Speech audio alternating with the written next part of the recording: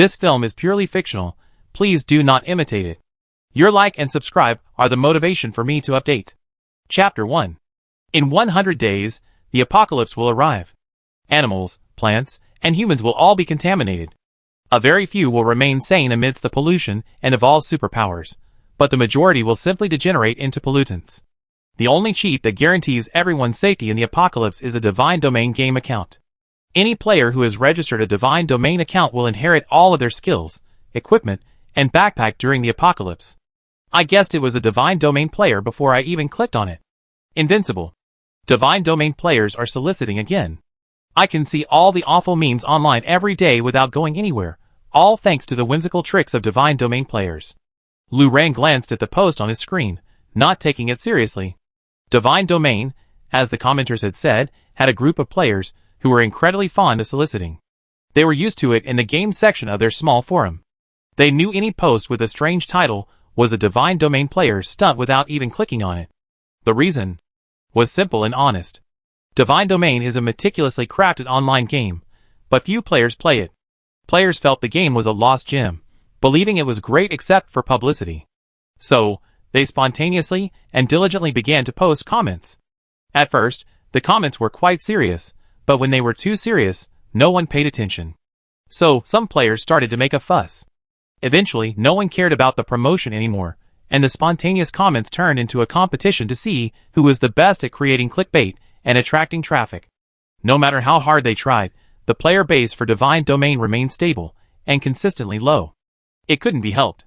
This was a traditional online game, centered around playing games like working. Just the most basic daily tasks took nearly an hour a day, and then there were the various weekly quests. Some challenging dungeons could take players hours, even dozens of hours. Therefore, to become a high-level player, one had to devote at least 10 hours a day. That's just like working. Who has the time these days? Mobile games are simple, convenient, and time-saving, and the popularity of mobile phones as a platform far surpasses that of computers. Traditional online games are outdated, so the endless tricks of Divine Domain players were destined to be futile. In the end, everyone just played the game, and the forum members had been trained to recognize Divine Domain players as soon as they saw a strange title. Lu Ran was no exception, so he didn't take the post seriously and simply scrolled down. But just as he completely forgotten the post he only glanced at, there was a knock on the door of his small apartment. Lu Ran looked up from his computer, somewhat bewildered. His door had rarely been knocked on. Perhaps never. Long since childhood, his parents had died, and he had no relatives. He grew up in an orphanage.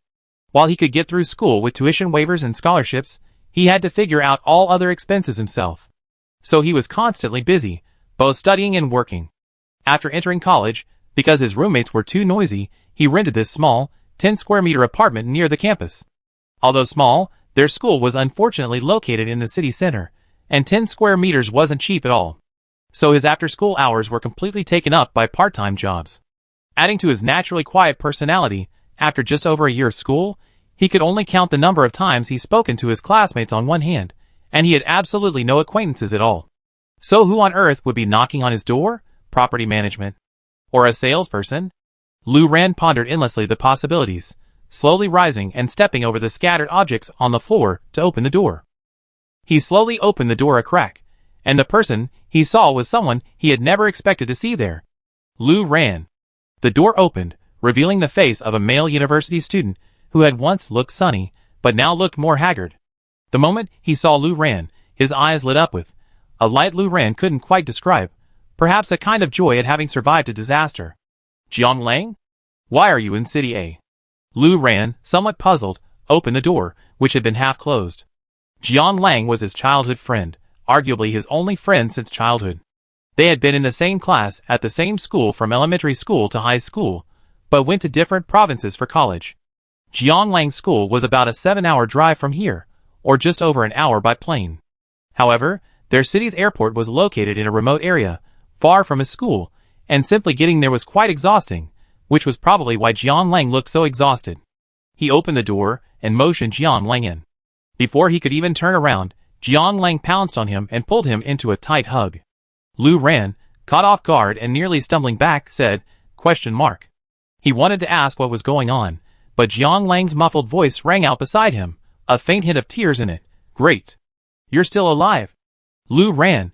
Did you dream I was dead and fly over here to check on me? A small part of him was asking this question seriously, because Jiang Lang had done something like this before. It happened when they were still in elementary school. One morning, just as little Lu Ran was about to pick up his school bag and leave for school, he saw an embarrassed woman. And little Jiang Lang, who was holding her hand and crying profusely. The moment little Lu Ran appeared, little Jiang Lang rushed over and wiped his snot and tears. The embarrassed middle-aged woman, after a long struggle, failed to pull her octopus-like son off the seemingly aloof child. She could only apologetically explain that little Jiang Lang had dreamed of Lu Ran being eaten by a monster the previous night, and had spent the entire night clamoring to rescue him. The couple, having been tormented the entire night, had promised him that they would take him to rescue his classmates at dawn. And so this scene unfolded. That day, little Lu Ran had no choice but to go to school hand in hand with little Jiang Lang, enjoying his constant protection. But the part he seriously questioned was truly a minor one. After all, they weren't 7 or 8 years old anymore. Even Jiang Lang probably wouldn't believe a dream and come to check on him for such a reason. Lu Ran was more interested in cracking a joke to break the inexplicably sad atmosphere. And Jiang Lang did indeed laugh. Lu Ran waited quietly for the vibrations in Jiang Lang's chest to subside, then slowly let him go.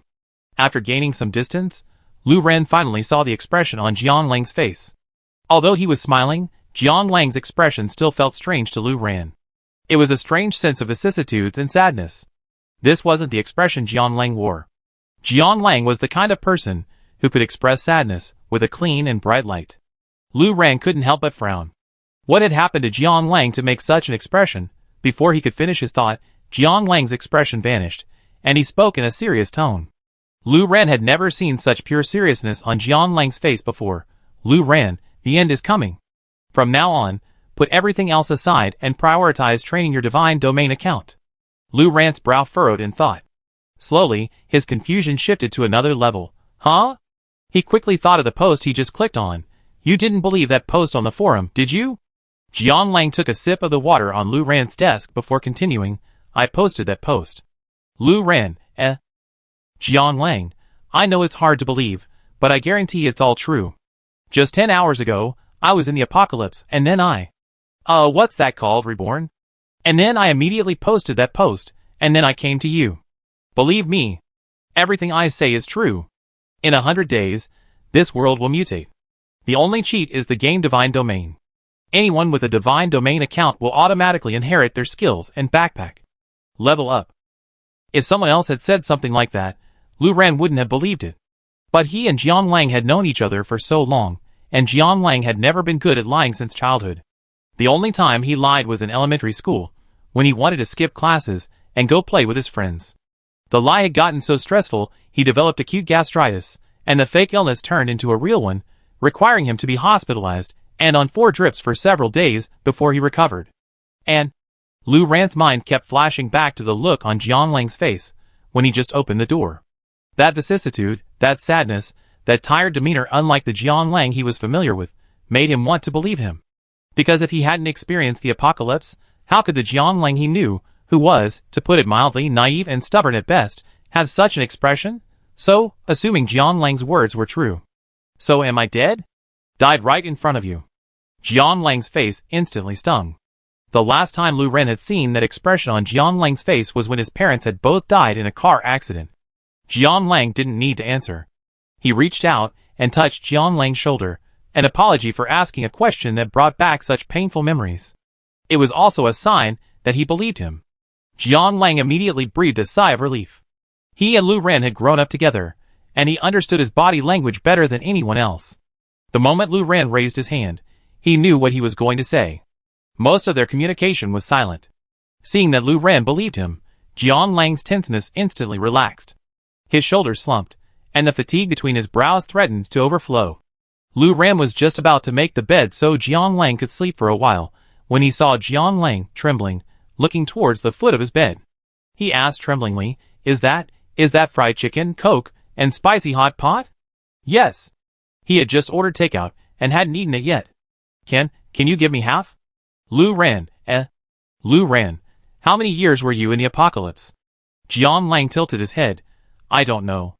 Actually, by the end, I had completely lost track of time. Maybe almost 10? Lu Ren picked up the takeout bag and handed it to Jiang Lang. Eat it all. I order another. Jiang Lang, tears welling in his eyes, opened the lid of the spicy hot pot and began to devour it ravenously, taking a bite of fried chicken on one side and a sip of Coke on the other. When Lu Ren saw him pouring even the greasy spicy hot pot broth directly into his mouth, it reaffirmed what Jiang Lang said must be true. He really had just returned from the apocalypse. Chapter 2.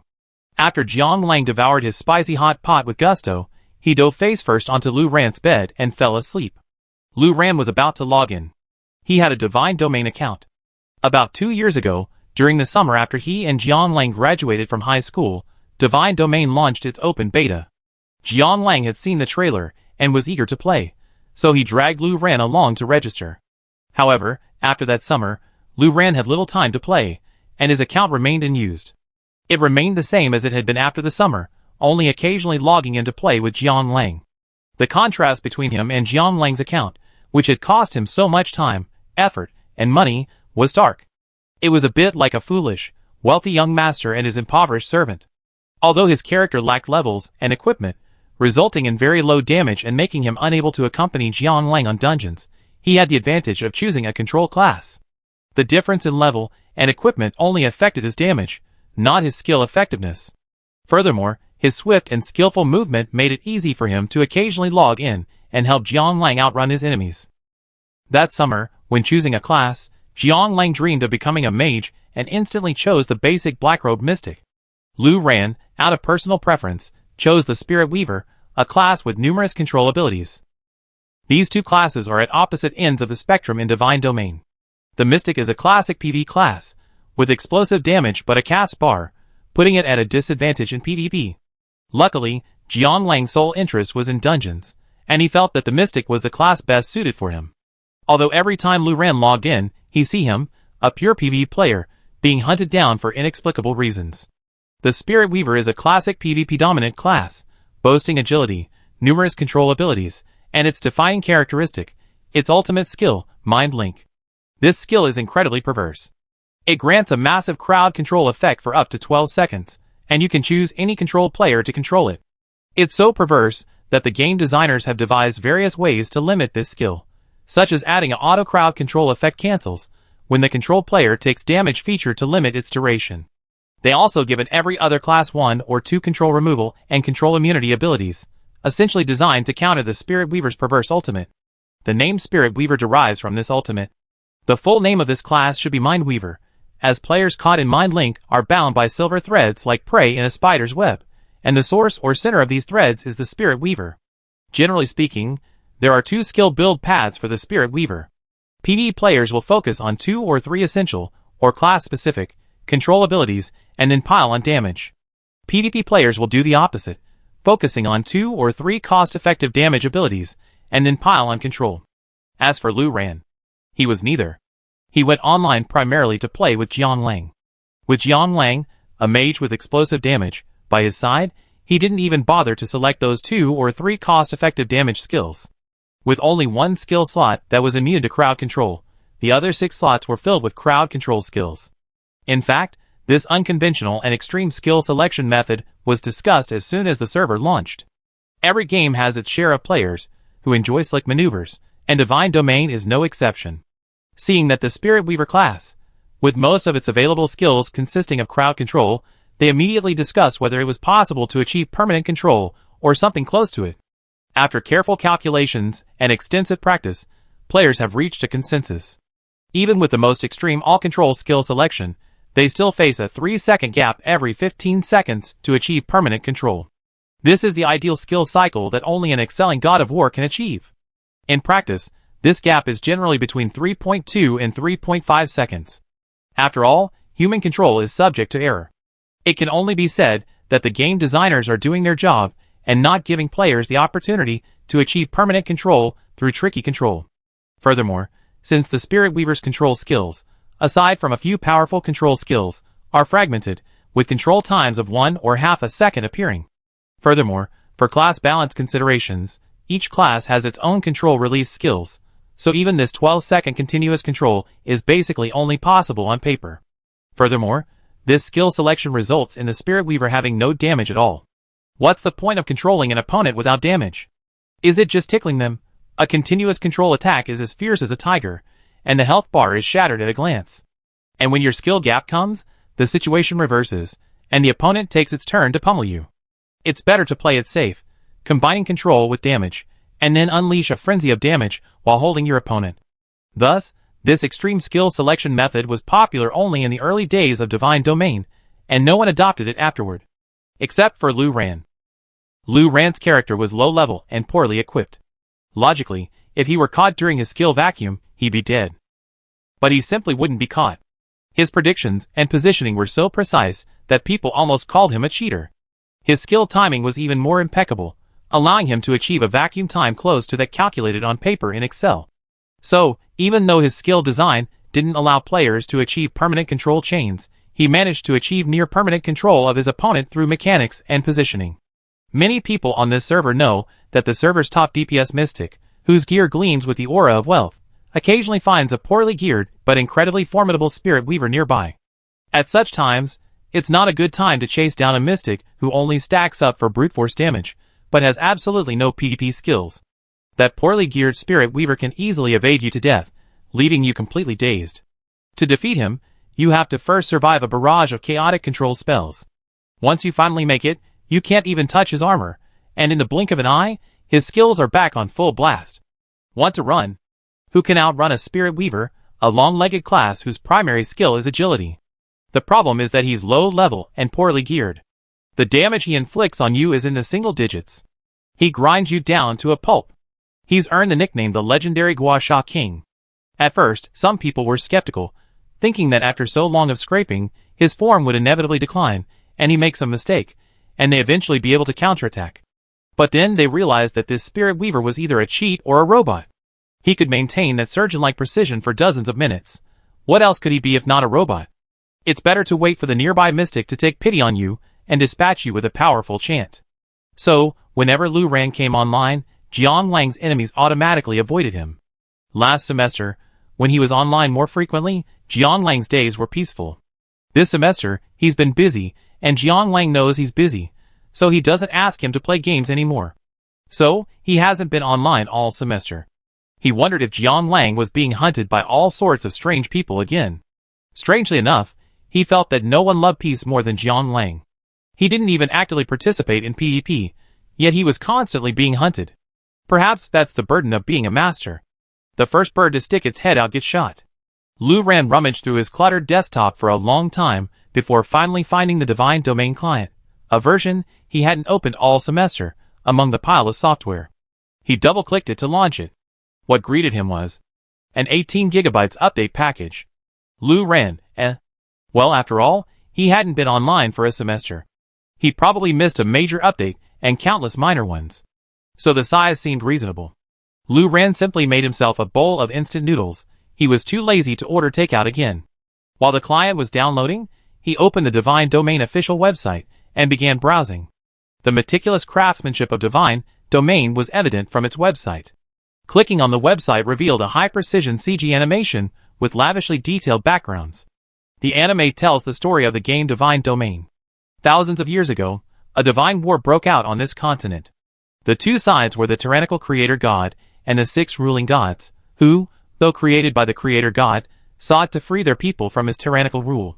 The 6 ruling gods triumphed in this divine war, but they fell into a deep slumber due to exhaustion. To make matters worse, the enraged creator god left behind a curse on the world in his final moments. From then on, the entire continent was permeated with the power of the creator's curse. If the 6 ruling gods had not, despite their slumber, still protected their believers within a certain range, the entire continent would have been plunged into madness. Although this limited range was indeed very limited, only the 6 cities, where the church headquarters were located could be protected. The rest of the area had already fallen. The 6 ruling gods not only protect their subjects from falling into madness within a certain range, but also, because their authority still operates, they can grant devout believers who have passed their tests extraordinary powers to combat external monsters. It's a very simple and basic background, with the player's selectable professions corresponding to these churches. For example, Jiang Lang's chosen mystic belongs to the Hall of Secret Knowledge, a faction dedicated to the God of Knowledge. And Lu Ran's chosen spirit weaver belongs to the court of illusionary moon.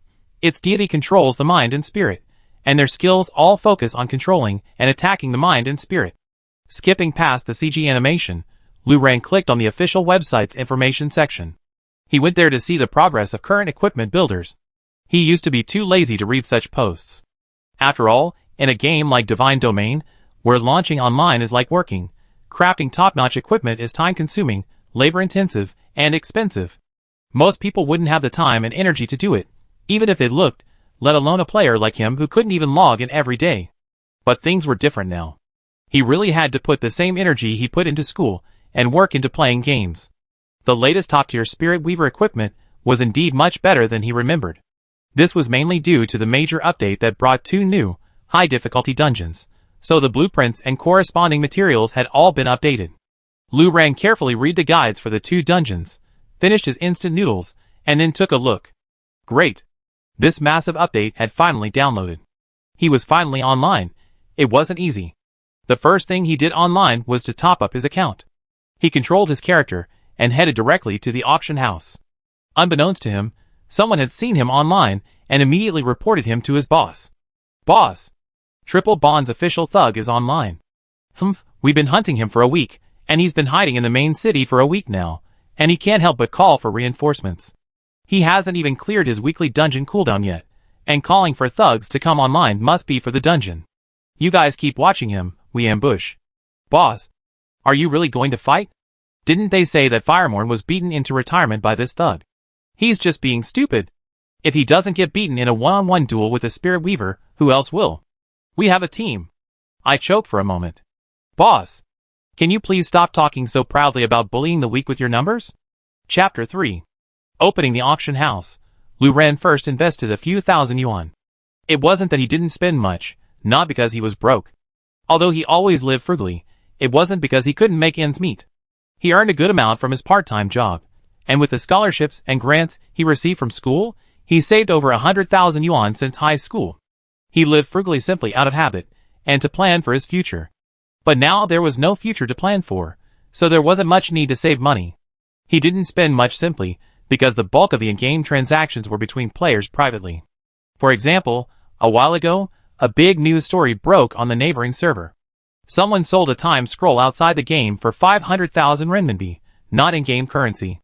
This figure shocked the players, who admired the wealthy while also thinking that these days, the rich simply had too much money to spend. This example was a bit extreme, but the general idea was that for rare items that could fetch a high price, the owner generally wouldn't list them at the auction house, but would instead cash them out directly. He came to the auction house to spend money primarily to buy some basic items he urgently needed. For example, gems for refining equipment, though he didn't have any equipment that needed refining yet. Or even more basic, experience books. After all, he was a novice player who hadn't even reached the maximum level, and most of the gameplay in Divine Domain was only available to max-level players, such as the 2 difficult dungeons he needed to grind for equipment blueprints and materials. In fact, if time permitted, he wouldn't have wanted to buy experience books. The only way to get them was as a bonus in various gift packs in the mall. People who bought the gift packs usually threw them out to replenish their health because they thought they were useless. It would be better to grind for them themselves. He didn't really want to spend money on something that could be solved with just hard work, but unfortunately, what he needed now was real-world time. Today was Sunday, and if he didn't max out his level immediately and go dungeon hunting, he'd lose a dungeon cooldown. Considering the ridiculous drop rates in Divine Domain, he might not even finish crafting his gear, a situation he couldn't quite accept, so he just had to be a rich, foolish person for once. He opened the auction house and typed experience book into the search bar. Over a dozen pages of items immediately appeared. The prices were consistent, but the quantities varied. The most recent listing was today, and the oldest was over 20 days ago. It was obvious that these items weren't popular, and the sellers probably just put them up because they didn't want to be listed. They were lucky today. Someone finally came to buy them. Lu Ran immediately selected all, and bought all the experience books on the auction house's dozen pages. He glanced at the prices. Fortunately, only a few hundred yuan. But it didn't look like he reached the maximum level. As expected, he clicked use until his hand nearly broke. Finally, after using up all the experience books, he finally reached level 89. The current max level in Divine Domain is 100. Like most online games, the experience required to level up in Divine Domain increases exponentially with level increase. The experience required for these last 11 levels was roughly the same as the experience he used up in the dozens of levels he just gained. He had already cleared out all the experience books in the auction house, so he moved his mouse to the World Channel. Ranfeng, I'm buying experience books at market price, the more the better. The auction house at the entrance to the corridor is where they be trading. Their base in the Fantasy Moon Garden had a long, hard-to-remember name. The Corridor of Moonlight, Dreams, Mist, and Lost Souls. Damn, who could possibly remember such a long name? So, players affectionately called it the Corridor. My beauty surpasses yours. Big Rat Dungeon 5 equals 1 ton, come and start it. Invincible Titan, Yiling Feng, if you can grab monsters, you can also speak. Be a good person, Yiling Feng is dead. I'm a handsome man, any pretty ladies? I help you through the dungeon, even pretty transsexuals are welcome. Unlucky star, I'm buying broken crystals for 1 gold, are there any? Be a good person 001, Yiling Feng Rat. Behave 001, Yiling Feng Rat. Behave 001, stupid administrator muted me. Octopus, is there anyone else who hasn't done their daily routine yet? Just a living person will do. Sir, please come this way, monkey level 5 is short one, waiting for you. Behave 002. The World Channel was as noisy as ever, with shouting, trading, and cursing. Lu Ran's message disappeared within a second of being posted. Lu Ran, who had never posted on the World Channel before and hadn't even looked at it much, said He searched the official website for World Channel. He couldn't be the only one with this problem, could he? Sure enough, there were quite a few people asking, and the answer was simple. Go to the mall and buy a small speaker for $1, and your message will be pinned to the top of the World Channel for 1 minute. Most people under the post said that they would just forget it and continue with the traditional method of flooding the screen with comments. Some people who asked this question just to start a fight or curse at each other bought it instantly. Lu Ran went to the mall and bought a small speaker, then reposted the message. Ranfeng, buying experience books at market price, the more the better, at the auction house at the entrance to the hallway. Persephone, ? Why is someone buying experience books? Are they new here? The small speaker proved useful. After highlighting it and pinning it, someone immediately replied. Sir, please come this way. Hello, newbie. Buying experience books isn't worth it. Can't you tell the difference between tokens and gold coins? They're exchanged for RMB. Behave 002. Why not find a proxy player? Proxy players are so cheap these days. 500 yuan can get you from level 1 to 100. 500? You're getting ripped off, buddy. The current market price is 300. Behave 002. I'm going to report that Shady Studio, XX Studio, sincerely accepting upgrades, daily tasks, and CD clearing. Boss, look at me. I'm only 280 poor guy. Why are you so ruthless? Hey, stop being ruthless. Ranfeng, I can tell the difference between tokens and gold. I'm in a hurry, so I don't need a proxy. Oh my god, how urgent are you? A normal studio can max it out in 5 days at most. Lu Ran said the same thing. I'm in a hurry. Huh? Wait, that ID looks so familiar. Isn't this the legendary Spirit Weaver? Really? Newbie, what the hell? Who? Can any of you spectators give me a hand? Can someone please tell me who this is? It's really important to me. How can anyone be legendary? A level 89 Spirit Weaver is also legendary. Are legends on this server wholesale? That's the one. The one who's the triple bonds go to thug. Oh my goodness. I remember. That's the one. The one who controlled Firemorn so much he lost his temper, and then retired to PD, right? Hello, boss. Want a job? I double the price of triple bond. Hey, boss, you're probably expensive, right? Isn't triple bond famous for being a tycoon? Even he only asks you for help when he can't stand being killed anymore. It must be incredibly expensive. Lu Ran slowly tapped a question mark in the input box. How did he become a professional thug? Is it because Jiang Lang is so good at attracting aggro that he's being hunted every time he's online? Boss, why are you suddenly leveling up? Aren't you maintaining this level just to humiliate your opponents? Being scalded to death or something? What the hell? Lu Ran really wanted to ask what the rumors were. He wasn't leveling up because he didn't have time to play, okay? Actually, I've been wanting to ask this for a long time. Why doesn't Firemorn use a massive wave of players? Wouldn't that seem unfair? It makes it seem like he's just hunting down a PvP player in triple bond and winning by force. Seeing the topic veer further and further off track, Lu Ren had to repeat the experience books at market price, auction house, at the corridor entrance a few more times to divert everyone's attention from the feud between Jiang Lang and his pursuers. Seeing that Lu Ren was truly intent on collecting experience books, the onlookers couldn't help but sigh. As expected, the richest friends are also rich. This is the first time I've seen someone collect experience books on such a large scale. Is this what it feels like to have money but nowhere to spend it? Lu Ren, He knew he'd be taken advantage of, but finally, someone offering experience books arrived. People began pouring out of the teleportation array not far from the auction, all sorts of flashy characters running towards his character. Lu Ren accepted everyone who came, taking them all in. Boss, are you finally planning on leveling up this character? A player dressed in a classic black mystic robe asked in the team chat while trading. Ren Feng, who are you? You killed me twice before, don't you remember me, boss? Points finger, never mind, it's normal for a small fry like me to be ignored by you, boss. Boss, is this your smith? Can I ask you a question? Do you really keep this account at this level, and with this equipment just to torture others? Ren Feng, no. Ren Feng, it's not a smith either, this is my main account. Oh my god. Ren Feng, I didn't have time to play before. I see. So you suddenly feel like playing now? Lu Ren wasn't one for chatting with strangers, but when he remembered that Jiang Lang's first act after returning from the apocalypse was telling everyone to start leveling up their divine domain accounts, he felt a rare urge to meddle. Ren Feng, did you see that forum post? The one about the apocalypse 100 days from now? It's real, so I started playing. Haha, the boss is really good at joking, but it's a little chilling.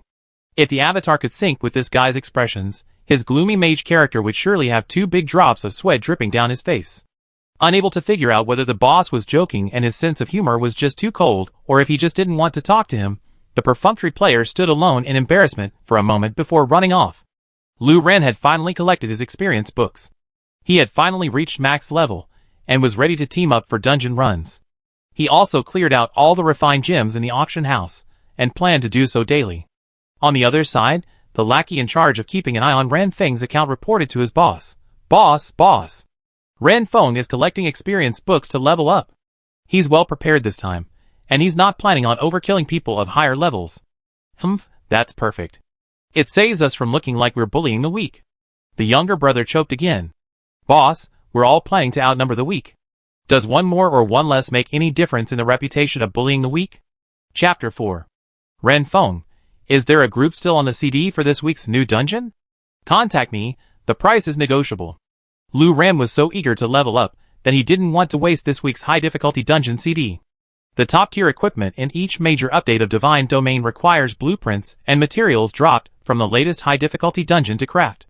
Furthermore, these blueprints and materials are non-tradable, so even the richest spenders can't get them all at once, forcing them to just grind through the dungeons. While this doesn't mean that spenders' money is useless, bosses who aren't good at dungeons but are determined to keep up can opt for a group, finding a group that can push through even with a boss who's still lying around. But there are also areas where money can't cover the cost. The drop rate for these blueprints and materials is very low, especially the most important material for crafting weapons. The top crystal. Not only does it only drop from the final boss of the material dungeon, but the drop rate is also very low. If he waits too long, who knows how many months it will take. Lu Ren wasn't too worried about anything else, but he was just worried that he might still not get the top crystal even after all the hard work. The weekly CD updates every Monday, and you need to be at the maximum level in the current patch to access it. Since today is Sunday, if Lu Ren doesn't max out his level today with experience books, but instead chooses to grind manually, even if he leaves it to a studio working around the clock, it will take at least several days, and he missed this week's opportunity. So, spending a little money to buy a weekly CD is actually quite worthwhile. After Lu Ren sent a message in the world, he realized he forgot to use the small speaker. Just as he was about to go to the mall to buy a few more, he found someone had contacted him. True, the price of a group tour isn't the same as a small-time trade like experience books. Those who keep an eye on it are definitely more motivated. But Lu Ren looked through the private messages he received and found that they were basically all like this. The raid is opening tonight, and there's one spot available. The group owner only wants the top crystal, and doesn't want any other gear or materials. Would you consider joining a group?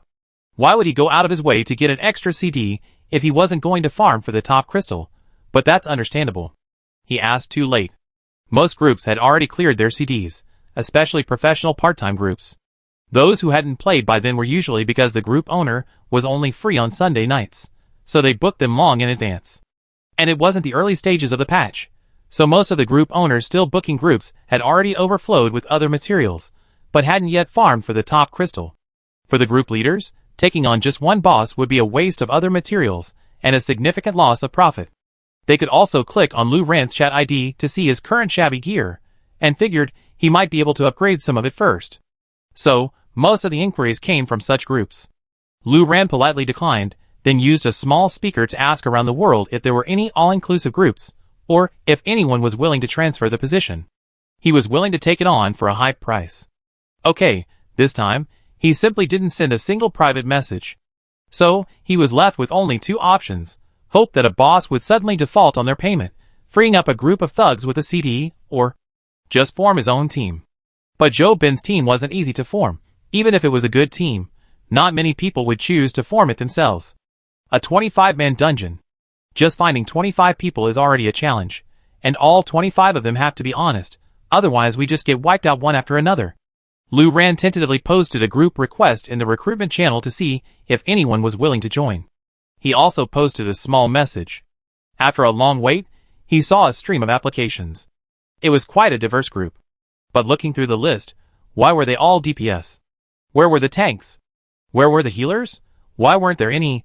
How could a bunch of DPS complete a dungeon? Aren't we just waiting for a wipe? So, this time, he posted a more targeted message. Ranfeng, we're short on tanks and healers for the new weekly dungeon. Is there anyone on cooldown? Someone in the World channel immediately replied, hey, you don't usually do dungeons, do you? There are only a few reliable tanks and healers on our server who can handle high difficulty dungeons, and they're basically in regular groups. Even fewer who can play in jungle groups. They already been snatched up. How could they possibly make it to Sunday? Lou Rand, okay. Are you organizing a group to clear the weekly dungeon? Jian Lang's voice suddenly echoed behind him. Lou Rand hummed, then asked, you only sleep for this long? Jian Lang smiled, I'm used to it. Accustomed to what? Lou Rand could guess the answer without even asking. Imagine the post-apocalyptic environment. Not only do you have to be constantly on guard against monsters, but you also have to be wary of people even more terrifying than monsters. Jian Lang, who always fell asleep and slept through the night, now found himself waking up on his own after less than an hour. Lou Rand felt a mixture of emotions. Jian Lang, I checked my list to see if there's any CDs left for this week. Lou Rand, okay. He didn't have high hopes though. Jian Lang's gaming list consisted entirely of PvE experts or fanatics, a bunch of people addicted to dungeons, so it was unlikely their CDs would last until now. Sure enough, after asking around, Jian Lang said regretfully, okay, we're all done. Huh? My CD is still there. What have I been doing lately? I haven't even had time to play games. Jian Lang fell into a difficult recollection of memories from 10 years ago. Then failed, then gave up. Jian Lang shook his head, clearing his mind and returning to the present moment. Actually, missing a week isn't a big deal. We still have 100 days. Lou Rand, what's the drop rate for the top crystal? Jian Lang, I think the official data is 5%. Lou Rand, what's the expected number of weeks for 5%? Jian Lang, 20 weeks. Why is it so long? I don't think I ever seen anyone go that far. Lou Rand, I guess the game uses pseudo-randomness, so the actual drop rate is a bit higher than the paper number, but you still have to be prepared to grind for more than 10 weeks. And you know how lucky I am? Maybe I'm just missing this cooldown. Lou Rand's words made Jian Lang anxious, but there was no point in being anxious. He was a pure damage dealer. Although his DPS was far superior in the server, the most important thing for raiding was a reliable tank and healer. His mind was churning. Do you think it's too late for me to level up a Flesh Warrior alt now? Lou Rand? He looked at Lou Rand. Lou Rand was staring at the game's official website on his computer screen, lost in thought. His brows furrowed, completely lost in his own thoughts. On his screen was a guide to a difficult level from the official forum. Jian Lang knew that once Lou Rand lost himself in thought, he would shut off his awareness of the outside world, so he stopped talking and sat down beside him, waiting for him to come out of his reverie. After several minutes, Lou Rand slowly spoke, it seems. It's not impossible to win without a tank or a healer. Jiang Lang, huh? Chapter 5. If anyone else had said something like this, Jiang Lang would have erupted in anger. How can we even complete the dungeon without a tank or a healer? Please don't underestimate the difficulty of this dungeon, damn it. But the person saying this was Lu Ran, and Jiang Lang had always had a blind trust in Lu Ran. Lu Ran was the smartest person in the world. If even Lu Ran couldn't figure out a solution, it was definitely because there was no solution. But if anyone could pull off an impossible task, it was definitely Lu Ran. Why? You feel the same way even if you've been classmates with Lu Ran for over a decade. So, he reviewed the post. This dungeon, he should have been very familiar with 10 years ago, and as he did so, he listened to Lu Ran's thoughts. Lu Ran, actually missing one cooldown in the blueprint dungeon really doesn't matter. The only thing that has a drop rate so low that you might not even get it in 100 days is the top crystal. And the setting for this material dungeon is a secret base created by the fallen priests of the Church of Mystery, with all 3 bosses being mystics. Jiang Lang felt that Lu Ran's tone suggested he should understand by now. Jiang Lang also felt he should understand. After all, he was a mystic himself. Whatever Lu Ran's solution was, it had to be related to the mystic's unique characteristics. Why did he think of this? The master of mysticism should have figured it out the quickest. But he felt like he hadn't played games in ages, so he could only honestly say, I don't think I understand. Lu Ran, Lu Ran. Although, in theory, Divine Domain doesn't allow Spirit Weavers to achieve continuous control, the skill vacuum period is too long. Using the same skill from different Spirit Weavers in succession will cause the next one to overlap, and the mental link has the fatal problem of being deactivated upon attack.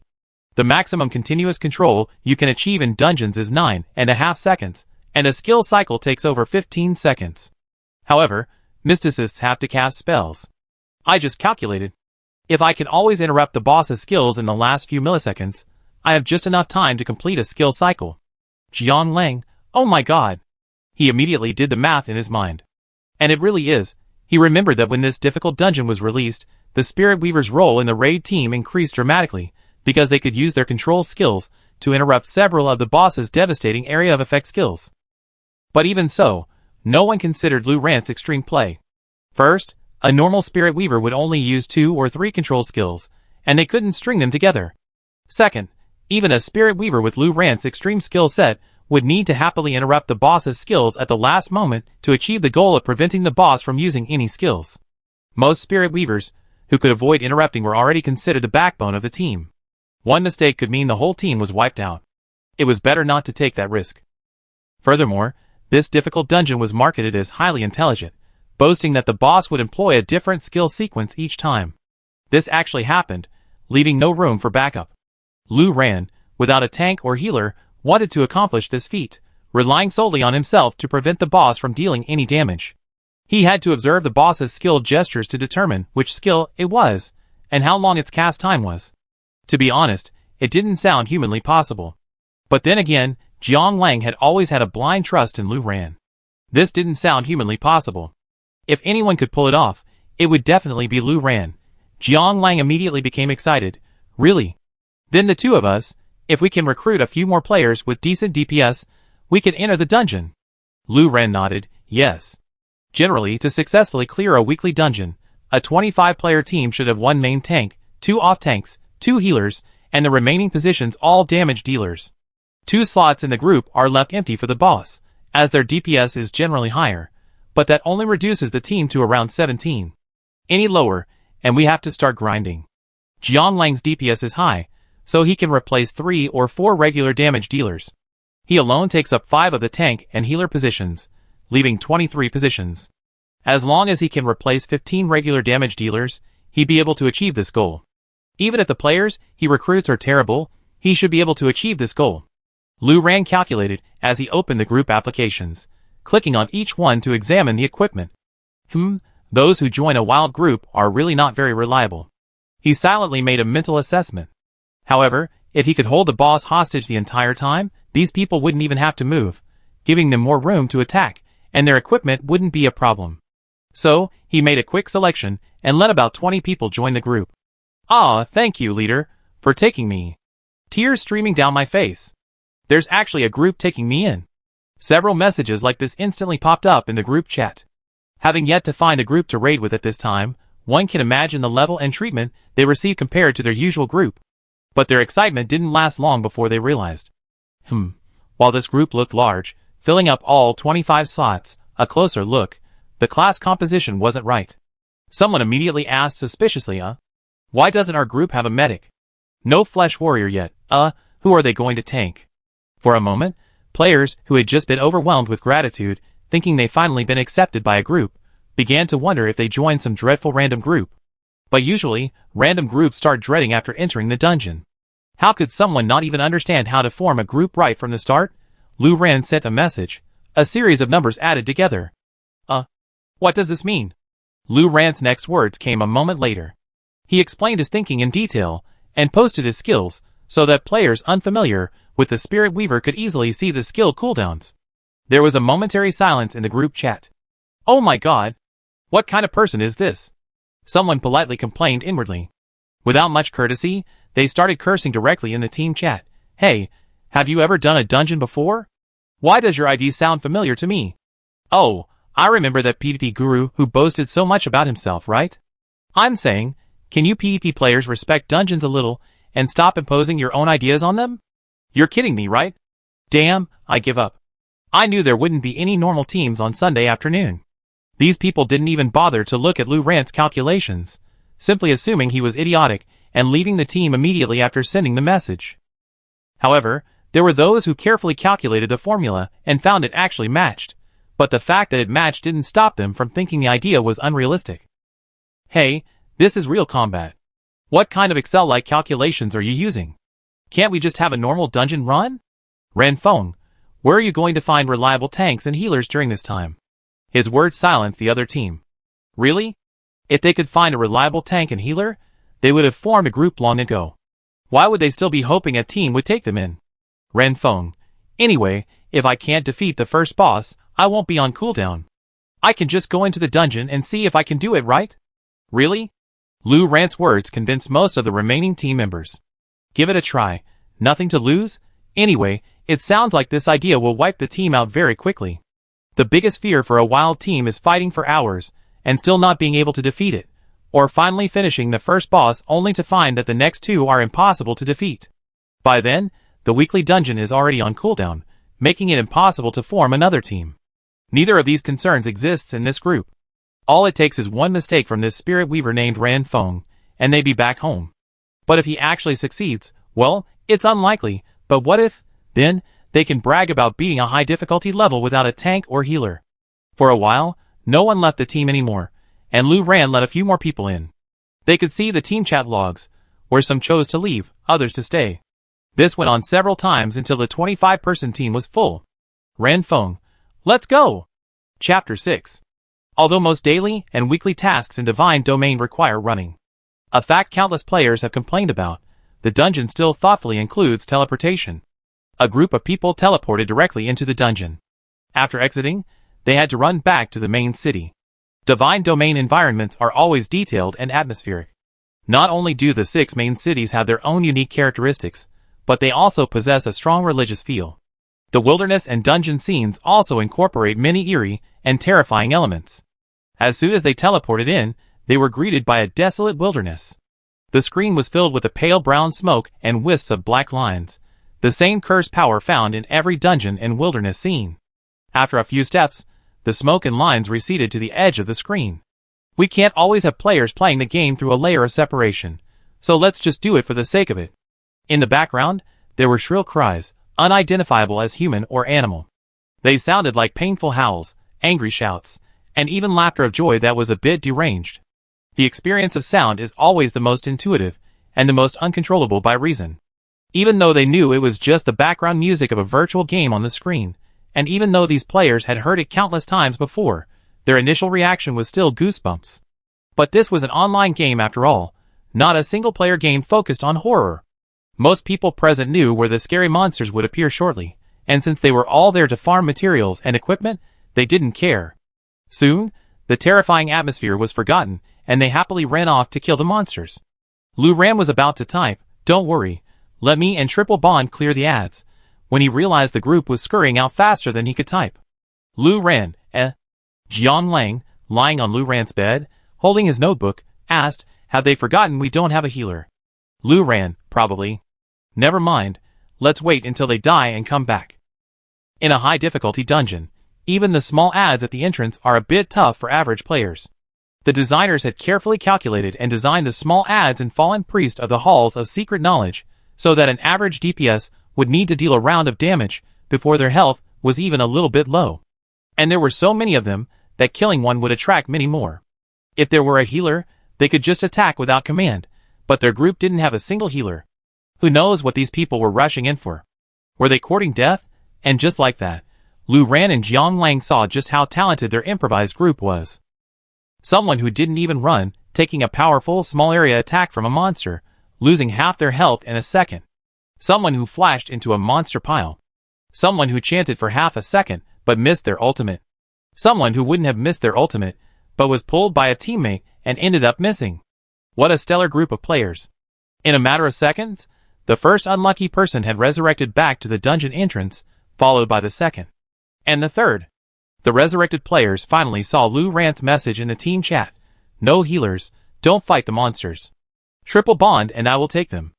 They felt a little awkward for a moment. Especially those whose strategies were too complex before their deaths felt incredibly embarrassed. Outside the dungeon, they'd been questioning Ran Feng's ability to navigate it, only to find themselves missing their ultimate or being hit by one themselves. It was so embarrassing. The guilt and embarrassment made them obey Lu Ran's commands with utmost obedience, and they remained motionless at the entrance. Lu Ran and Jiang Lang controlled their characters forward. The others, with nothing to do, just watched them. As the mystic began chanting, a black ring gradually formed above the wasteland. This was the mystic's signature ultimate. Ring of Annihilation, renowned for its incredibly long 3-second cast time and the explosive damage that matched it. As the black circle solidified and approached its descent, the players watching from behind couldn't help but wonder. Didn't the Spirit Weaver disconnect? Why wasn't he using his abilities yet? The Spirit Weaver named Ran Feng said, "There's no healer, so they shouldn't go in. Let him do it." His meaning was clear. There were many minions here, and their health was high, too high for a single skill to take down. Their damage was also high, and without a healer, wouldn't their fragile damage output be slain in a few hits? So, it was best for the Spirit Weaver to control the minions and create an environment for the Mystic to deal damage. They understood why the Spirit Weaver didn't use his skills immediately. After all, the Mystic was notoriously slow to cast, so giving him a second or two to cast before using his skills wouldn't waste the cooldown. But the Mystic's ultimate had already landed. This Spirit Weaver had indeed disconnected. Just as they were about to greet the two dead back at the dungeon entrance, a flash of white light appeared, and a skill landed just in time, just before the Mystic's Ring of Annihilation landed, covering the monster in the brush before it even emerged. Hey bro, is this really necessary? Oh my god. The players watching from behind were stunned, unable to help but exclaim in front of their computer screens. One of them couldn't help but recall a discussion they seen on the official forums. At that time, some players were curious about whether divine domain damage was determined at the moment a skill was released or when the skill's special effects hit the monster or opponent. There was a heated debate on the thread, but ultimately no conclusion was reached. It suddenly occurred to him that he might want to go back to this old thread and clear everyone's confusion. Lu Ran had no idea what these people were thinking. After all, they were screaming in front of their computer screens, not in the team chat. Even if he knew, he'd probably just say. It was the game designer's fault for being so stingy when designing the Soul Weaver skill times. He and Jiang Lang had done this many times before to maximize their abilities. So what was the big deal? Jiang Lang read the bar for his ultimate skill, and then the next one, not even bothering to move. Even though his skill dealt damage, the monsters outside Lu Ran's control area erupted in unrest, rapidly moving towards him. It didn't matter. Lu Ran would handle it. He just had to focus on dealing damage. Lu Ran didn't rush to attack, but waited until most of the monsters were within the range he had already planned in his mind before continuing with his next skill. The players behind him were delighted. This slow, yet incredibly precise operation was so satisfying to watch. Suddenly, they had a lot more confidence in Ran Feng's previous approach. Why does it feel like? Can he really do what he says? Soon, all the minions were within Lu Ran's control after a slight adjustment of his position. Jiang Lang then mindlessly unleashed skill after skill. Within 10 seconds, the minions were completely wiped out. Ran Feng, that's it. After he finished speaking, 2 seconds passed before others began to move. They were still immersed in the 10-second performance. Such high damage, such tacit coordination, such smooth pulling, such precise positioning and timing. It was simply a pleasure. In hindsight, even the initial positioning these two players chose seemed random, but in reality, it was likely carefully chosen, allowing the Mystic to pull in and defeat all the monsters without moving a step, requiring only minor positioning adjustments from the Spirit Weaver. I'm impressed. I'm truly impressed.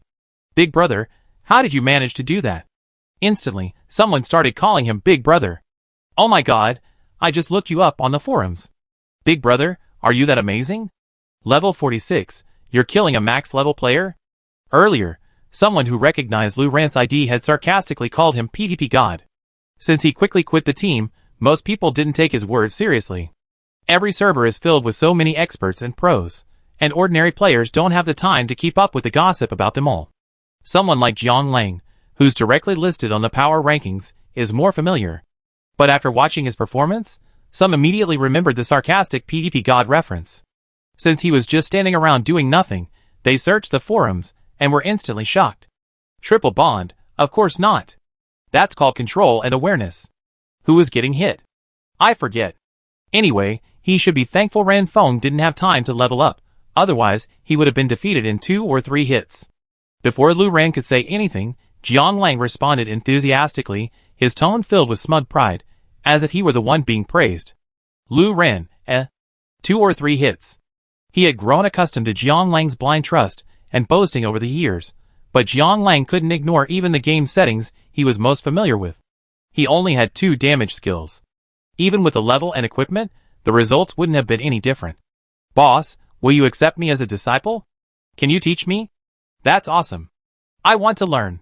I want to. Triple bond, you can't learn that. Ran Feng, he's got a natural talent. Others count seconds, but he counts milliseconds. Triple bond, let me tell you.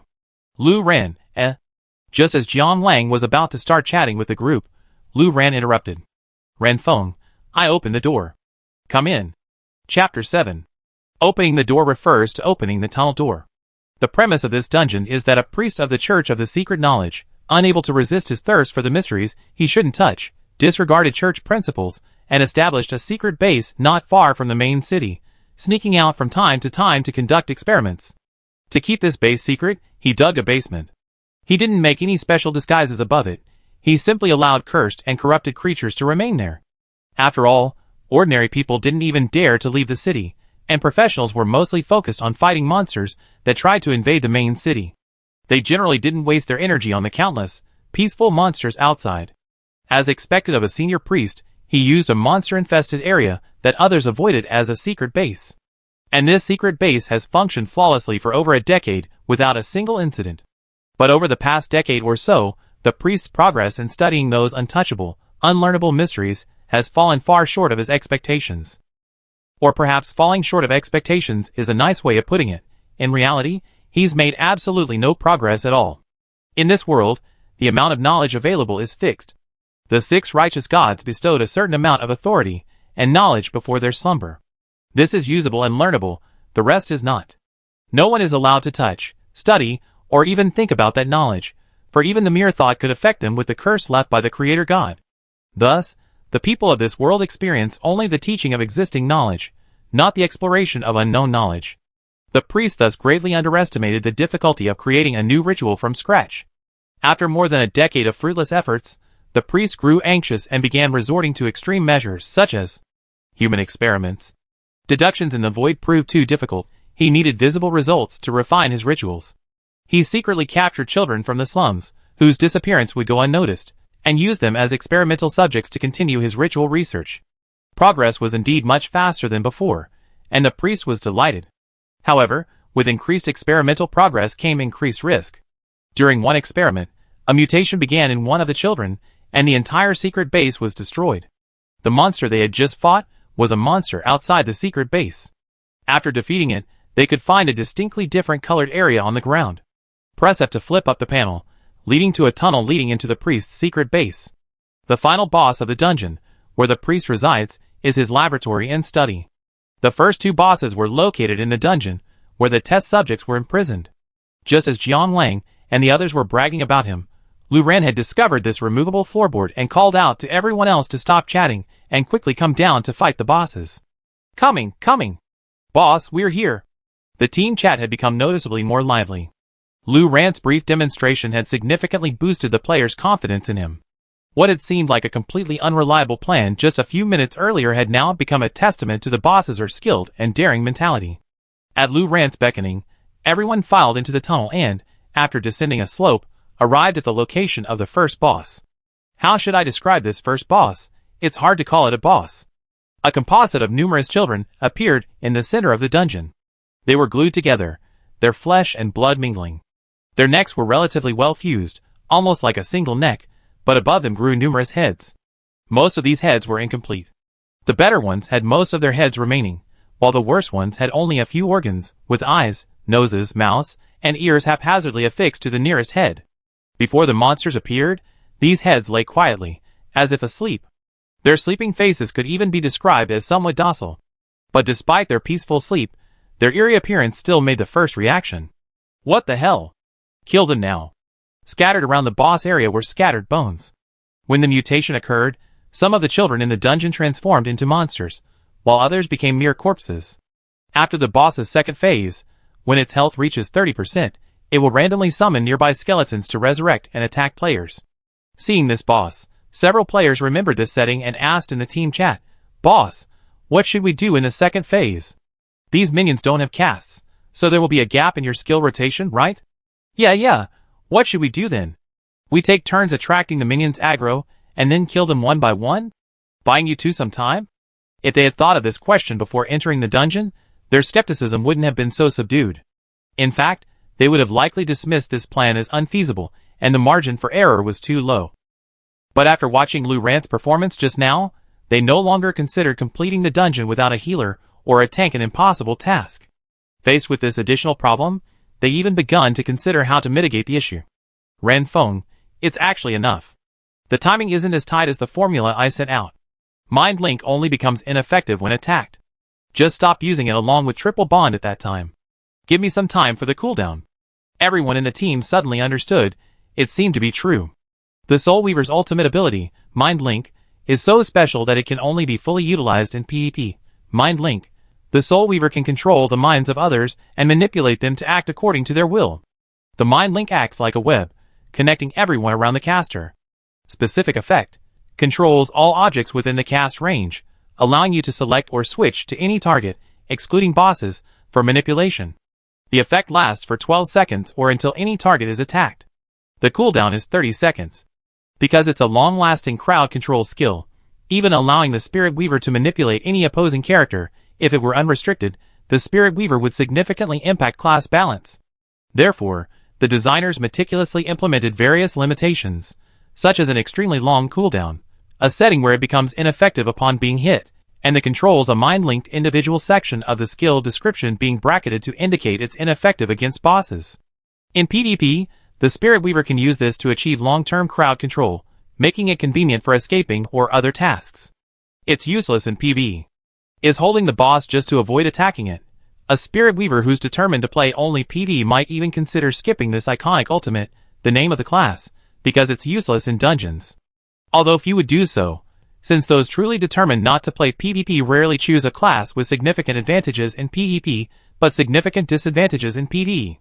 In short, Lu Ran didn't factor the Spirit Link skill into his calculations, and everyone else also assumed it wasn't factored into the duration. But now the players think. Yeah, they're not like other groups, pressed for time and chasing DPS. As long as they can get through, what's wrong with wasting a little time? Doesn't every jungle team take hours? The only problem is that even with this ultimate, Burning Wind still has a very low margin of error, as its 30-second cooldown means he can't slow down every round. This also puts some demands on the performance of the others present. Although it sounds like a cumbersome requirement, when you think about the immense pressure these two masters must be under, you realize they're truly useless. If they can't even do this, they'd be nothing more than freeloaders. The group's fighting spirit instantly ignited. Luckily, Lu Ran was considerate and didn't intend to make it too difficult for them. Ren Feng, go to YY. Triple Bond will tell you when to stop in advance. For the first 70%, just play as you please. No need to stop. Okay. The players breathed a sigh of relief and a hint of excitement. They were actually quite curious. Ren Feng and Triple Bond's coordination was incredibly seamless, So seamless it made one wonder if they were even connected via microphone. They really wanted to watch from the sidelines. Now they could finally watch. So, they all rushed into the YY channel Ranfeng had given them. After everyone gathered, how should I describe it? A flowing, golden male voice rang out, "You attack the monster." On the screen, the Mystic Triple Bond began to cast a bar. The others carefully held back their skills, intending to ensure Triple Bond landed on the boss before attacking. The familiar ring of annihilation descended upon the boss. They weren't as skilled and bold as Ranfeng, so they delayed their attacks a second or two, though they didn't need the extra second of damage. Several red eyes lit up on the boss, and low, hateful roars echoed from all directions. Players wearing headphones could clearly hear the stereo sound effects. Unfortunately, this monster possessed an incredibly strange appearance, yet its abilities were quite conventional. As a native of a world devoid of innovation, the priest couldn't come up with any particularly innovative research. So, he began a hybrid experiment, combining the knowledge authority of the book with the death authority of the dead. He managed to create a test subject that possessed both the skills of a mystic and the ability to summon the undead. And then immediately went berserk. Players who had played this dungeon felt that this priest had little scientific potential. After the boss's meaningless humming, a brief period of time given to the players to deal out their damage, he began to chant an attack spell. Because Jiang Lang was a mystic, Lu Ran was very familiar with the mystic skills. In addition, he had just visited the official website to review the mystic's promotional video. So as soon as the boss uttered the first syllable and made the first movement, he judged what skill it was going to release and how long the skill would take to chant. 2.6 seconds. In fact, Jiang Lang was not bragging about him before. He was indeed good at counting seconds. Counting these 2.6 seconds was something he could do easily, but there was no need. When the mystic's chanting was about to end, there was a subtle after swing, which was basically synchronized with the last syllable of the chanted spell. Whether he watched this after swing or listened to this syllable, it was much easier than actually counting seconds. Anyway, his reaction ability was fast enough. Kara. The boss pronounced the last syllable of the spell, and a black shadow gradually gathered beneath the player's feet. This was the mystic spell called Devour. It had a moderate range, and the area of effect was displayed during the cast time. Like Ring of Annihilation, it was a relatively easy and best avoided skill. Most raid leaders would command everyone to evade it in advance, as a single hit would leave even the most vulnerable damage dealers with minimal damage. Some players, seeing the area of effect displayed beneath their feet, instinctively leaped away. However, as soon as they jumped, they realized. Why bother?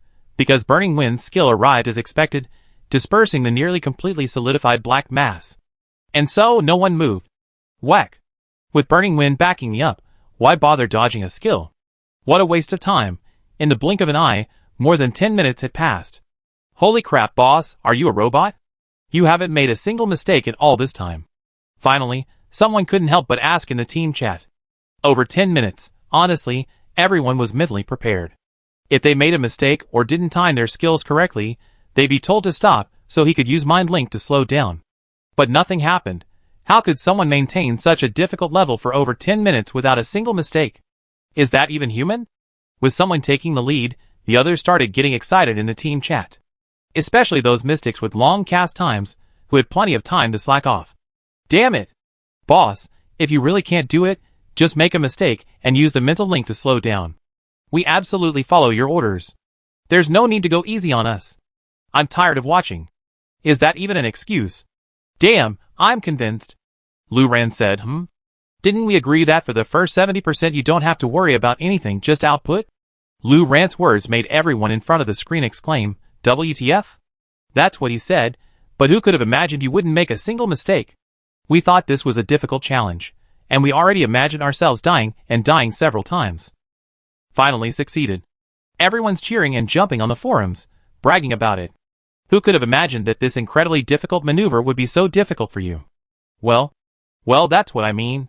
Boss, you can understand that we've been too comfortable and feel bad. Oh. Lu Ran paused. It's okay. You have something to do in 15 minutes. The players were speechless. Listen, the boss is the boss. He didn't even consider the possibility of making a mistake in the next 15 minutes. They've seen plenty of pretentious players, but this was the first time they've seen someone using the most ordinary tone to say the most pretentious things. Chapter 8. Prepare. Lu Ran's voice flowed from the microphone again. Everyone perked up. On the screen, in the center of the dungeon, the boss, having been controlled for most of the game, and then had the remaining half interrupted, wore a furious expression, on the verge of a rampage. Actually, it was just a phase, but the players felt they had never seen such genuine, justified anger on the boss's face. Who wouldn't be furious when their skills were interrupted every time? They must be pissed off. The moment their health dropped to 30%, the dense skeletons surrounding the dungeon began to stir. First, a few bones trembled, then the fragmented bones began to search for their proper skeletons, reassembling themselves, and slowly walked towards the players. Stop when Triple Bond calls for a halt. The players instantly perked up. They watched Triple Bond take several steps forward, practically standing right in front of the boss. This was truly a tank. The monster's aggro was all on him. The closer he was to the boss, the easier it would be for Lu Ran to control both the boss and the minions simultaneously, freeing up the others to worry about positioning. Lu Ran perked up. If before, he just had to make sure the timing of his interruptions was spot on, now the real challenge lay ahead. They couldn't miss any monsters. While the undead minions had low health, they couldn't be killed in a short period of time with concentrated fire. Jiang Lang's aggro was too high. If he missed any, he'd be the one to be attacked. He was too well equipped and incredibly fragile, unable to withstand a few hits. If he died, they could pull away and start over. The remaining people would have to keep grinding away at DPS for ages. More attention must be paid to timing the Mind Link skill. A single miscalculation would mean a restart. 10 tense, silent seconds passed. Stop. Another male voice boomed over the microphone. It sounded like a young, sunny college student, but for some reason it sounded a bit tired. It was still early on Sunday, and many college students wouldn't be up until then. Everyone stopped instantly. Mystics frantically canceled their casts, and melee fighters even jumped back several steps, fearing a slip of the wrist. The triple link cast continued on the screen. As his final ultimate skill landed, tiny dots of light shimmered from Ran Feng's body, linking all the monsters present like spider silk. This was the Soul Weaver's ultimate, Mind Link. Oh my god, don't you two need to talk it over? No need to use skills anymore. Another player with nothing else to do was chatting in the team chat. But it's no wonder he couldn't help but ask. Ran Feng hadn't uttered a single word from the beginning, and they assumed Triple Bond would signal them to stop based on when he was about to cast a Mind Link. But his actions had shattered their expectations. Rather than seeing when Ran Feng was about to cast a Mind Link, it was more like the Triple Bond was anticipating and forcing them to stop. The maximum cast time for a Mystic was 3 seconds, so to prevent any Mystic from panicking and failing to cancel the cast, he called out 3 seconds beforehand. He didn't waste those 3 seconds, inserting a ring of annihilation. How can I put it? It's strange. Since Ran Feng hadn't announced his Mind Link in advance, Triple Bond and Ran Feng were calculating their cooldown simultaneously. Isn't that a bit of a hassle? Wouldn't some communication have saved a lot of time? Huh? A confused male voice echoed through YY. No need to communicate. Ran Feng and I have always fought like this. They felt strangely impressed. One player silently wiped sweat from their sweaty face in front of the screen. Their chemistry was truly terrifying. These two knew not only their own skills, but also each other's as if they were their own. Alright, let's get started. As soon as the Triple Bond sounded, his own skills had already landed on the boss and minions, wasting no DPS at all. The others quickly followed suit. While some wanted to emulate their meticulous approach, the thought of a potential game restart if they messed up. Forget it. Let's just watch them show off. Stop. Go ahead. Time slipped by with the occasional creaking of the Triple Bond. At first, the players were quite nervous, fearing a careless mistake. Later, they realized the Triple Bond boss was incredibly considerate, giving them absolutely no chance to make any mistakes. He always called stop before the start call. They quickly relaxed and returned to their mindless monster-killing routine. The final 30% of health took the same amount of time as the first 70% because there were so many pauses. They watched Ran Feng's performance for another half hour. By the end, they were completely exhausted. If it weren't for Divine Domain's strict cheat detection, they really like to shout, "Boss, are you really not cheating? If nothing else, just lie to us and say you're cheating." Ah! With a shrill, slightly frosted scream, the boss shattered. Its once clinging body slowly dissolved into rotting flesh, falling to the ground in a heap of fragmented corpses. Fortunately, the somewhat disgusting boss corpse didn't linger on screen for long before it spawned and vanished, leaving behind only a treasure chest. Lu Ran opened the treasure chest and took a look at what it had dropped. In addition to the blueprints and materials needed to craft the top-tier equipment, the 2 high-difficulty dungeons also drop a batch of transitional gear, essentially the second-best set of equipment in this patch. Ranfeng, I want the large materials. Do you guys roll for the rest or bid? He was the key to the group's success in clearing this dungeon. No one would object if he took all the materials, especially since he left some smaller ones for the others. The other players agreed, saying they were fine with it, and would still bid. Let's roll, is it more convenient? I'm fine with it. This trip today was already worth it. Gear and stuff aren't important anymore. Yes. Boss, I recorded the whole thing. Do you mind if I upload it to the forum later? Before Lu Ran could say anything, Jiang Lang had already responded with lightning speed. Triple bond. Don't just post it on our forums. You can also upload it to video sites. Once you're done, send me a link. Thank you. I buy you some promotion. Oh my god. The players looked at each other strangely. A bit narcissistic, bro. Lu Ran immediately understood what Jiang Lang was going to do. Jiang Lang, standing in front of the screen, clapped his hands and said excitedly, if this video goes viral, maybe we can even get some people to play Divine Domain. As expected, he knew Jiang Lang was completely focused on promoting Divine Domain. After Lu Ran finished rolling the equipment for them, he put all the larger materials into his backpack and the group headed forward. A door separated the dungeon from the priest's laboratory. This door had originally been sealed by the priest, but now that he had transformed into a monster, the seal had broken. It was now just an ordinary wooden door, tattered and worn by the passage of time. No key was needed, one could simply crawl through it. Traveling through the dark, damp tunnel, they arrived at the priest's true secret base, a study and laboratory reminiscent of the Hall of Knowledge. The walls were covered with the Hall of Knowledge symbol. A triangle with a symmetrical wavy pattern at its base, resembling a pyramid supported by a book. Otherwise, the interior layout was similar to that of the church. An uninformed person would mistake this for some branch of the Hall of Knowledge. It can only be said that, despite violating the rules, the priest still possessed a strong sense of identity with the church. On the dusty ground, a strange pattern could be vaguely seen. A circle was filled with various letters and symbols, and seemingly chaotic lines subtly drew the viewer's attention to a specific point. A little way from the center of the circle, the imbalance was unsettling. And right at this point of convergence lay a black robe. The signature garb of a mystic. Open the monster. As Lu Ran finished speaking, Jiang Lang's skill landed on the black robe.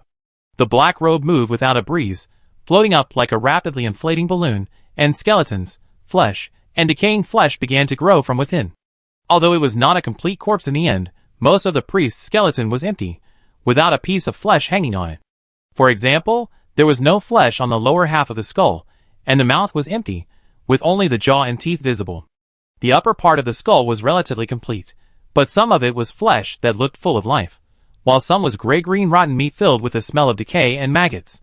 This was the consequence of his attempt to combine the powers of the two gods, the book and the dead, transforming himself into a half-dead zombie. His jaws moved up and down, silently chanting a once familiar spell. Lu Ran's long-held skill landed just in time, interrupting his attack. Practice makes perfect, and the players quickly followed suit. The fallen priest's defense, health, and attack, all aspects of his abilities were worthy of the title of a major boss. Unfortunately, Lu Ran couldn't even unleash a single skill, leaving the players feeling a pity for the boss. Miserable. Who would have thought the final boss would be even easier to defeat than the previous one? This is all thanks to your ingenuity and unparalleled skill. Boss, I'd be with you from now on. Call me for any dungeons you need. You're taking advantage of me, huh? Despite their teasing, the group was genuinely impressed. Who doesn't know how difficult the final boss of a high-difficulty dungeon is? The corrupted priest of the halls of secret knowledge, this dungeon is notoriously difficult. When the official announcement was made that the boss had advanced AI, players were quite dismissive. How advanced could it be? In reality, they were completely defeated. Advanced? Really advanced. Just one priest not attacking with full aggro was enough to make the entire group feel like giving up. A normal boss fight requires the tank to maintain aggro, the healer to maintain health, and the others to dodge the large-scale attacks in time. Random targeting skills aren't uncommon, but they can't always be random. This boss, however, spends a lot of time randomly targeting. Oh no, not randomly. It specifically targets the team's weak points, such as healers and high DPS damage dealers. It's truly intelligent. Moreover, its predictions were incredibly accurate, and its skill placement was incredibly tricky. Healers and damage dealers often ended up dodging into its range just when they wanted to, leaving players furious. Players complained to customer service, "Did you guys cheat on the boss? Aren't the boss's skill ranges chosen in advance, but rather just selected after the cast bar, based on where the players are?" Customer service politely replied, "No, that's not the case. Our game designers are very principled." So, after this boss went live, it tormented countless raid groups. During that time, the forums were abuzz with complaints, urging the designers to stop designing such clever bosses. They were just saying things like, "Let's be more traditional." Traditional, okay? Traditional bosses are great. And even if they put together a team with a tank and healer, it was basically just a raid group setup. After all, except for the triple bond, everyone else was wearing the same gear from their previous version, with only 1 or 2 or 3 transitional items. In a normal fight, dying 5 or 6 times, being pulled away 5 or 6 times, and then grinding it out for the final 10 or so hours was perfectly normal, and that was assuming a reliable command. But now, all the difficulties of this boss seemed non-existent before their team. No matter how intelligent it was, it needed to be fully utilized, and Burning Wind had clearly not given it that opportunity. Thus, the originally difficult boss seemed even easier for their team than the initial one. Although its health bar was high and the fight took a long time, as long as Burning Wind didn't make any mistakes, the rest of them were just slacking off. Over an hour later, the boss collapsed with a thud, and the team chat was filled with "Burning Wind is mighty." Lu Ran stepped forward to touch the treasure chest. Although it didn't drop the top crystal, I was lucky enough to find the main material for the top gear. This is also the second most difficult material to obtain in this dungeon, and the second most annoying material for players to farm. He posted a message in the team chat. This kind of material is usually auctioned off, and the gold coins are divided equally among the rest of the group, considered salary. As the group leader, he needs to notify them in advance if he wants to steal it. "Oh my god, congratulations, boss. Oh my god, you're so lucky. Ran phone, I need this. You take it. Is there anyone else worthy enough to take it?" The players didn't even bother asking for wages. Without Lu Ran, this dungeon couldn't be cleared. They were content to just scrape together some other equipment and materials. But even though they didn't want wages, someone insisted on giving them one. Triple bond. Red envelope. Oh my god, I really don't need a salary. I honestly feel like I earned a fortune just by getting into this dungeon. I bragged to everyone about how I got into a difficult raid with no tanks or heals. Yeah. Triple bond. Just think of it as a red envelope, just to share in the good luck. We can't let you enter the dungeon for nothing. The team chat immediately changed its tone. "Okay, rich man, whatever you say." "Okay, rich man, whatever you say." Lu Ran turned around and asked Jiang Lang, "Are you hoping they use this money to upgrade their accounts?" Jiang Lang, "Yeah. Any upgrade is a plus. Although these people have the most comprehensive equipment and skills among all players in Divine Domain, they're unlikely to encounter any threatening contaminants in the short term after entering the apocalypse. But who knows what rare chances might arise.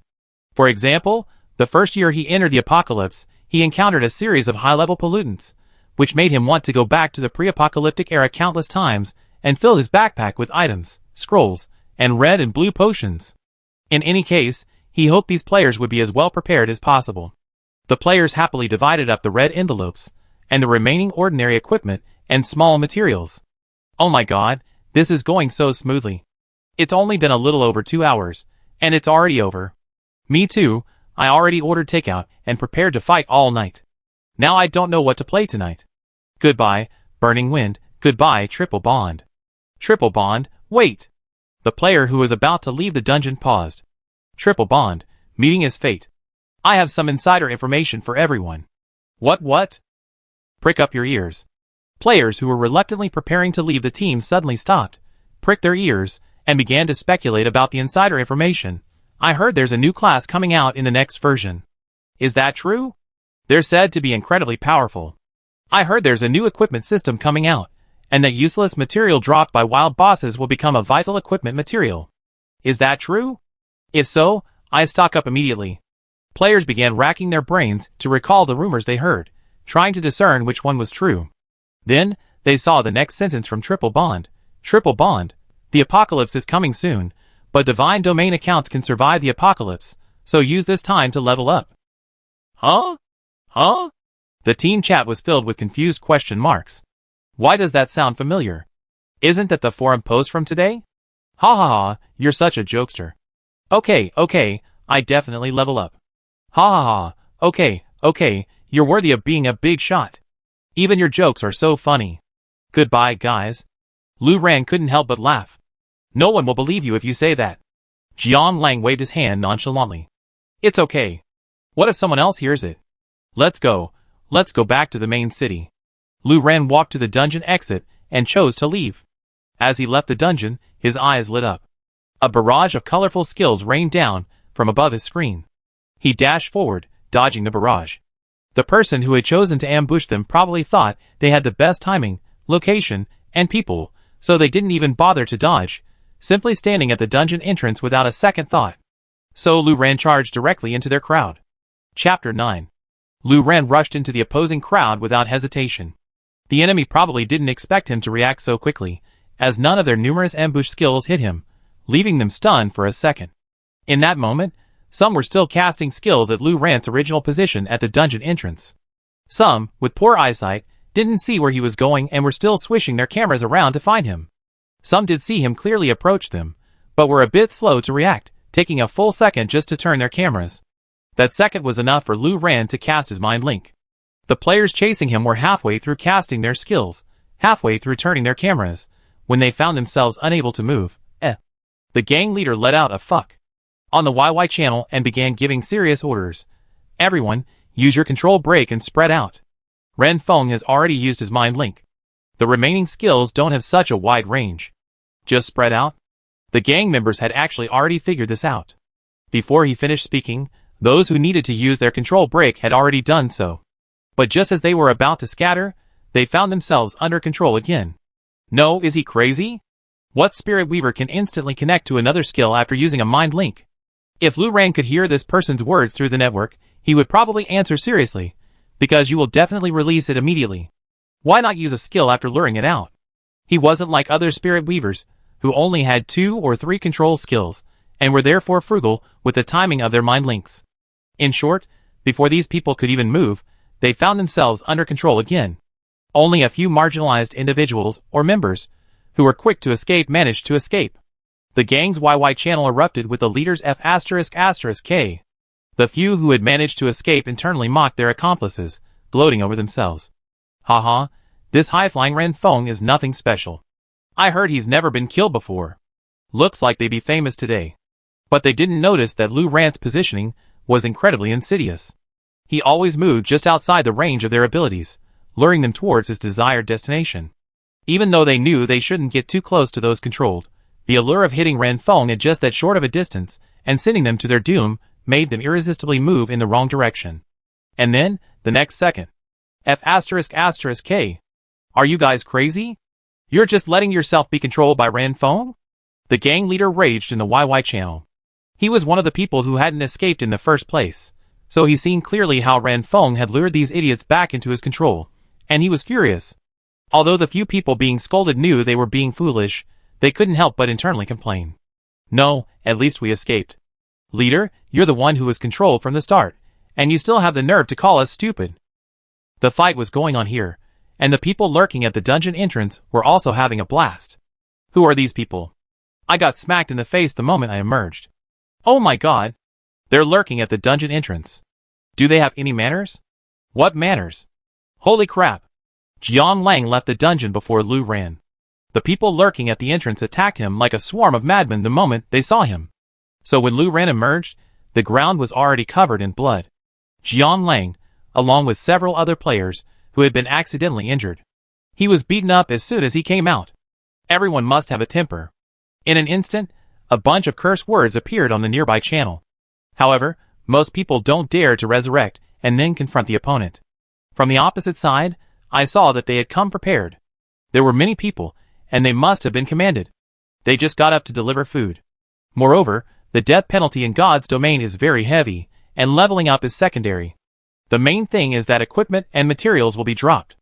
If they don't get up now, they won't drop it. After resurrection, the death penalty will be calculated. If something is dropped, they will probably die again before they can pick it up.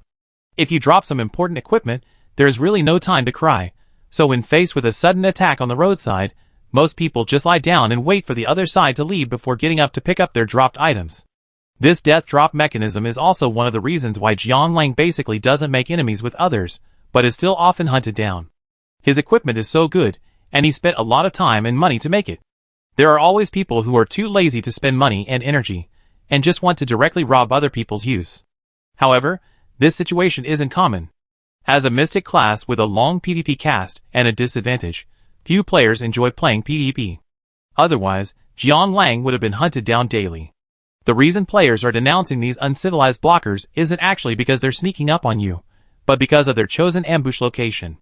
The dungeon itself serves as a respawn point. Even if you choose to respawn at the respawn point, you still be reborn at the exact spot. Thus, blocking someone at the dungeon entrance is something only the more malicious PvP players would do, as it suggests their opponent is trying to kill them directly, or force them to abandon their account and log out. Triple bond, sorry. They might be after me. I don't remember who they are, Jiang Lang apologized, lying on the ground. He glanced at the IDs of the ambushers, but he couldn't quite remember them. After all, he technically last logged into the game 10 years ago. But he figured they were after him, and the others were probably implicated by him. Oh my god, Triple Bond, you really are just like the legend says, getting hunted wherever you go. Triple Bond, haha, it seems so. No, I'm going to fight them. You're crazy. I'm going to get revenge even if I get killed today. Triple Bond, oh my god, don't worry, just lie down. Ren Feng can handle it. Once he's done, you get up again, or someone else might steal your gear. Jiang Lang's words made the other players lying on the ground, cursing, realize. Damn, the ID Ren Feng in the team is still alive. Looking closer, Ren Feng had already rushed into the crowd on the other side.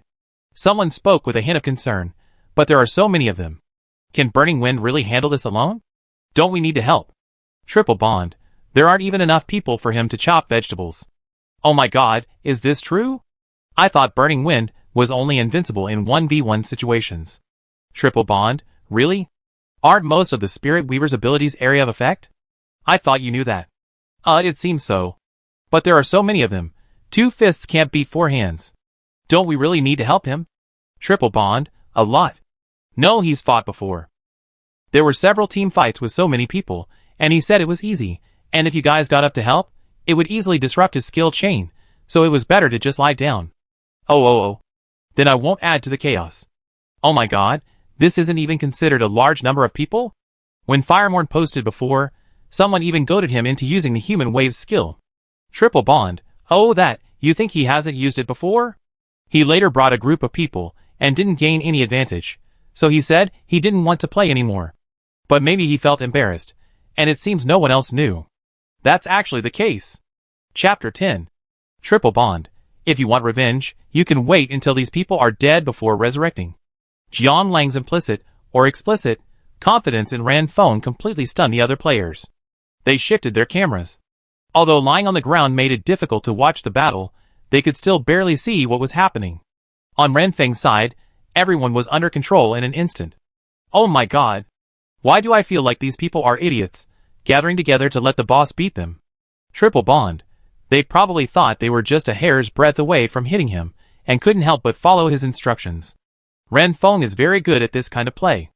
I see. I learn. Jiang Lang was explaining Lu Rant's moves to the other players, who listened with rapt interest, remaining calm and attentive. The atmosphere among the pursuers on the other side was less positive. 9 seconds. 9 whole seconds. Can't even move. Being beaten like idiots. And Ran Feng actually didn't use a single damaging skill. Aside from a couple of his own control skills that slightly reduced their health, he just used basic attacks the rest of the time. Humiliating. So humiliating. No wonder everyone he killed before took to the forums and posted so many insults at him. What's Triple Bond doing over there? Can't they just revive and give them a quick death? Just kidding. I hope Triple Bond doesn't react. It's almost time. Ran Feng's skill gap should be approaching. They already had several debuffs, so his last control skill should be coming soon. And then? It was their turn. 3, 2, 1. Counterattack. They were going to counterattack, huh? Where's him? He used Shroud. The Spirit Weaver's ultimate escape technique. Shroud. Deceives the opponent's senses, making them invisible and inaudible. Duration. 30 seconds or until you attack another target or are attacked by another target. A large group of people, cursing, launched a barrage of attacks, trying to find him, completely unaware. They had missed their last chance to escape. If they had chosen to flee at this point, even Lu Ran wouldn't have been able to stop them all. But they hadn't yet etched their inevitable defeat into their minds, and were only focused on counterattack. That would have been a shame. A few seconds later, Lu Ran cancelled his shroud skill and appeared before their eyes. We found him. Attack! They didn't notice that Ran Feng had cancelled his shroud, not that they had destroyed it. Another crowd control skill descended. His skills are ready. Break the control immediately. Don't give him a chance to get his next skill ready. The gang leader gave important instructions. At first glance, this idea seemed sound. Since Ran Feng had so many control skills, it didn't matter when they were broken.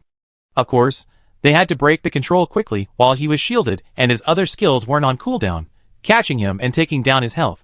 But they forgot that Ran Feng's Spirit Link was cast first, and now its cooldown was also up. Seeing silver threads swirling around themselves and their accomplices, the pursuers said, eh. For a moment, they thought they were being humorous. Stupidly humorous. Especially when they saw that this time, Ran Feng didn't follow up Spirit Link with any other skills to break the damn debuff. Instead, like any normal Spirit Weaver, he controlled the best equipped mystic in their team, took 2 steps, and began casting his ultimate. And not far away, Triple Bond, who had been lying there, also chose to resurrect. 2 rings of annihilation fell right around the same time as the controlled mystic in their team. Total destruction. The other players lying on the ground were stunned for a moment, then, under Jiang Lang's guidance, began to resurrect one after another. Oh no! Is it our turn to block them? Indeed, who told them to block them at the dungeon entrance? They brought it upon themselves. The phrase bringing it upon themselves was perfectly accurate. Because now, it was their turn to resurrect, and they were bombarded with skills. Before long, they were lying motionless on the ground. Nonsense! All their gear would be gone if they resurrected. Their levels would be completely gone. Boss, I recorded the screen. Can I upload it to the forum? It was the same guy who recorded the screen again, but this time, before Jiang Lang could respond, he said, just post it on the video site, and send you the link, right? Triple Bond, yeah. Ran Feng, Boss, how long are we going to hold these people back? We take turns killing them? Or until they're offline? Ran Feng, if they don't get up, let's go. Time to eat. Jiang Lang saw Lu Ran type the word eat, and instantly felt his stomach growl. He agreed. Triple Bond, yeah, Ran Feng is right. Eating is important. The other players responded with a question mark. Wouldn't that be like letting them off the hook?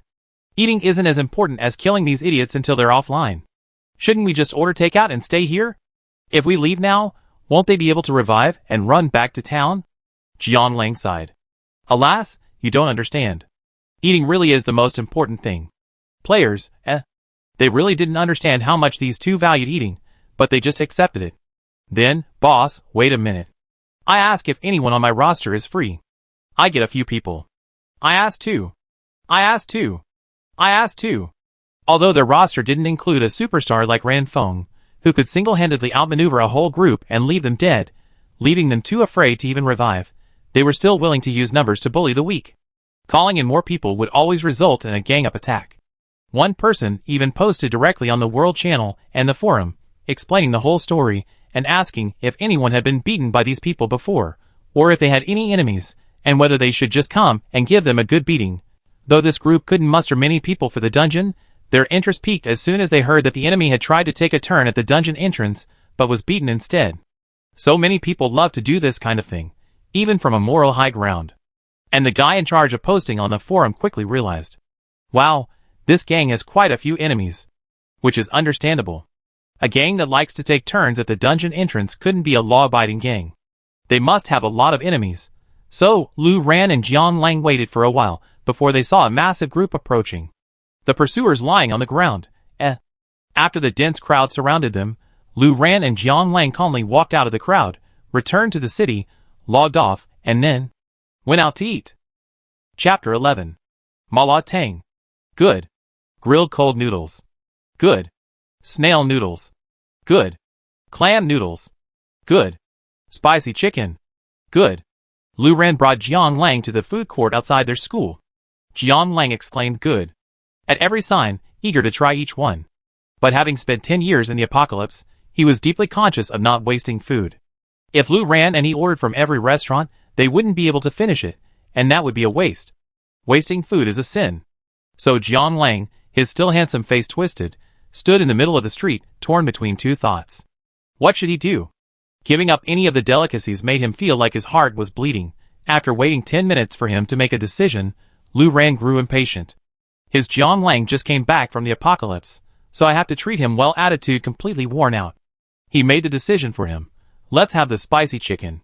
This place makes great food. Then take 2 orders of grilled cold noodles back for a midnight snack. If you're still hungry, you can go out and buy some clam noodles. This stall is open late. Okay. Jiang Lang felt his mouth water after hearing this.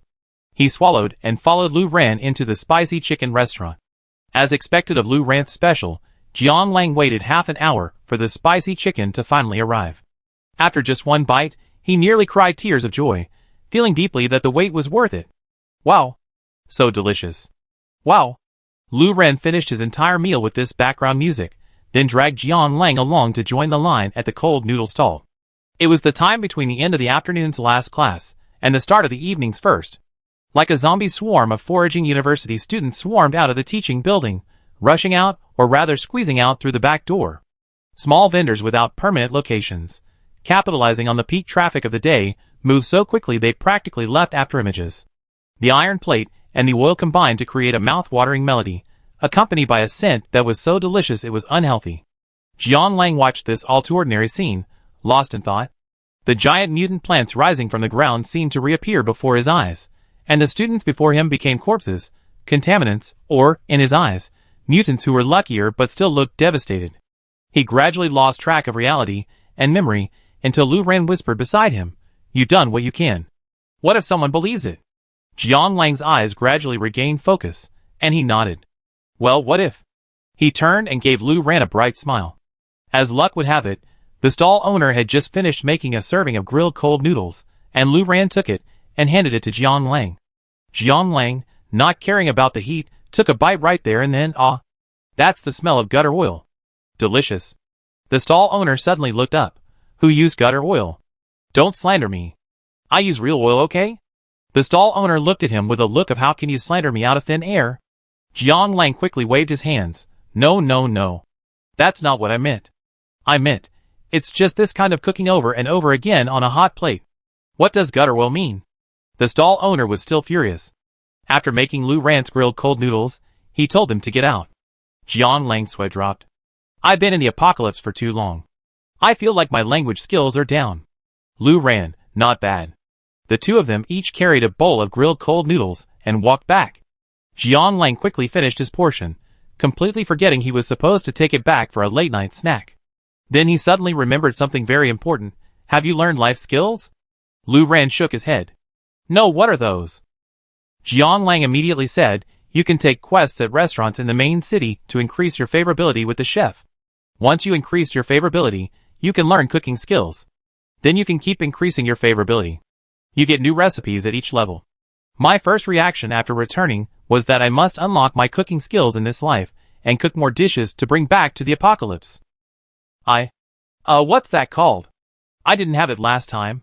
I learned cooking and then I stockpiled potions like red and blue potions, attack potions, and nothing else. Later, when I met other players, I saw those who had stockpiled tons of food and small potions, and I was so envious. In the early stages, before bases were established, the only people who could eat hot meals were probably the master chefs, who could cook with just firewood and a scavenged pot. The later stages were even worse. 10 years later, the gas and other things left before the apocalypse were basically gone, and cooking had to rely on firewood again. The conditions were too harsh, and most people didn't have the skill to control the heat with firewood. Anyway, it was pretty awful. Except for the few bases with master chefs, everyone still relied on instant noodles and other convenience foods. Anyway, I have to cook a lot of food this time and put it in my backpack. Damn it! Lu Ran thought Jiang Lang's suggestion made sense. The backpack system should be like a space where time stood still, and it should be used to store food that would spoil and needed to be kept warm. He and Jiang Lang would definitely buy some supplies later, but before the apocalypse, the backpack space wouldn't overlap with reality. After the apocalypse, according to Jiang Lang, they could stuff anything they wanted into it, but there wouldn't be anything hot to eat. Cooking more in-game meals now would be a perfect idea. Jiang Lang clapped his hands suddenly, a thought coming to him.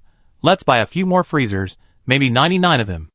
The backpack system in the apocalypse works like this.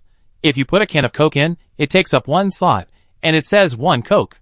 That slot can only hold 99 bottles of Coke. But if we put the Coke and everything else in the freezer first, and then put the freezer in our backpack, it will say 1 freezer. That way, we can fit tons more food. Lu Ran fell into deep thought.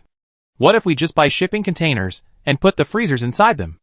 Jiang Lang was stunned. Damn! You're still audacious.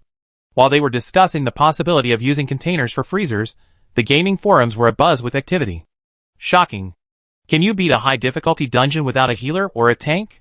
As fate would have it, someone at the dungeon entrance wasn't able to get a chance to join, but was instead attacked. One person surrounded dozens of people. This screen recorder has a knack for coming up with shocking headlines. He posted 2 UC-style headlines on the forum, instantly attracting a large number of onlookers. I thought it was clickbait, but there's actually a video and the truth behind it. Wow, this idea is amazing. Is there a spirit weaver with these few skills who would like to join me in a high-difficulty dungeon? If you want to play, go level up a spirit weaver alt. Whose spirit weaver has so few skills? Seeing this makes me want to try it. I really want to try it. Don't be so itchy. This looks simple, but it's actually hard to control. Looks simple? How does it look simple? This obviously looks difficult. Huh? That ID looks so familiar, the legendary Spirit Weaver? Really? I was wondering why this skill leveling scheme looked familiar. I haven't seen this ID in 6 months, so it's normal to forget. The comments under the videos of the high difficulty levels are relatively harmonious, mostly expressing amazement at the brilliant ideas and impressive playstyles. After all, the difficulty of the high difficulty levels is well known, and most people have tried it themselves. The other side is less harmonious. Oh wow, this is that much hyped Spirit Weaver, right? I only heard people praise him before, but now I can finally see him in action.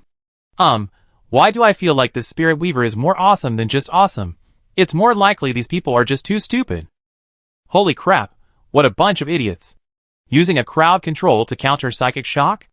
Everyone knows you have to hold your crowd control skills until the Spirit Weaver casts a mind link. It's not these people, they're just acting, right? Why are they all bunched up together to attack him? I give up. It feels like a bunch of actors filmed a video praising this Spirit Weaver. Acting, confirmed. Lu Ran's control was so smooth that the video looked like a bunch of people rushing into his skill range. It was so fake it was speechless, and the video instantly had several pages of criticism. I wonder if his previous records were also fabricated this way. I'm always saying, don't believe the forum myths. Until someone pointed out sarcastically. Humor, that's just how forum members understand the game. You can think about it from the perspective of the party being attacked. Yes, everyone knows that the Spirit Weaver has a bug-level skill called Mental Link, so the control-releasing skill must be mastered. If the opponent doesn't use Mental Link, you will have to take 1 or 2 controls. Anyway, the duration is not long. But this Ran Feng is very good at taking advantage of other people's thinking inertia. He uses Mental Link right away, which is very unconventional. A regular Spirit Weaver will definitely use other skills to trick the control-releasing skill. When these people see the Spirit Weaver use Mental Link, they will definitely give up the control-releasing skill directly, but later they find that they are continuously controlled for more than 10 seconds. Who can stand this? They will definitely think that the initial Mental Link is used to trick the control-releasing skill. After all, you can't attack during the Mental Link period, and attacking is equivalent to breaking your own skills. This also makes them ignore the fact that the opponent's Mental Link and their control-releasing skills are on CD much earlier than usual. When the second round of attack begins, they will naturally think that the opponent's skill focus is different from that of an ordinary Spirit Weaver, and he relies more on other skills. The Soul Weaver's core skill is a chain of control, not a mind link. So if you were the one being attacked, what would you think? You'd definitely feel the need to rush and break his skill chain, otherwise it would be another 10-second chain of control. That's how they fell into the Soul Weaver's mindset. Of course, looking back on it later, you definitely think this idea was stupid, but in combat, you only have a moment to think, and your instinctive reaction is to seek advantage and avoid harm. It's natural that it's difficult to escape the trap set by the Soul Weaver. Oh my god, that makes perfect sense. If you put yourself in the shoes of the attacked, their actions instantly seem completely reasonable. As for the seemingly staged attack by the Soul Weaver, just look at the Soul Weaver's movements. If you were the one killing him, would you be able to resist chasing him? Really? So tempting. I'm convinced. Meanwhile, the screen recorder finally uploaded the video to the video website, and it passed review. Chapter 12. By the time Lu Ran and Jiang Lang returned to Lu Ran's small apartment, they had already finished the cold noodles they had planned to bring back. Although Jiang Lang wanted to buy some more late-night snacks, Lu Ran stopped him. Wait until you're hungry tonight, then buy some. If you buy them now, I'm afraid you stuff yourself to death. Jiang Lang had to admit that Lu Ran was right. He wasn't someone with poor self-control, but he'd been in the apocalypse for 10 years, seeing a mountain of delicious food this time. How could he resist? He averted his gaze from the street vendor with a pained look, trying to walk back without looking. Thankfully, he could satisfy his craving for food in the game. Lu Ran logged into the game and headed towards the main city restaurant Jiang Lang had mentioned. There was indeed a chef with a quest. He caught 5 fish for the chef as described, successfully earning the chef's favor. Hard-working young man, you're talented and humble. Perhaps it's time for me to take in an apprentice. Would you like to learn the increasingly lost art of cooking from me? After clicking yes, Lu Ran received his first recipe. Kaka beef soup, praised by the Queen Mother. This is a basic health-boosting food, each serving only adding 100 HP. It's fine in the game, as it's just a click away. But in real combat, if you gulp down a bowl of soup and only add 100 HP, then lose more HP before you even have time to drink it, it's quite humorous. But despite the lackluster results, the soup looked quite delicious. Lu Ran turned to Jiang Lang and asked, "Is this soup good?"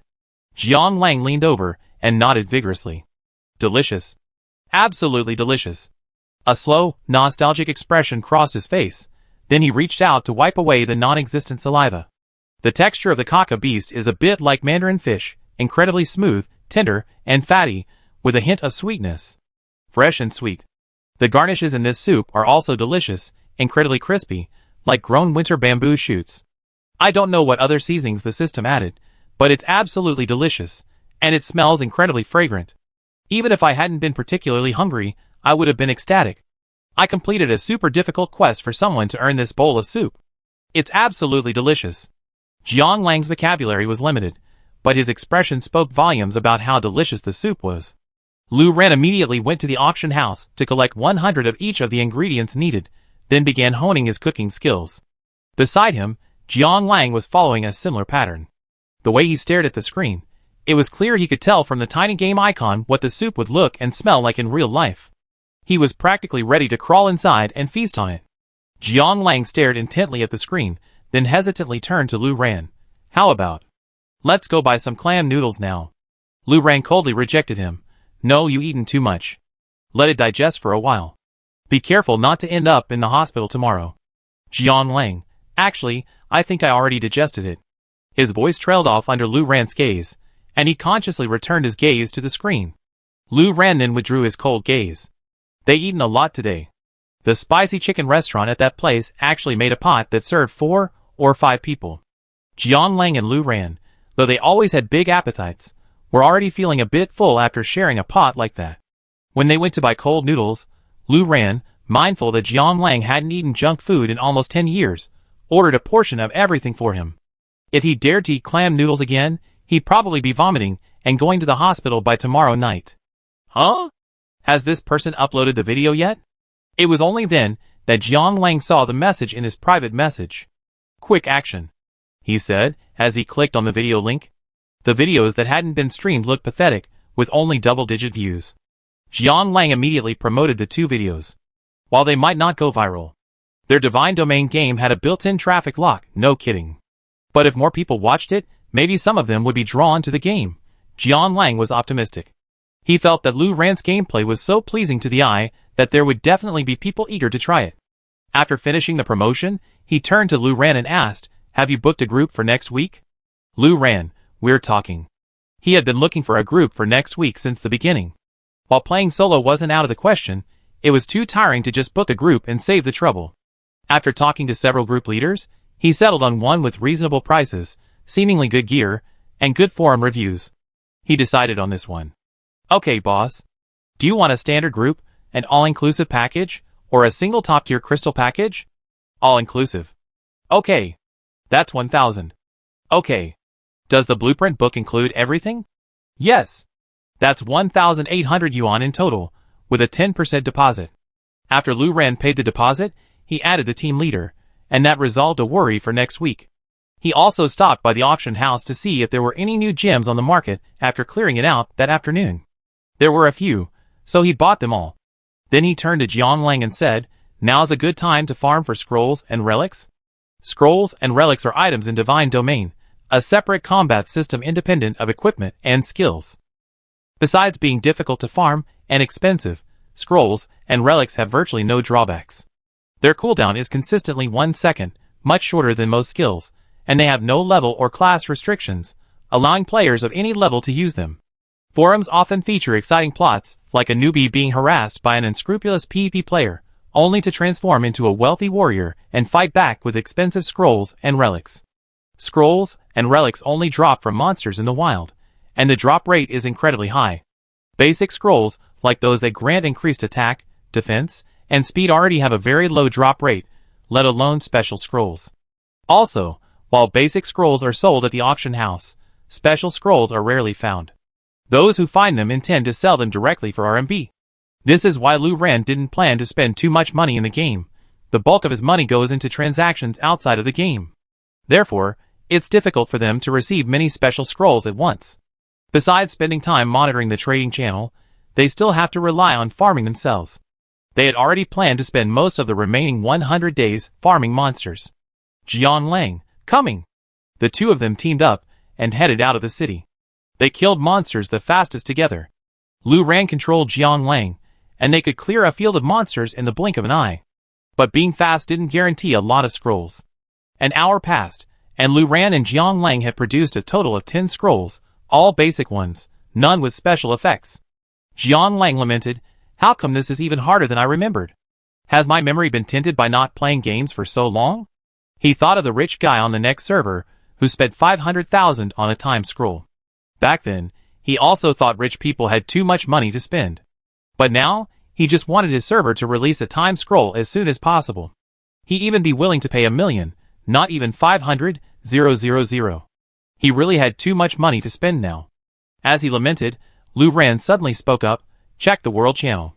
Jianlang, There's a scroll. Advanced blessing available.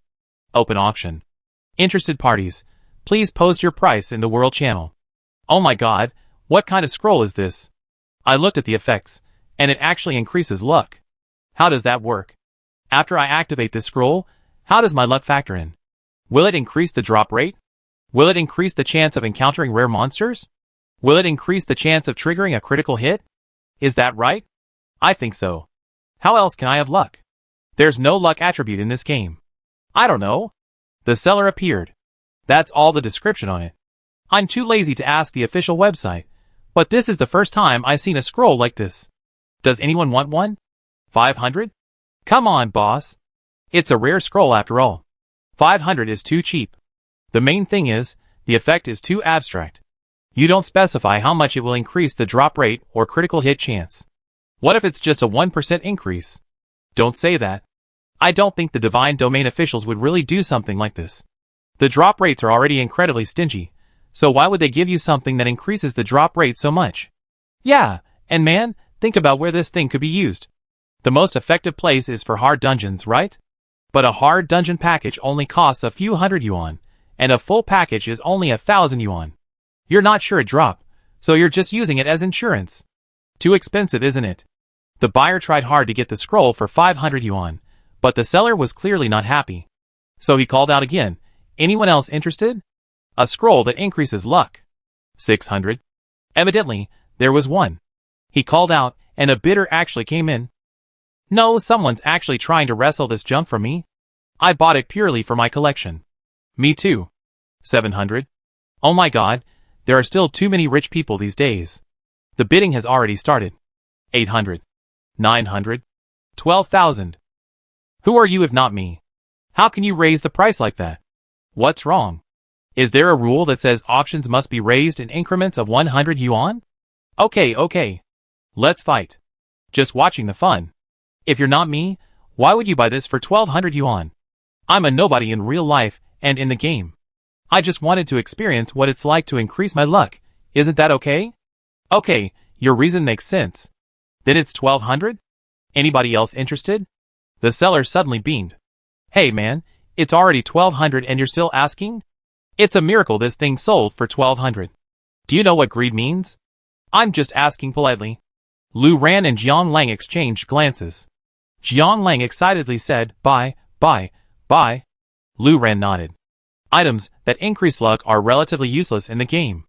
After all, most things in the game can be solved through hard work. Your drop rate is low? I played hundreds of times, so even with your low drop rate, I should get one, right? So this scroll wouldn't be considered very important. But for Jiang Lang and Lu Ran, two people who knew these things would soon become real-life luck meant something completely different. You bid? If I do, it'd probably just drive people up the price. Jiang Lang was very aware of his in-game hatred and popularity. Lu Ran agreed, nodded, and began typing. 2000.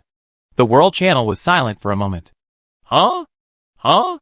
No, someone's trying to snatch it from me. 3000. 5000. What an unethical way to raise the price. 5000 once. 5000 twice. 5000 three times. Any more? The seller was clearly excited, truly using the world channel as an auction house. No one bid again. The incredibly wealthy player had been tempted to continue bidding. If Lu Ran had offered 4000, he might have been tempted to raise the price. But this guy named Ran Feng was even more aggressive, raising the price by 2000 every time he raised it. It felt like there was no point in raising the price, so he gave up. He was just a little curious about the effects of the lucky scroll. Forget it. 5000. No, what kind of rich guy is this? Wow, 5000. That's enough for almost 20 high difficulty group dungeons. And then I should get a chance to get a top tier crystal. That ID looks familiar. This guy was the one who bought the experience book before. Okay, I'm sure he's a real tycoon. Lu Ran and the seller met at the main city restaurant and began the transaction. The seller was clearly delighted to receive the 5000 yuan, and even offered Lu Ran some auspicious words before leaving. Lu Ran and Jiang Lang were also delighted. They carefully placed the scroll in their storage, intending to add it to their backpacks later. As the seller left, Lu Ran received a flurry of private messages. Boss? I have a scroll, would you like to take it? Boss, I have a rare scroll, are you interested? Boss. Boss. Boss. Boss. Looking at the messages pouring out of Lu Ran's private message box, Jiang Lang slapped his thigh. Oh, how stupid of me. I just assumed those who paid big bucks for rare scrolls were just wealthy people unwilling to part with them. I didn't consider there were so many mediocre, seemingly worthless scrolls languishing in the hands of sellers. Okay, what's that? You're paying a fortune for horse bones. Even though we're completely profitable with these horse bones. Let's see what we have. This one's described as a vampire scroll, probably something that turns. Bye. Isn't this a magical skill? This is called Calm, and it adds a buff. In the game, it only increases critical hit rate, but its description says it increases resistance to mental attacks. In real life, the main effect should be the latter. Bye. Isn't this a magical skill? He's asking such a low price, oh my god. This. Bye. This. Bye. Jiang Lang found every scroll incredibly useful. These bizarre scrolls might not have much effect in the game, but they could be used in so many ways in real life. It would be a shame not to buy them. So, amidst his passionate shouting, Lu Ran agreed to every trade request and pocketed every scroll. The sellers who came to him were also delighted. They had all seen Lu Ran splurge on a strange scroll that increased luck and wanted to try their luck. I didn't expect Lu Ran to accept anything. These bizarre scrolls are finally out. Not bad. In the blink of an eye, 20 or 30,000 yuan went down from Lu Ran's card, which held over 100,000 yuan. Jiang Lang rummaged through his suitcase, pulled out 3 cards, and handed them to Jiang Lang. You know the passwords. Oh yeah, I remember now. I still have to go back and sell a house. Even if I sell those 2 houses quickly, they should fetch a few million. Chapter 13. Suddenly remembering he still had to sell his house, Jiang Lang didn't even bother to eat more at the food court near Lu Ran's school. He quickly booked a flight home for the next day. He did manage to grab a last-minute meal of clam noodles. If it's quick, you should be back in half a month? The next day at noon, Jiang Lang was packing his suitcase and preparing to leave. Reluctantly, he and Lu Ran calculated the return time. The smaller one is right next to the school, so it should be easy to sell. The larger one shouldn't be difficult either. Lu ran. No rush, there's definitely enough time. Jiang Lang didn't really know what he was anxious about. He just felt an inexplicable sense of urgency, perhaps because of the DDL hanging over his head. But seeing Lu Ran's calm face, he suddenly felt at ease. He waved to Lu Ran and went out to get a taxi. Lu Ran returned to his desk. He was ready to go online and lay down. The boss of the group doesn't have to do anything, just enter the dungeon and stand there waiting for the boss's group attacks to sweep you over and kill you.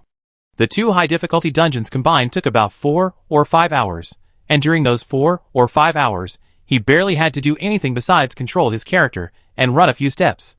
He planned to use this time to work on his part-time job. He actually had 2 part-time jobs. One was at a dessert shop near the school. It didn't make much, but it gave him a second income to make ends meet. He planned to quit that part-time job this week. It was a complete waste of time. His second income was writing cheats for others, which was his main source of income. Jiang Lang actually had enough money in his account, and since Jiang Lang had gone back to sell his house, they definitely had enough money. But he figured since he was sitting around anyway, any extra money was better. Lu Ran wrote while listening to the leader's commands in the YY channel. When it was time to leave, he switched keyboards and take a few steps. This group was truly skilled, seemingly leisurely defeating the first boss in the blueprint dungeon. The rest of the game was the same. Lu Ran would just lie back when he reached the boss, hands off the keyboard, focusing on the boss without any effort. He was completely relaxed, and so were the others. After defeating so many bosses, every action felt like it was etched into their DNA. They didn't have to think, their hands just moved automatically. But maybe it was metaphysics, but going through the dungeon too smoothly lowered the drop rate. After a long battle, only the first boss dropped the ring and necklace blueprints. Nothing else was seen. The leader, somewhat embarrassed by this, gave a dry laugh and said, "Who opened this dungeon? You're so unlucky. Let's get someone else for the next one." And sure enough, someone else opened the next dungeon. But even more surprising, after defeating the first 2 bosses, the materials dropped were so good that the leader almost wanted to give Lu Ran a refund. But the fight had already gotten this far, and the cooldown had already run out, so what else could we do? I could only hope the boss didn't get too overwhelmed. And so, with the team leader's somewhat awkward command, the final boss vanished with a bang. Then the team leader touched. Holy crap! Holy crap! The top crystal has dropped. Ah, great! Congratulations, boss! Damn, I was saying this earlier and the day was just out of whack. Turns out it was all set up. All this was building up to the final top crystal. The other team members howled with excitement. Even though the top crystal wasn't theirs, and technically, they lost out on this fight, since the market value of a top crystal was 5,000, while the group package price was 1,000. That's how it works with a group. If the top crystals don't come out, the team members make a small profit, but if they do, the boss makes a lot of money. But Lu Ran was really bad early on, and they were getting more and more nervous. The YY channel was deserted, making the already awkward group leader even more embarrassed. Lu Ran breathed a sigh of relief. It was best to get the hardest items first. That way, things would be easier later on, and it would also save on group fees. But just as the group leader was about to assign the top crystal to Lu Ran, someone suddenly appeared in the team chat. Hey, can you give me this top crystal? I triple your group fee, and then, leader, I pay your group members based on the top crystals. How's that? Lu Ran frowned. He'd chosen the all-inclusive deal, so he should be the only boss in the group. Where did this person come from? The group leader was also a little confused. He didn't know this person, and his thoughts were the same as Lu Ran's. There was only one boss, so where did this person come from? But the other party's conditions were very tempting. If Lu Ran agreed, he would definitely agree. But if Lu Ran disagrees, then the boss definitely takes priority. Who would agree to steal something just because someone else's offer is higher? Isn't that outrageous? But even if the team leader thinks this way, it doesn't mean the rest of the team feels the same way. Just as he was about to speak, a new message popped up in their team's Penguin group chat. This is my friend. He's been playing for most of the patch and still hasn't gotten the top crystal. He was about to give up, so he came here today to help fill in Xiaoling's empty space. Unexpectedly, he got the top crystal. He's been playing for a long time. Team leader, can you please help communicate with the boss? This boss doesn't seem to be in a hurry to get the top crystal today. Isn't he a complete newcomer? After this person sent the message, the group instantly split into 2 camps. One camp thought, wouldn't it be great to have a chance to earn a little more? The boss might even be swayed. If he agreed, they share 5,000 yuan with over 20 people on this trip. The average salary would only be a little over 200 yuan per person, but the boss would make a net profit of 2,000 yuan per trip. It was a good deal no matter how you looked at it. If you want the top crystal, just grind it out slowly. After all, it's mid-version, so why rush? It's not like you're just competing for progress in the early stages of the patch. In a few months, the high difficulty dungeons will be replaced. It really doesn't matter if you don't get it later. Besides, the top crystal is so hard to find. They only seen it once in all the times they fought together. It's a rare opportunity, and someone's willing to pay the market price. Isn't it good to make a little extra money? 200 yuan is enough for a meal. Another group felt that whether or not to accept the offer was up to the boss, and it wouldn't be a good idea for the team leader to actively persuade them. What if the boss was a bit shy? It would make it look like they were being forced to buy, which would be embarrassing if it got publicized. The group was full of fast-paced online game veterans, and they quickly scrolled through a flood of messages. The team leader finally interrupted, sweat dripping from his face. The boss's decision is up to you. But Juanqin, don't bring friends like that next time. A boss with a more aggressive temper would probably be furious, and I don't even want to gossip about it. What do you mean? My friend is here to help, and isn't that a good thing? Maybe the boss is happy too. You're not happy to pick up 2,000 yuan for free, are you? The team leader choked for a moment. He wanted to say that wasn't the case, but he also felt that he would be very happy in his place, but this is not the same thing. They exchanged a flurry of words, though only a short while had passed. The wealthy man, who tried to steal the deal, was already getting anxious. He was clearly determined to get the top crystal. His friend was live streaming the group's conversation, and he knew the others were very tempted by his offer. It was just that the stubborn team leader insisted it depended on the boss's approval. If the boss didn't agree, no matter how tempting the offer was, it wouldn't work. Haha, who can't be bribed? He continued in the team chat. Not enough. Then I double it. I give you 6,000. That's like buying a top crystal directly from you at a premium, okay? His words hinted at a tactic of threatening others with money, and the team leader subconsciously frowned at his condescending tone. Why had Xiaoling called in today, resulting in such a large-scale intrusion into the group? I can raise everyone else's salary to 10,000. Excuse me, I just need this one top-tier crystal to complete the set. The price is already very fair. Would you guys consider it? The group's penguin group instantly erupted in comments. Oh my god, what a rich guy. I hope the boss agrees. You'd be a fool not to make money. Why wouldn't you agree? He'd definitely agree. I wouldn't agree. Can I say this guy can't talk? It sounds like he's trying to get a beggar. He was the one trying to steal the money, making it seem like everyone else is doing him a disservice. Rolling eyes. What's wrong with rich bro not being able to talk? If he could talk, would he still be rich bro? Besides, give me the money. I'm happy to be a beggar. Under everyone's gaze, the ID Ranfeng finally spoke. You need top-tier crystals? Just go and charter a group yourself. Chapter 14. The group of penguins in the work group exploded instantly. The duck in hand flew away. They had originally thought that Ranfeng would definitely agree to this sure-win deal, so they had the energy to defend him. But when they saw Ranfeng actually refuse, all they could think of was, damn, 500 yuan gone. So heartbreaking. They all knew the money hadn't even reached them yet, but they still felt the sting of having their own money wiped out with just one sentence. Some even began to resent Ranfeng's refusal. Damn, what's the point of him pretending to be a newbie? He's got the money, but he won't take it. What kind of a genius is he? The group leader breathed a sigh of relief.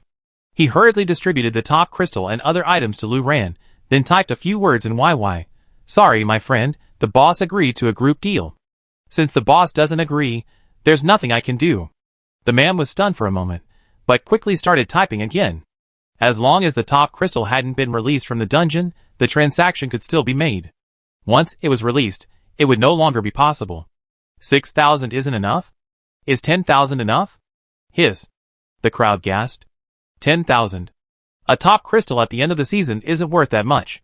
Money can't buy a rich guy happiness. Can I ask the boss for permission? It's one thing if he doesn't care about the 10,000, but I really care about the 500. Wow, me too. I feel so bad just thinking about losing the 500 I earned. The ID Ranfeng finally spoke again, but his words completely ignored the rich guy. Okay, got it. I transfer the money to you, Captain. Okay, boss, keep patronizing next time.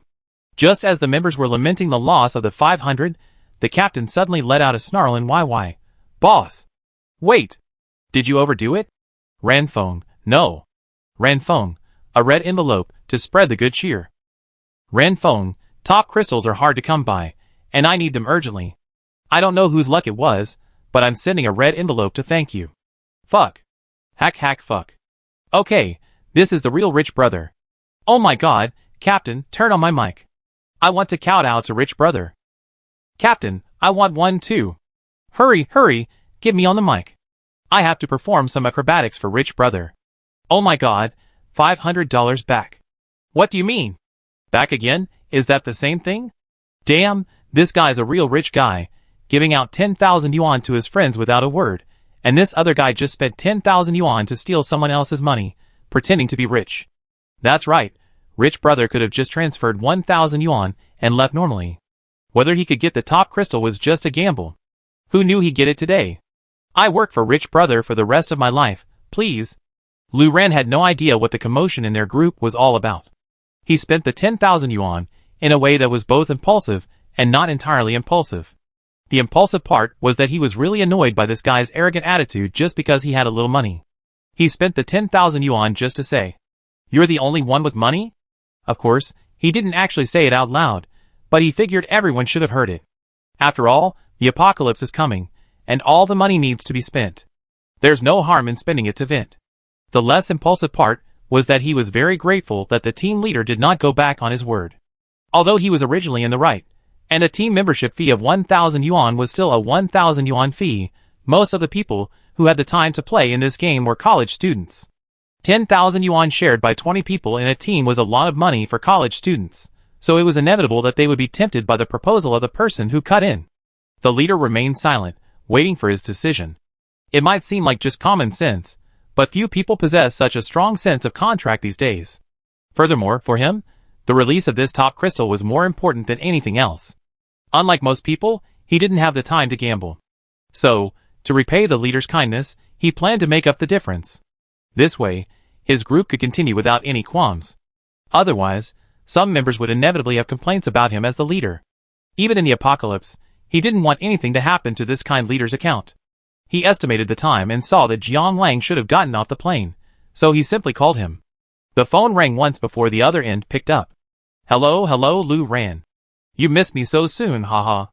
The top crystal has been released. Jiang Lang, who had been joking, suddenly said, oh my god. Okay. It's good that it's out. Don't worry about the rest, it'll be out in 3 months. Yeah. As they were talking, Lu Ran's screen suddenly lit up with a red border. Someone was attacking him, a field attack. Lu Ran's hands moved faster than his brain. He spun the mouse to confirm the attacker's direction and launched a series of attacks. Jiang Lang only heard Lu Ran's soft huh? And quickly asked, what's wrong? What happened? Lu Ran, someone attacked me. Jiang Lang was stunned. Who is so bold as to kill you? Jiang Lang was completely bewildered. Killing Lu Ran, wouldn't that be courting death? Lu Ran, I don't know who it was. I killed him too quickly. He was already resurrected. He was a squishy character. He couldn't withstand the side effects of my skills. Jiang Lang's sweat dropped. He knew better than anyone that Lu Ran had no offensive skills. All his damage came from the collateral damage from a few control skills and his basic attacks. Even though he leveled up and upgraded his equipment, the collateral damage, even if increased, was very limited. A normal PvP player could definitely withstand a combo, perhaps even several. Only a fragile mystic like him, with all his equipment stats stacked high on damage, could fail. But what fragile mystic would be so reckless as to attack Lu Ran? A few seconds later, Lu Ran saw his killer resurrect at the dungeon entrance. Lu Ran glanced up at his character ID, speechless. This guy just tried to steal the top crystal from me, in my group. He must be pissed he didn't get it, so he chased me down and killed me. He probably thought I was a newbie and easy to kill. Jiang Lang was stunned, unable to help but sigh. What a genius. Lu Ran, I don't know. Maybe he thought killing me a few more times might give him a chance to drop the top crystal? Or maybe he was just pissed and wanted to kill me. I don't know what he was thinking. But whatever his thinking, it's amazing that someone so weak would imitate others and ambush. Jiang Lang grumbled as he carried his suitcase. Then why don't you kill him a few more times? What kind of person is this? Lu Ran hummed. He already done what he needed to do, and since he had nothing else to do, blocking this guy at the dungeon entrance wouldn't hurt anything. Each time he revived, he killed him. After a few attempts, he was completely dead. But he didn't log off. Lu Ran remained motionless, waiting to see what he was up to. Then he saw the man lying on the ground sending a message in a nearby channel. White bubbles emerged from above his corpse. Wait, I already called someone. Lu Ran burst out laughing. While he wasn't so narcissistic as to think everyone on this server knew him, he still wondered if this person couldn't have searched for his ID on the forum before ambushing him or attempting a group fight. When playing PvP, at least some intelligence work should be done. Not long after, people began arriving from the main city. The rich man lying on the ground was still lying there, but mentally he had revived and began to rant against him in a nearby channel. But just as he was halfway through his rant, he noticed that the person he had called had stopped mid-route. Then, he received a private message like this in his chat. Not a buddy. You called me over here to die? Oh my god, buddy. Don't you go to the forum? Oh my god, sorry, buddy. We're not close enough for me to give up this account for you. This lord wants to block you, but who can stand up to him? Sorry, I just slip away. I advise you to just log off. Brother Fu, ? No matter how many question marks he threw, it was useless.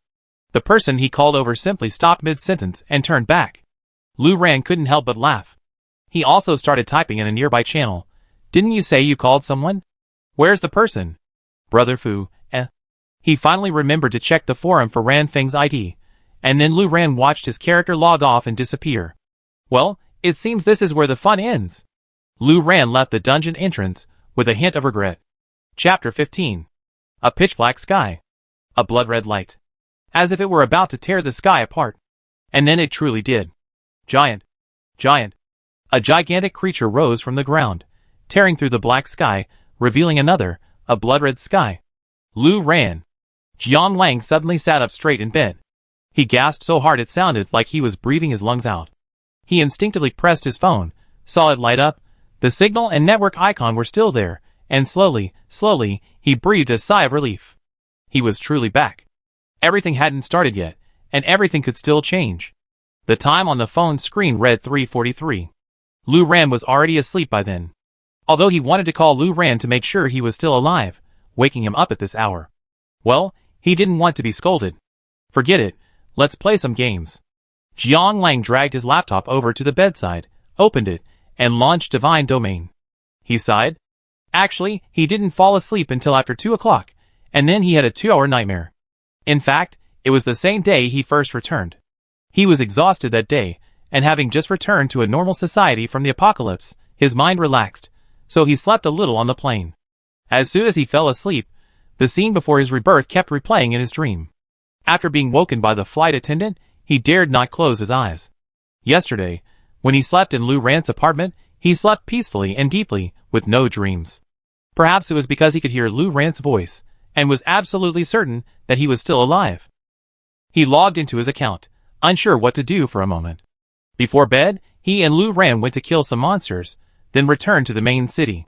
He didn't really want to continue killing monsters, and going alone was too inefficient. He thought for a moment, and decided to focus on life skills. He controlled his character, and walked towards the restaurant in the main city. Just then, he glanced at the world channel and held his breath. I found a relic with a resurrection effect. Does anyone want it? Resurrection? What kind of resurrection? One that avoids death penalties? This is my first time selling something, so I posted the description here. Oh, excuse me, wait a minute. Sanfiz's Piccolo. Summon the Revenant between life and death. Effect. Use on a target within 5 minutes of death to revive it, eliminating all death penalties. Death penalties can be previewed before use, regardless of the scenario. Use count. 3. Current remaining count. 3. Fuck. Preview death penalties? Doesn't that mean you can see the death? Is the item worth the price? Wow, that's awesome. That's incredible. I thought it wouldn't be worth it if it were just for insurance. Who knows what it dropped this time? What if it doesn't drop red or blue potions? Wouldn't that be a huge loss? Oh my god. Unlimited use cases? Can it even be used in the arena? That's incredible.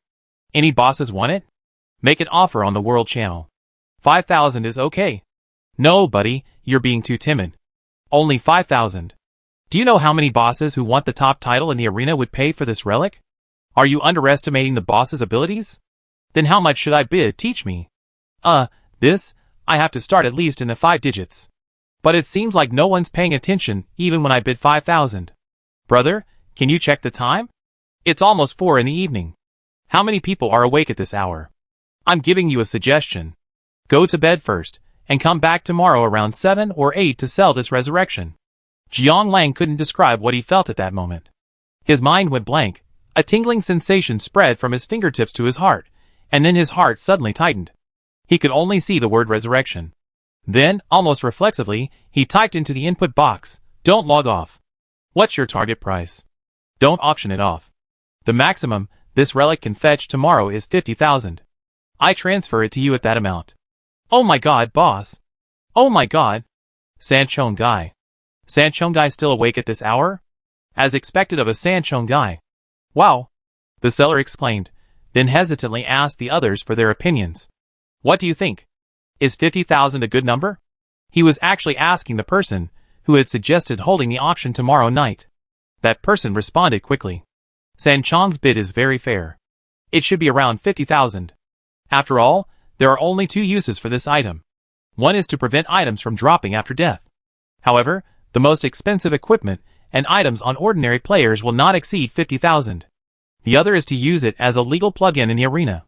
A resurrection opportunity can play a huge role in the duel between masters. In order to get the achievement title of the first place in the season, there should be many arena bosses who will bid for it. However, based on the market price of actors, it is estimated that it should be around this number. Dude, this price is still quite fair. In fact, you may not get this number if you bid tomorrow. Anyway, I would bid if I were you. The player who was lucky enough to get the resurrection item was instantly convinced. Is that so? Okay. Jiang Lang breathed a sigh of relief. It would be best if the other party was willing to sell directly. He hoped to secure the relic as quickly as possible. At the same time, he felt a bit of a scare. He acted too hastily, calling out directly from his own account. The moment he sent the message, he regretted it. His account had too much aggro, and calling out a price would easily attract some unexplained bidders. Fortunately, no strange people showed up. Hoping to seal the deal quickly, he quickly typed, "Which main city are you in? I'd be right there." But before the other party could reply, a new bid popped up in the world channel. 51,000. Jiang Lang, He felt a headache. Sure enough, he should have used Lu Rant's account to make the offer. That strange person had finally arrived. There's a new owner. Are you still bidding on that Sanchong guy? Sanchong bond, 60,000. Are you raising the price like that? Oh my god, I always thought Sanchong was a very calculating guy. I never seen a Sanchong guy snatching relics or anything like that before. Shocked. 60,000 and 100,000. Jiang Lang was certain. Although the ID didn't reveal who it belonged to, it was definitely targeting him. He had been logging into Rant's account from the beginning, and now that he had finally logged in, he sent a message from his own account. Oh, then, you can have it. I don't want it. The seller was delighted. Surely, he wouldn't be unhappy to make an extra 10,000. The buyer who suddenly appeared was silent for a moment. Jiang Lang felt like laughing. The other party must have thought he was determined to get this thing, so they kept bidding against him. He placed both hands on the keyboard, wondering if the other party would withdraw. If so, he wouldn't have to use Lu Rant's account to bid anymore. He even tried to nudge them. Although 60,000 seems high, this preview of the death penalty is very rare, you're in luck. Still, there was no reaction from the other party. The delighted seller tried to contact the wealthy boss, but to no avail, and his euphoria gradually cooled. What the hell? Did he run away? The seller was speechless, hesitantly turning back to Jiang Lang. Boss, do you still want it? Let's stick with the 50,000 price. Triple bond, The other party doesn't want it anymore? Okay. I think so. Then I take it. He acted, trying to appear as if he truly didn't care about the relic, just taking it for granted. But it was still too late. At 4 a.m., when most people should be asleep, he woke some people up just because he called out a price. Wait, who said no one's bidding anymore? 51,000. 52,000. 53,000. Jiang Lang felt a headache when he saw those IDs. They were all people or gangs who had hunted him in the past, especially those whose pursuits hadn't been successful, and who had been repelled by Lu Ran. He immediately abandoned his own account, and started bidding on Lou Rant's account, even though he thought it might be useless. To these people, his and Lou Rant's accounts were linked. I really should consider registering a secondary account. Ran Feng, 70,000. 71,000. 72,000.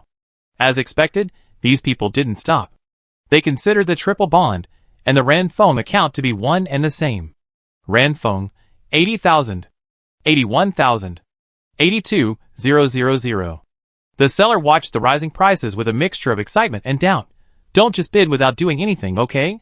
He was startled by the player, who had just bid and then run away. Who would run away from you?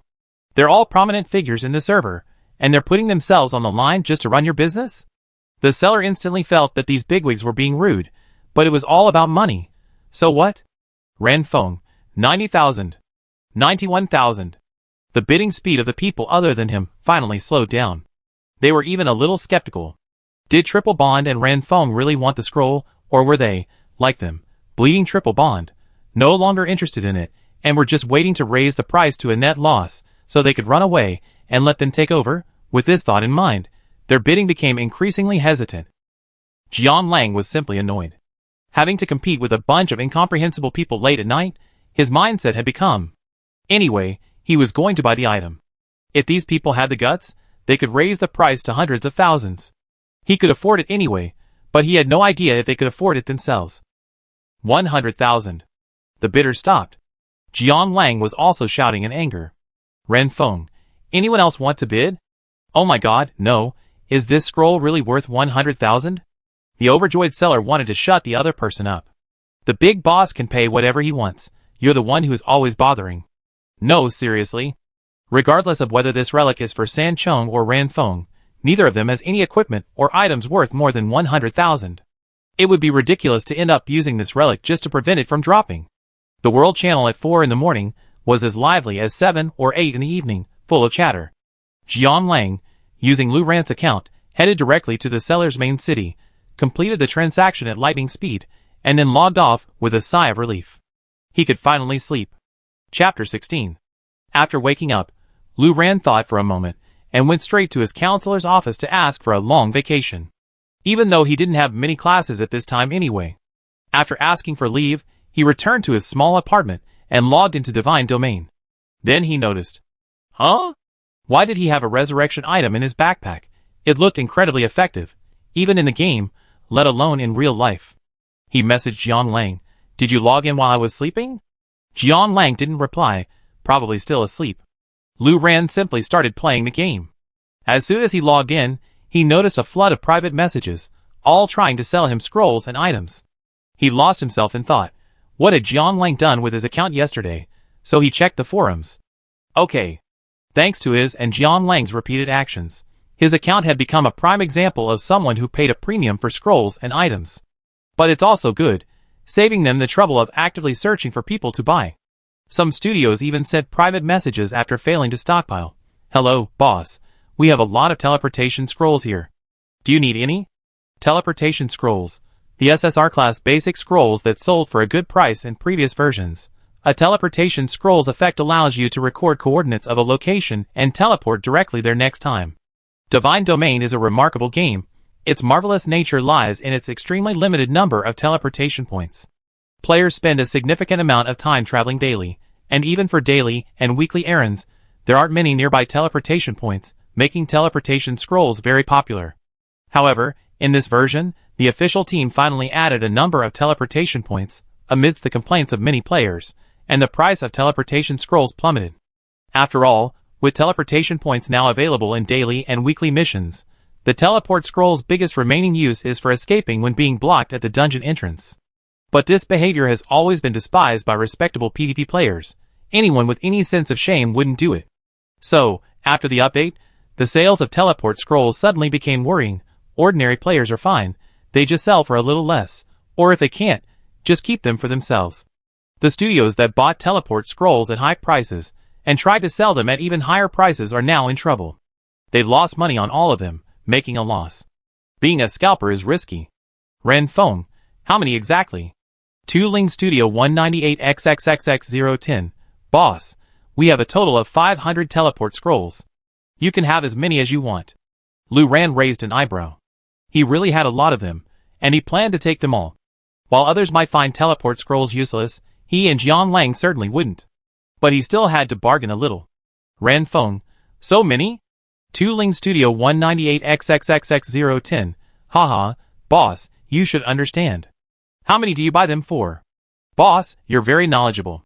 When we bought them, they were 150 each. Now we're offering you a special discount of 75 each. How about that?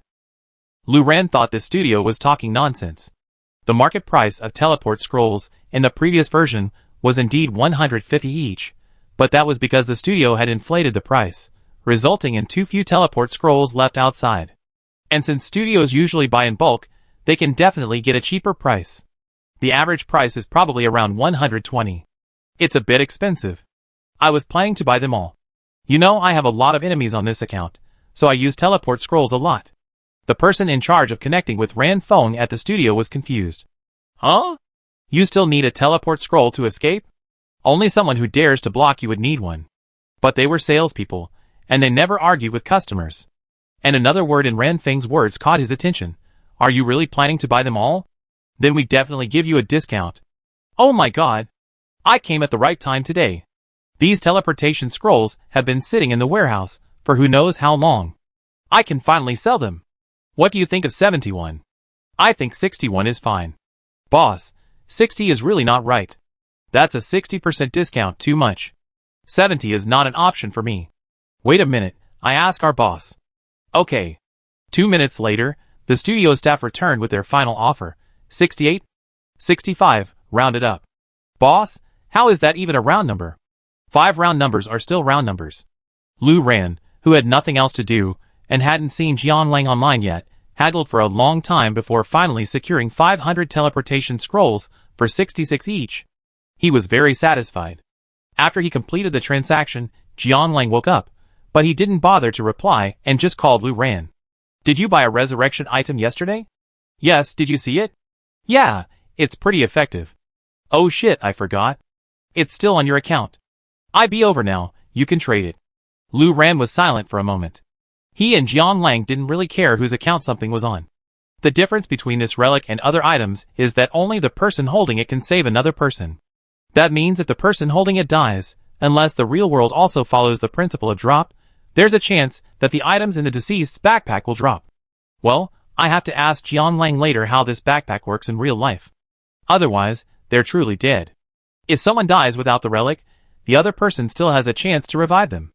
Lu Ran slowly opened his lips. I never asked you.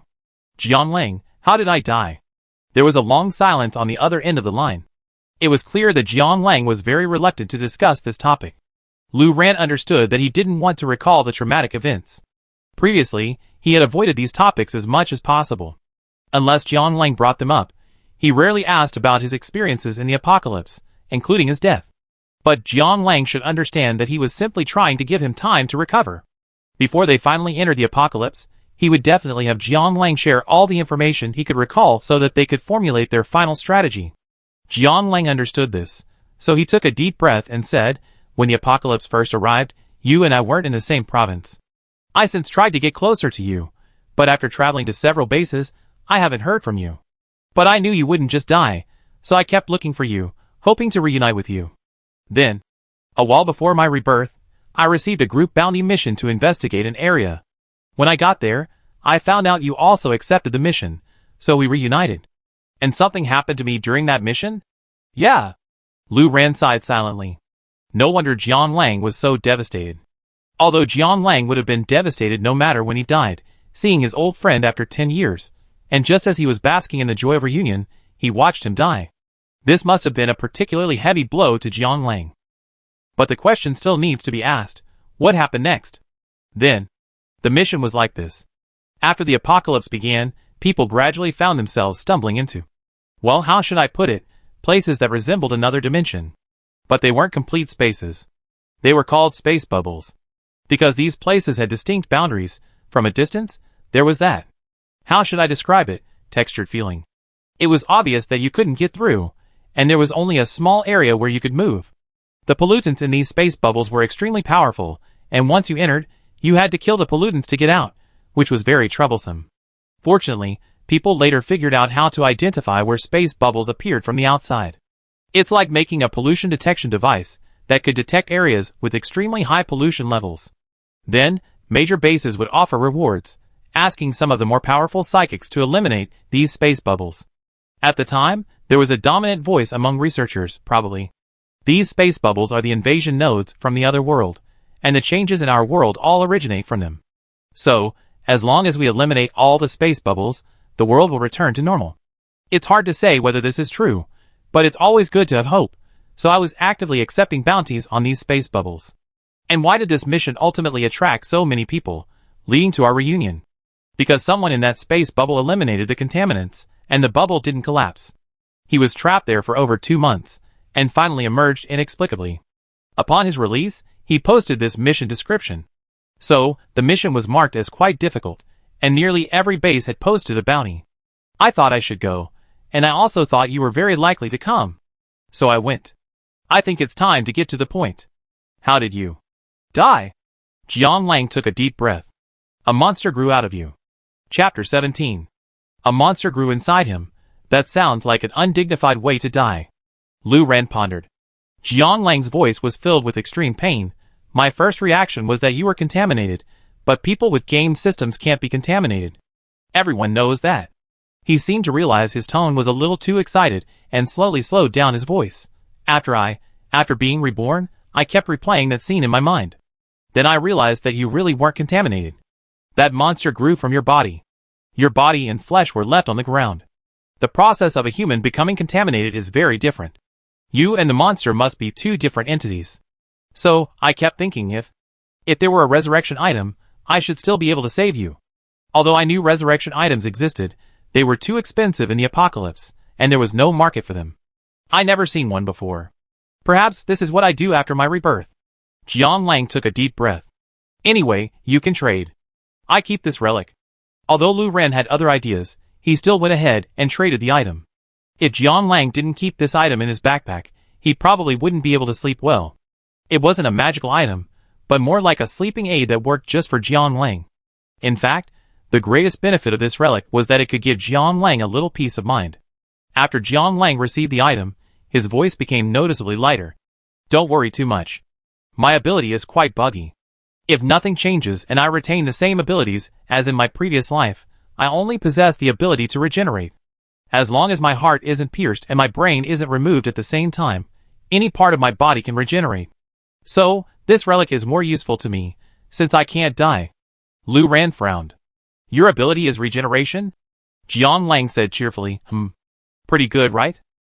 Pretty good? Practically speaking, it was certainly excellent. It even went some way to explaining how Jiang Lang had managed to retain his sunny, cheerful, and kind side after living in the apocalypse for 10 years. But with his personality, and the ability to regenerate, Lu Ren could almost imagine him using it as often as he ate or drank. Numerous thoughts flashed through his mind, but Lu Ren's expression and voice barely shifted. He simply nodded and said, okay, take it. Then he returned his gaze to the computer screen. And then he noticed that during their brief chat, another special scroll of considerable weight had appeared. Prophecy scroll. See for yourself. Starting price, 10,000. Bid directly on the World Channel. Serious bids only. Prophecy scroll. A practice scroll left behind by the legendary Prophet Miller. It can predict any given event within a month. However, the effects described in the description are always different from the actual in-game effects, so please refer to the detailed description below. This scroll is clearly designed specifically for PvE. After all, it cannot predict the outcome for players. As expected, the actual effects state that 1 month in the game translates to the duration of a dungeon or 2 hours in the wilderness. It has 2 main uses: predicting all aspects of a dungeon or predicting the location of a specific world boss. This scroll is likely to get a lot of people scratching their heads. The world boss use is relatively straightforward, primarily focusing on the dungeon itself. This scroll is essentially a guide for any dungeon. With the next season just around the corner, and the difficult dungeon update imminent, well-known groups will undoubtedly be vying for this prophecy scroll. After all, getting one is like bringing your own guide into the dungeon. Even the slightest discrepancy in information can make the difference between first kills and first kills, let alone such a huge discrepancy. It's no wonder the bidders were so bold as to offer a starting price of 10,000. For top players, Even the average yield from difficult dungeons at the beginning of the season would cost them thousands, or even tens of thousands, not to mention the first kill rewards.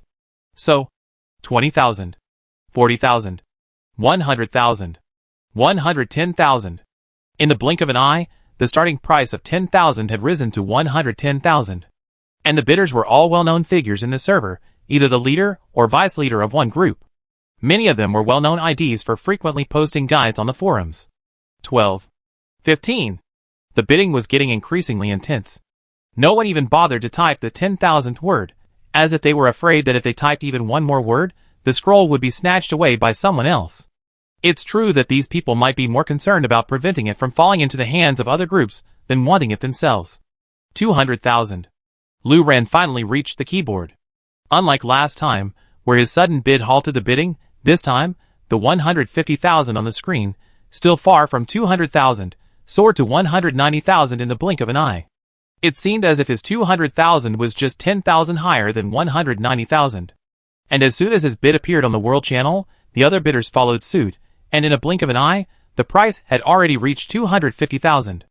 Jiang Lang also saw the World Channel. What kind of magical skill is this? Lu Ran, do you want to join in the bidding? For this scroll, Jiang Lang's enemies wouldn't have to worry about it. No matter how rich they were, they wouldn't compete with him for such a high-priced scroll just to vent their anger. But Jiang Lang seemed to be shaking his head repeatedly on the other side of the screen, because his voice suddenly sounded a bit spinning. No, I have a regular group. Don't let people think I'm bidding on behalf of the group leader. Our regular group, I told you, has a competing group. Either we get the first kill or they get the first kill. I can guarantee that if it's just these two groups left competing, the price will be driven up to an astronomical level. Because for these two groups, whether they get the first kill is secondary. The most important thing is that the other team doesn't go and shout for more. It's more appropriate.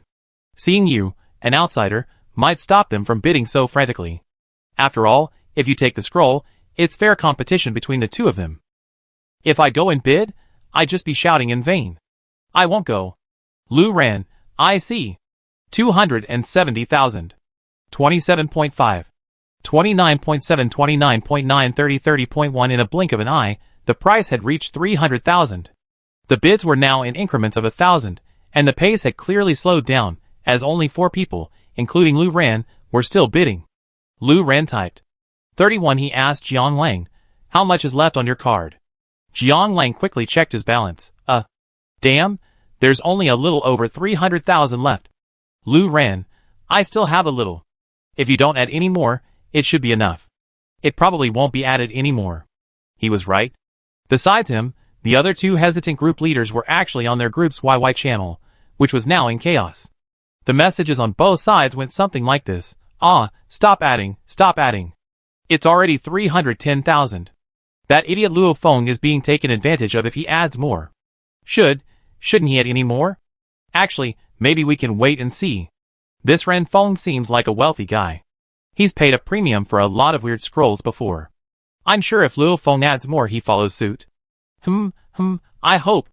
Anyway, if Luo Feng does, we see if Ren Feng adds more.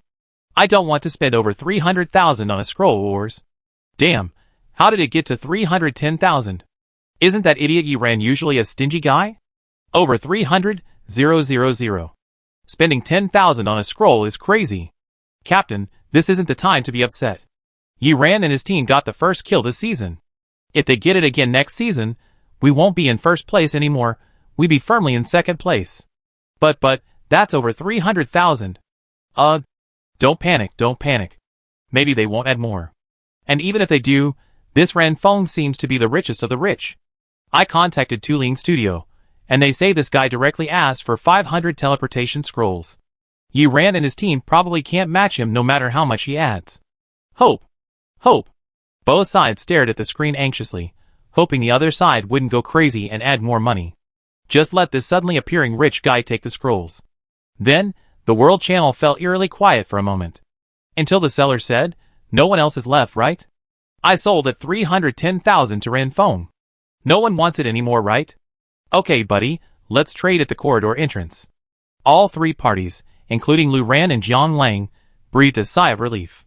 Even the onlookers on the World Channel couldn't help but sigh. Damn! It felt like they witnessed the birth of another legendary transaction.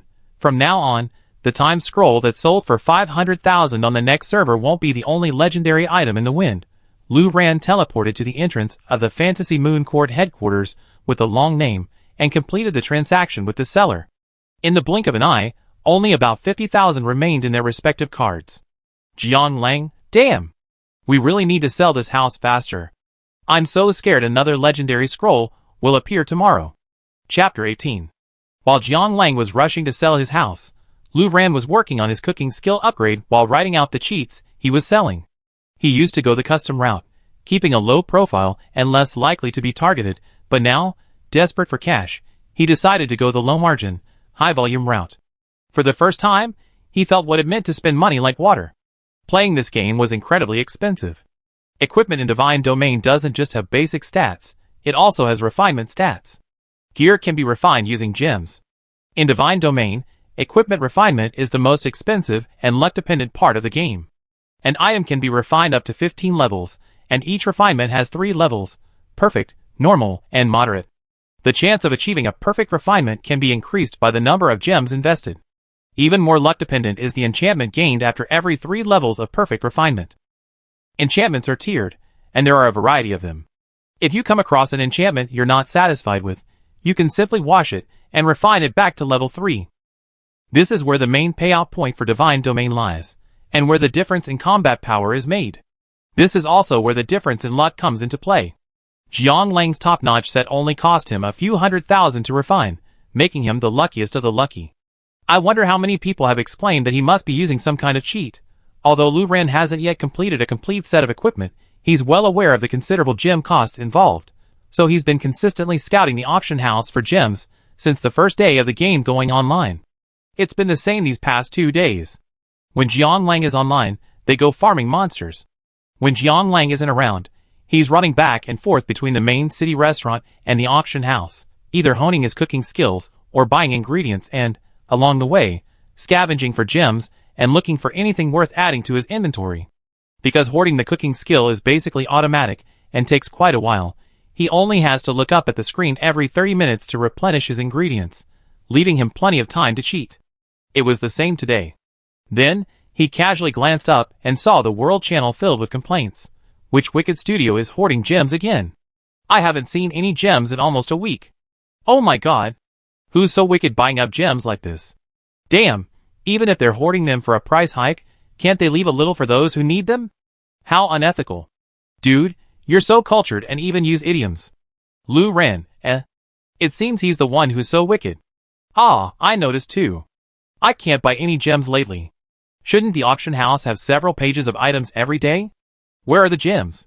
Where are the gems? It's not that there aren't any. They're just being sold too quickly. I'm pretty diligent about browsing the auction house, and I still see people listing gems. But they're so expensive. Really expensive. Almost double the original price. And then, after a moment's heartache and hesitation, gems worth twice the price are gone. So sad. When will this end? Who's buying the gems? Which rich guy wants to refine them? Could you please go easy on us and leave us some? I'm just waiting for those last 100 gems to bet on the last level of enchantment. Are they really the rich buying them? I haven't seen any recent world announcements about people aggressively refining enchantments. Is it a studio? Some unscrupulous studio trying to drive up prices? If they driven up prices, they have to pay. I haven't seen any studios selling them, okay? Lu Ran, It seemed as if he had inadvertently caused a gem crisis. He checked his inventory. He indeed bought a lot at once, essentially buying one at each auction, but it still wasn't enough. The gems he had stockpiled were only enough to refine all his equipment once, without overhauling its stats. He'd probably need another month or 2 of buying more. He had to inconvenience the other players on his server. Chapter 19. While Lu Ran was working, he was browsing the forums, looking for any important information. Then he saw this post. X server, quitting the game, clearing out inventory, anyone want anything? X server was their server, so he clicked on it. Once inside, he sent a message to Jiang Lang. When will your mortgage payment arrive? Big deal. Jiang Lang replied shortly. It's almost there, we're still transferring ownership, and it seems like it'd take another week or so. What big deal? Lu Ran directly sent the post to Jiang Lang. Jiang Lang, oh my god. It was indeed a big deal. This player who had quit the game had directly listed the contents of his entire backpack and warehouse. There were all kinds of strange scrolls and relics, as well as densely packed high-level red and blue potions and various items. The most eye-catching thing was the scrolls. He listed a few with extremely special effects in his post.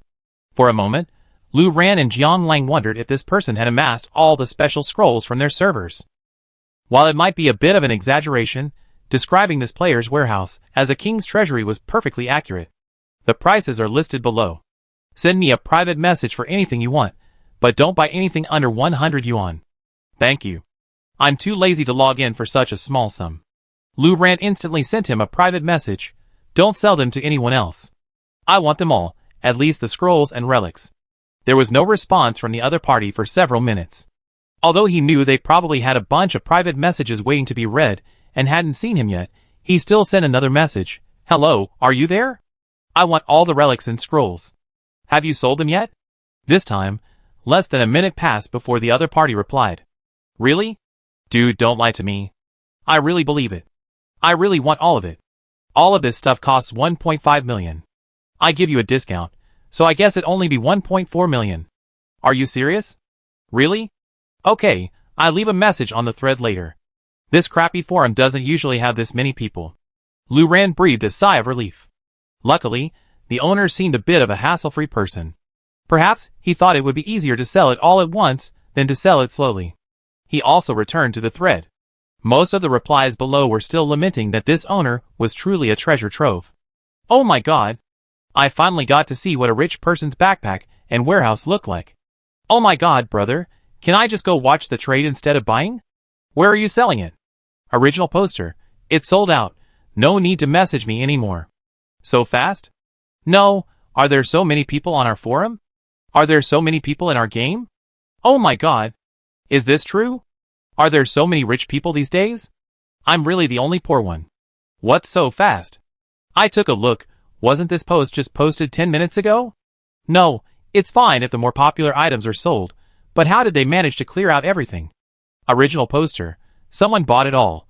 So please don't message me anymore. There's nothing left. There were a bunch of posts with nothing but question marks. Then someone finally spoke up. Oh my god? All inclusive? So it wasn't just a lot of rich people, it was one rich person. OMG, what kind of rich person? Can someone help me calculate how much this will all cost? My brain is failing. 1.5 million. I knew it would be expensive, but I didn't know it would be this expensive. Oh my god. After the original poster finished speaking, he replied to Lu Ran's private message. Hey, please don't be mean to me. I already closed the thread, and it'd be really troublesome to open a new one later. I won't be mean to you, but can you wait a week before you can trade?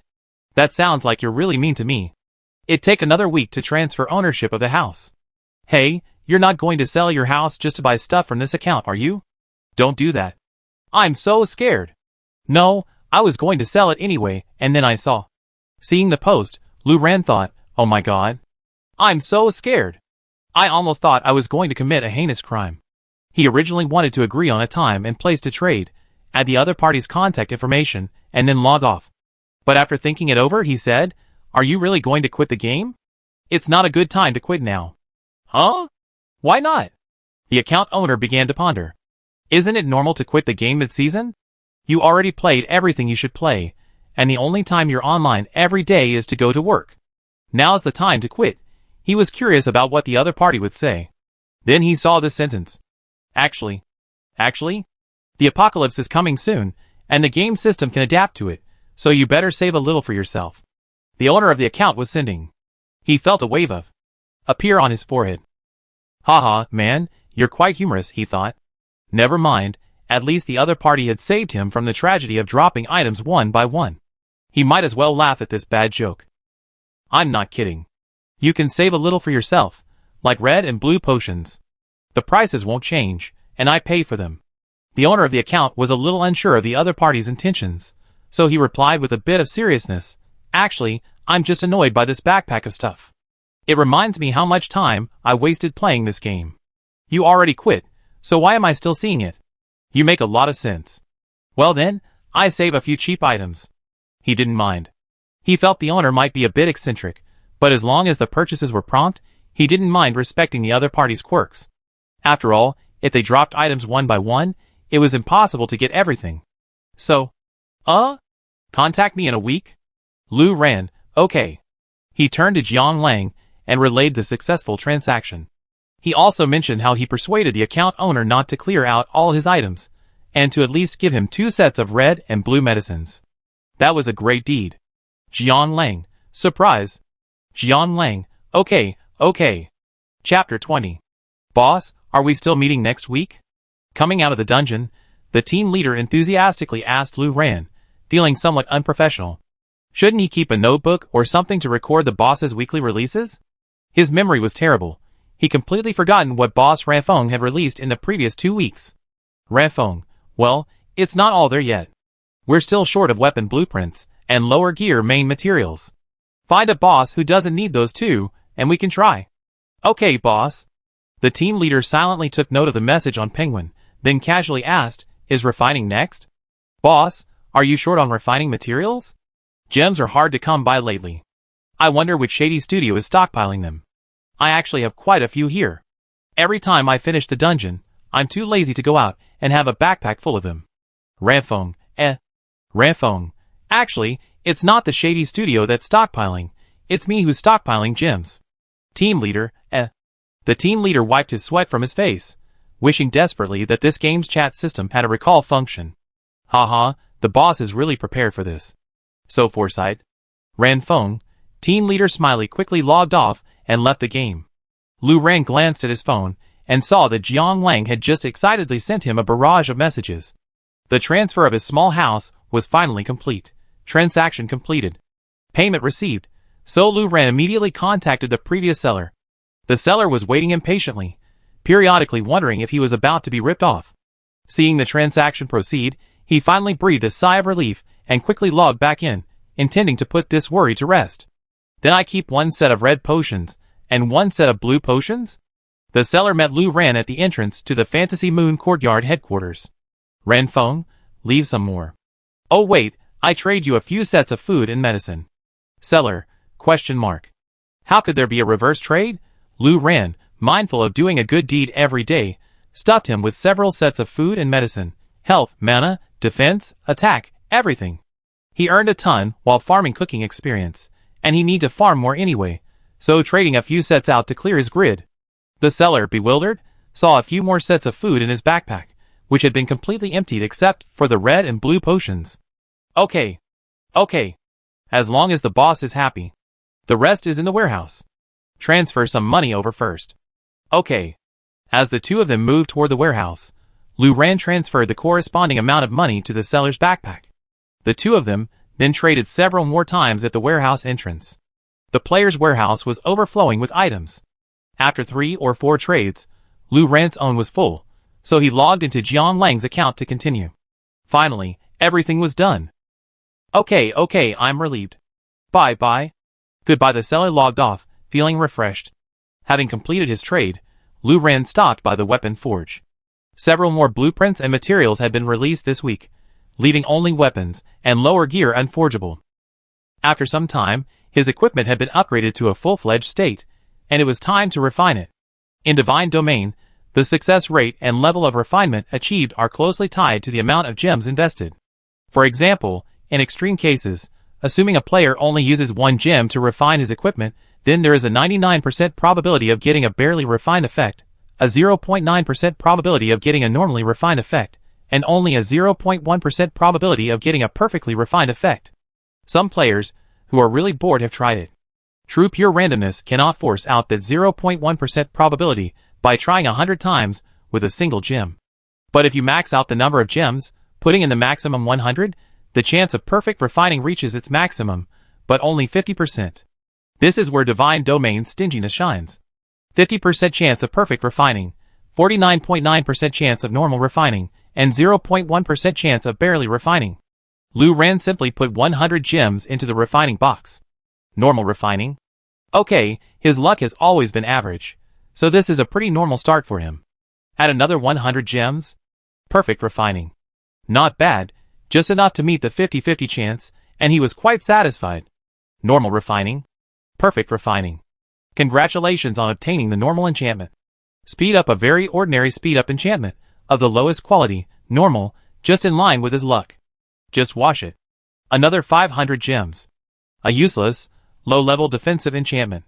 This is why Lu Ran immediately swept through the entire auction house for gems, and continued to do so daily. Good enchantments are hard to come by. I wonder how many times I have to wash them before I find one I'm satisfied with. Lu Ran, expressionless and unfazed, tossed gems into the refining grid one by one. This time, it was particularly difficult. It took him 700 to reach level 3 perfect refining. Perhaps sometimes, bad luck just has to be countered. Congratulations to player Lu Ran for obtaining the rare enchantment. Defense. A golden announcement flashed across the world notice board. Unfortunately, while this enchantment was rare, it was a defense enchantment. While maxing out defense is a good idea in the real world, Divine Domain offers numerous superior defense alternatives. For example, even the most basic life spell is far more effective in combat than a defense spell of the same level. There's even a certain percentage of damage reduction enchantments, which are far more powerful than defense. Even more outrageous is the invincibility enchantment that lasts for several seconds. So everyone really dislikes this defense enchantment that keeps polluting the lottery pool. More importantly, according to Jiang Lang, in the real world, the defense and health provided by fully refined in-game equipment are already quite high. Jiang Lang said that his character is relatively fragile in the game. After all, he doesn't play PvP at all, and his equipment is all about damage. But in real life, he's already quite tanky.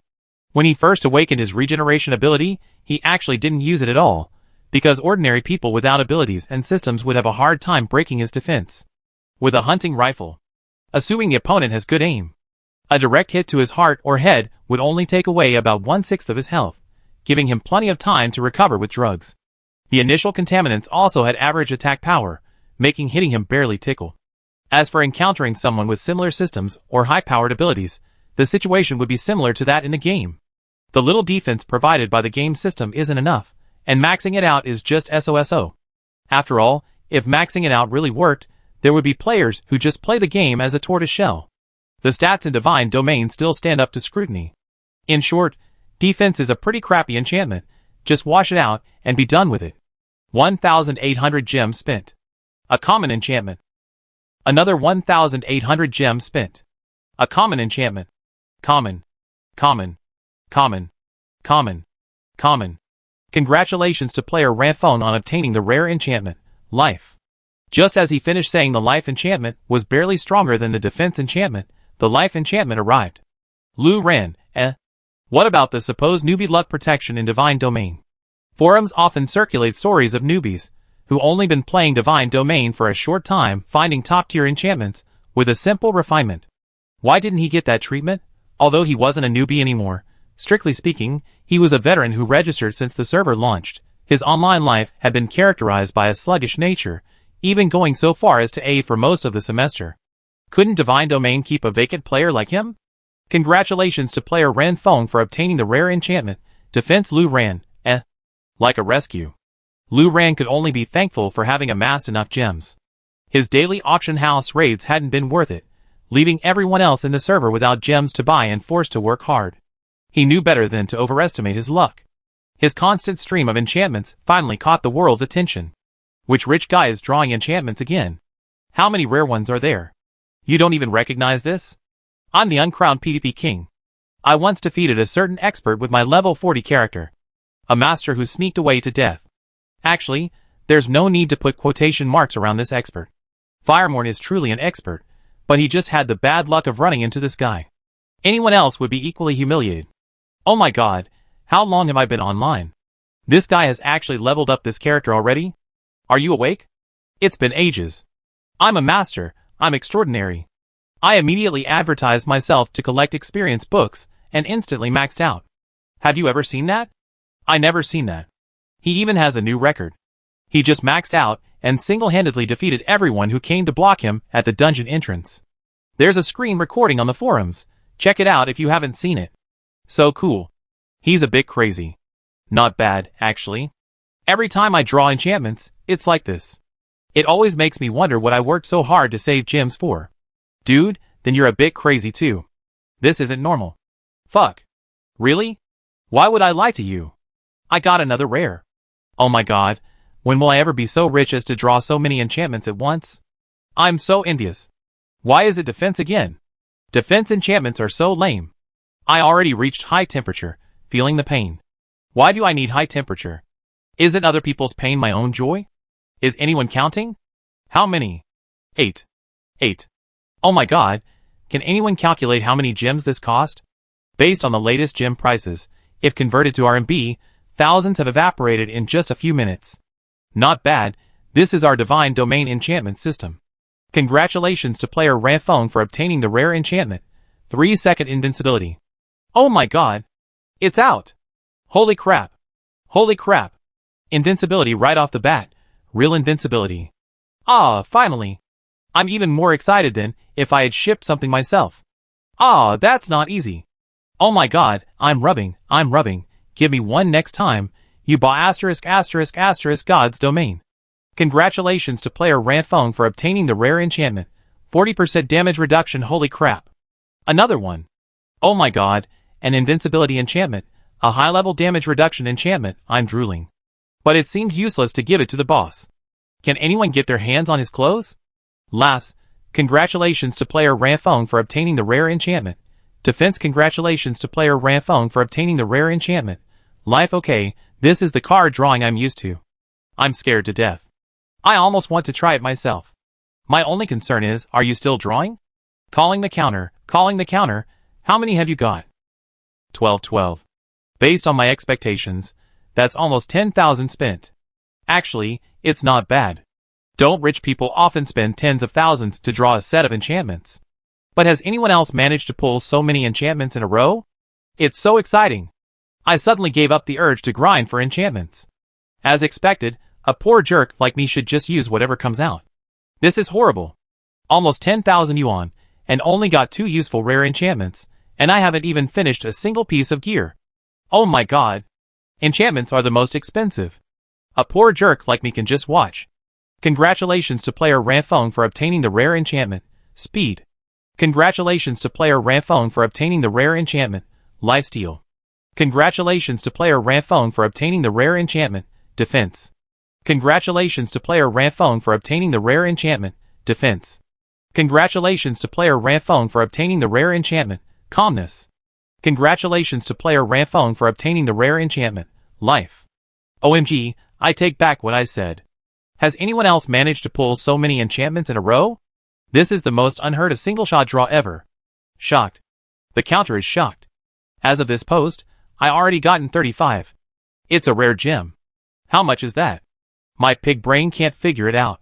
I used my chicken feet on a calculator, 27,000. And that's assuming I'm not really that rich. Oh my god. What's a tycoon? This is a tycoon. I'm stunned.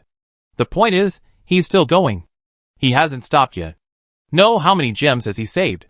At least the whereabouts of the mysteriously missing gems in this server are finally clear. I thought the studio was hoarding them, but it turns out there really are tycoons buying them at a premium. I'm going gem hunting now. Anyone want to join me? I have a feeling I might not have enough gems if I keep going this way. My mouth's been in that O shape for ages now. Still pumping. Hello, the new counter reports, 48. I reached 50 in the time it takes me to type. Okay, I wait until he takes a break before reporting back. Unfortunately, his hopes were dashed. Ranfeng ID showed no signs of taking a break. The reactions of the onlookers around the world, initially shocked and constantly calculating how much he spent, gradually became indifferent. In the end, everyone was numb. Now it wasn't about how many times he'd drawn the enchantment, but rather that he'd been drawing it for a full hour. Let's go! Let's go! There's nothing else to do with this time. Let's all go! It looks like the boss is going to be fighting all night. Actually, I can't even remember which enchantments he's released. I can't remember either. Can I be honest? I was planning on memorizing every enchantment he picked so I could challenge him later. Even when he had nothing, I wasn't sure I could beat him, but even though I memorized a ton of data, I still have no idea what he's going to choose. I feel helpless. I think a lot of the enchantments he's released are pretty good. No, how high are his expectations? He's still washing them? He stopped. Did he stop? After someone shouted this, the world channel fell eerily silent for a moment, as if everyone was carefully observing whether Ranfeng had truly stopped drawing cards, or If he was simply too stubborn, resulting in no announcements in the World Channel for a while. Okay. Like, it really stopped. The last time I saw the announcement was 3 minutes ago, so it should have stopped. Azu, you finally stopped. Can I say I'm not spending any money, but it's so heartbreaking to watch? I'm such a hopeless idiot. Is anyone still keeping count? Dang, it's finally my turn. Player Ranfeng spent a total of 1 hour and 16 minutes drawing enchantments, obtaining 156 rare enchantments. Based on expectations, I spent about 120,000 renminbi. Oh my god. Oh my god. Holy shit. Oh my god. OMG. Oh my god. Amidst a flurry of exclamations from various voices, a trade message suddenly flashed across the World Channel. Ranfeng, gems to take, as many as you can. Because the World Channel is refreshing so quickly, Lu Ran's message disappeared as soon as it appeared. Many people rubbed their eyes in front of their screens. It felt like something had just flashed by. Did they see it wrong? Lu Ran slapped his head. He almost forgotten. So he bought a 1 yuan speaker and said, collecting gems, as many as you can. Now, players who had thought the news of Ranfeng collecting gems had just passed by and was just an illusion finally saw the light. For a moment, Shit! Shit! So I'm not quitting. I'm out of gems. Yes, Lu Ran had successfully used up all the gems he gathered recently. He just took a look at the results of his card draw. It's actually not bad, the enchants for most slots are pretty good now. A regular player would probably call it a day with this much draw, but for those like Lu Ran and Jiang Lang, who were determined to spend all their money before the apocalypse, and were working on their 2 accounts at any cost, there was still room for improvement. This just shows the foresight I had in trying to get the gems. Where are you? Tell me the coordinates, and I bring it to you. I only have one, but it's still a gem, and you won't mind, right? Starry eyes, the coordinates are at the back door of the corridor, next to the warehouse. Any quantity is acceptable. I take whatever you have. I'm not picky. I charge you twice the city price. How much? Do you mean twice the current market price? That means 4 times the normal price? Okay, I go get the gems right away. Wait for me, bro. Chapter 21. Lu Ran stood by the warehouse for a while, and soon a large group of traders arrived. Since he said he'd accept even a few bucks, regardless of whether it was a small sum, he actually managed to pull out quite a few gems from the server he already nearly drained. He collected and used them, and when no one was sending him freshly minted gems, Lu Ran took a look at his haul. He had a few exceptional gems, but he was generally satisfied with the rest. For example, he gained 3 seconds of invincibility, which was very useful. More importantly, it could cover his skill vacuum. Although the cooldown on his equipment enchantments was long, up to 12 hours, covering that vacuum allowed his pure control time to instantly surge to nearly 30 seconds. He also gained 40% damage reduction. These 2 enchantments are probably the best of the best defensive enchantments. He also gained a lifesteal enchantment from the health category. While there are higher tier options, Lu Ran thought the lifesteal effect was good enough, so he didn't continue. For attack and support, he spawned true damage, slow, and defense reduction. This defense reduction enchantment, combined with his Mind Blast's defense reduction, adds up to 40%. He planned to use it in conjunction with Mind Blast, so even though the defense reduction wasn't a high priority enchantment, he kept it. Slow isn't a particularly important enchantment in the game, but considering the importance of speed in combat, he kept this less than premium enchantment. The rest of the items were usable and could be remade, but he ran out of gems, so he put them aside for now. Even without remaking them, they were still sufficient. After that, he would wait for weapon blueprints and lower armor materials to spawn, forge the equipment for these 2 slots, and then finalize the enchantments for them. That would be enough for his account. As for Jiang Lang's account, most of his enchantments were top tier, but he probably swapped out 1 or 2 damage fighting enchantments for life-saving ones. While Lu Ran was reviewing his spending haul for the day, his phone suddenly vibrated. He picked it up. Xiao Lu. Why are you quitting just like that? Lu Ran then remembered whose phone number that sounded familiar. The more legitimate part of his part-time job was working as a waiter at a dessert shop.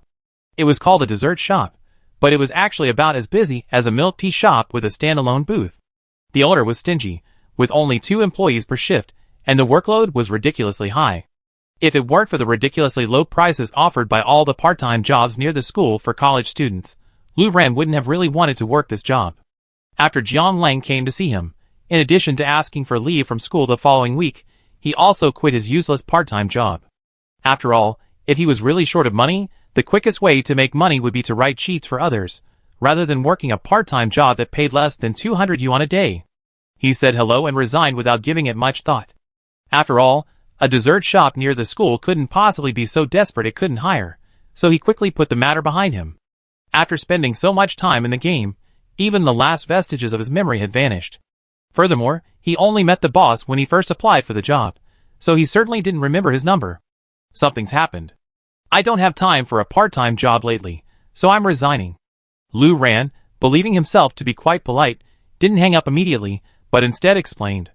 The boss on the other end of the line sounded a bit anxious. Hey, Xiao Lu, aren't you satisfied with your salary? We can negotiate. How about raising it to 200 a day? Lu Ran, Lu Ran was speechless for a moment. Was going from 180 a day to 200 a day a big increase? The boss had called to retain him, and for a moment, he assumed he really wanted to keep him.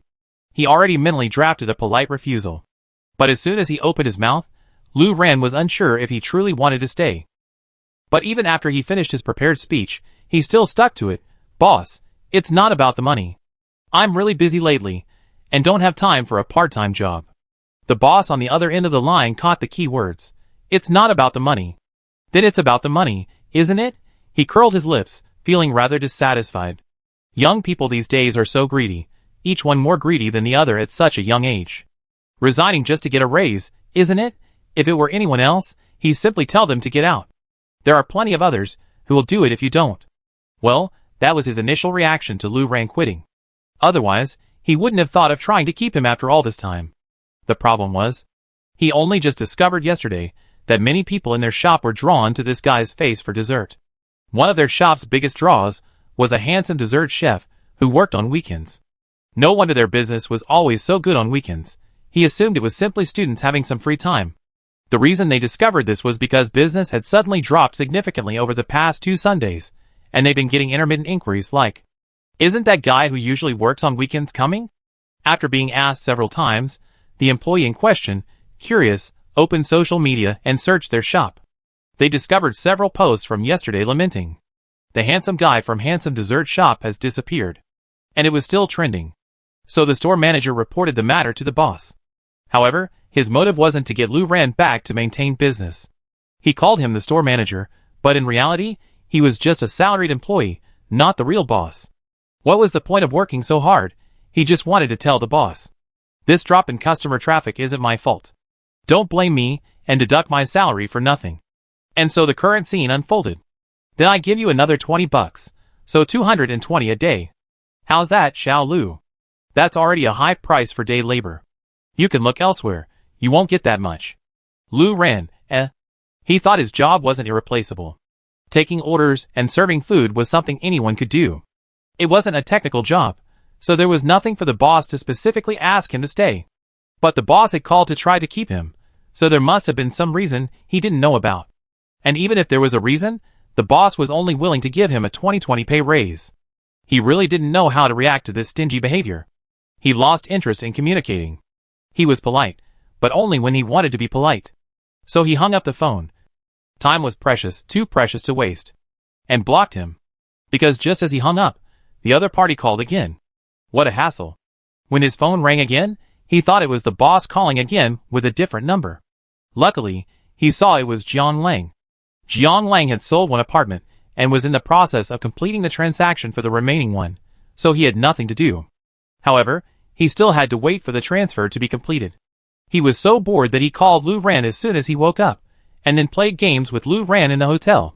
They farmed monsters for a while, but nothing spawned. Lu Ran suddenly asked, "Have you ever thought about where you enter the apocalypse?" Jiang Lang nodded subconsciously on the other end of the phone. "I really have." Lu Ran, Jiang Lang, City C. Lu Ran was confused. Why City C? City C is a megacity. Honestly, entering the apocalypse in such a large city would be very troublesome. Even if they didn't have to worry about safety, City C still had other disadvantages. City C has high prices and rents. Before entering the apocalypse, they planned to rent a warehouse or something like that, and store a lot of containers with freezers, storing fresh produce inside. When the apocalypse arrived, they would simply load the containers into their backpacks. Renting a warehouse in City C to stockpile fresh produce sounds a bit like having too much money to spend. Jiang Lang explained, Well, when the apocalypse struck, City C suffered the heaviest casualties. I later traveled to various bases looking for you, but I hardly ever encountered any Esper from City C. The few I occasionally encountered were more formidable than the last. They said there was a pollution outbreak in City C at the time. Because of the sheer number of people, the abundance of greenery, the numerous zoos, and the proximity to the sea, the sheer volume of mutated pollutants was overwhelming. It was a hellish situation for Esper. A Esper of average ability wouldn't have survived. The constant influx of pollutants wouldn't have allowed them to survive, and they'd simply be worn down. Anyway, City C is probably the worst hit. The other major cities are relatively better off. So I want to go to City C. The more people I can save, the better. Lu Ran, that's right. So Jiang Lang wants to save people. That's fine too. Lu Ran, what about after rescuing people in City C? That place isn't suitable for building a base. The pollutants in the ocean can't be completely cleaned out. There's always going to be some that come ashore. Where do you plan to go next? Jiang Lang, I haven't really thought about that. Lu Ran, my guess is that the easiest places to build a base are City N, a military area. I guess initially, when the pollutants aren't very high, they can rely on firepower suppression to maintain stability. Most people would probably go to City N with that in mind. City Q, with its convenient location and low population density, is a good place to build a small base. Then there's City B, City A, and City D. Several locations should also form bases, right? Jiang Lang was stunned. Damn, really? Yeah, that's about it. Then there are two, how should I put it? Research bases built later in areas with frequent space bubbles. And then, there are a few that I can't even call bases. They feel like a bunch of weird people who really like the apocalypse gathered together. Jiang Lang, where do you think we should go? Lu Ran was confused. Won't you explain the situation to me first? Jiang Lang, QAQ. He'd gotten used to Lu Ran's perverse analytical abilities, which were like prophetic powers. He almost forgotten that he was the one who actually experienced the apocalypse. Jiang Lang tried to recall, he had indeed visited many bases back then, and he could still name them all. The base in City A was the best built later. Order was well maintained. There weren't those street fights, so we didn't have to worry too much at night. Overall, we could get a good night's sleep. City B is okay, and the snack street there is amazing, the best snack street in the apocalypse. I don't know much about the rest. I was passing through City D, and stayed there for just one night. I dealt with 3 attacks, and I don't know what to say. Honestly, with security this bad, why not just build a base? Just go with the jungle. But let me think, that base near City A seems to have been built later. When I went there, it was 5 years after the apocalypse, or something like that. It had only been established for a year then. I don't know what the situation was like in City A in the early days. It's too far away from me. It's far away, and I haven't encountered anyone from there. I don't actually know what the early days of City B were like. It seems they experienced several major changes, like coups or something, but I don't understand. I only know that when I went to the base in City B, they were already changing their management for the 4th time, so I'm not entirely sure what it was like in the early days. Actually, I don't even know if there were such things as bases in the early days. I just left the city and ran into a space bubble. What bad luck. I didn't know what to do at the time, and the space bubble I encountered was deeply entombed with contaminants. It took me a long time to get out. I was driving in your direction, but the roads were quite rough. It took me a year to finally reach your school. I searched for you for ages, but couldn't find you, and I didn't know where to look. Then I met someone who told me that a base had been built in Q City. If I didn't want to wander the wild every day, I could check it out. It was probably a while later that I arrived in Q City. In Q City, I heard that other places had also established bases, and were organizing people to eliminate more advanced pollutants and space bubbles. That's how I started traveling. That's probably how it happened. With such a timeline, I don't even know if there's a base in the first year. It might still be a jungle. Lu Ran pondered for a moment. I see. Jiang Lang, where do you think we should go?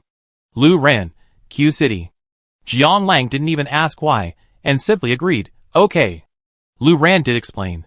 With just the right number of people, a stable base will most likely form naturally in the early stages. The others will probably take quite a while to fight, and intervening would be too troublesome. Jiang Lang, yeah. So they decided on their destinations before and after the apocalypse. Chapter 22. This is the toilet, and this is the kitchen. The landlord casually pointed to the stove near the entrance. Lou ran, looking at this kitchen, silently grumbled, "It's still open, right? The bed is inside, and the basement key is in the first drawer after the entrance. Are there any other questions?" No, thank you." Jian Lang gave the impatient landlord a hearty smile. As the saying goes, don't hit someone who smiles. The landlord's face showed a slight hint of embarrassment, and he said awkwardly, "Well then, enjoy your stay."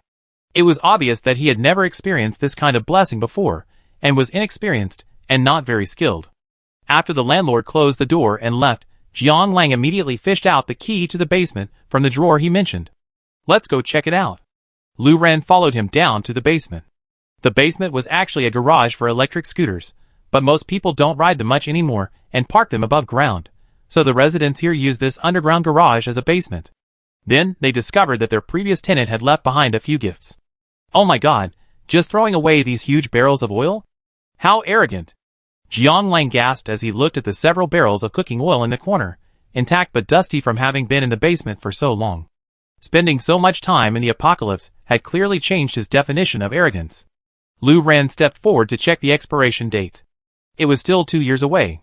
Perhaps the previous tenant was too lazy to carry such heavy items when they moved, or perhaps they bought them on sale and overbought them, leaving them in the basement for so long that they forgot about them. This basement looked like it hadn't been used for a long time. The dust on the floor was evenly distributed. There were no footprints or signs of items being left there, but there were signs of many previous residents. Someone had built several wooden shelves into the walls, and someone else had placed a cabinet in the corner, making it convenient for storage. Not bad, not bad. The space is quite large, bigger than I expected. These shelves are also very convenient for storing small items. This rental is really good. Jian Lang was clearly very satisfied with the basement that came with his rental. Over 2 months had passed since he had been reborn from the apocalypse. For the past 2 months, they had been diligently playing games, collecting as many rare and unique items as possible, and diligently purchasing gems from their server. Finally, both of them had crafted a satisfactory set of enchantments, and then they turned their attention to the real world. They bought plane tickets to City C, and first looked for relatively affordable warehouses, suitable for storing multiple containers. Then, they rented an industrial warehouse, and began looking for a suitable apartment nearby. I found this place. Now that we have a warehouse and a house, it's time to go buy supplies. First, buy some iced Coke. Hard currency. Buy. In this apocalypse, countless people would do anything for a bottle of Coke. A passerby, upon hearing this, cast a bewildered glance at the 2 young men, watching them excitedly push their shopping carts, wondering if he misheard something. But when they mentioned iced Coke, the passerby subconsciously changed direction and headed for the freezer, ending up right behind them. Then he saw the boy, who looked both sunny and shy, wave to the salesperson. "Hello." The passerby was confused by the boy's actions. Did he need to call the salesperson just to buy a Coke? But he was a polite man, and quietly queued behind them. The salesperson approached with a smile. "Hello, how can I help you?" The boy, who looked sunny, smiled brightly. "Can we take these drinks with the cooler?" The salesperson, ? The passerby waiting for the Coke behind, ? A hint of uncertainty crossed the salesperson's perfect smile. "Well, I'm not sure. I have to ask our supervisor." The passerby, having come to his senses, quickly stepped forward and took the 2 bottles of Coke, fearing that someone would take them right out of the cooler. The salesperson returned with a yes, and Jian Lang was delighted. He and Lu Ran immediately began their shopping spree. Let's not buy these things that store easily for now. When the apocalypse comes, we can just come to the supermarket and get them.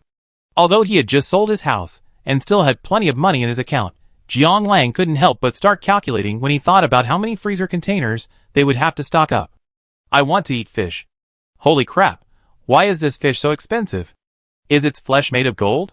City C, and a supermarket at that. How can it not be expensive? Let's go to the wet market later.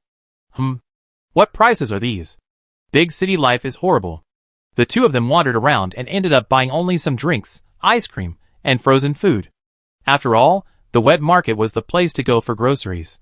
Then, a quick trip back to the supermarket in the last few days to pick up some cakes with a shorter expiration date should be enough.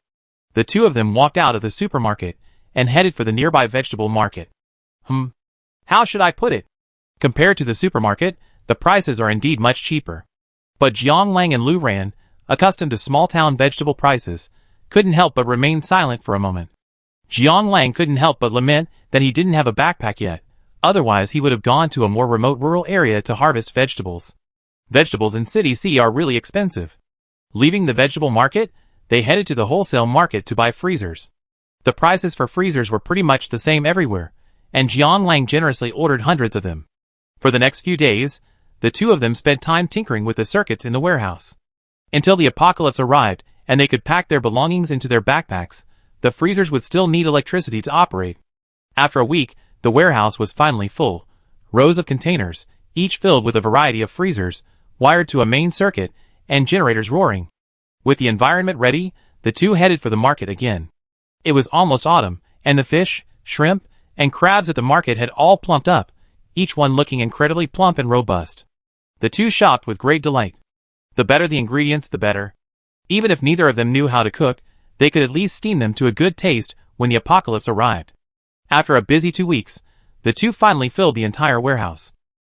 Looking out, they saw a whole row of shipping containers, none of them sealed yet, as each container still had a freezer full of cakes and desserts. Then, across from the containers, rows of individual freezers spread out in the open space. After some discussion, they decided they couldn't cram all the food into the containers. Sometimes, when they needed to grab something from their backpacks on the go or in front of others, pulling out a container would be too daunting and inconvenient.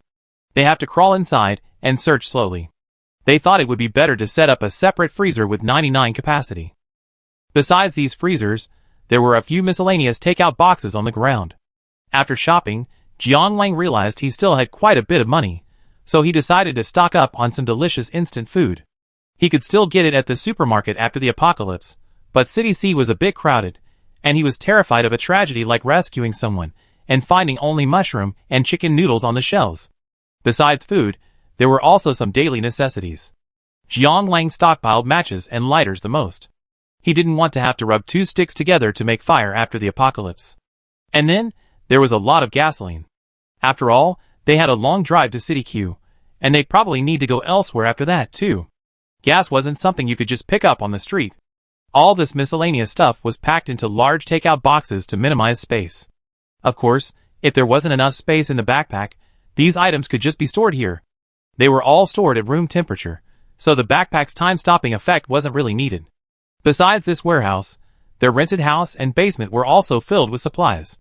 The supplies here were simple, just 3 items: water, compressed biscuits, and canned fruit. The water came in standard 12-bottle dozen packs, the compressed biscuits were stacked in boxes, and the canned fruit came in boxes of 6. When they went out to rescue people, many might not have any food reserves. They couldn't just leave them to die of thirst and starvation after rescuing them, so they planned to give one of these 3 items to whoever they rescued. In fact, they had originally planned to pack these 3 items in boxes, as that would save 2 backpack slots. But after packing 100, they felt exhausted like donkeys in the production team and realized that logistics sorting was a difficult task. So they quickly gave up the idea. It's just 2 backpack slots, forget it. With all this done, their apocalypse preparations were almost complete.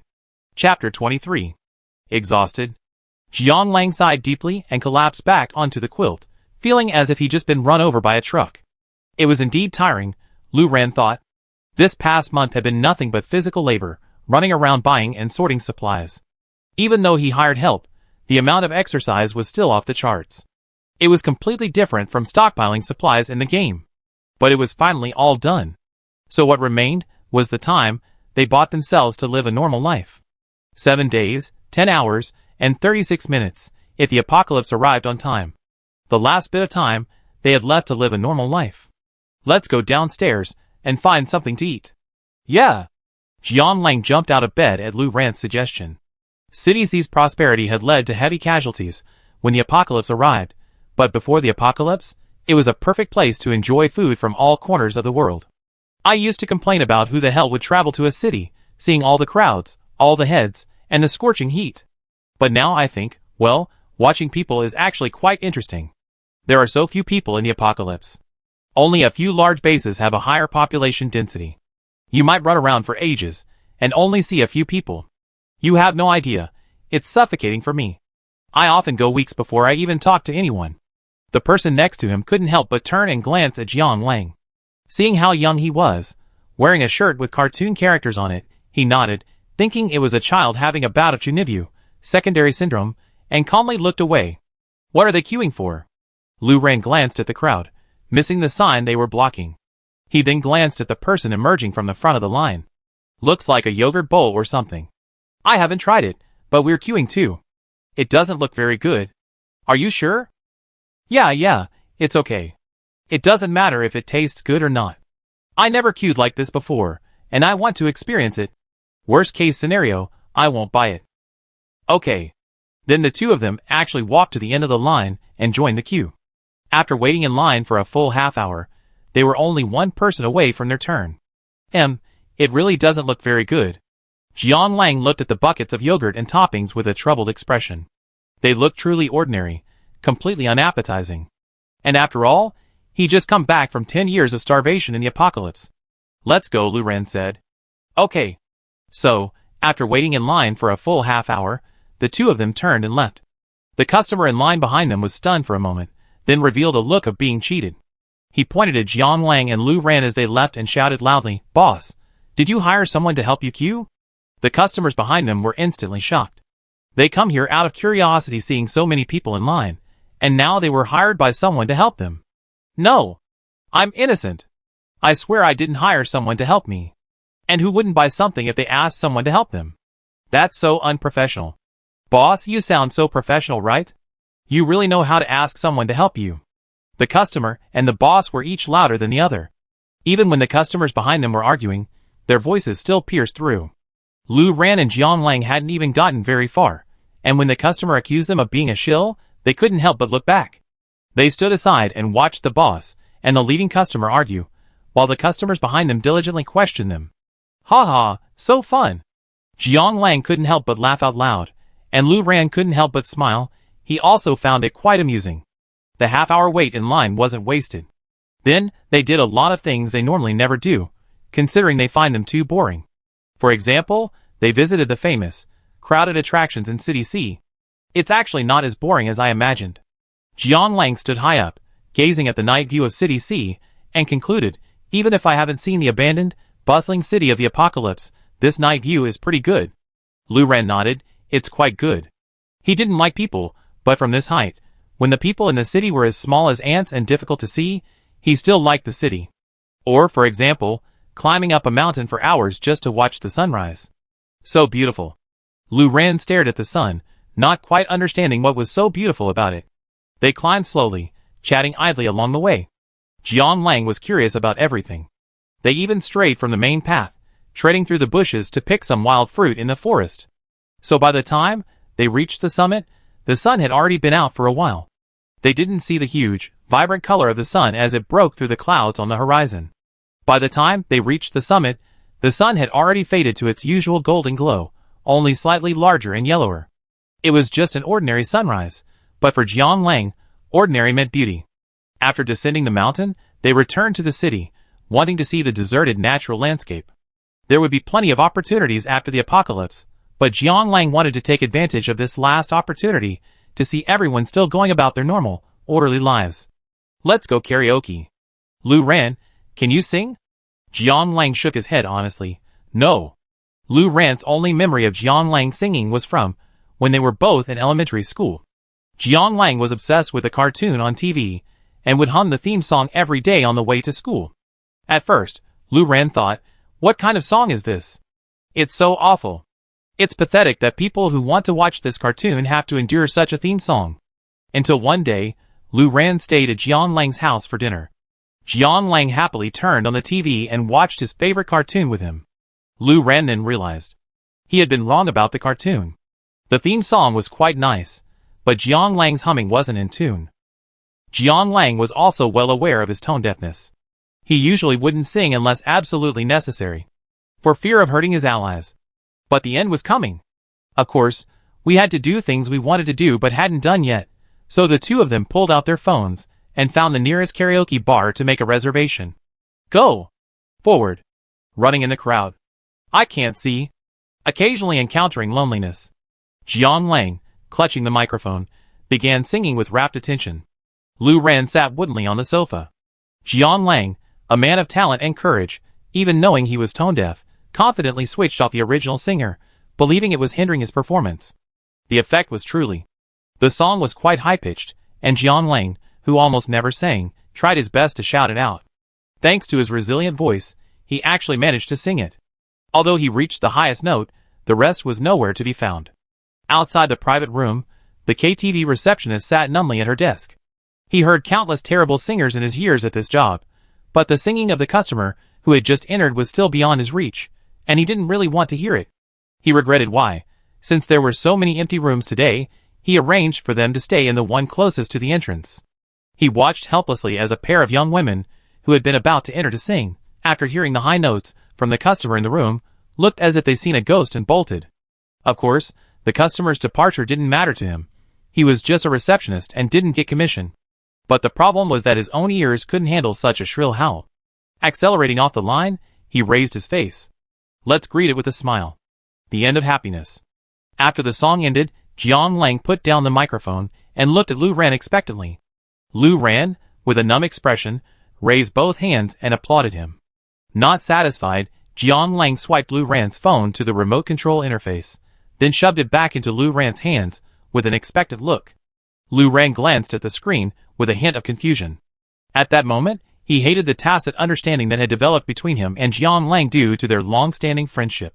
The first thing he saw on the remote control interface was a symbol that looked like an applause sign. Lu Ran, eh?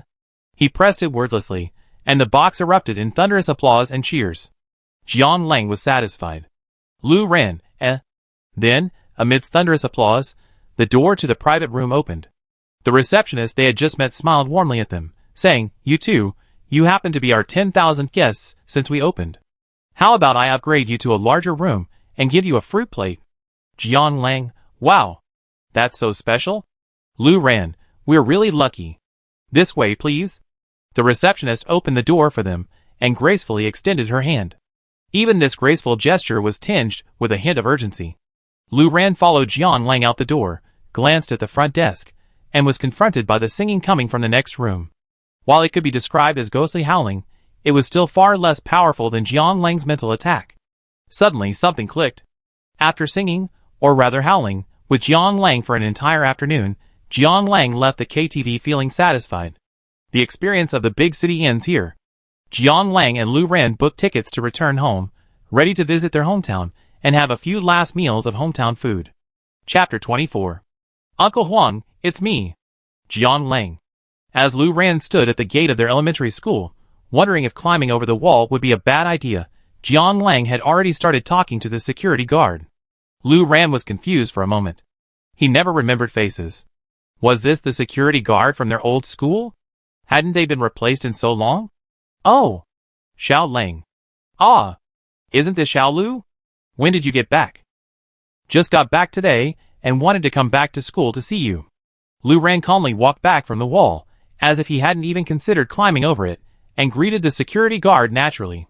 Okay. Which schools did you two get into? I heard Xiao Lu did really well, didn't he? Of course not. Jian Lang puffed out his chest proudly. Our city's top student went to University A, but I couldn't. I wasn't as good, so I went to University C. What's wrong with that? They're both prestigious universities too. Great. I told you two you have great potential. Uncle Huang is on duty today. Yeah, I have nothing to do. It's great to have you two back. You can chat with an old man like me. Otherwise, I just sit here. Uncle Huang, don't you watch TV? Jian Lang asked, pointing to the small TV in the guard room. I'm done watching. TV these days is just awful. There's nothing good to watch. Jian Lang, Uncle Huang, come play games with me and Lu Ran. The security guard was confused. What? He waved his hands. No, this is for you young people. I won't get involved.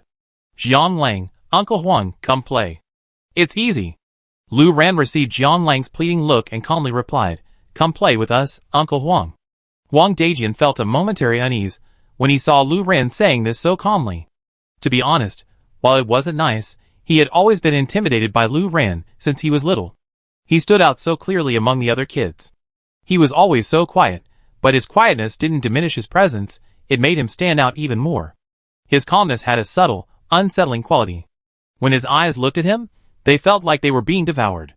Huang Dajian couldn't describe the feeling, but he was certainly a bit intimidated by the child. Seeing Lu Ran's expression and words, like those of a lively child, he couldn't help but shudder slightly, then chuckled twice. Fine, Uncle Huang doesn't have anything to do today anyway. Jiang Lang breathed a sigh of relief. He pulled out his laptop, launched the game, and registered an account for Huang Dajian, choosing the doctor class for him. Jiang Lang figured this would increase Huang Dajian's chances of survival. Not only could he heal himself, but after the apocalypse, most psychics were more polite to doctors. After all, no one knew if they would ever need treatment. He then downloaded the game client for Huang Dajian from the guardroom computer while pulling out another laptop. He and Lu Ran squeezed onto a chair in the guardroom. The conditions were challenging, and the clock was ticking. Huang Dajian felt a flicker of dissonance. Was this game really that fun? So fun that these two kids were willing to put in this much effort. Come on, Uncle Huang, are you out yet? We take you. Jiang Lang's voice quickly interrupted Huang Dajian's thoughts, and he responded, coming. The two of them accompanied Huang Dajian's new character through the wilds, leveling him up until he got stuck and had to return to quests. Uncle Huang, keep playing. Let's go check out the school. Lu Ran waved goodbye. Oh, these two guys. Why are they still acting like little kids? They come back to the school to check out what games they're trying to get an old man to play, and what's so fun about them. It had to be said that Jiang Lang and Lu Ran hadn't really provided Uncle Huang with a very good gaming experience. Jiang Lang's goal was simply to get his character up to a level that would allow him to survive in the apocalypse as quickly as possible, so he had no regard for his own gaming experience. The security guard basically just followed him, and Lu ran around, collecting experience points. Forget Uncle Huang, the two of them were just boringly grinding monsters. Perhaps it was because the security job was truly boring, but after Lu Ran and Jiang Lang left, Huang Dajian sat bored in his chair for a moment before his eyes drifted to the colorful computer screen. Meanwhile, Jiang Lang and Lu Ran entered their old classroom. The desks haven't changed. I see other schools have things like I'm renovating right after graduation, but is our school really that poor? Even the desks are the same after all these years. Ha ha ha, Lu Ran. I found your old desk. Lu Ran turned curiously. He was looking at the class newspaper when he heard Jiang Lang calling out. He was a little curious. He couldn't even recognize his old desk, so how did Jiang Lang do it? He thought so, and asked so. Jiang Lang beckoned him over with a smug, mysterious hand, then revealed the answer. Ha ha, I carved a Garfield behind your desk, and it's still there. Lu Ran walked around to the table where Jiang Lang was standing. There was indeed a Garfield carved there with a knife. Although the lines were a bit sloppy, and the shape wasn't quite accurate, it was clearly Garfield. You could say the spirit was captured, though the coloring was a mess. Is Garfield blue? Of course not. Damn, that's not my color. It must have been scribbled by a student behind me. What taste? Maybe they loved Doraemon. But you can't just paint a cat blue. Jiang Lang was furious, clearly unhappy that his masterpiece had been ruined. He mumbled a few words, then suddenly said, I didn't expect to come back. The way the words came out of his mouth was almost abrupt, as obvious as a misplaced note in a smooth piece of music. Back to where? Back to this classroom? Or back to this time? Lu Ran didn't ask. In the silence, the ding-dong ringing of the bell began. Although it was the weekend, the school bells never turned off.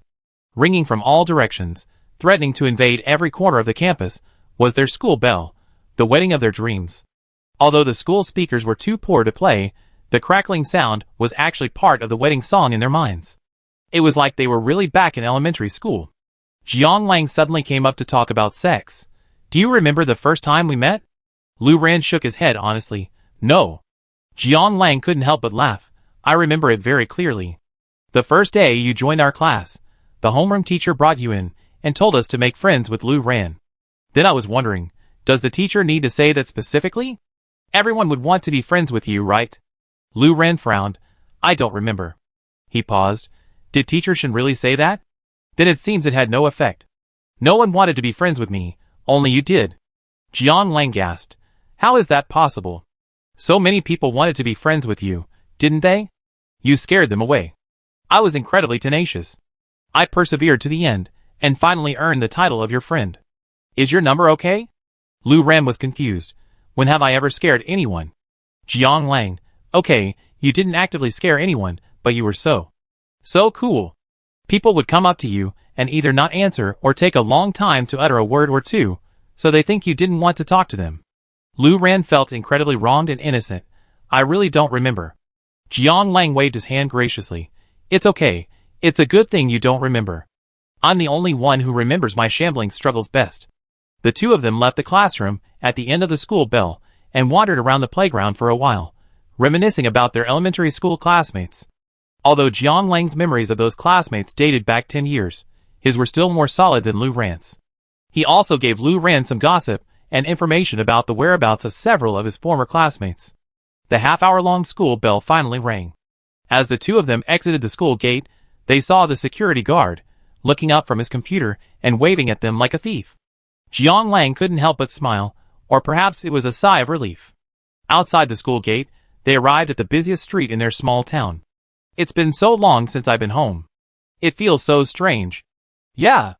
After Jiang Lang and Lu Ran started college, they rarely went home. Lu Ran was an orphan himself, so it was more cost-effective to rent a long-term apartment near the school. Coming back would be a waste of rent.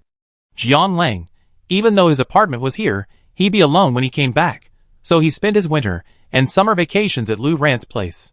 It was a bit crowded, but Lu Ran wouldn't kick him out no matter how crowded it was. Yeah. Oh. Isn't that Xiao Jiang and Xiao Lu? When did you two get back? You're still like you were when you were little, sticking together everywhere. Jiang Lang and Lu Ran looked towards the source of the voice. It was the owner of the street-side braised meat stall, the mother of a former classmate. Her braised meat was so delicious that Jiang Lang used to stop by every day on his way home from school. We just got back. Jiang Lang greeted the aunt with a smile, but Lu Ran noticed that his smile was a bit forced. A middle-aged man quickly emerged from behind the brine shop. Xiao Jiang, Xiao Lu, it's been 2 years since I last saw you two, hasn't it? Yeah. A moment later, the owner of the rice shop next door returned with a cart. Hey, isn't that old Zhang's son? You're on vacation so early? Yes. School gave us a little break, so we came back to visit. But we have other things to do. We come back another day to chat with you, uncle and aunt. Okay, go get busy. Jiang Lang practically dragged Lu Ran along and fled. Lu Ran walked with him at a brisk pace for several hundred meters before Jiang Lang slowed down. By then, they had reached their SUV, and the two of them simply climbed back in. Jiang Lang instinctively moved to the driver's seat. He'd always been the driver when he and Lu Ran had been out together. He knew Lu Ran didn't like driving and rarely used it after getting his license. But Lu Ran waved him off to the passenger seat. So he knew Lu Ran could see his restlessness. Of course, his restlessness was obvious, only a blind person could miss it. You say. Jiang Lang gave a wry smile. Can we convince them all to register for a divine domain account? Lu Ran didn't answer. Jiang Lang sighed. Lu Ran, why did you choose to go to City C and enter the apocalypse instead of returning home? It was a question, but not really a question. It was a question asked knowingly. Jiang Lang scratched his head in a throbbing panic. I don't know. Actually, I know that if I come back, I might be able to save more people I know. Yes, the casualty rate in City C was alarming, but it was a strange city after all, and I didn't know anyone there. It might not sound good, but people do tend to want to save those they know. Saving one person is probably more important than saving 100 strangers. But I can't save them all. If I come back, I'm bound to kill a lot of people I know. I don't know. When I think about how I can save them, but can't convince them to do it, I just... And Lu Ran, did you know? The initial pollutants are very similar to their pre-pollutant appearances. They don't transform into unrecognizable monsters, but rather retain most of their original features and physique. Killing an unfamiliar pollutant is fine, but what if I know that person? I can't face this situation. I used a pretentious excuse to get you to City C with me, but the real reason is that I can't face seeing the people and city I'm familiar with enter the apocalypse. I rather not think about what will become of this place and its people. Lu Ran, am I a cowardly, terrible person? Lu Ran started the car engine and sped off. Ah. Lu Ran, what are you doing? Are you trying to murder me? You're murdering your own husband. Jiang Lang yelled, struggling to buckle up. After a long struggle, he finally buckled in and quickly grabbed the handrail beside him, fearing that if he slowed down a bit, he'd be in a car accident. Lu Ran drove calmly, as if the speed on the dashboard in front of him was just a decoration, and the small town's uniquely bizarre road conditions were merely a difficulty change in the game. Watching Lu Ran negotiating a puddle bend without slowing down, Jiang Lang felt that even though he had survived the apocalypse, he was definitely going to die here today. Then Lu Ran's voice rang out. You have no responsibility for them. Your current situation is like being in this car, unable to save yourself, yet still trying to figure out how to get more people aboard. Jiang Lang, you done great, so stop blaming yourself. Jiang Lang, okay, I appreciate you suddenly thinking of giving me some counseling. But can we please stop the car and give me some chicken soup? My heart's really failing. A sharp grinding sound was heard as Lu Ran pulled the car over to the side of the road. Whoa. I really thought I was going to see my parents. Lu Ran, don't you drive?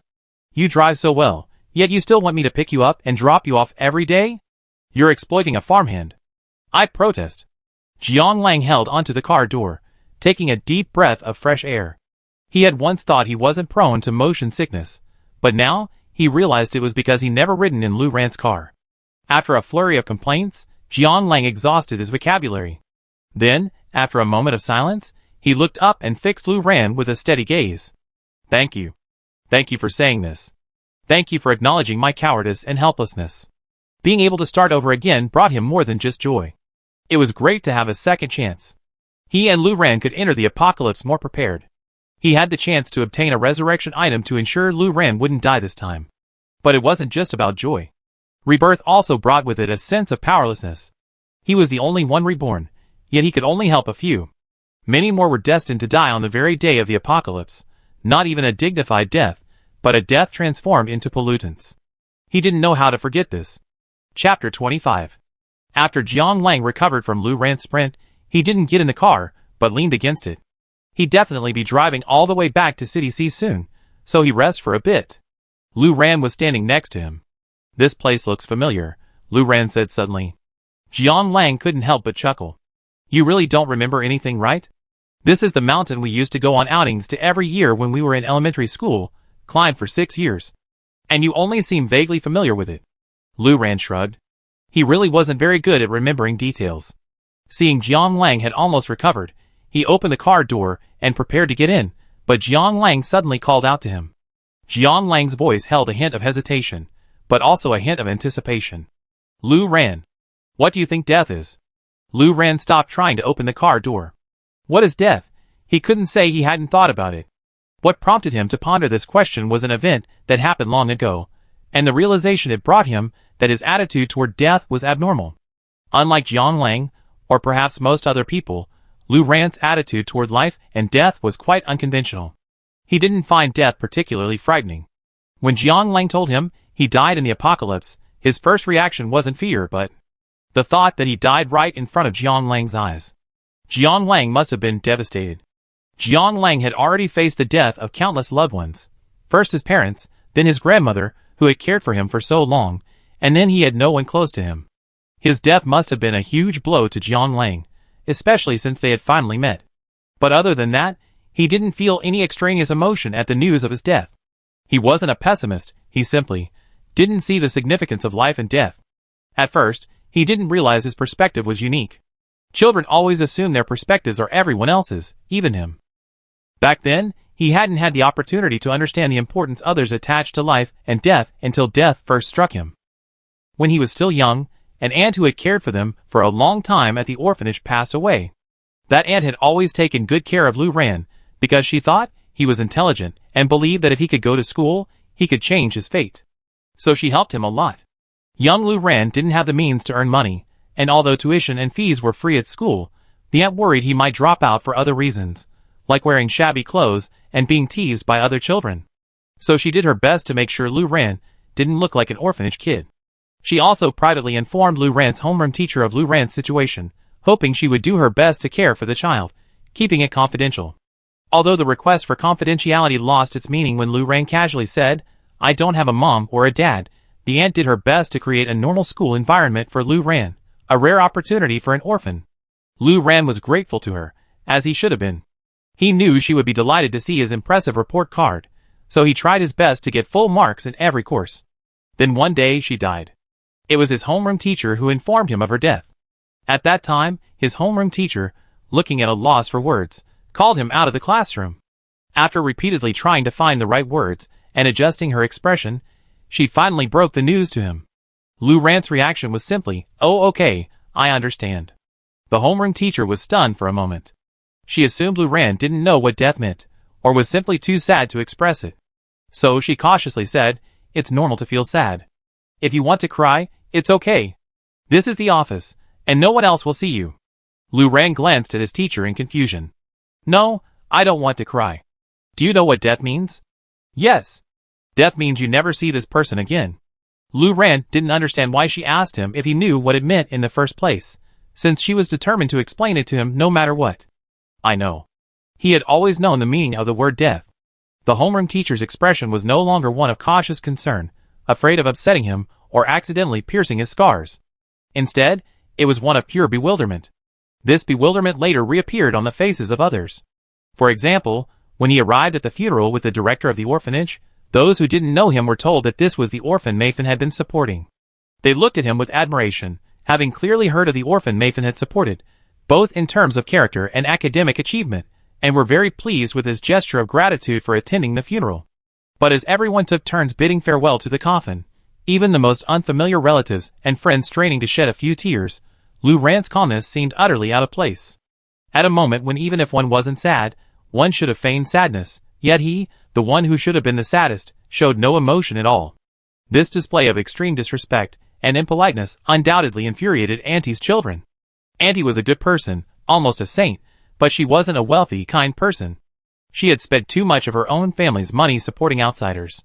Her children already harbored resentment toward Lu Ran and the other children she sponsored, but that resentment had previously been difficult to articulate. After all, demanding that their kind mother stop supporting orphans sounded quite cold-blooded. But now the moral ground had shifted, and Lu Ran's indifference gave them the perfect moral high ground, finally finding an outlet for their long-held resentment. They raged, their words vehement, but Lu Ran responded with a faint look of confusion. The anger grew even angrier, while the onlookers began to whisper, chatter, and gently shake their heads. That became another reason why he hadn't been adopted.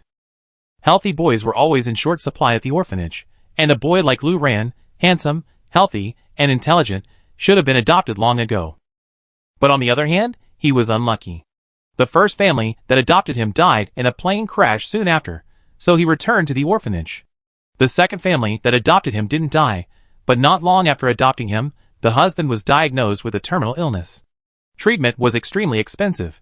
Since he was still young, they didn't want to give up, so they sent Lu Ran back to the orphanage and began preparing to sell their house for treatment. However, just as Lu Ran returned to the orphanage, and before they had even sold their house, a follow-up examination revealed that his condition, which should have worsened, had inexplicably improved. There was something mystical about this matter, and it was briefly treated as a strange story, discouraging those who dared not to believe in it from adopting Lu Ran. There were always those who didn't, but every family that adopted him would inevitably face unexpected misfortune, and soon, no one was skeptical anymore. And now, with the combined reputation of being hard-hearted and a freak, Lu Ran had become someone no one wanted to adopt. He himself didn't feel anything. He rarely had feelings. He became friends with Jiang Lang not because he needed a friend, but because Jiang Lang needed him. Jiang Lang was in great pain at the time. His parents' death brought him not only sadness, but also a kind of anger he didn't want to acknowledge, a feeling of abandonment. He couldn't admit this anger, couldn't acknowledge it, because his parents' car accident wasn't theirs, but he couldn't help but feel the rage. "How could you just leave me like this?" He instinctively grabbed Lu Ran. He said nothing, but Lu Ran knew he couldn't bear to be abandoned again. So Lu Ran stayed and became his friend. As for himself, he didn't really want anything. A normal life wasn't important to him. He did his best simply because he could. Shortly after Jiang Lang returned, he imagined how he'd feel in his previous life, entering the apocalypse. How would a normal person feel about entering the apocalypse with a messed up account? Probably regretting not spending more time on leveling up. He wished he could be reborn right away, put everything aside, and focus on leveling up. But Lu Ran didn't actually have that strong feeling. He was trying so hard simply because he didn't want to upset Jiang Lang. So what is death? He felt that Jiang Lang might need a very special answer from him, one that would soothe his guilt for surviving while so many others were destined to die. But he really didn't think he could give a good answer. What is death? He felt that death was the final word. Auntie had spent her entire life trying to be a good person, but until she actually died, no one could definitively say that she was. But when her end came, All her eulogies could finally, with a sigh of relief, state that she was a good person. He thought that if she were still alive, she would be relieved too. Would Jiang Lang want such an answer? Finally, Lu Ran said, "Death is the end, isn't it?" A very ordinary answer. Jiang Lang looked much better. He looked as if a burden had suddenly been lifted. "It's just the end, that's good." Although Lu Ran didn't know what kind of answer Jiang Lang wanted from him, Jiang Lang knew it himself. Perhaps all he needed was Lu Ran's usual neutral and calm attitude, giving him the most objective answer. That way, he could perhaps even embody a little of that feeling of accepting death as normal. "Let's go! Let's go back to City C." Jiang Lang gave Lu Ran his usual, unblemished smile and jumped into the car. At this point, only 35 hours and 14 minutes remained until the end of the world. Chapter 26. All of them? Yes. All of them. This wasn't the first time Lu Ran and Jiang Lang had encountered such bewildered expressions from the dessert shop clerks, nor was it the first time Jiang Lang had offered this standard response with a smile and a firm, decisive tone. Since returning from their hometown, they'd been crisscrossing various dessert shops, taking advantage of the last available time to stock up the last few freezers in the warehouse. It had to be said that the already staggering prices in City C were even more extreme when it came to desserts. Jiang Lang had initially felt a little regretful that he wouldn't be able to spend all his money before the apocalypse, but now, that worry was completely gone. "Okay, this time it's really all done." Jiang Lang climbed down from the container, panting. Too lazy to move, he simply sat down on the edge. Lu Ran checked the time. It was 1 in the morning, less than 11 hours until the apocalypse Jiang Lang had predicted. They planned to spend the night in the warehouse.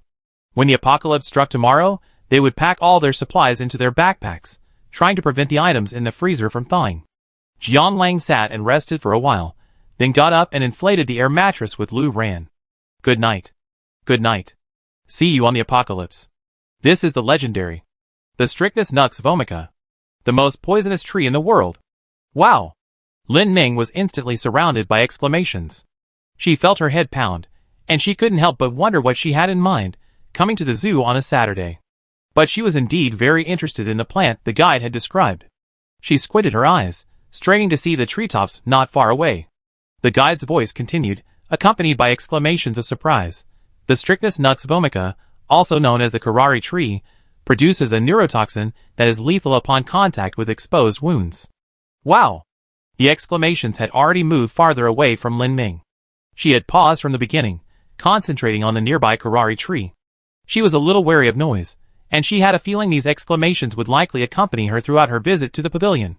This was a hemispherical indoor pavilion, with steel bars embedded within glass supporting the exterior structure, allowing sunlight to stream freely into the room. The Strychnus nux vomica tree stood tall and upright. Apart from it, there were no other plants of note in the entire pavilion. She was now standing on a glass walkway. The botanical garden had thoughtfully provided them with 2 routes. Either the aerial walkway for a close-up view of the Strychnus nux vomica tree's canopy, or the ground level, crossing a cobblestone path and gazing up at the tree, estimated to be 8 or 9 meters tall. They planned to do both routes, ascending the glass walkway directly from the exterior stairs, and then descending to the smaller path, completing a circuitous path and exiting. Looking down from the walkway, the only sign visible was a small one in front of the central tree. From this distance, Lin Ming couldn't clearly read the inscription, but she knew it must be an introduction to the Strychnus nux vomica, or perhaps the curare tree. The other plants in the pavilion didn't receive this treatment, they were probably just ordinary trees planted there to make the landscape less monotonous. "I heard the Strychnus nux vomica tree is so poisonous it can kill itself. Is that true?" Someone asked curiously. "Wow. Really? Doesn't it produce its own toxin? How could it possibly kill itself?" Someone expressed confusion. "Oh my god, what if this tree poisons itself? How much money would your botanical garden lose? A tree that big must be incredibly expensive, right?" Someone was calculating the economics. "Mom, let's get down quickly, okay? I want to make a sword out of it." "Stop it!" Someone was trying to scold the child. Lin Ming's attention was also drawn to this question. She turned her gaze from the scenery below and looked at the tour guide. Haha, that statement could be both true and false. The tour guide smiled, keeping the question a secret. It certainly wouldn't be killed by its own toxin. However, there's a species of bird called a starling, which is immune to the toxins of the curare tree. They can nest in the trees and feed on their fruit. The toxin is then processed in their bodies, forming a more potent toxin that also affects the trees. So, when the toxin is excreted in the form of bird droppings and lands on the ground around the tree, it slowly dies. So you could say it died from its own poison. I see. Wow. After listening to the explanation, Lin Ning returned her gaze to the impressively tall tree beyond the glass. A strange thought welled up in her mind. While the name blood-throating strychnosis sounds scary, upon closer inspection, it's a bit of a dilemma. A strychnosis can only be achieved when blood is present. Plants are plants, after all. They can't move or attack. They can only be trapped or wait for ignorant fools to seek their own doom. So no matter how dangerous it sounds, it's actually incredibly safe. By the time these thoughts crossed her mind, the guide had already descended the stairs at the other end of the plank road with the main group. While she was content to maintain some distance from the main group, she didn't want to be left behind, so she retracted her gaze and prepared to catch up. But just then, the digital watch on her wrist jumped to 12 o'clock. In that instant, the strangest thing she had ever seen happened. She rubbed her eyes, unable to help but wonder if she was too exhausted from working overtime the past few days. She was hallucinating. The main group, disconnected from her, the people who had been chatting and laughing excitedly just a moment ago, their words and laughter had suddenly become a strange sound, sometimes shrill, sometimes hoarse, sometimes roaring, sometimes mumbling. The person closest to her, she remembered, was an ordinary middle-aged man wearing a polo shirt and flip-flops, with a slightly bald head. Then, she noticed a crack on his shiny forehead, as if a mouth had sprouted from the back of his skull. Within this open mouth were 6 rows of fine, densely packed teeth. The sight alone was nauseating, let alone the sight of them growing on the back of a person's head. This middle-aged man wasn't the only one to experience this strange transformation. The botanical garden guide, who had been so excited, seemingly genuinely passionate about his job, maintained a half-turned posture. Lin Ning could see that his eyes had become compound eyes, and they seemed to be bulging outward. The faces of the previously noisy children and the rather distraught young mother remained largely unchanged, but their spines suddenly arched, their bones visible through their clothes, and their spines appeared much wider than those of a normal human. And the expressions on everyone's faces suddenly gave off a strong sense of predation. Lin Ning didn't have time to check if she was hallucinating. Her first reaction was to rush forward, slam the door to the glass walkway shut, and then firmly hold it with her body. Her weight wasn't enough to stop the group of people on the other side of the door, humanoid monsters. Furthermore, the door at the other end of the walkway was still open. She stared in horror at the glaringly open exit at the other end, and her mind subconsciously imagined the monsters leaving behind some of them, and then the rest of them rushing towards her from the other exit. But she could do nothing. She didn't have the ability to clone herself. However, along with the strange changes, these monsters seemed to have also experienced a decrease in their intelligence. She pressed firmly against the door, and soon discovered that the monsters were only slowly pounding against the glass, attempting to reach their prey. Lin Ning herself. They soon began fighting among themselves. The path was narrow, and their scramble to capture their single prey inevitably led to some physical friction. It wasn't long before they were all fighting amongst themselves. Critically, none of the monsters seemed to realize there was another path to their prey. Only Lin Ning herself would occasionally glance worriedly toward the other end of the glass path. Perhaps the more dangerous the moment, the easier it is to be distracted. No, it couldn't be called distracted. It was more like the experience of being hyper-focused in a crisis, causing all the surrounding information to flood into her mind all too clearly. Although most of her mind was focused on fighting the 2 remaining monsters outside the door, who kept banging their fists against the glass door, the remaining small amount of attention, while partly focused on the other section of the plank road, also fell on the ground below. On the ground. The tourists below clearly didn't escape this sudden disaster. But there were survivors like her. Oh no, not like her. There were people who were much luckier than her. She saw a boy, seemingly no more than 10 years old, looking incredibly excited. He was wearing a costume that looked remarkably like cosplay. Lin Ning couldn't help but think hard. Had she seen anyone wearing anything like that when she looked down just now? Could she really just glance past such conspicuous clothing without noticing it? As the boy excitedly shouted something, a menacing-looking black circle suddenly appeared on the ground. As the blackness condensed, all the monsters within its reach were instantly devoured. It was hard to say which side was more of a monster, but in any case, the boy, using this seemingly sinister black magic, successfully killed the mutated people and plants around him. Now, his cosplay-like outfit looked a lot like a Wizard's game outfit. What? These days, evolving superpowers comes with free equipment? So thoughtful, Lin Ming couldn't help but let her thoughts wander. She shook her head, trying to push aside the irrelevant thoughts that kept popping up in her mind. She wondered if she could ask this child for help. Although it felt a bit embarrassing for an adult like her to ask an elementary school student for help, in this situation, embarrassment seemed to be a secondary consideration.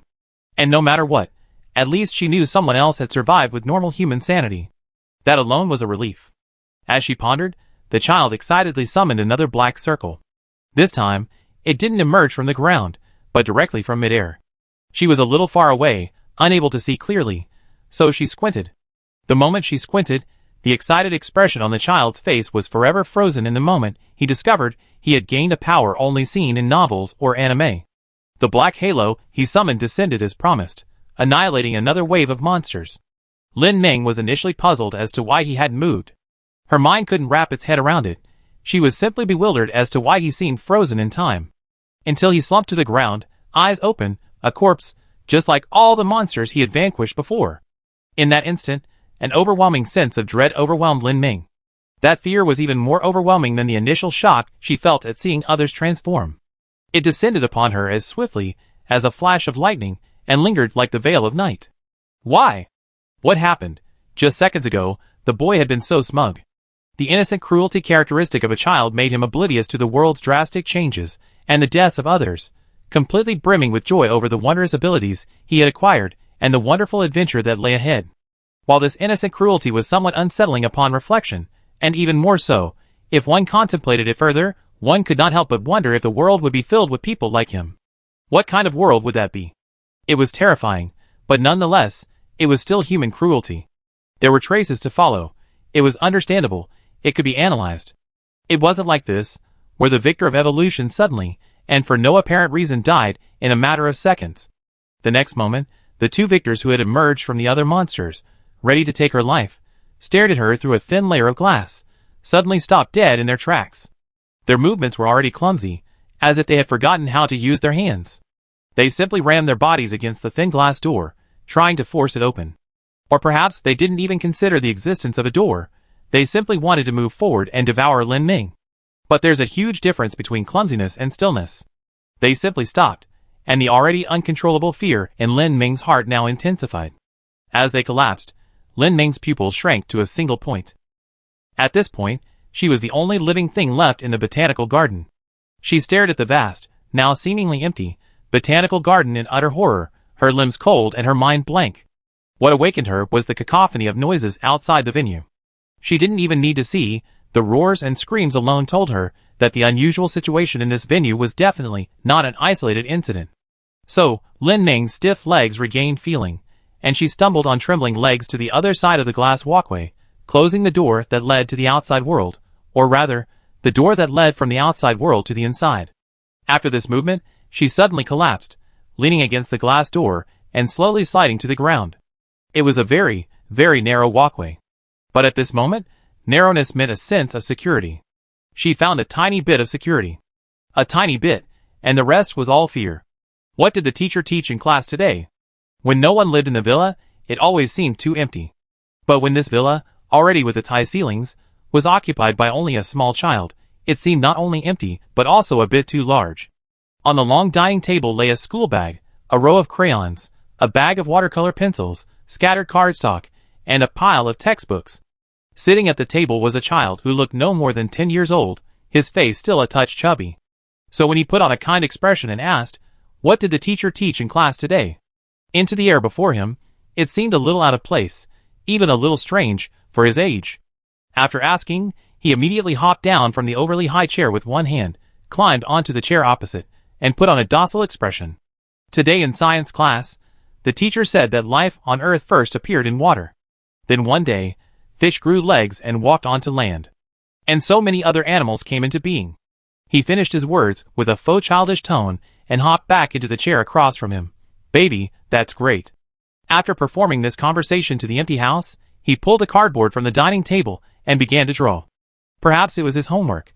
He quickly created a crayon drawing that perfectly blended childishness and immature brushstrokes. After finishing all this, the child, having put down his crayons, had nothing else to do. The house was truly too empty. He sat at the center table, looking as insignificant as the nucleus within an atom. A distracted look gradually spread across his face. Though he wasn't actually distracted, he was simply listening to the sound of the waves. His life was always boring and unchanging. The only change was probably the sound of the waves. Each wave crashing against the shore had a unique rhythm to him. And yet, even within the waves' changes, there was a certain constancy. He knew they would never stop, and that made him feel good. He listened quietly to the steady yet shifting waves, and suddenly, it was so loud. Why was it so loud? It was as if the sound of the waves had suddenly been amplified dozens of times.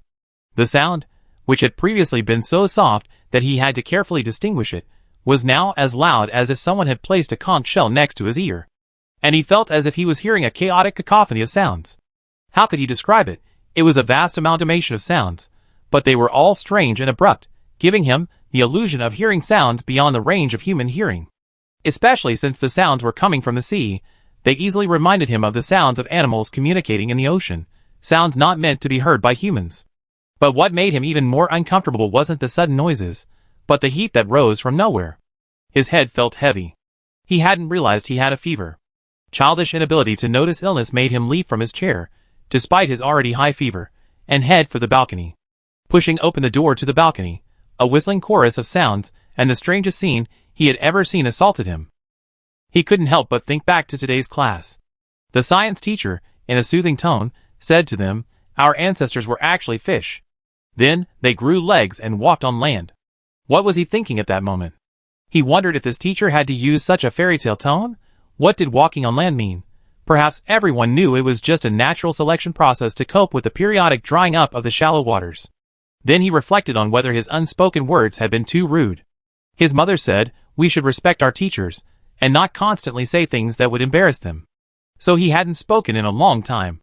The tones and words that had irritated him in class now overlapped with the scene before him. The fish had indeed walked onto land. They had indeed grown densely packed legs and come ashore.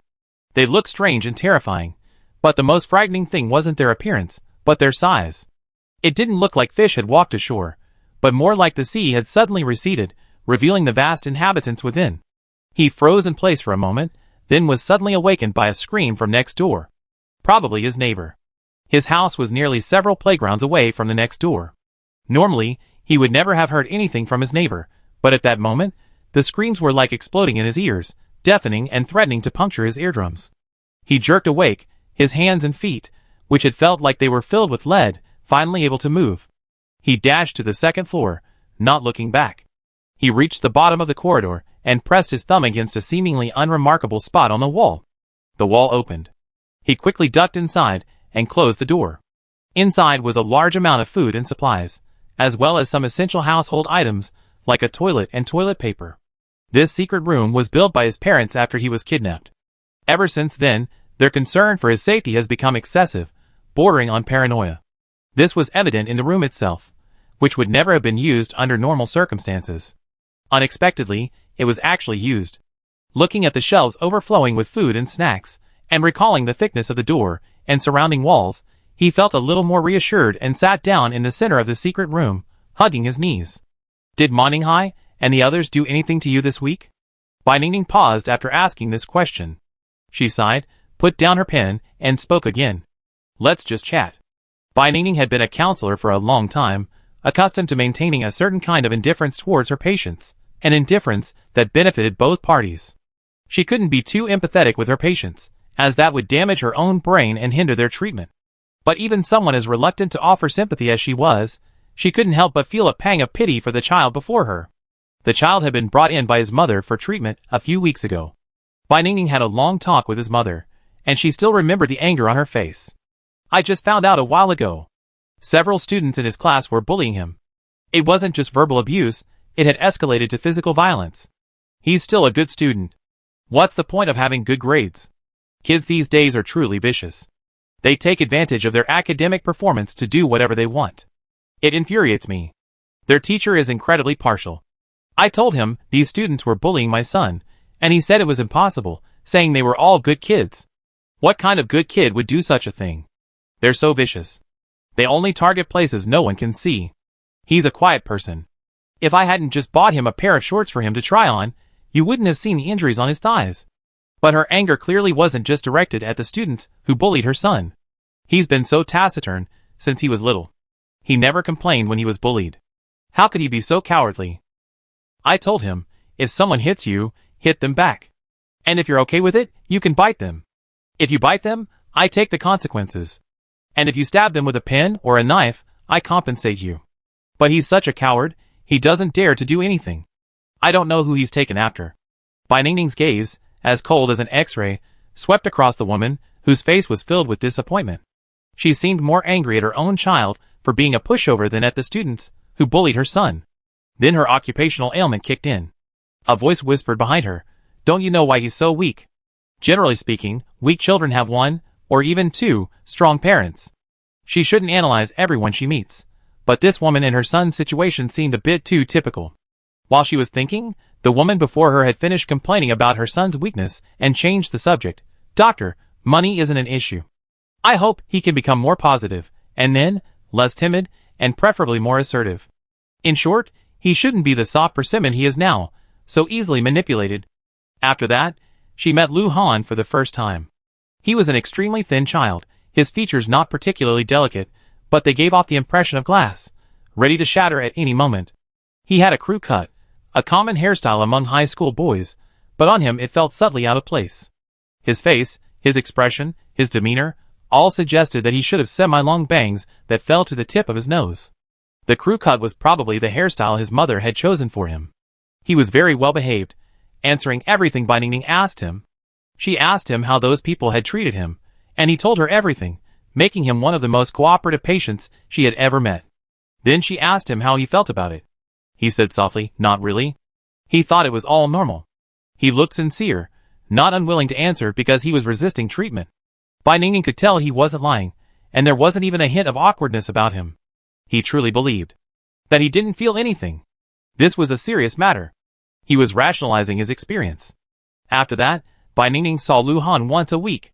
She rarely sympathized with patients, but even she couldn't help but feel a little sad when she saw a child who had endured such a situation and still sincerely said, "I'm fine, this is normal." She tried hard to tell him that it was normal to have feelings, to feel pain because someone hurt you, and to feel angry at someone. But for several weeks, there was little success. She forced a friendly smile. "Let's just chat. Did you do anything interesting this week?" Lu Han didn't resist the change of subject. "Sorry, probably not. I usually do pretty boring things." "Oh. So what boring things did you do?" "School. Homework, then some reading and sleep." "Reading? What books did you read?" "A bunch of random books, quite a lot. If the doctor wants me to list them all, it might take me a while to recall them. My memory isn't great." "No. You don't have to list them all. You can tell me the book that made the most impression on you this week, or, if you can't remember the whole book, a paragraph will do." "Ah. Is that so?" "Actually, most of them aren't very interesting.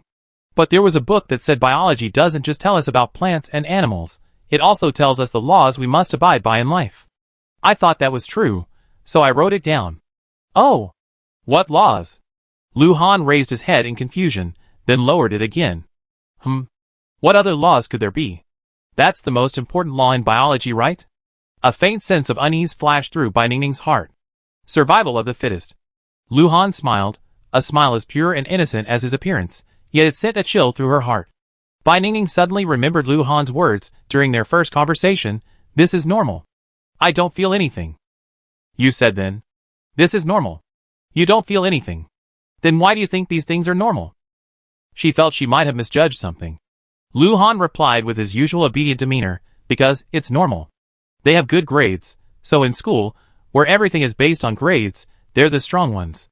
They can do anything to a weaker person like me. Even if the teacher knew what they did, they'd probably forgive their behavior. That's the only rational way. Isn't it unprofitable for someone with poor grades to influence the top students in the class? Mom is an adult and my guardian. If I do something that displeases her, she can throw me away. It won't hurt her, but I won't be able to survive. So, she can do anything to me. It's the same with doctors. They can do whatever they want to me, because their evaluation directly affects Mom's attitude toward me." Lu Han wore a gentle smile, but Bai Ningning felt a chill run down her spine. She wanted to speak up and correct the child, but at that moment, the quaint wall clock struck 12. The sun was still shining brightly outside the window. Originally, this bright sunlight should have filtered through the glass and translucent curtains onto her desk, creating a warm and bright atmosphere for her and her visitor. But at that moment, something darkened over her. She instinctively turned to look back. The scene she saw was perhaps a little terrifying and eerie, but perhaps it was so terrifying and eerie that her face lacked a trace of fear, only utter bewilderment. Outside the window, there was a tree. It seemed nothing special, just one of those camphor trees you see everywhere downstairs in the hospital. She even retained a childhood habit. She still walked under the camphor trees on her way to and from get off work, stepping on the fallen blackberries. But the problem was that her clinic was on the 11th floor of the hospital. She usually had to look down to see the canopies of the camphor trees. She was confused, truly confused. Then a sparrow flew out from the camphor tree leaves. If that could still be called a sparrow, could there really be a sparrow bigger than a human head? It looked as if it were the size of a watermelon. Lu Han was also looking out the window. From his perspective, he saw much more than Bai Ningning. He was watching the canopy of the camphor tree emerge from the bottom of the window. He was also watching the tiny sparrow hidden in the tree's shadow grow to this size in half a breath. He also saw something else. 2 labels, like those from a 20th century video game, appeared in his eyes, one next to the camphor tree and the other next to the sparrow. Giant. Gigantic. Parasitic. A realization descended upon him. The world had changed. Then, it seemed the system for evaluating people should change as well. As strange roars echoed from all directions, causing pain in Bai Ningning's ears and skull, her sense of danger finally took over. A belated dread settled on her face. She turned, wanting to pull Lu Han into hiding with her. But Lu Han at this moment frightened her. His face was flushed, an unhealthy red that suggested overexcitement, and his eyes were too bright. Still, his expression remained calm, and he gazed at her with a hint of curiosity. Huh? Can't you just set the health bar to 0? This cheat is pretty principled. Maybe it's because they have to maintain the game's playability at all costs. It makes sense. Bai Ningning understood every word Lu Han said, but she couldn't understand what he was saying. All she knew was a sense of danger running up her spine and into her head. Then, a second later, she felt suddenly extremely weak, as if she coughed if she moved at all. Lu Han looked at her. I'm sorry. Blame it on your own weakness. Isn't it always like this? Whether in the animal world or human society, the law of the jungle prevails. Bai Ningning looked at her arm in panic. Her once healthy complexion had turned pale, the purple veins visible and prominent. That was the last thing she saw. Lu Han looked at the doctor, who had died from the impact of a push he had made because his health bar had been set to 1, and curled his lips in displeasure. What? No rewards for killing them. He pushed open the door to the clinic. Outside, there were several monsters. Overall, they resembled humans, but the details were grotesque.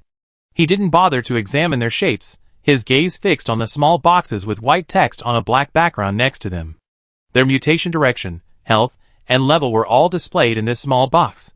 He changed the health of each creature to 0, then took out the box cutter he had taken from Dr. Bai's desk and stabbed them one by one.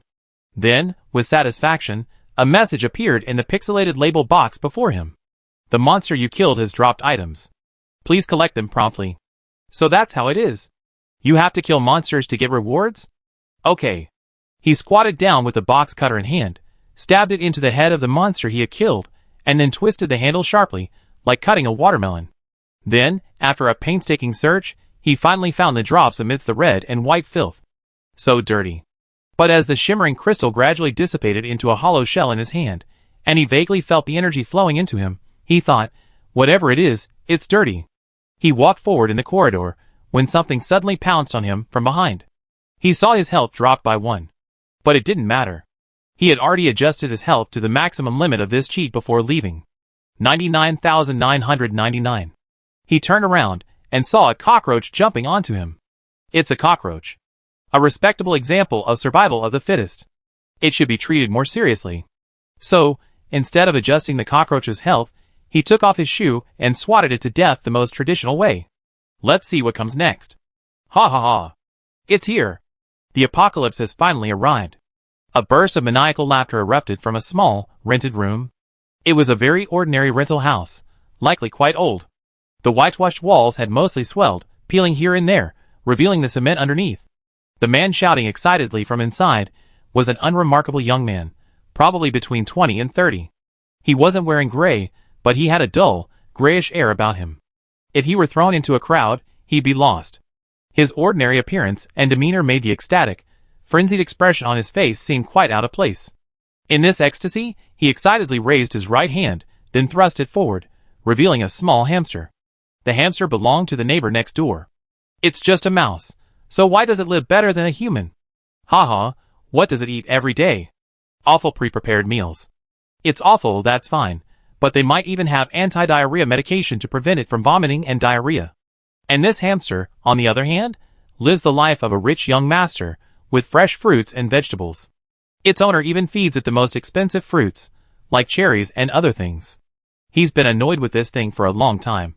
But before the apocalypse, he could only be annoyed with it, but he couldn't do anything about it. The owner protected her hamster very well, rarely leaving her side, taking it everywhere, like a real child. Besides, he didn't dare do anything. If he dared do anything to the hamster, this strange woman would definitely call the police right then and there. People these days are simply insane. Even a pet disappearance is a minor matter worth reporting. During the last apocalypse, after he discovered he had awakened some ability, when he thought about testing it, he immediately thought of this stinking rat. Yes, he was a reborn person. But unlike most reborn people, the moment he discovered his rebirth, he was utterly annoyed. That day, he opened his eyes, intending to go back to the research institute to do some more work. He had already completed the task assigned to him by the boss, but that didn't stop him from giving those cowards a little more trouble. But the moment he opened his eyes, he was back in this nightmarish room. Looking up, he saw the low, ugly ceiling, instantly transporting him back to those cramped and depressing times. At first, he thought another psychic had used their powers on him, transporting him to a fantasy world. But he soon discovered that he had truly returned. No psychic could create such a vast and realistic false world. He had actually returned. Who wanted to return to this normal, boring world? In this world, he was just an ordinary passerby, a sewer rat, even more despicable than the real rat next door. Anyone who wanted to go back could do so. He was utterly irritated. Suddenly transported back to a time when his psychic powers and other abilities had vanished, he felt as if he had been blinded and deafened. He hadn't even counted how long it had taken him to honestly walk up to the things he wanted and pick them up. More importantly, the day before, he was a powerful psychic feared by everyone.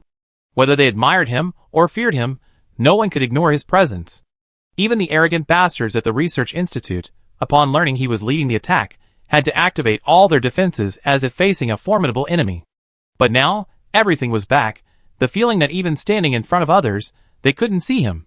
And those who looked down on him for a little money, he remembered immediately. Back then, his biggest annoyance was taking out the trash.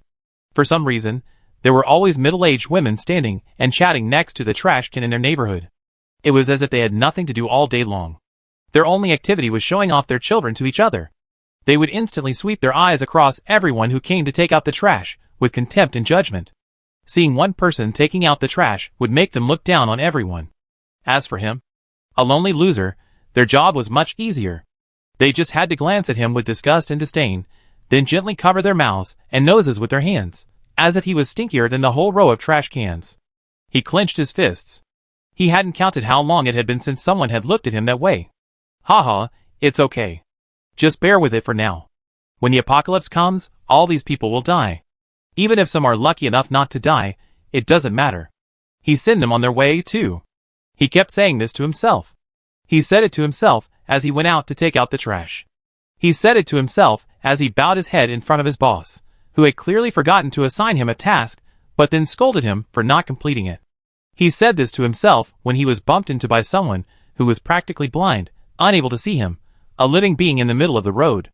The other person didn't even offer an apology, just gave him a disdainful look and walked away. You all must die, you all must die. Just wait. When the apocalypse comes, you high and mighty people will trade places with me. Then you too will experience what it's like to be treated like a lowly, inferior species. Ha ha ha. Ha ha ha. The apocalypse. When will the apocalypse come? He tried hard to remember when the apocalypse would come, and how long he had to wait. But every day felt the same to him. It had been so long since he had truly felt the passage of time. He was just living a repetitive cycle. For a moment, he remembered his school days, when he was also an invisible person, ignored by everyone, but back then, He could still distinguish one day from another, and knew what kind of life he was leading. Time passed, and the apocalypse still hadn't come. His boss still swaggered before him, and the middle-aged man by the trash can still looked at him with disdain. His inner panic grew. Will the apocalypse come again? Was he reborn into a timeline without the apocalypse? Wait, those bastards at the Research Institute hadn't actually figured out how to restore the world to normal? Had they decided that restoring and rebuilding a post-apocalyptic world was too difficult, so they switched their research focus to turning back time? Is that even possible? He struggled to process the question with his rusty brain. The boss seemed to have mentioned the Institute's latest direction during the meeting. But he always slept soundly during those meetings. After all, the boss had already laid out the plan, and he only had to execute it. And the boss never forced them to listen carefully to his every word. Because the boss wasn't like him, that idiotic boss, who knew no one would listen to his nonsense, and so repeatedly checked that everyone was awake during the meeting. The boss was different. He knew his words were important, and as long as they were spoken, people would care, so he didn't need such boring confirmations. So what did the boss say back then? Could those useless people at the Institute have really made some breakthrough? He created a divine domain account to level up, trying to suppress his anxiety. It was just difficult. The thought of being trapped in this ordinary world filled with rotten rules for the rest of his life made him want to blow it up completely. Fortunately, after more than 3 months of suffering, the apocalypse finally arrived as promised. He couldn't even describe the feeling he had when he woke up from bed this afternoon. He was just about to hear a crackling sound in his spine, and then slowly opened his eyes, reluctantly facing the fact that half a day had already been lost just after the weekend arrived, when he discovered that his vision had returned, and so had his hearing. His restored hearing allowed him to easily hear the unusual noises in the neighborhood, unlike before. He could hear the sounds of pollutants fighting each other, and the sounds of pollutants gnawing at corpses. He suddenly jumped out of bed, stretched out his hands, and felt the power coursing through his body, especially his hands. He couldn't help but burst into laughter. It's back. His superpowers are back too. His superpowers are among the strongest. What he had awakened was spatial superpowers, and not the so-called spatial superpowers that only had a portable space. Those were useless and unworthy of sharing the title of spatial superpower holder with him. His spatial superpowers were much more flexible. As long as he had a clear understanding of all the conditions at the corresponding coordinates, he could affect that specific coordinate, like he had just done, catching the hamster next door. Of course, he could also attack that coordinate directly, but he always enjoyed the thrill of seeing his prey die in front of him. It would be a shame not to witness their pain and terror as they died. A cruel grin crossed his face. The hamster in his hands felt as if it had been sliced in half by countless sharp threads. Bright red blood dripped from between his fingers. He took a deep breath. Ah, that was the smell. He missed that very smell, the scent of fresh blood, a slightly pungent, fishy tang that penetrated his nose, but incredibly refreshing. If he had any complaints about his ability, it was that he still had to move like an ordinary person. He could affect any object within a given space, but he couldn't affect himself spatially. Therefore, he couldn't teleport like in the movies. What a shame! Otherwise, he wouldn't have to go through all the trouble of catching his prey and then killing it. This also led to his first major defeat. But that didn't matter, because the one who defeated him was the boss, who showed him how much they could accomplish, beyond just the petty skirmishes he initially endured. Speaking of the boss, it was time for him to set off for City C. It would be best if he reunited with the boss sooner rather than later. He still remembered what the boss had said. City C. What a pity! Those who survived City C were the strongest of the strong.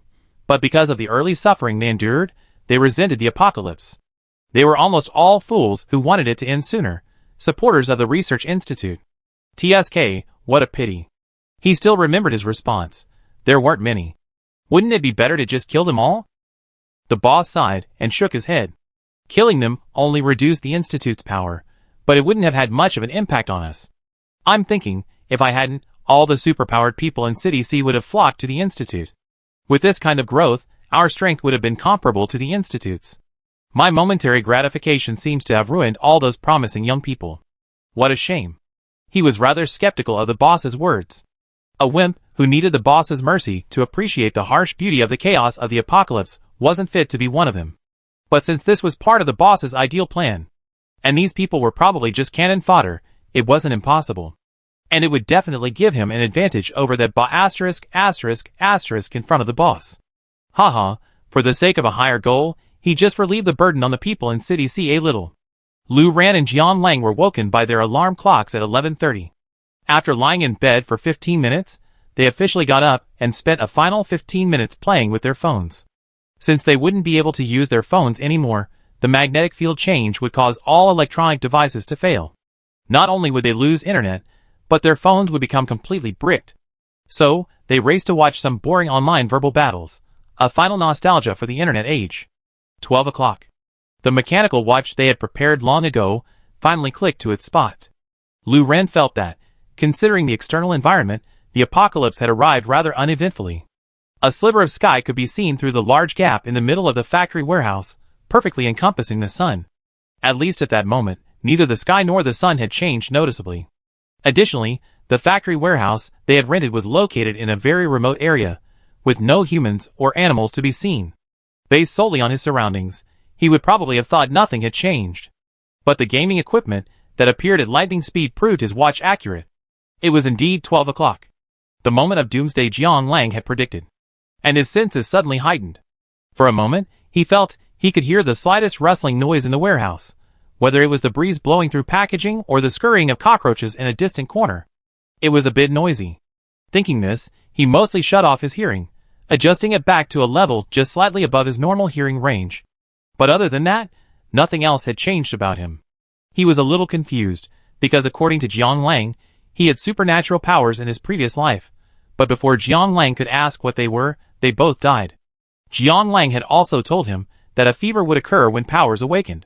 In fact, his exact words were, "It seems like a fever occurs when powers awaken." I'm not sure. It was someone I met later who told me about it. I was asleep at the time, so I didn't actually feel anything. I didn't even realize I had regenerated powers after waking up. I only discovered it after I was injured. But I think I had a fever because I was drenched in sweat. But he touched his forehead.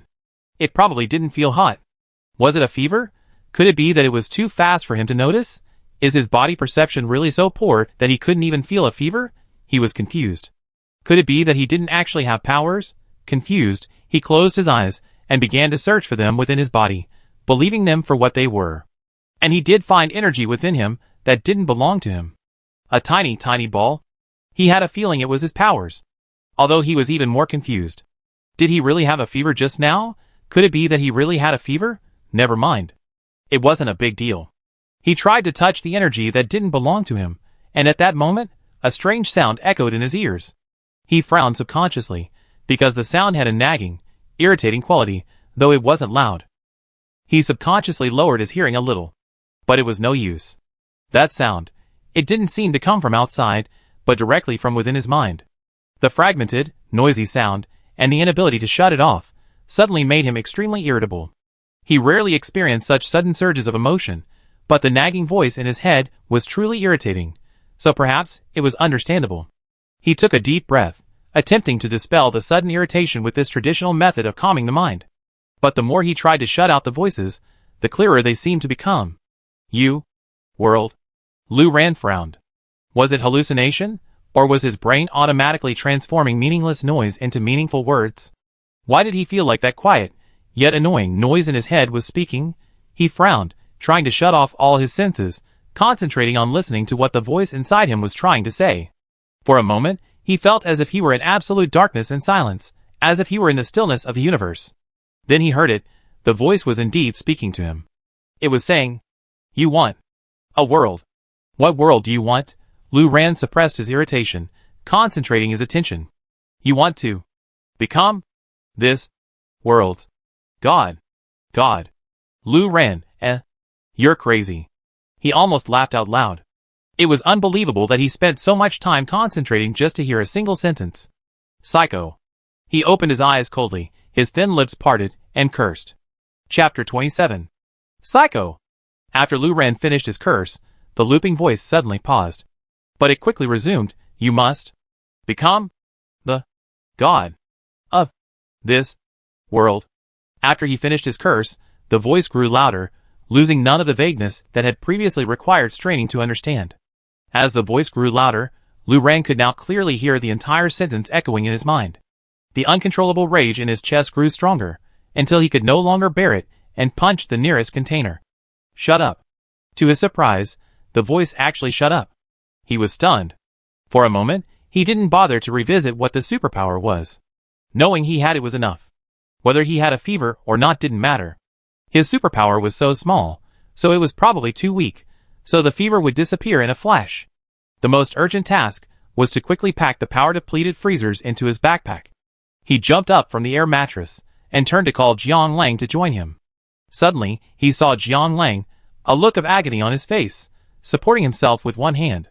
All his exposed skin was a fiery red, as if he had just been pulled out of boiling water.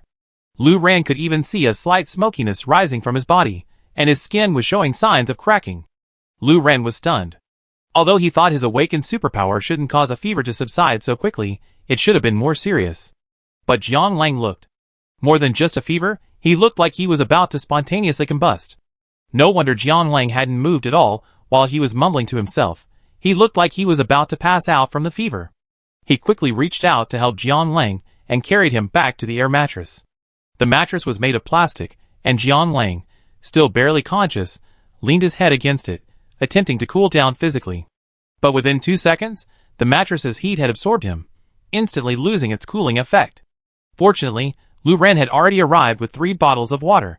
He opened one and gave it to him, and placed the remaining 2 on his head to cool him down. Jiang Lang forced a smile at Lu Ran. If I had known, I should have just fallen asleep. Oh my! I didn't expect this fever to be this severe. It's a miracle I didn't become insane in my previous life. Lu Ran reached out and touched his forehead. Indeed, it felt like over 40 degrees Celsius. The fact that Jiang Lang hadn't become insane could only be described as a miracle, or perhaps as evidence of a supernatural intrusion. You lie down for a while. I go load the supplies. Jiang Lang heard this and immediately struggled to sit up. Me too. Lu Ran frowned.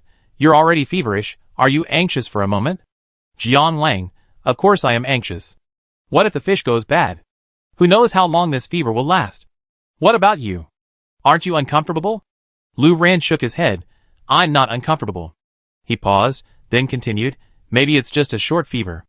I don't even feel anything. Jiang Lang's expression was instantly envious. How can you be so? Lu Ran calmly analyzed. The severity and duration of the fever may be related to the strength of the supernatural power. Jiang Lang's eyes widened this time. Why? Lu Ran shrugged. Jiang Lang. So what special power did you awaken? Lu Ran thought for a moment. As he just said, there was no rush to load up the supplies. So he concentrated and summoned the new energy within his body. Then, a ball of fire appeared at his fingertips. A ball of fire might sound a bit too much. More accurately, it's a small flame. Jiang Lang's face, grimacing with agony from his intense fever, flickered with joy. Wow! Fire-based abilities, quite impressive. They make up for your offensive shortcomings. Lu Ran felt it for a moment and said slowly, but that's its maximum range. Jiang Lang, ? Lu Ran, well, I already cranked up the fire to its fullest, and I have a guess. He glanced around and aimed at a mutated, almost gigantic, cockroach in the corner. The cockroach was now about the size of a human head and shuffled unsteadily, as if adapting to its new body and vision. Lu Ran guided the flame from his fingertips towards the dazed cockroach. When the tiny flame made contact with the cockroach's shell, a crackling, scorching sound emanated from its body. The mutated cockroach, suddenly engulfed by the flames, instantly spread its wings and flew up, as if trying to extinguish the flames. But the fire, like a thorn in its flesh, refused to go anywhere, clinging firmly to its back, motionless, as if the air had no effect on it. A very stable fire.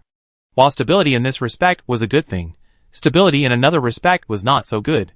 Lu Ran and Jiang Lang could clearly see that the fire showed no sign of spreading, and its size remained remarkably stable. Even though Lu Ran targeted the cockroach's back and wings, it showed no sign of burning along its flammable wings.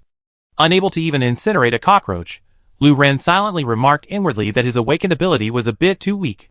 He casually unleashed a mind shock, sending the cockroach he used to verify his hypothesis to its doom.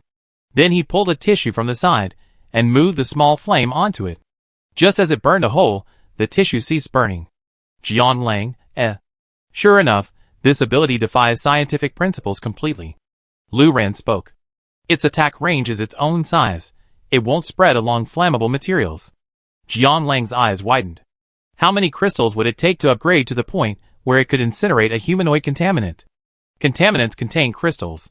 The higher the level of contaminant, the higher the energy within.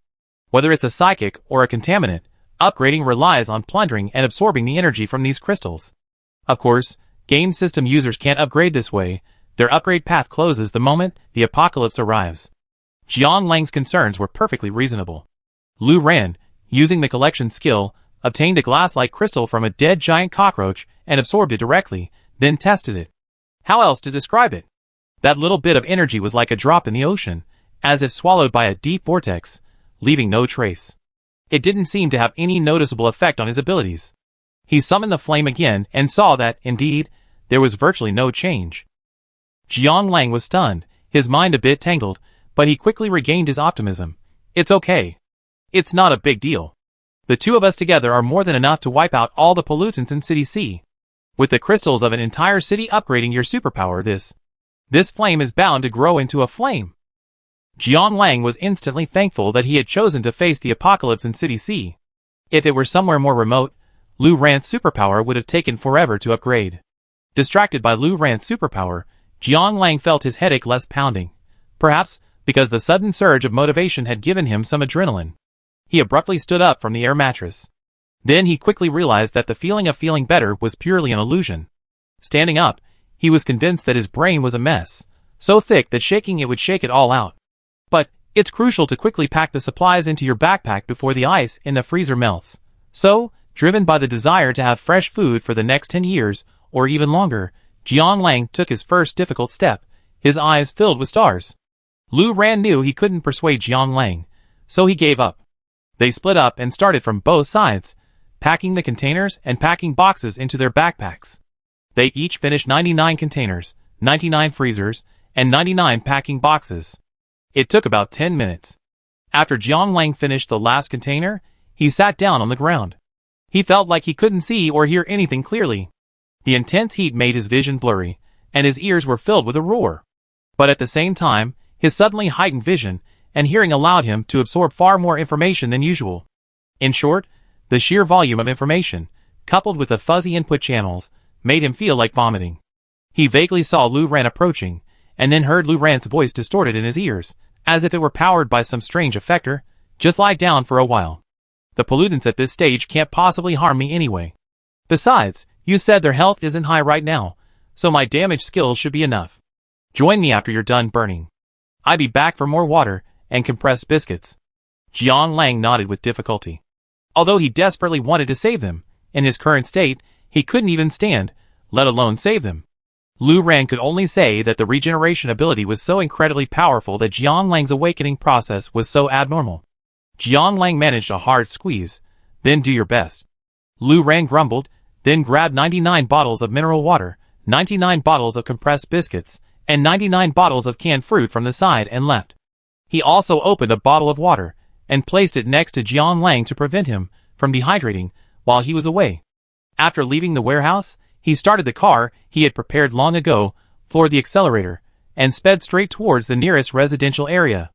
Entering the nearest residential complex, Lu Ran immediately activated his perception. Just now, he had turned off his suddenly heightened senses out of boredom, but now, he would use them to listen for any living beings in the community. He activated his perception, and the sounds within his hearing range suddenly became clearer. He could hear disordered breathing and meaningless whispers in the nearest building, and steady breathing coming from the next door on the other side of the building. It sounded like someone who hadn't woken up yet. It must be a lucky person who had entered Doomsday in his sleep and didn't need to be frightened too much. And near this steady breathing, there was the rustling sound of insect legs. Well, the sound of cockroaches could be heard throughout the building. This was the south. He headed for the rooms with living people first, kicking open the door of the one closest to him. A loud scream erupted from within. It wasn't the mutated monsters that frightened him, but Lu Ran, who had broken through. Lu Ran looked at the young woman staring at him with horror from inside the door. Without bothering to explain, he used a mental link to control all the mutated animals and plants in the room, then sent them all away with a psychic shock. He pulled a pack of compressed biscuits, a dozen bottles of mineral water, and a box of canned fruit from his backpack, placing them in front of the terrified woman.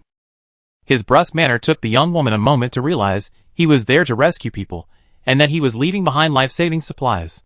She quickly called out to Lu Ran, who was about to leave, Hello. Excuse me, what's going on? Are you an official? Will we be taken over? Will a large force arrive later? She peppered him with questions, and although Lu Ran turned back, answering so many questions clearly exceeded his patience. He took a deep breath. He should have printed a bunch of Doomsday guidebooks before the apocalypse began, handing one to everyone he met. That way, he wouldn't have to talk. The apocalypse has arrived, and almost all living things have mutated. You're lucky to have survived. They're not official, just passing through. There won't be a takeover, no major forces. You have two choices now: take the supplies I've given you and hide, or find some self-defense weapons, and go where you think your chances of survival are higher. After saying this, he didn't even glance at the bereaved young woman, because he heard screams from the building across the street. The situation over there seemed quite critical. He pulled an item called a climbing rope from his backpack. In the game, it was a nighttime thief's item, allowing it to be positioned on any wall or roof. He and Jiang Lang had collected 99 of these items, believing their functionality would be quite useful in real life. He aimed the rope at a window in the building across the street, a room clearly devoid of any sign of life. With a sudden tug, a white figure streaked through the air, breaking through the pitiful window. He casually cast a psychic shock into the room, intending to rescue the people and return to collect the crystal. Then he walked through the small room, opened the door, walked down the narrow hallway, and kicked open the door opposite. The tenant inside must have been someone with a good sense of life. The first thing that caught Lu Ran's eye was a large field of potted plants within the small room. There were so many flowers of all kinds. They should have been beautiful. The way they were arranged alone showed the owner had put a lot of thought into them, but now they had taken on rather strange shapes. A human face grew from the bud of a flower. It wasn't a very regular face, with two eyes arranged vertically in the upper left and lower right corners. The nose didn't quite resemble a human nose, and the mouth took up the largest area. A long, narrow mouth spanned the entire bud, and within the gaping mouth, a row of sharp teeth could be seen. Very thin, the distance between the teeth was wider than the teeth themselves, and the front to back length was long. It looked almost like someone had all their teeth ground, but hadn't had time to get crowns installed. The curtains in this room were a translucent, scarlet red fabric. The sunlight filtering through them completely shone red, adding nothing to the beauty of the scene. Lu Ran felt a little nauseous. He unleashed a flurry of attacks. Thankfully, the whole thing was in one place, making it easy to handle. Then he turned his head, looking in the direction of the breathing of a living being. It was a young woman. He was about to proceed with the deliver supplies, explain the situation action, when he noticed something was amiss. She was holding a baby in her arms, and that baby was undergoing a transformation. His mouth was expanding, becoming like the mouth on the flower. When he opened his mouth, Lu Ran could even see through his throat, if that was his throat, to his empty insides. The effect was bizarre, but he soon found a convenient way to see that his internal organs were no longer there, as his skin was becoming transparent. In short, aside from the fact that his eyes and nose were still in place, and he could still vaguely recall that he had once been a cute child, he was now a contaminant, a glaring sight. So he stood there, coldly warning, "That child has changed. You better put him down. My attack is area of effect. If you hold him, I might accidentally injure you."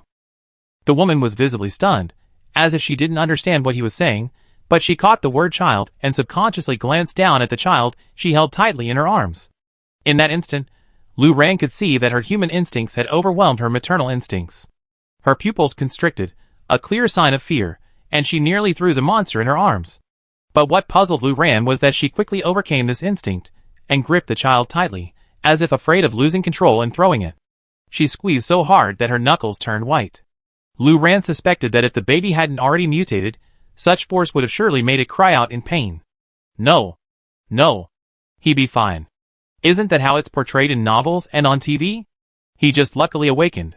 Awakened his superpowers. Yes. That's it. Once he fully awakens, everything will be fine. It will be fine. She kept repeating these words to herself. Lu Ran frowned. He watched the baby's mouth widen, ready to bite the woman. He wondered what Jiang Lang would do, and then he casually connected with a mental link. The woman, who had just witnessed how he had slain a swarm of monsters with a single wave of his hand, saw her child suddenly quiet down, and a strange silver thread appeared on its body, connecting it to the stranger. She screamed and lunged at Lu Ran. "What did you do to him? What did you do to him?" Lu Ran frowned in disgust. He never liked people getting too close to him, especially since the mutant baby was drooling all over the woman, smelling incredibly fishy. Who knew what genetic mutation it had acquired? He used a skill that pushed the target away. Then he spoke. I didn't hurt him. I just controlled him. It lasts for 15 minutes. As long as nothing hurts him, he won't wake up. You can use this time to decide whether you want him to live or yourself. He had no intention of concealing the truth, and directly hinted that there were only two outcomes, either her death or the monsters. But he had no interest in making choices for others, or helping them make them, so after saying this, he walked out. He'd done his job. Whether the other person wanted to live was her own business. A sleeping baby, even a mutated monster, was still easy to kill. He moved to the next room, where human breath was still present. This time, the surviving tenant was a hungover middle-aged man, still snoring soundly at this hour. Snot bubbles popped up like in a cartoon, and the mutant cockroaches in the room were about to feast when Lu Ran sent them away. After meticulously cleaning the room, he even deliberately left a slippery fish, a small mutant potted plant, outside the glass balcony door, intending it as a warning and practice for the snoring homeowner. Lu Ran felt truly thoughtful. Lu Ran closed the door behind him and moved on to the next room. After that, the process was pretty much the same. Overall, it was quite easy, as few people in this building had the leisure to keep pets or a lot of plants. They mostly just had to deal with the odd insect. He spent over 10 minutes going through every room in the complex where someone was alive. Then he looked down. Less than a minute remained before the 15-minute mental link expired, but the thin silver thread still clung to him. It was so thin and silvery that it seemed almost transparent in the midday sun, but it was definitely there. This proved two things. First, the woman couldn't bring herself to do it. Second, the mental link had such a wide range. It was quite different from the game. In the game, if his character ran away while holding the opponent, the mental link would be lost as long as they ran out of range. It seemed that the real world didn't have such limitations. The abilities the Spirit Weaver could unleash in real life were even more buggy than he had originally expected. It seemed to make sense why, despite having such a character in his previous life and awakening such indescribable powers, he had managed to persevere until the end and reunite with Jiang Lang. Not long after, the silver thread hanging from his body completely disappeared. He then spent some time cleaning the entire complex from beginning to end. Otherwise, it would be terrible if they died from the contaminants that had infiltrated another room right after rescuing them. When he reached the mother and son's room he had just visited, he pushed open the half-closed door. The young mother had become oh no, half a corpse, completely gnawed away by the monster baby. Lu Ran wasn't surprised by the scene. He had heard the little monster crawling about from a distance. He reached out and took the little monster's life. Then he walked to the next room. Chapter 28. After running through several neighborhoods, Lu Ran's backpack was almost empty of the compressed biscuits, mineral water, and canned fruit. With only 2 supplies left, it was definitely not enough for the next neighborhood. It was time to go back and replenish. However, he wasn't in a hurry to return. The car had already left, and he had a very important mission. He had 2 compartments in his backpack, filled with empty packing boxes. These boxes were used to store medicine. The power outage caused by the apocalypse would cause some of the hospital's medications, which needed to be kept at a constant temperature, to lose their storage environment. As law-abiding citizens, he and Jiang Lang couldn't raid the hospitals before the apocalypse. So, they decided to wait until after the apocalypse and visit the hospitals in City C to stockpile some medicines, both common and rare, in case they encountered any unlucky survivors who were short of medicine. Luckily, the warehouse they had chosen, while remote, was still quite close to City C's best hospital. He drove their SUV at lightning speed towards City C's first hospital.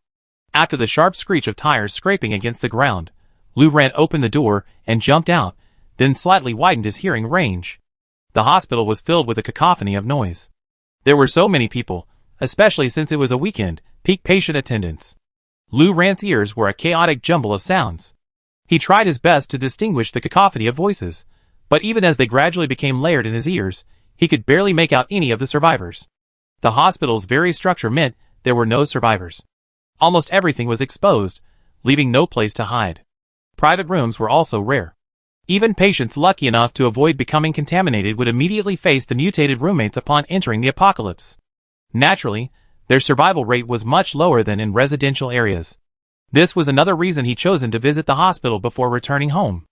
Jiang Lang would probably be distressed to see such a situation with no survivors. It would be better to clean up while he was still feverish. Wait. It seems there really was one. Amid the clamor, he heard a low, even breathing sound. But that wasn't the reason he judged someone alive. It was the pronounced, well-defined grass. He walked towards the direction of the curse. He casually pushed open the ward door. He saw a very familiar silver thread. The survivor here is a spirit weaver? He looked toward the center of the silver thread and saw a set of equipment that should have been worn by a spirit weaver at level 40 or 50. If Jiang Lang hadn't been reborn, he would probably be wearing the same set now. The young man was looking frantically at the pollutants he had controlled. He clearly had the upper hand, but his face was filled with a sense of bewilderment, a flustered look as if he had no idea what to do next. He heard movement from the ward door and looked up, staring blankly at Lu Ran, his gaze fixed on his equipment for a long moment. Hello? Hello? Are you a divine domain player too? He looked somewhat happy, but not in the I'm saved kind of way. Lu Ran felt that the happiness on his face was more like, wow, I met a like-minded person. Lu Ran nodded and stepped forward to help him clean up the contaminants inside and outside the ward. The child took a long time to remember to ask about the current situation. What's the situation now? Has some virus broken out in the hospital? Although it seems unlikely that any virus would have such an effect. Should we go rescue others? I feel like I'm quite proficient in my skills now. Lu Ran, there are probably no other survivors in the hospital besides you. I handle these contaminants. Oh, okay. Then I won't hold you back. Lu Ran, besides the hospital, everywhere else has fallen. This is basically the same everywhere now. You better go to the nearest supermarket to stock up on food and other supplies, then find a safe place to hide. You can save others, but if you do, you need to prepare more supplies first. Otherwise, just saving people won't be enough. So, go out and find a supermarket later. The boy nodded repeatedly, feeling that the boss was absolutely right. After the spirit weaver left the hospital, Lu Ran no longer limited his attack range, maximizing his abilities, and thus clearing a path to the pharmacy. Lu Han encountered trouble. Just when he was almost convinced that his new abilities would be invincible in this new world, he discovered that he wasn't the only person, or rather, creature, who had awakened a near-invincible ability. He wasn't unhappy about this, after all. He didn't think it would happen to him, that he would rise directly to the top of the food chain in this new world. In fact, if the other party was still a sane human, he should be considering the feasibility of surrendering and actively joining their ranks. Submission, if you can't defeat them, has always been his motto. Submission to the strong is what any sane person should do. But alas, the opponent was a monster with whom he couldn't communicate. Lu Han wanted to sigh. Fight to the bitter end or die. There was no such thing as surrender. It seemed that today, not only had many monsters and one person perished at his hands, but also his own. He accepted this well. The weak should die, including himself. That was the only right way. So let's talk about the opponent who gave him such a headache. He had originally thought that his ability, like its form, was a perfect cheat. He could reduce the health of any target within his field of view to 1, a health level that would kill the opponent with a single poke. He also had a hunch that if he continued to kill monsters and level up, the cheat would unlock more functions. But before he could defeat enough monsters to upgrade his cheat, he encountered a monster that was a natural counter to him. Yes, he could reduce any monster's health to 1. As long as he could land a single attack, he'd basically be done with it. Plus, he set his own health to 99,999, the upper limit of the cheat. So even if he was clumsy and inexperienced, and was constantly being attacked before he could land a hit, it didn't matter. At most, they only knock off a tiny bit of his health. But a crucial part of his winning formula was that he had to land a hit, no matter what. Otherwise, even if he reduced the enemy's health to 1, it wouldn't matter. Unfortunately, before he could even leave the building, he encountered an opponent he couldn't attack at all. This was a monster whose transformation was spiritualization. It was probably originally a patient in this ward. It was still wearing a hospital gown. It could switch between its spiritual and corporeal states in a split second. As Lu Han entered the ward, he felt a chill run down his spine, then realized something incorporeal had passed through him. It let out a shrill laugh. He saw the ghost, as if playing a prank, pass through him and then stop a short distance away, laughing shrilly. Judging from the size of the hospital gown, it must have been a child under 10 years old in life. The moment he saw the ghost child, he activated the cheat, reducing its health to 1. Unlike most monsters that appear weakened after their health is altered, this one remained largely unchanged, still happily darting around in the air. Okay, it was a ghost, so health probably didn't mean much to it. Lu Han, clutching the box cutter, slowly walked forward, then raised his hand and slashed at it. The ghost child didn't even flinch, allowing him to slice through its spirit form. And then it turned out to be quite reasonable. The still sharp box cutter didn't cause any damage, only evoking a burst of laughter that was somewhere between unpleasant and contagious. Lu Han fell into deep thought. He had always been a pragmatist. Since he couldn't kill it, there was no point wasting time on this monster. He turned and prepared to leave. But as he did, he felt a strong gust of wind sweep past him from both sides, and a sharp, angry cry echoed from behind him, seemingly echoing in all directions around him. Yes, it was like a scene straight out of a horror movie. His attempt to leave angered the playmate-less ghost child, who sealed all the exits to the room. Lu Han stood there in silence for a moment, then, clinging to a last shred of hope, accompanied by the drifting ghosts, he walked to the ward door and tried to turn the doorknob. It wouldn't turn at all, as if someone had stuck 520 glue inside the lock. He rammed the door again. Although he knew his physical condition wouldn't allow him to force even a normal door open, he still tried. Bang! He took several steps back. The door didn't even tremble, so his kinetic energy was largely wasted, and he bounced back like a ball hitting a concrete wall. His silent comedic performance drew sharp laughs from the ghost children lingering around him. Lu Han glanced at it. Though he knew it was hopeless, he still walked towards the ward's glass window. The window bolt, like the doorknob, wouldn't turn at all. Then he picked up a metal chair from the floor, found an angle where it wouldn't hit him if it bounced back, and slammed it down.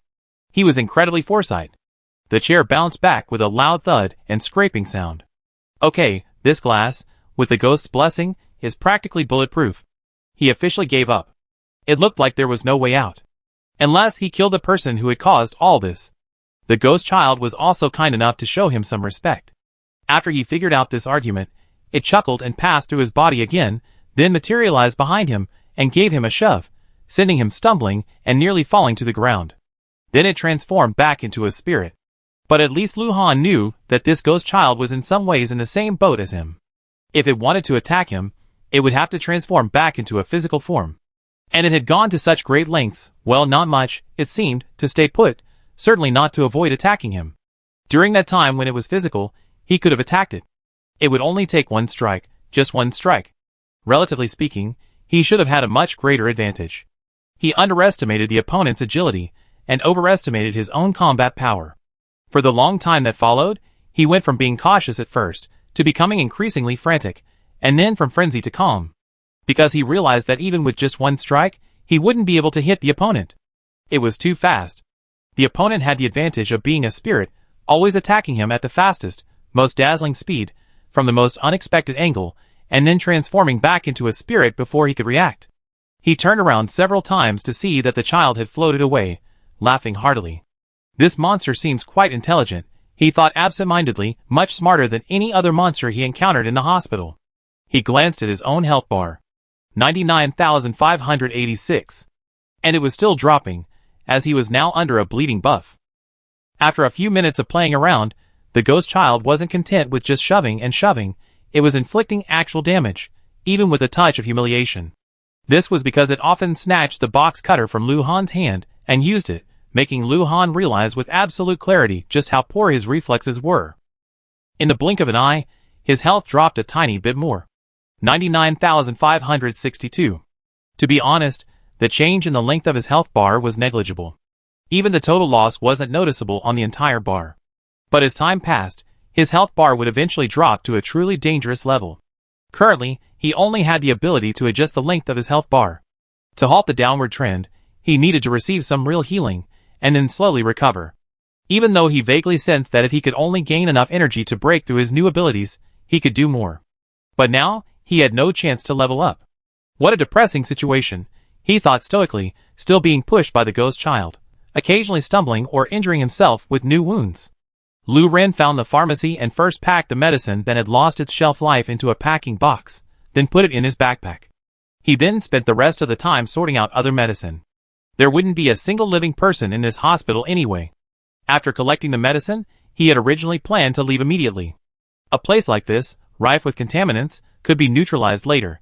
But his steps toward the outside suddenly paused.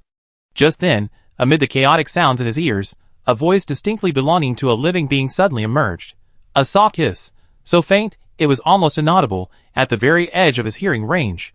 If he hadn't been heading out of the pharmacy, heading towards the hospital, he would have likely missed it. There was a living person, and recently injured. His expression froze, and he sincerely hoped the person was a psychic, otherwise he would likely be beyond saving. He quickly cleared a path through the contaminants and sprinted towards the floor where the sound came from. As he ascended, the voice of the living person grew clearer and clearer in his ears, and the previously faint heartbeat gradually separated from the other sounds. It sounded like intense exercise, and the heartbeat was extremely rapid. Knock, knock. Knock, knock. Knock, knock. Lu Ren flung open the ward door and saw a man and a ghost. Both the man and the ghost turned, looking at the intruder with a mixture of shock and confusion. Chapter 29. Lu Han didn't know what expression to put on right now. It seemed more appropriate to feel relieved, even ecstatic, because someone had appeared and seemed powerful enough to save him from this ghost, saving him from death before his mission was even begun. But it seemed difficult for him to immediately shift into that mood because his mind was filled with, wasn't that door locked by this ghost? He just tried several times, not just at the beginning, but later, when the ghost child had become too annoying, he banged on the door several times with his injuries. He knew he sounded desperate, but it was all a waste of time anyway, so he chose to waste time the easier way. And now, the ward door, which he repeatedly checked to be as strong as glue, was effortlessly opened.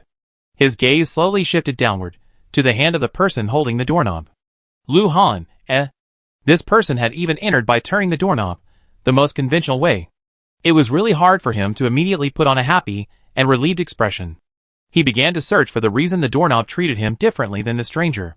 His gaze slowly shifted to where he should have looked first, the white label on a black background that indicated the direction of the person's mutation. If that could even be called a label. The reason he didn't immediately check the stranger's stats, despite having long been accustomed to ignoring the person or monster he saw and looking directly at their stats, was because the stats were simply too long. Starting from his head, it stretched all the way to his knees before ending. Lu Han, So long. A string of skills, the descriptions not only long but also impressive looking. For example, the skill called Spirit Link at the very top of his stats was not only incredibly effective, but also specifically noted in parentheses, also valid for spirits. Okay, now there's hope. Then, there were a ton of other skills, all at very high levels, all at level 10, with a parenthesis indicating max. Only the last one, called Hellfire, was at level 0, a strange skill that stood out from the other obviously spiritual skills. How could someone enter the apocalypse with all their skills maxed out? Even though Lu Han had long since grown accustomed to the unfairness of this world, he couldn't help but wonder. But after quickly scanning through all the skills, he still couldn't find any that involved unlocking or removing restrictions. Only then did he shift his gaze upwards from the bottom, all the way to the very top. Level 100. He and the ghost were both level 10, while all the monsters he encountered outside were level 1. Okay, so it was just a simple, crude level suppression. The stranger glanced at the scars, both old and new, on his body and breathed a sigh of relief. Just as Lu Han was pondering the reason for his behavior, the ghost child let out a shrill, sharp cry. Clearly, it was enraged by this stranger, who had suddenly intruded into its territory. And unlike Lu Han, it couldn't see the other person's level, and thus gauge the gap between itself and the other. It passed through Lu Han like a whirlwind, sweeping violently toward the stranger. Lu Han felt a familiar chill creeping up his spine, and began to mourn silently for the opponent he had just struggled with for so long. If it had been a mutant from another direction, perhaps it could have used its unique form to turn the tables, but it happened to be a psychic with abilities that targeted spirits. He didn't think he was gloating, he simply mourned for his opponent. How could it have been as unlucky as him, encountering an opponent who was his natural nemesis right out of the gate? He controlled his eyelids, preventing them from blinking at this crucial moment. He wanted to see the effects of a skill that could directly affect spirits. But he was disappointed. He noticed that the stranger hadn't used any skills, enduring the ghost darting around him, even provoking him through his body. For a moment, Lu Han wanted to yell, "What are you doing? Your skills work on it in this state too. Just use them." But he quickly realized that while he had a cheat that allowed him to see everyone's dashboard, this stranger didn't. He might not even know his skills had brackets that said also works on spirits.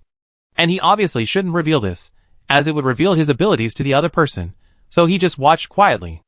At this moment, the ghost child had finally grown tired of the game, Or perhaps it was so intelligent that it had the ability to paralyze its opponent before attacking.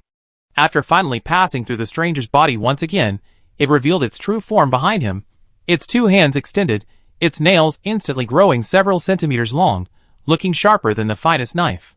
Lu Han was stunned for a moment, then suddenly realized that the ghost child had truly been trying to play with him.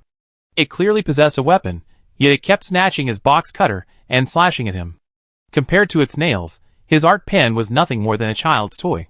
His box cutter could only scratch a wound in the skin, but its nails looked like they could slice through a human arm, flesh and bone alike.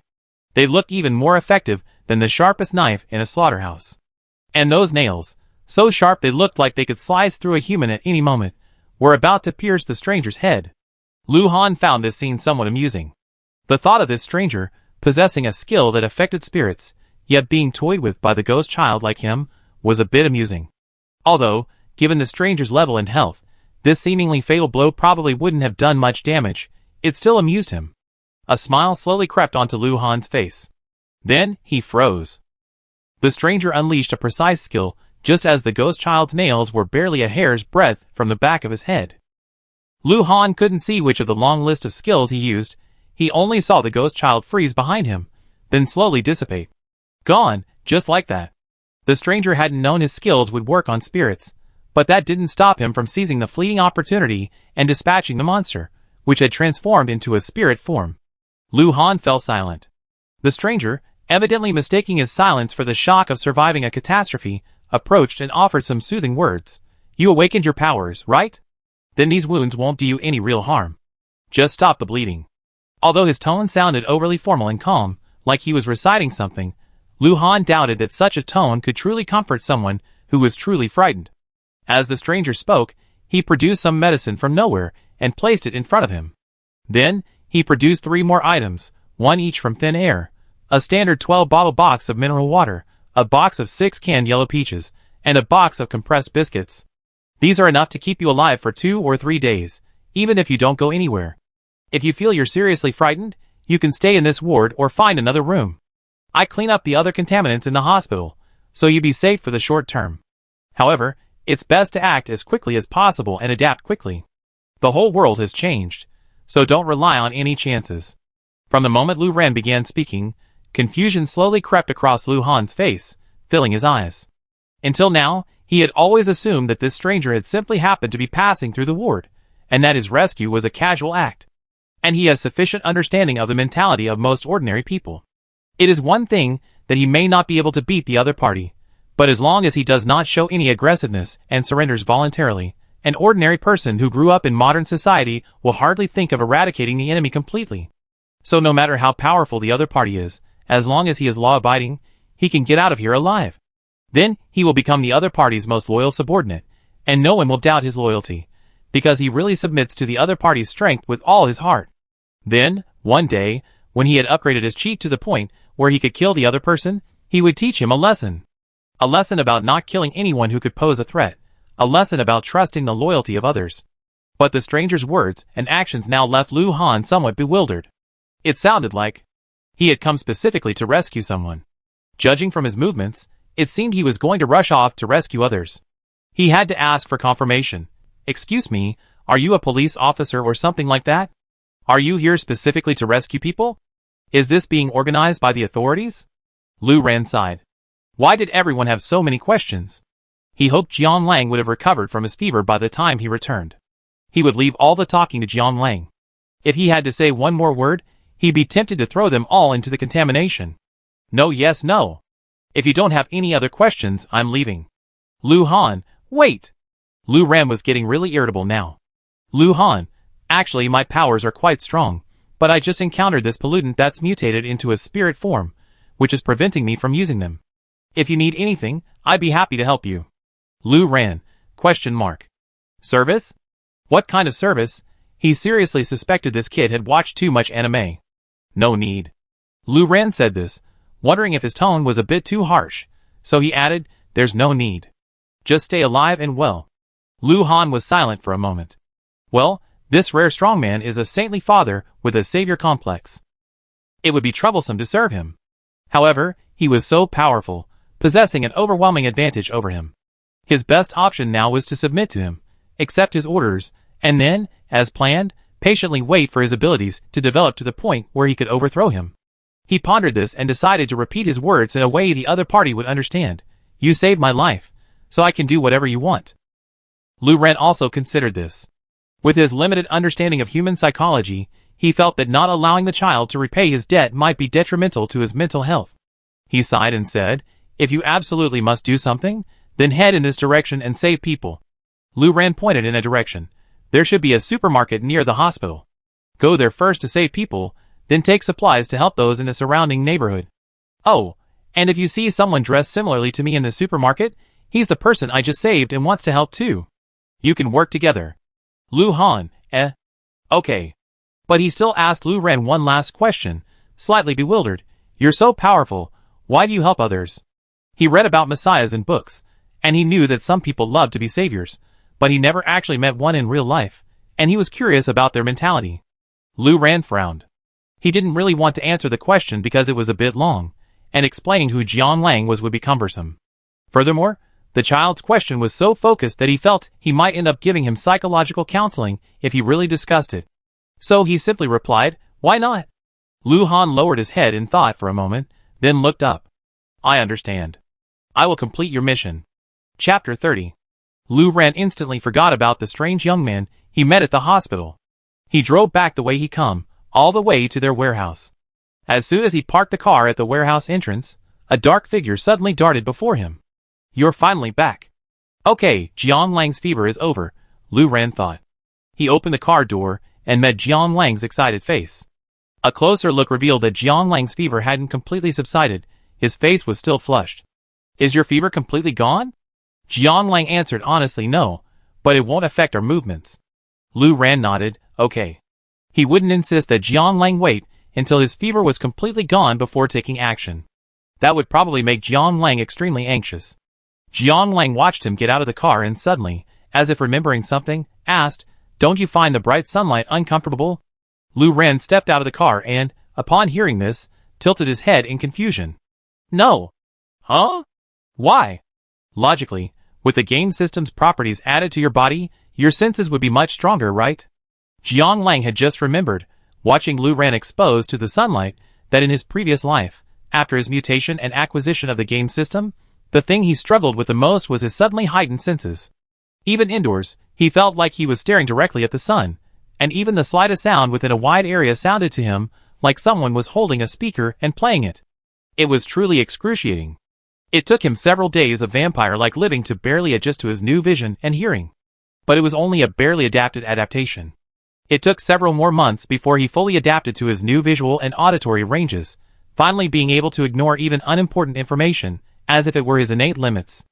After 10 years in the apocalypse, this was probably the most difficult thing for him to adjust to, when he first returned to the modern world. It felt like someone had covered his eyes and ears with a veil. Regaining his senses was a kind of return to normal for him. So just now, when he saw Lu Ren, he remembered that this was Lu Ren's first time with these two overly powerful senses, and he should be very uncomfortable. Although he hadn't seen any signs of discomfort from Lu Ren before, Lu Ren never liked to show his emotions in front of others. If Lu Ren was feeling uncomfortable, only someone like him who knew him intimately could observe carefully. But even then, he would have had to observe carefully. At that time, his head was dizzy, and he couldn't see clearly, so he might have overlooked Lu Ren's discomfort. Oh my god, he actually let Lu Ren drive with these completely new senses. Oh, you mean that? I turned it off. Jiang Lang was stunned by Lu Ren's answer. Turn it off? How did I turn it off? Lu Ren thought for a moment. I just turned it off. Perhaps realizing he'd been too brief, he pondered for a moment more about how to describe it. Jiang Lang waited patiently, bewildered. He knew Lu Ren's expression when he was thinking. At 12 o'clock, when the system went online, I felt my senses were a little too high. I could hear too much, and it wasn't very comfortable. So I just turned them down to my normal setting. Then, when I went out to rescue someone, I tried turning my hearing up to full blast. I could probably hear sounds within a small area, but I left everything else alone. I didn't think it was necessary for the time being. At first, I did feel a bit overloaded with hearing at full blast, and it was hard to distinguish what was what. It did take some time to get used to it. I closed it again on the way back. It wasn't necessary, after all. Jiang Lang's mouth slowly curved into an O shape as Lu Ran continued his story.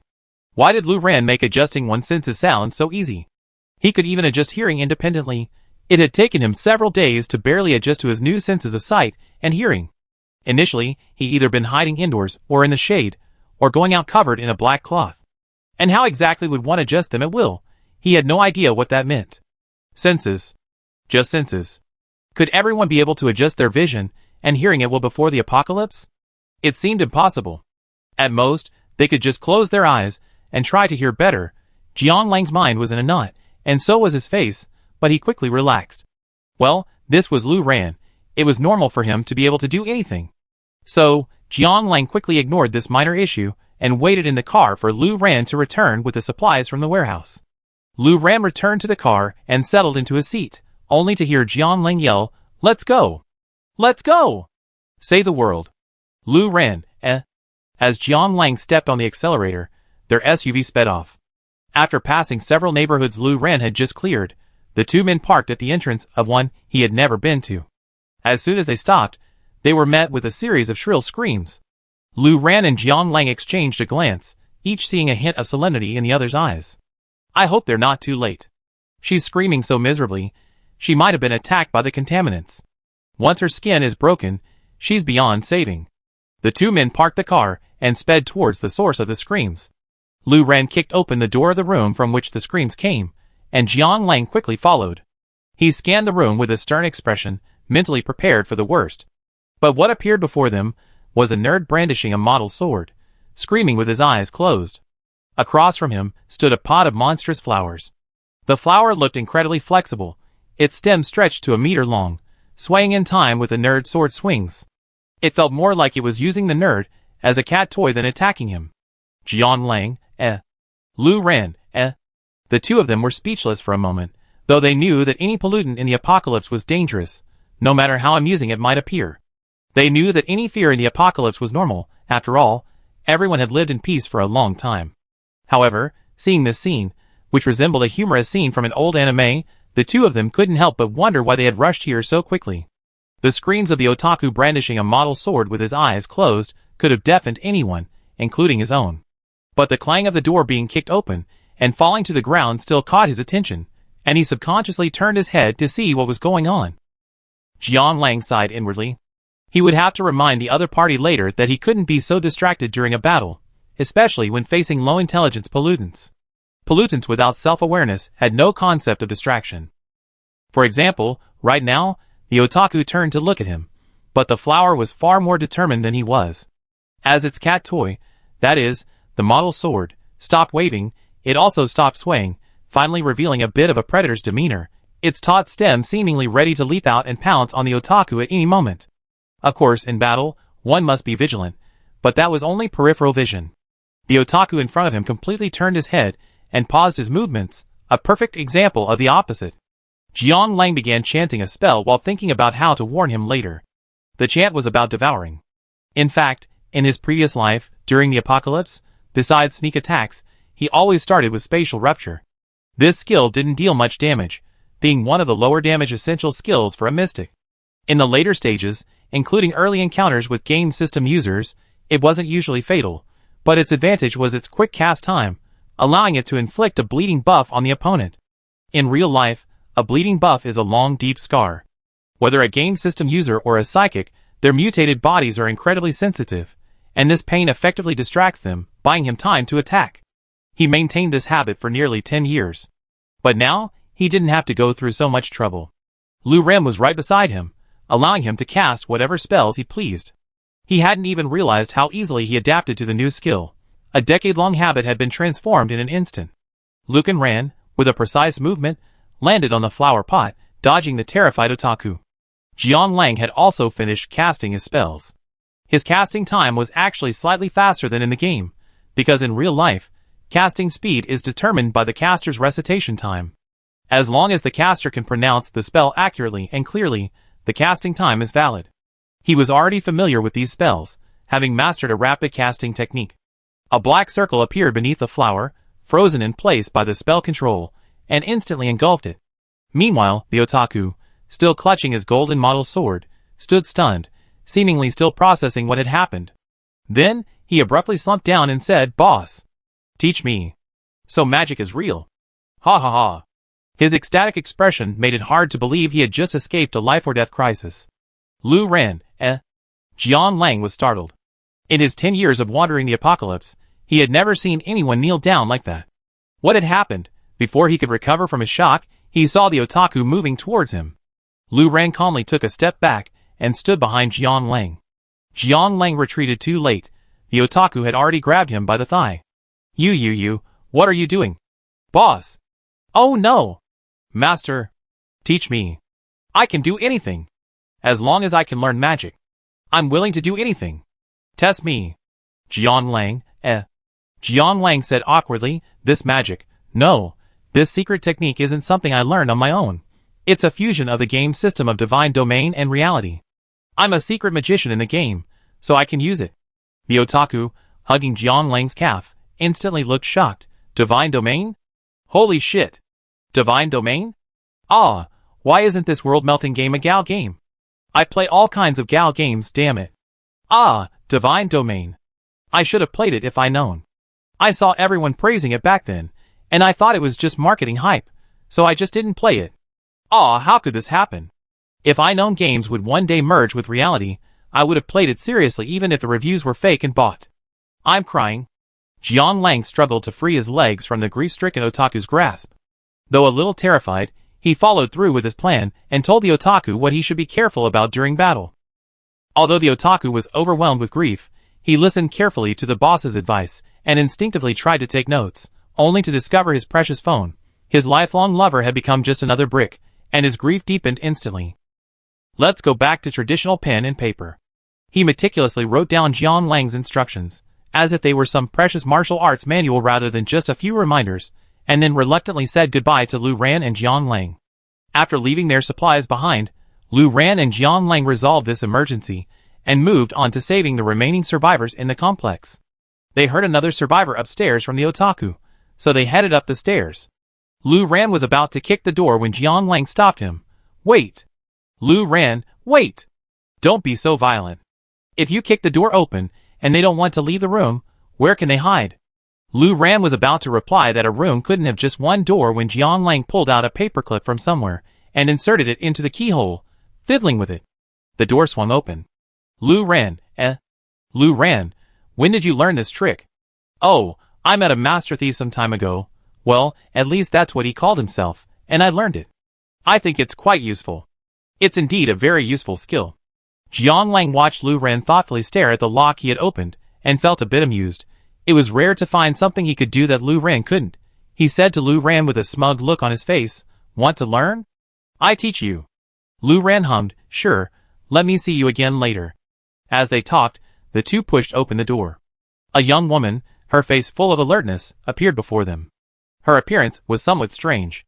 She wore a thick, transparent raincoat over her clothes, a dust mask wrapped around her face, a bottle of insecticide in her left hand, a baseball bat in her right, and a kitchen knife and a Swiss Army knife strapped to her waist.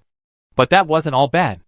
The more bizarre thing was the circle of white powder centered at her feet. It looked like some strange postmodern ritual scene. However, Lu Ran and Jiang Lang quickly realized that the strange white powder wasn't some illegal substance, but simply salt. Several empty salt bags lay at her feet. The potted plant in front of her was also covered in salt, and the dried-up flower showed signs of contamination. This young woman must have taken emergency measures after discovering the mutated plant. Even facing the mutated plant, compared to the otaku, her weapon at least had real killing power. Seeing Lu Ran and Jiang Lang enter her room, she instantly turned her baseball bat and insecticide toward the two uninvited guests. However, Lu Ran's mental connection was much faster, and before she could fully turn, she froze in midair in a strange position. Fear and despair flared in her eyes. The feeling of losing control of her body was terrifying. She had remained calm, and at best a little depressed when faced with the sudden doomsday. She had just been admitted to graduate school. But facing this completely irresistible force, she felt she would die here today. However, after the two young men restrained her, they didn't even glance at her. Instead, they walked through her room from beginning to end, following a certain sequence. Each time they entered a room, one of the boys would cast a dark spell, sending black light raining down, from the ceiling to the floor. It even seemed to comfort her obsessive-compulsive disorder. After clearing the room, the two returned to her.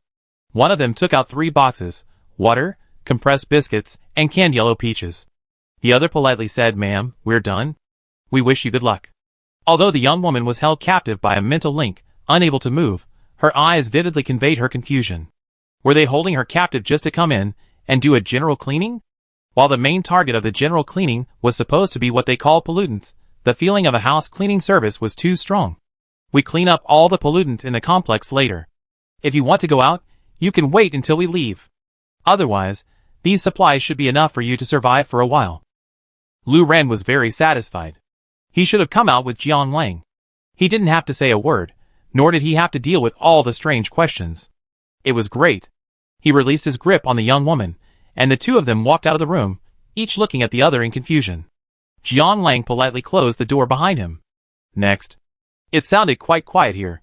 Jian Lang reached out to unlock the door, but then suddenly remembered that he had promised Lu Ren to teach him. He slowed down. It's probably like this. Lu Ren suddenly snatched the paperclip from his hand. Jian Lang, Lu Ren, let me try. Jian Lang looked confused, but I haven't started the demonstration yet. He had barely finished speaking when the door opened. Jian Lang, damn! It's fake. Damn! I spent a whole day learning. He scratched his head. The door to this room must have been open. Lu Ren shrugged. It's not that hard. I actually got a hang of it after watching you open it just now. But I missed the direction you were moving when you started, so I wanted to watch it again. I just saw it, so it's done. Jian Lang shed 2 thick tears. Oh, okay. You're worthy of me. Inside, a young man, clutching a chair and facing the door, watched as the 2 thieves, who had broken and openly discussed how to pick his lock right in front of him, even praising each other. For a moment, he didn't know what to say. Thankfully, Jian Lang quickly noticed someone else inside. He turned around and smiled kindly. Hello, we're here to clean up the contaminants. Please don't be nervous. The man was stunned by his friendly attitude, unsure of what to say. He instinctively said, "Oh, is that so? Okay then." Although he didn't even know what contaminants were, he slept until noon when he was awakened by the howling of ghosts outside his window. He initially thought to just put in his earplugs and go back to sleep, but he didn't know what was going on outside, and even with his earplugs on, the screams, like a mental attack, still reached his ears. He fretted for over an hour, half asleep and half awake. Finally, unable to bear it any longer, he threw off the covers and climbed out. Just as he was about to open the window and yell, "What the hell are you yelling about? It's the weekend. Can't we get some sleep?" He heard a strange movement near his door. Startled, he immediately grabbed the nearest chair. Even though he just grabbed the wooden stool, he felt it didn't seem very effective. Just as he was debating whether to take advantage of the brief moment the criminals rushed in to switch to a distant metal chair, he saw the 2 strange men enter. After he mumbled a yes, he realized something wasn't right. He was the master of this room. Why were these 2 people giving him orders so naturally? But then he saw a terrifying scene. The 2 men opened his kitchen door. Come to think of it, he thought he heard it rattling constantly today. He assumed it was the wind, that it hadn't been installed properly, and it kept shaking in the strong wind. Then he saw a terrifying-looking creature. One of the 2 strange men did something, and a fly as big as his head suddenly fluttered to the ground. Ah! What the hell is that? The young man let out a sharp screech. He could only tell it was a fly because its eyes remained the same. Everything else about it was unbelievable. Its wings, for example, had transformed into silver blades, serrated ones, to be sure. He couldn't imagine how bloody he'd be if one of them cut him. The 2 strange men gave him a strange look. Haven't you noticed the changes in the flora and fauna around you? Ah. No. What the hell is that? What the hell is that? The 2 strange men did something, and a black light descended from the sky above the kitchen, plummeting to the ground. Of course, it passed over the fly, and the frightening fly quickly died, its body falling to the ground. He began to question his worldview. Had over 20 years of faith in materialism been wasted? What was humanity doing behind his back? Then the 2 weirdos looked back at him, sizing him up and down, as if they and the fly were normal, and he was the weird one. One of the weirdos couldn't help but ask again, "So who are you protecting yourself from with the chair?" He was a little overwhelmed. From whom? From whom else? Of course, from you. If someone suddenly picks my lock, don't I have the right to defend myself? Lu Ren, Jian Lang, The two men's sweat dropped. They'd been preconceived, assuming the man was holding a chair to hit the pollutants. They'd been muttering to themselves, what good would a chair do? It's hard to hit small pollutants like that. It's even worse than that nerdy guy's toy sword. Turns out he was defending them, haha. But this guy was incredible. It was already past 2 in the afternoon, more than 2 hours after the apocalypse, and yet he hadn't noticed the pollution outside the window at all. So Lu Ran kindly reminded him, you better look out the window. Outside the window. What do you mean? The young man muttered in confusion. He had a bad feeling about the two men, but he still subconsciously glanced out the window. Then he froze. What a hellish scene outside the window. The greenery the community had once prided itself on had transformed into terrifying monstrosities. The people who enjoyed their daily walks in the community park had all been transformed into indescribable forms. And that? Wasn't that the corgi owned by the neighbor next door? The once adorable creature now looked like a legendary hellhound. He turned his head back, dazed, to see the two strange men saying to him with a hint of pity, the world is ending. You're lucky. At least you didn't become pollutants or be killed by them. Lucky. The young man muttered the word in confusion, then stared blankly as the two strange men cleaned his house from top to bottom. As they had said, they were here to clean up the pollutants. After leaving the ground littered with monster carcasses, they took out a box of cookies, a jug of water, and a box of canned fruit and placed them in front of him. Then he turned and left. Thank you. He finally found his voice before they left the room and hurriedly thanked the two strange but kind people. Are you an official secret organization? No, just kind people passing by. Jiang Lang put on a pretentious expression and gracefully closed the door. Lu ran, They then ran to other buildings in the complex and rescued a few survivors. Then, there were no more sounds of life, so they began clearing every room in the complex from the beginning. Most rooms were filled with mutated people. There were exceptions, such as one room where there were signs of a struggle, but no human voices. The window was broken, likely indicating someone with awakened powers had escaped through it. A small number were ordinary people who had died, fortunately uncontaminated but killed by other pollutants in the room. Lu Ran looked at the gnawed bodies on the ground and suddenly realized, oh, this scene would definitely make Jiang Lang very sad. What should he say? Jiang Lang, however, seemed fine.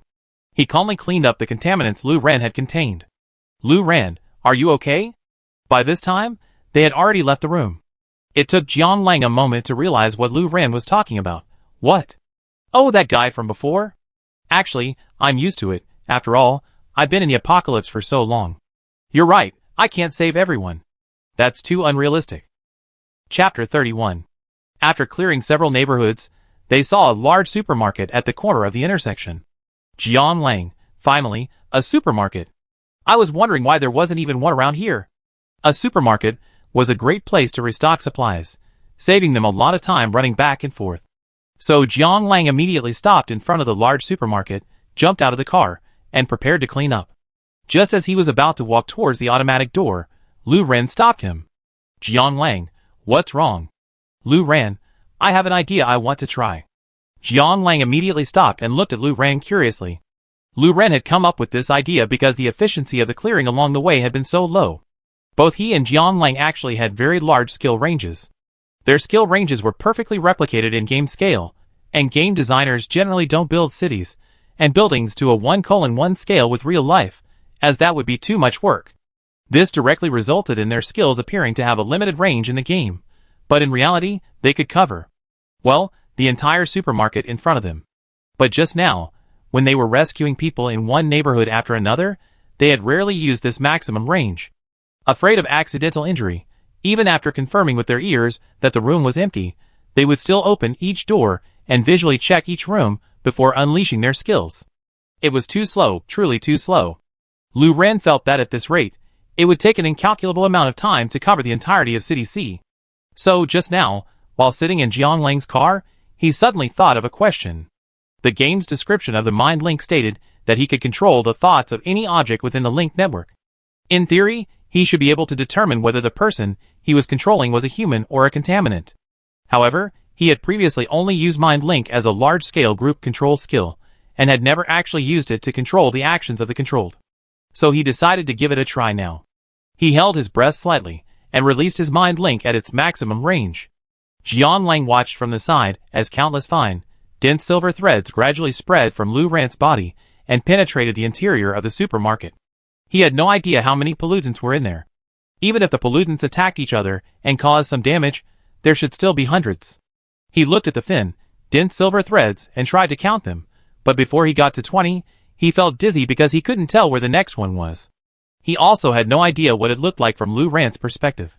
Lou Rant closed his eyes and saw one light after another light up in the pitch black. Soon, hundreds of light points flickered in the pitch black space of his mind. A few of them were brighter than others, and he thoughtfully connected his consciousness to one of them. He had expected the process to be difficult, or at least uncomfortable, but it was surprisingly easy. With a simple click, he connected to the consciousness represented by the bright point of light. Of course, there wasn't a real click, just a feeling of a snap, a secure connection.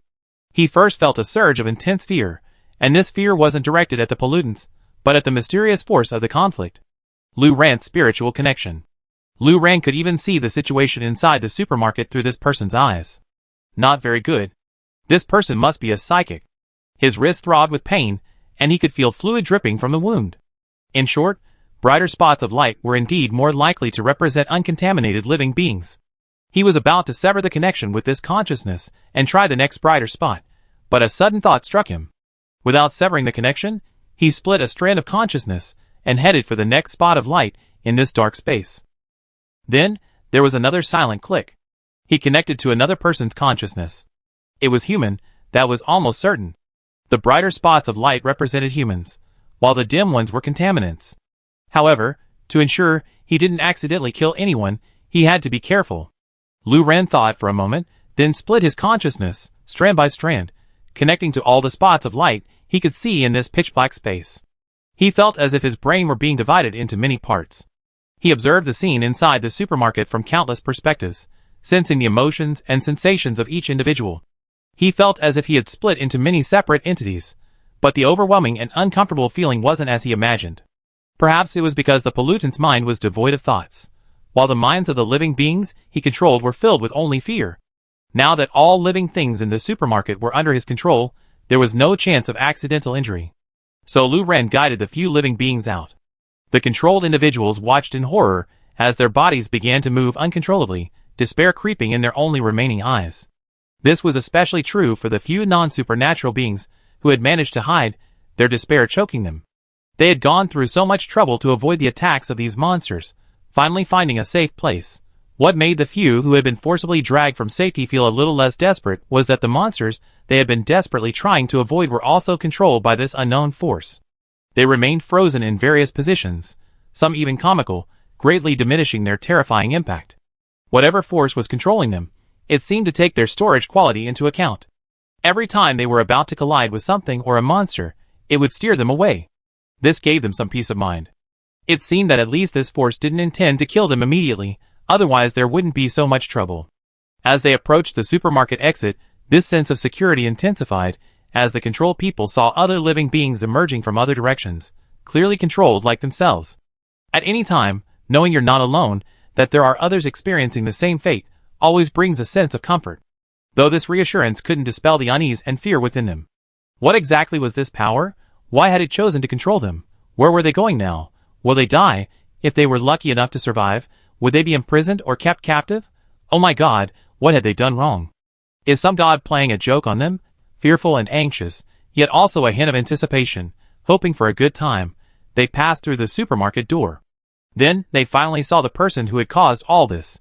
But, the person looked nothing like they had imagined. Even if it wasn't a terrifying monster, it should at least be a terrifying person, right? Like a movie villain. However, before them appeared two very young-looking men, probably fresh out of college, both dressed in very immature. What's that called? Cosplay costumes? Something like that. A young man in black was looking at them curiously, and the man beside him must have been the instigator of all this, because the silver threads emanating from his body connected to them.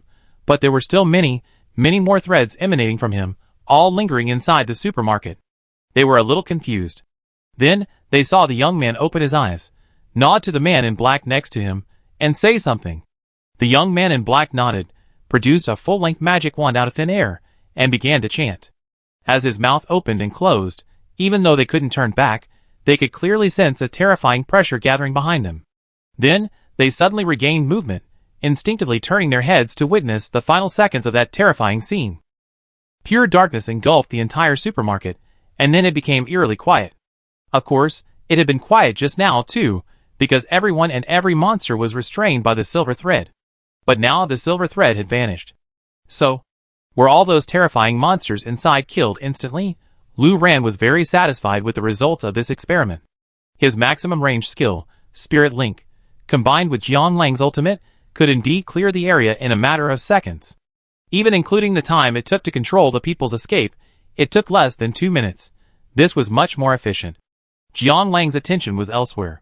He stared in amazement at the dozen or so survivors lined up in front of the supermarket, then asked Lu Ran, bewildered, "Doesn't a mind link only control one person's movements?" Lu Ran replied as he walked into the supermarket, "I noticed before that the effects of the Soul Weaver's skills in real life are slightly different from those in the game.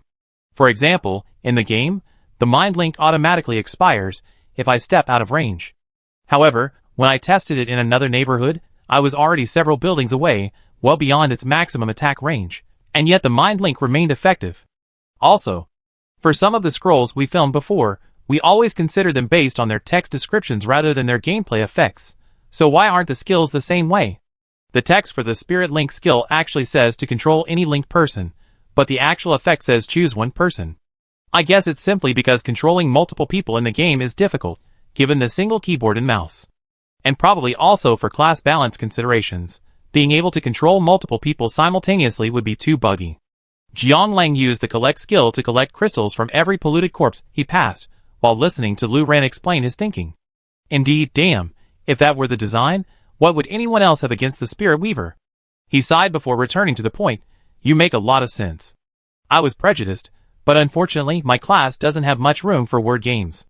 However, Jiang Lang was still a little confused. He recalled the Spirit Weavers he had met in his previous life. Why did they never seem to display similar skill effects?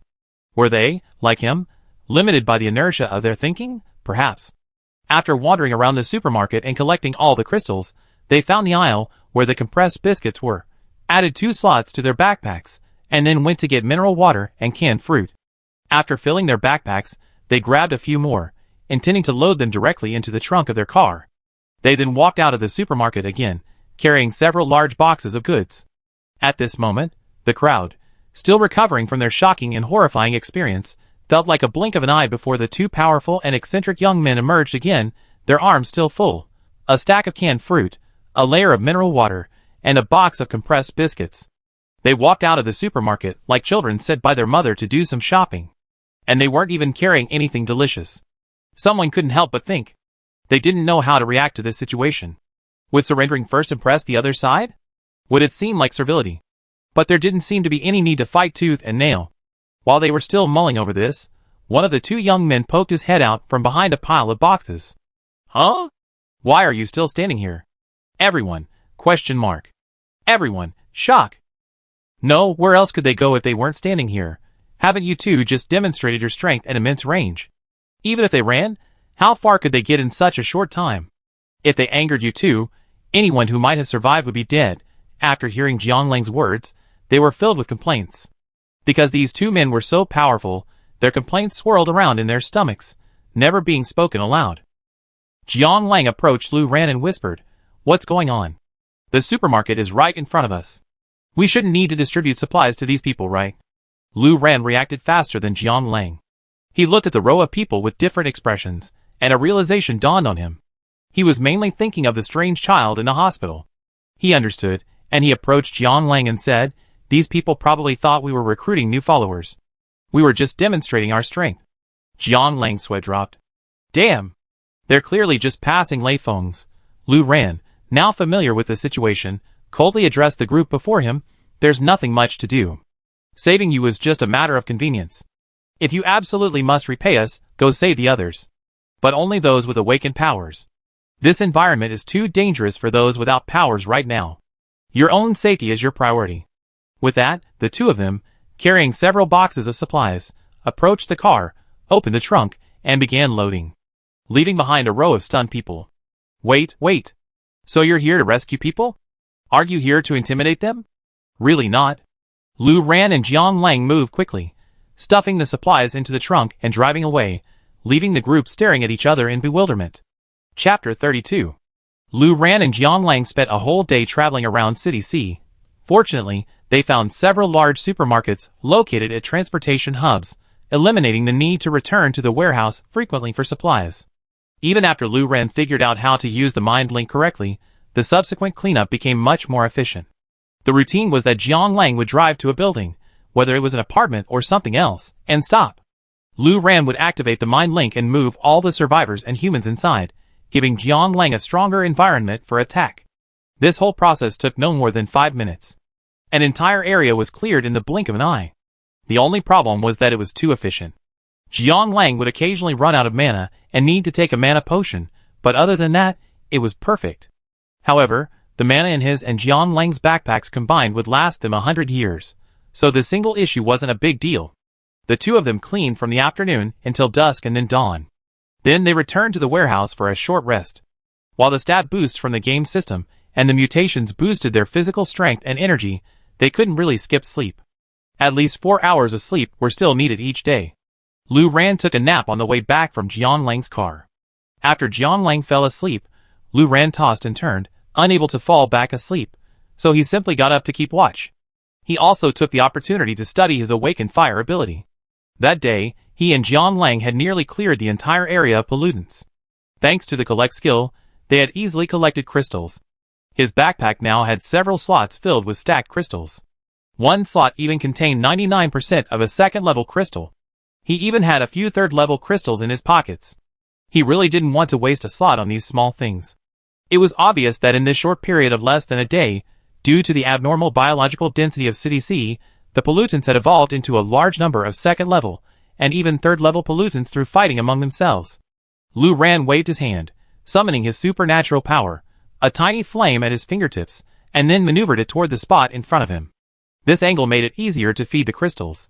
Then he began to pull crystals from his backpack one by one, dropping them into the tiny flame. It felt just like yesterday afternoon. Each level 1 crystal tossed in was instantly devoid of its energy, like a drop in the ocean. Aside from a faint sense of absorption, nothing else remained. After dropping 99 level 1 crystals, not only was there no visible change in the flame's appearance, but even he, the person directly connected to it, couldn't sense any change in his mental perception. He began to doubt that even if Jiang Lang, and he raided all of City C, they wouldn't be able to change the flame's starting point. How could this thing be so receptive? Never mind, just consider it a backpack cleanout. He continued feeding the second slot of his backpack with level 1 crystals, 99 and 99 more. He also tossed in a few level 3 crystals from his pocket, leaving only 99 level 2 crystals in his backpack. Just when he suspected that even if he threw all the spoils of the day into the flame, it wouldn't change at all, something strange happened. The flame seemed to have suddenly escaped his control and soared into the air. Lu Ran raised an eyebrow. Is it coming? He felt that this flame was a little too voracious, almost abnormally difficult to control. He thought it must have something special, perhaps like the old online novels where a useless character with superpowers is actually a king. He hoped that this flame would suddenly unleash its potential and impress him. Then he saw the flame grow a face perfectly suited to anime, and burst into a wild, unbridled laugh. If it had hands, it would probably have placed them on its hips. Ha ha ha. Kneel down, puny mortal. Before you lies the fire of hell, a fire that burns and judges everything. Lu Ran raised an eyebrow. After the flame finished speaking, it looked smugly at him, the only living, awake person standing here.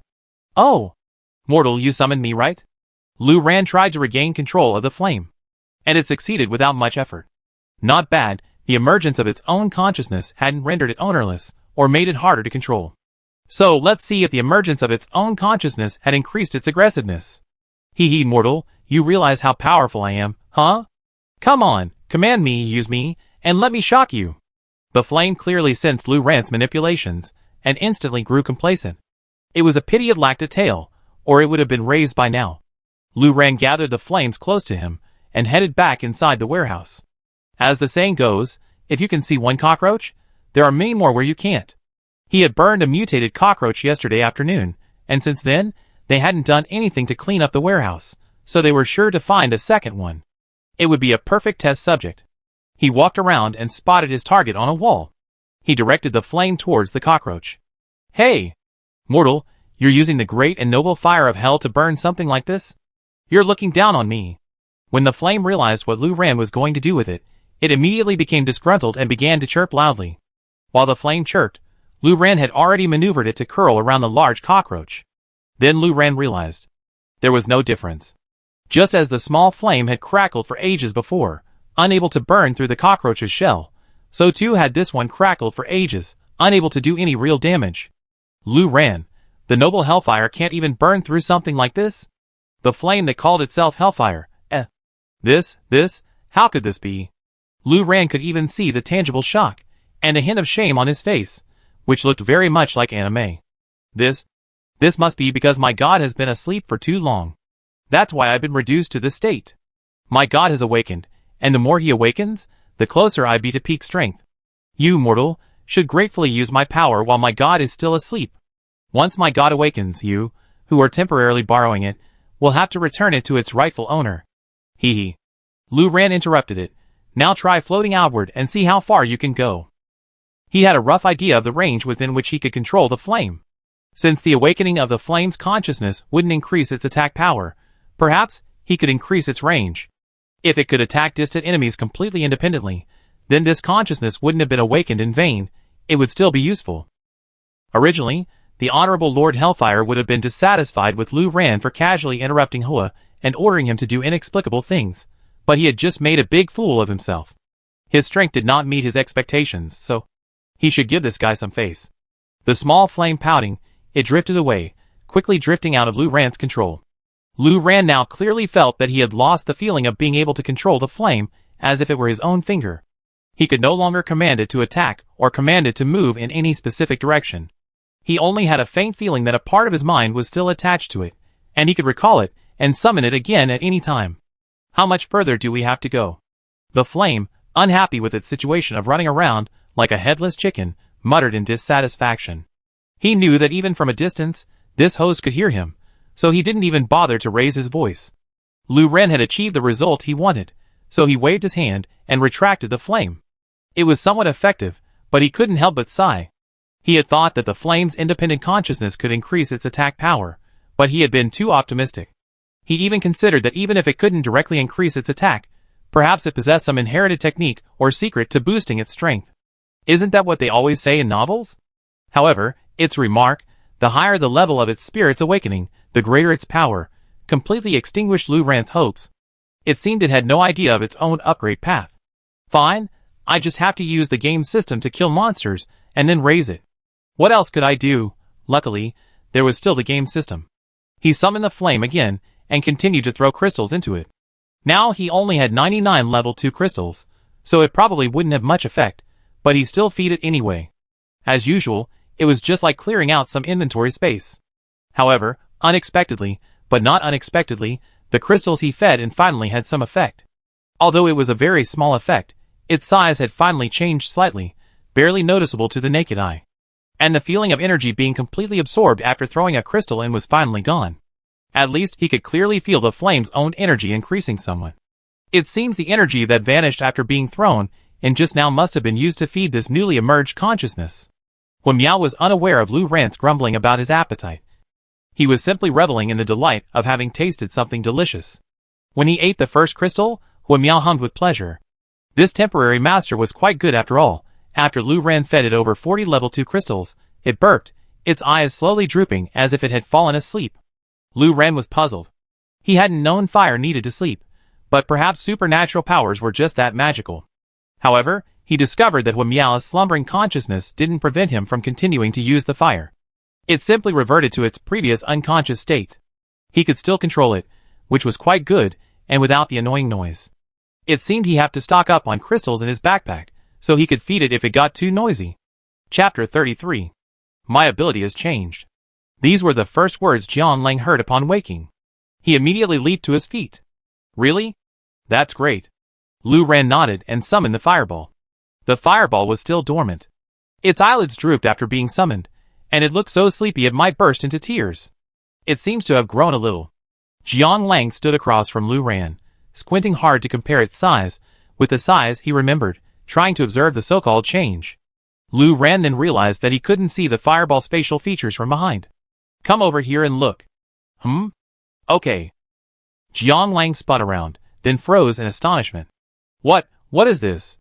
I didn't say fire shouldn't have eyes, but why are its eyes so cartoon-like? Lu Ran, is that the point? It can talk. Jiang Lang's interest was instantly piqued. Wow!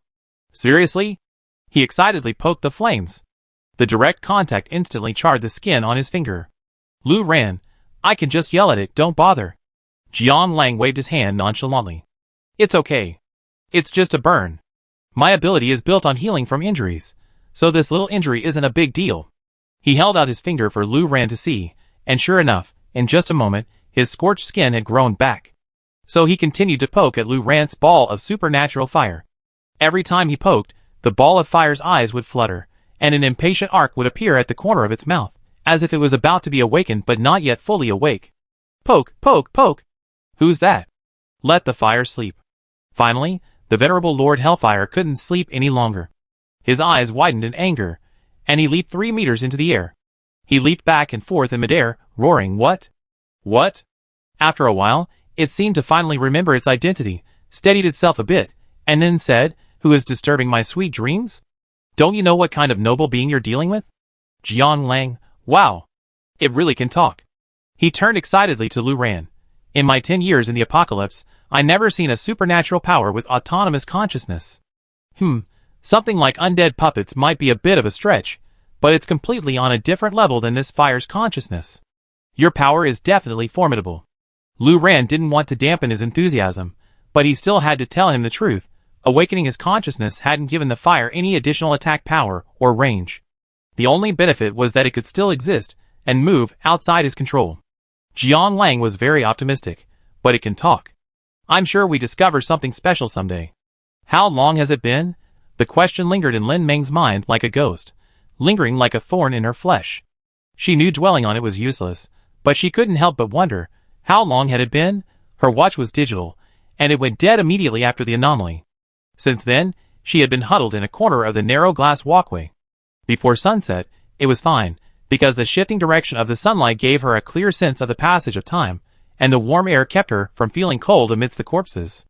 Things weren't great after the sun went down. The air was too cold, but more importantly, she had no idea how much time had passed, how long it would take for the sun to rise again, though shouldn't she be hoping for it? She had no water, no food, and most importantly, no water. How many sunrises could she possibly survive? So, it was best if the sun didn't rise at all. At least she knows she wasn't going to die yet. But she still wanted to know how much time had passed. I wish I had bought a mechanical watch. The thought suddenly flashed through Lin Meng's chaotic mind. If only I had bought a mechanical watch. At least I know how much time had passed. If only I had bought a mechanical watch. Why was she the one who survived? Did she really survive? An explosive rage suddenly exploded in Lin Meng's mind, filling her with resentment. Why on earth had she not bought a mechanical watch? Then came a stream of thoughts that came and went so quickly that she couldn't even grasp what was passing through her mind, let alone control them. Did she really survive? Has she really seen what she looks like? Everyone has changed. Is she really the only one so lucky? Perhaps if she looked in a mirror, she'd see that she actually transformed into a monster more terrifying than anyone else. But that seems better than living in fear like this. So why did she survive? She'd never been lucky since she was a child. So why did she have such good luck this time? She might as well have died with everyone else. No! She didn't want to die. She didn't want to die. Even though the world seemed crazy, she didn't want to die yet. She was still too young. She had never thought about dying at this age. But no matter what, it looked like she was doomed now. What was that? What was that? What was that? Her gaze was drawn to a dark patch of darkness in the distance.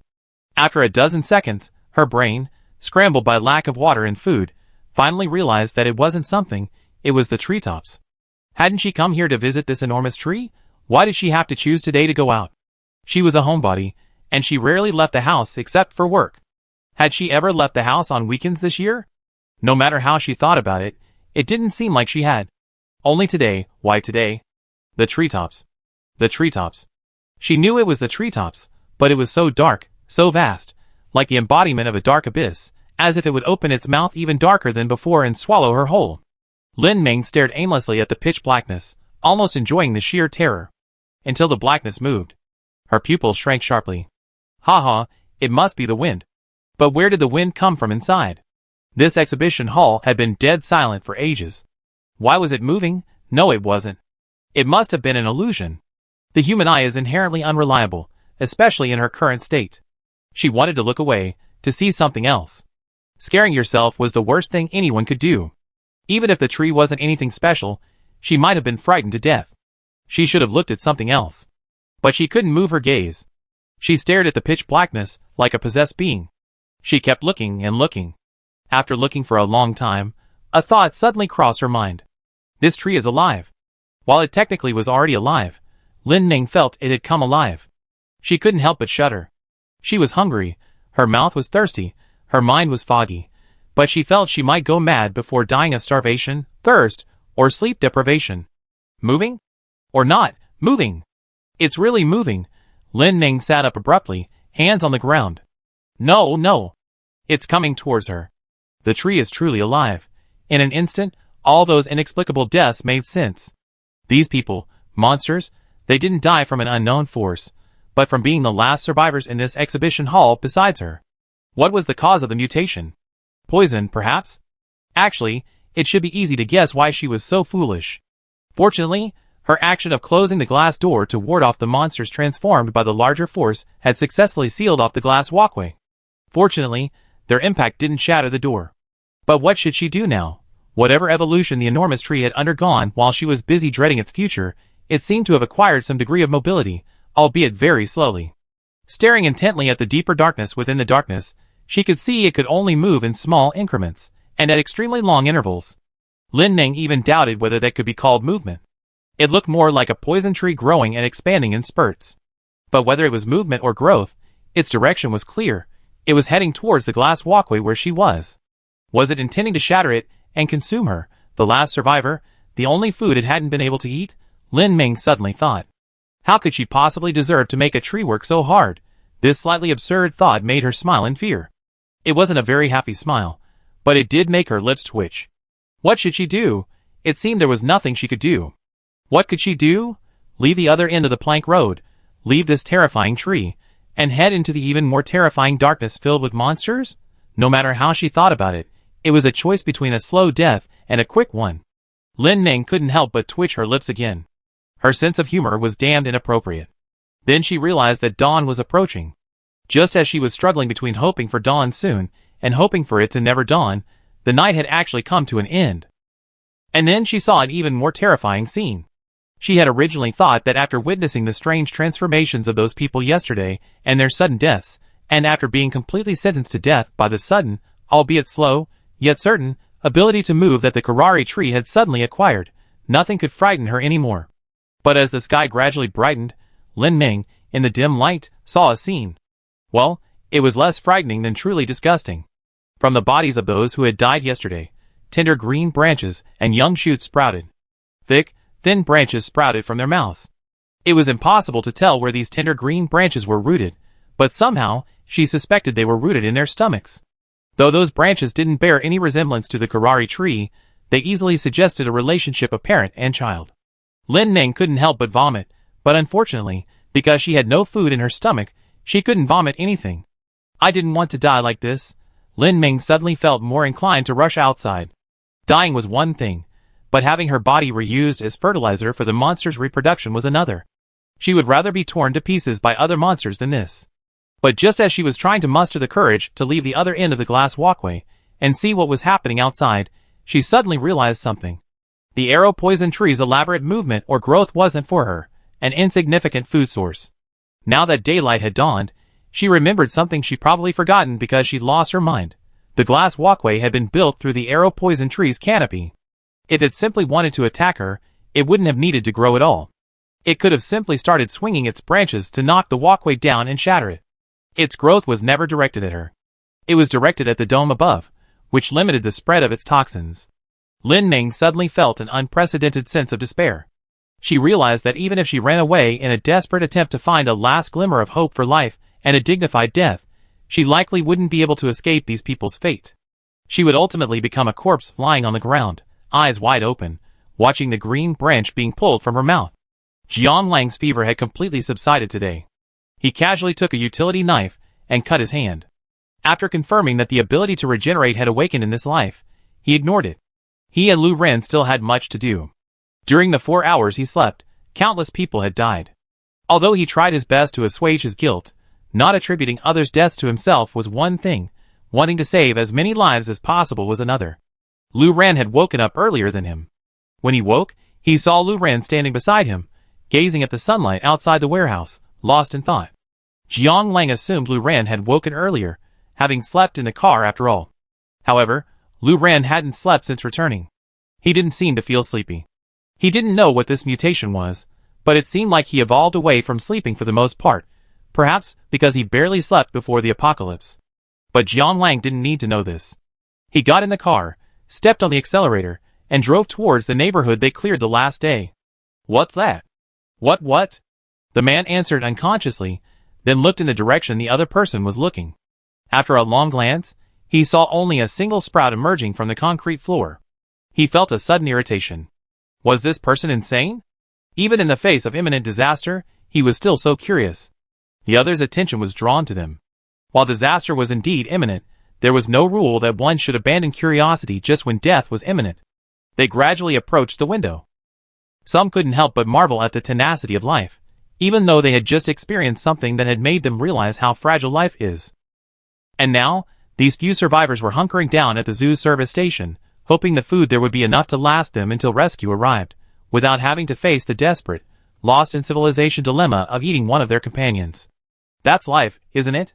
Even if endlessly suppressed and blocked, a seed buried beneath concrete and steel will still strive to break through the ground. The man glared with disdain at the inexplicable person, who suddenly unleashed the sentiments of an elementary school essay. Has he become stupid from reading? He can find a sublime theme for anything. This is simply insane. What do you mean by the tenacity of life? Isn't the situation obvious enough? Since yesterday, not to mention the sudden transformation of many people around us into monsters, the plants and animals have clearly regained their vitality. Not to mention these seeds buried beneath concrete. Yesterday they saw quite a few trees that had practically withered sprouting again. This clearly illustrates the dire nature of their current situation. Neither the poetic and optimistic assessment nor the realistic and pessimistic examination could stop the new sprout from growing larger and larger. Why do I feel like this seedling is growing too fast? An elderly local woman couldn't help but complain. Yeah, that's too fast. Someone nearby echoed, and they gradually gathered around the window to watch the strange new shoots grow. Only the man, with a look of annoyance on his face, didn't even bother to move. He had to conserve every bit of energy. Who knew if just a little movement would save his life in the end? Then he saw everyone by the window collapse. That was the last scene he saw. Chapter 34. Jiang Lang quickly muttered a spell, and a black light descended from the sky, clearing the pollutants from the commercial district before him. Go next. Turning around, he saw Lu Ren already in the car, waiting for him to get in and drive. Perhaps because this was a very busy commercial district, or perhaps because a whole day had already passed, the number of survivors they saw was dwindling. They hadn't seen a single living soul this morning. After getting in the car, Jiang Lang and Lu Ren discussed whether they should prioritize visiting more remote areas tomorrow, perhaps saving more lives. However, since those in remote areas might not be in as great a need as those in more densely populated areas, they continued driving in their original direction. Somewhere along the way, their game system suddenly indicated they had been afflicted with a bleeding buff called poisoned. The health loss wasn't significant, but Jiang Lang's expression immediately grew serious. Is there a toxic contaminant here? Or one of these airborne toxins? We need to clear it out quickly. If it evolves, the damage range will be enormous. Lu Ren nodded, and jumped out of the car the moment Jiang Lang stopped. He looked around. Honestly, even if they didn't have the game system to clearly see they were afflicted with the poison buff, it would have been easy to deduce. The contaminants nearby were mostly dead. He took in all the bodies on the road, and then he realized that this toxic contaminant had either migrated here later or had only recently developed the ability to spread through the air.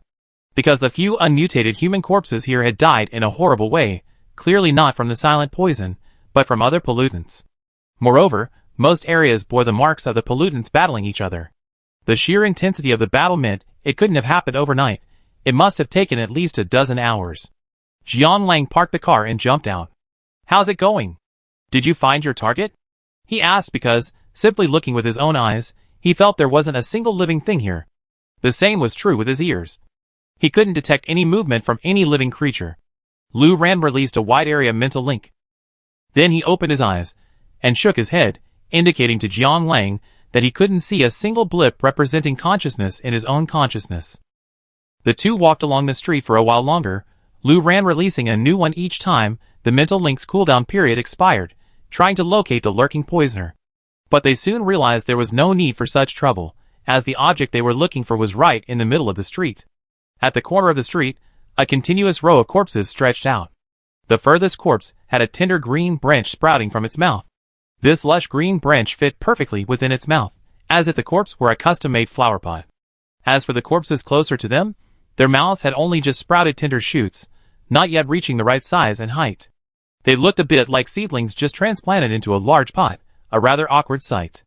The unusual sight was so striking that even a fool would have known something was amiss. However, they didn't rush to attack. After all, there were no survivors left, so a little later wouldn't hurt. Finding the source of this situation was crucial. The survival pattern of these green sprouts was a typical parasitic contaminant. Jiang Lang had encountered many of these contaminants in his previous life. Even if there wasn't a mother body constantly producing seeds, there must be at least a source. If they couldn't find a source, even if they eliminated the contaminants, the situation would recur. Lu Ran and Jiang Lang quickly examined all the corpses with green sprouts. Then they discovered that the source was easy to find. All the corpses followed a pattern of decreasing radiation from the inside out. They simply followed the direction of the rising green sprouts, and soon they reached the center of the corpses. Not only were there several corpses with green shoots so large they threatened to burst their heads, but there was also a branch growing not from the corpses but from the ground. Lu Ran and Jiang Lang exchanged a glance. Is that it? The two studied it for a long time, but couldn't see anything special. The branches were very delicate, as if they had just sprouted yesterday or today. Seeing nothing more to discover, Jiang Lang glanced at Lu Ran. After Lu Ran nodded, he quickly used his skills to cleanse all the nearby corpses with green sprouts.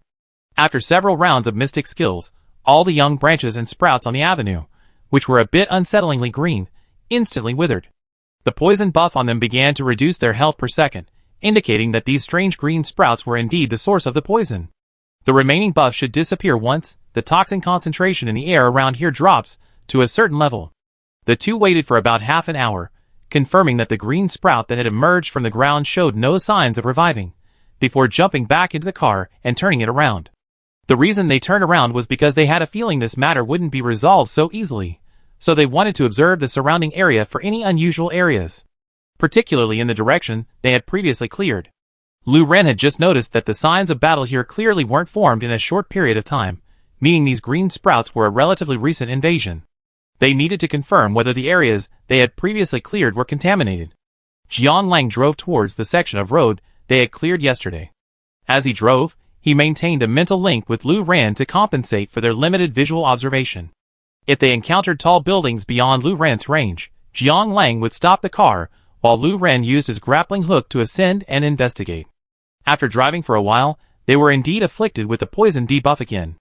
Glad I came back to take a look. Yeah. If they continued along their original clearing route and allowed these green sprouts to spread, their previous efforts would have been in vain, and the people they had saved would have been poisoned to death. Jiang Lang launched a sweeping attack, killing all the green sprouts. Then the two of them continued their search. After driving back and forth for almost an hour, they finally cleared out the strange green sprouts that had appeared in the area.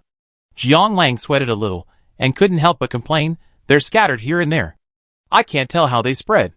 And it's only been a short time, and they already taken over such a large area. They're spreading like a dandelion. His metaphor was perfectly accurate. Although these green seedlings appeared in clusters, their placement was highly random, and spread out quite far apart. If it weren't for the fact that once they landed, they would inevitably spread. Furthermore, Lu Ran and Jiang Lang had the game system that displayed poison buffs, and Lu Ran's mind link skill allowed him to thoroughly investigate pollutants. It would have been quite difficult to deal with. It was indeed City C. Such a difficult pollutant had already appeared in just one day. After Jiang Lang finished his rant, he drove for another dozen kilometers. This time, seeing no green seedlings, the two finally breathed a sigh of relief. It was already half dark. They cleared the pollutants along their original route, found a supermarket to restock, and continued their cleanup. When the moon reached its zenith, they turned back to the warehouse.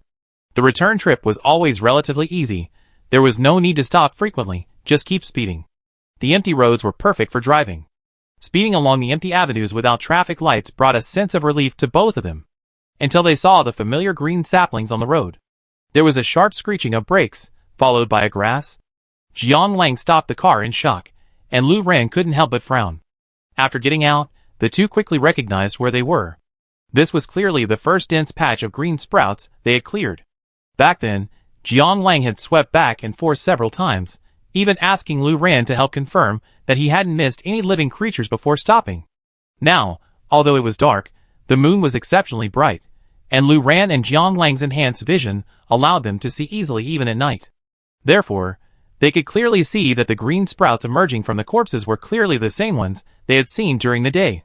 Jiang Lang, damn, how come this thing seems to be something that can't be extinguished by wildfires, and spring breezes will only spring up again? But even though he tried to play down the seriousness of the situation with a light-hearted tone, he couldn't bring himself to laugh. The street, which had been cleaned before he left in the afternoon, now slowly walked over, from low to high, and the green sprouts in the corpses' mouths gradually grew taller. Lu Ran, the lower ones are the ones we cleaned up during the day. The first crop. He thought for a moment, and finally used the quantifier the first crop. Jiang Lang soon realized this as well. The taller ones were growing from the corpses that had appeared normal during the day. Thinking about it this way, something seemed obvious. These green sprouts, like the poison gas, might be airborne. It wasn't that seeds fell on the corpses and the green sprouts sprouted, but rather that once the corpses were affected by the poison gas, they were assimilated.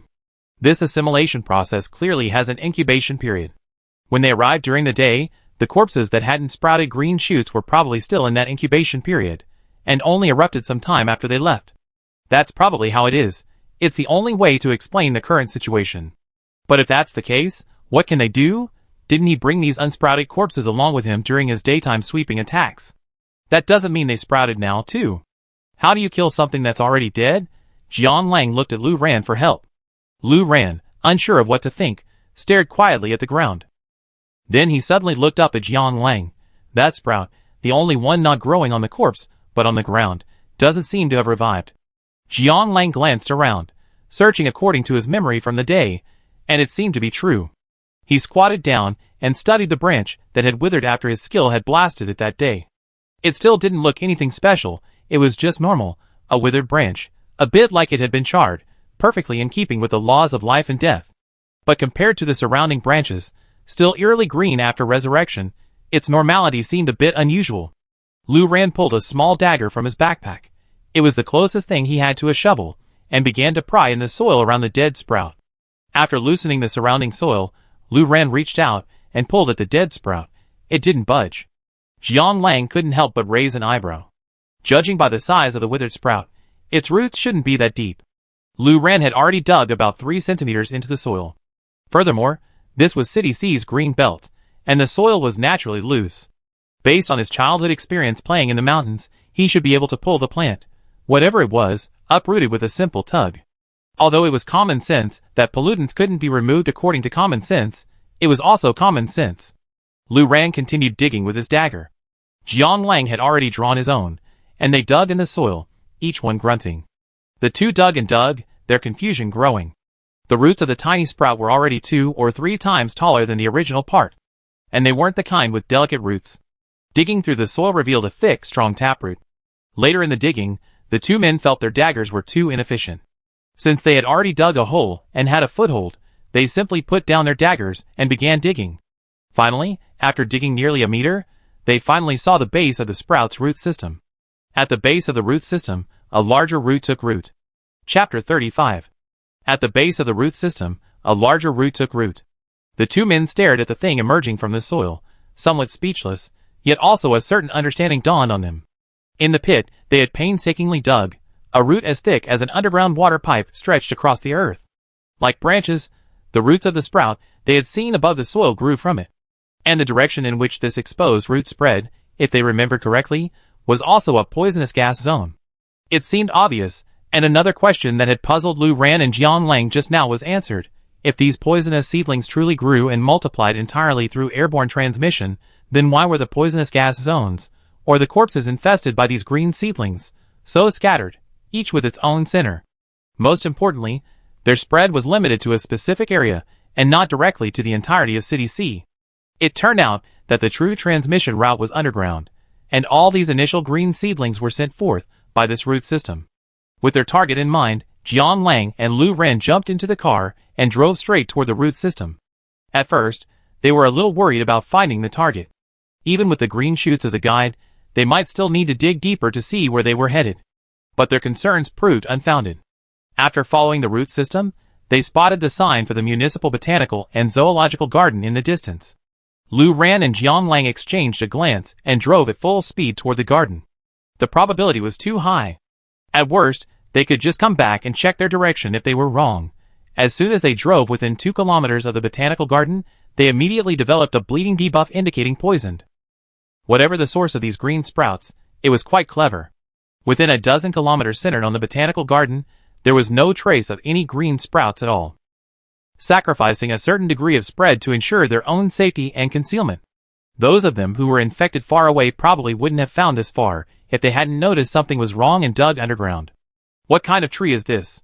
How can its roots grow this far? Jian Lang couldn't help but grumble as he drove. Lu Ren glanced at him speechlessly. It's already polluted. How can you still use common sense to measure it? Jian Lang couldn't help but sigh. Really? I wonder how many people it's harmed to grow so fast. It makes sense.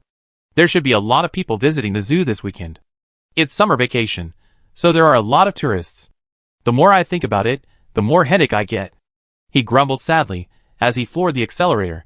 The closer they got to the botanical garden, the higher the bleeding debuff value increased, far exceeding the rate at which they bled in the area where they first discovered the green sprout. Finally, it was visible on the health bar, which proved they were heading in the right direction. After a sharp screech of tires, Jian Lang pulled into the zoo's parking lot. Wow! There's still a spot! We're so lucky. Lu Ren, Of course, after they hopped out of the car, Jian Lang lost interest in jokes. Dead silence, utter silence. It wasn't like they hadn't seen horrific scenes before. Over the past few dozen hours, they had witnessed countless tragic scenes in densely populated areas before the apocalypse. But no matter how horrific, these areas still evoke the sounds and sense of life. After all, pollutants are living things, so at least they weren't as quiet as a completely dead city. Here, not only were there no survivors, but there weren't even any surviving pollutants at all. It was as if life had been completely wiped out from this area. The ground was densely packed with piles of polluted corpses, shrunken and unusually dry, revealing that their crystals had been removed.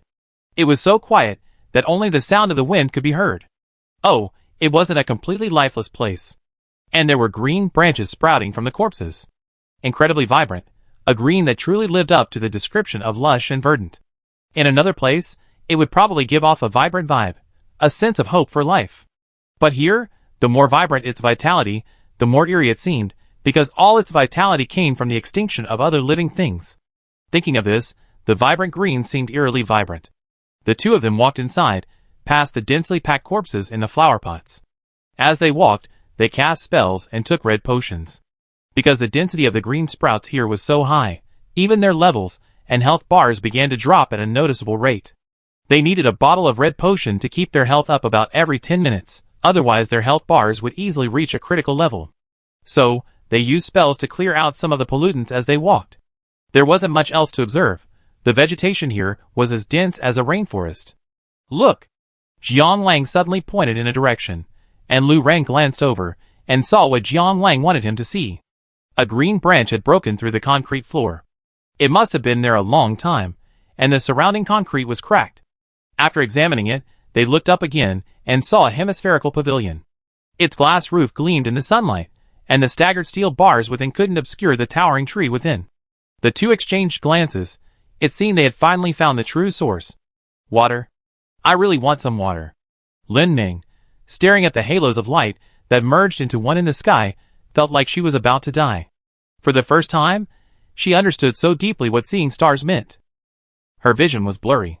She vaguely remembered a fluorescent green backpack on the stairs at the other end of the plank road, carried by the child. Tucked into the right pocket of the backpack was a large plastic cup filled with water, lots and lots of it.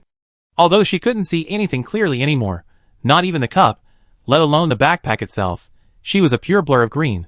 The thought of the cup dangling before her eyes made her thirsty. She couldn't help but glance at that blur of green, and the more she glanced, the thirstier she felt, but she couldn't help herself. It was actually very close. Although she was starving and had no strength to get up, it was only a short distance away, and she could crawl over. She desperately wanted to drink water. But once she opened that door, she knew she was doomed. She would become like those people on the surface, not only dying a miserable death, but also becoming the host of the tree's parasite. Although the outcome was death, and the difference was only a few hours, living a little longer, dying with dignity, was always preferable.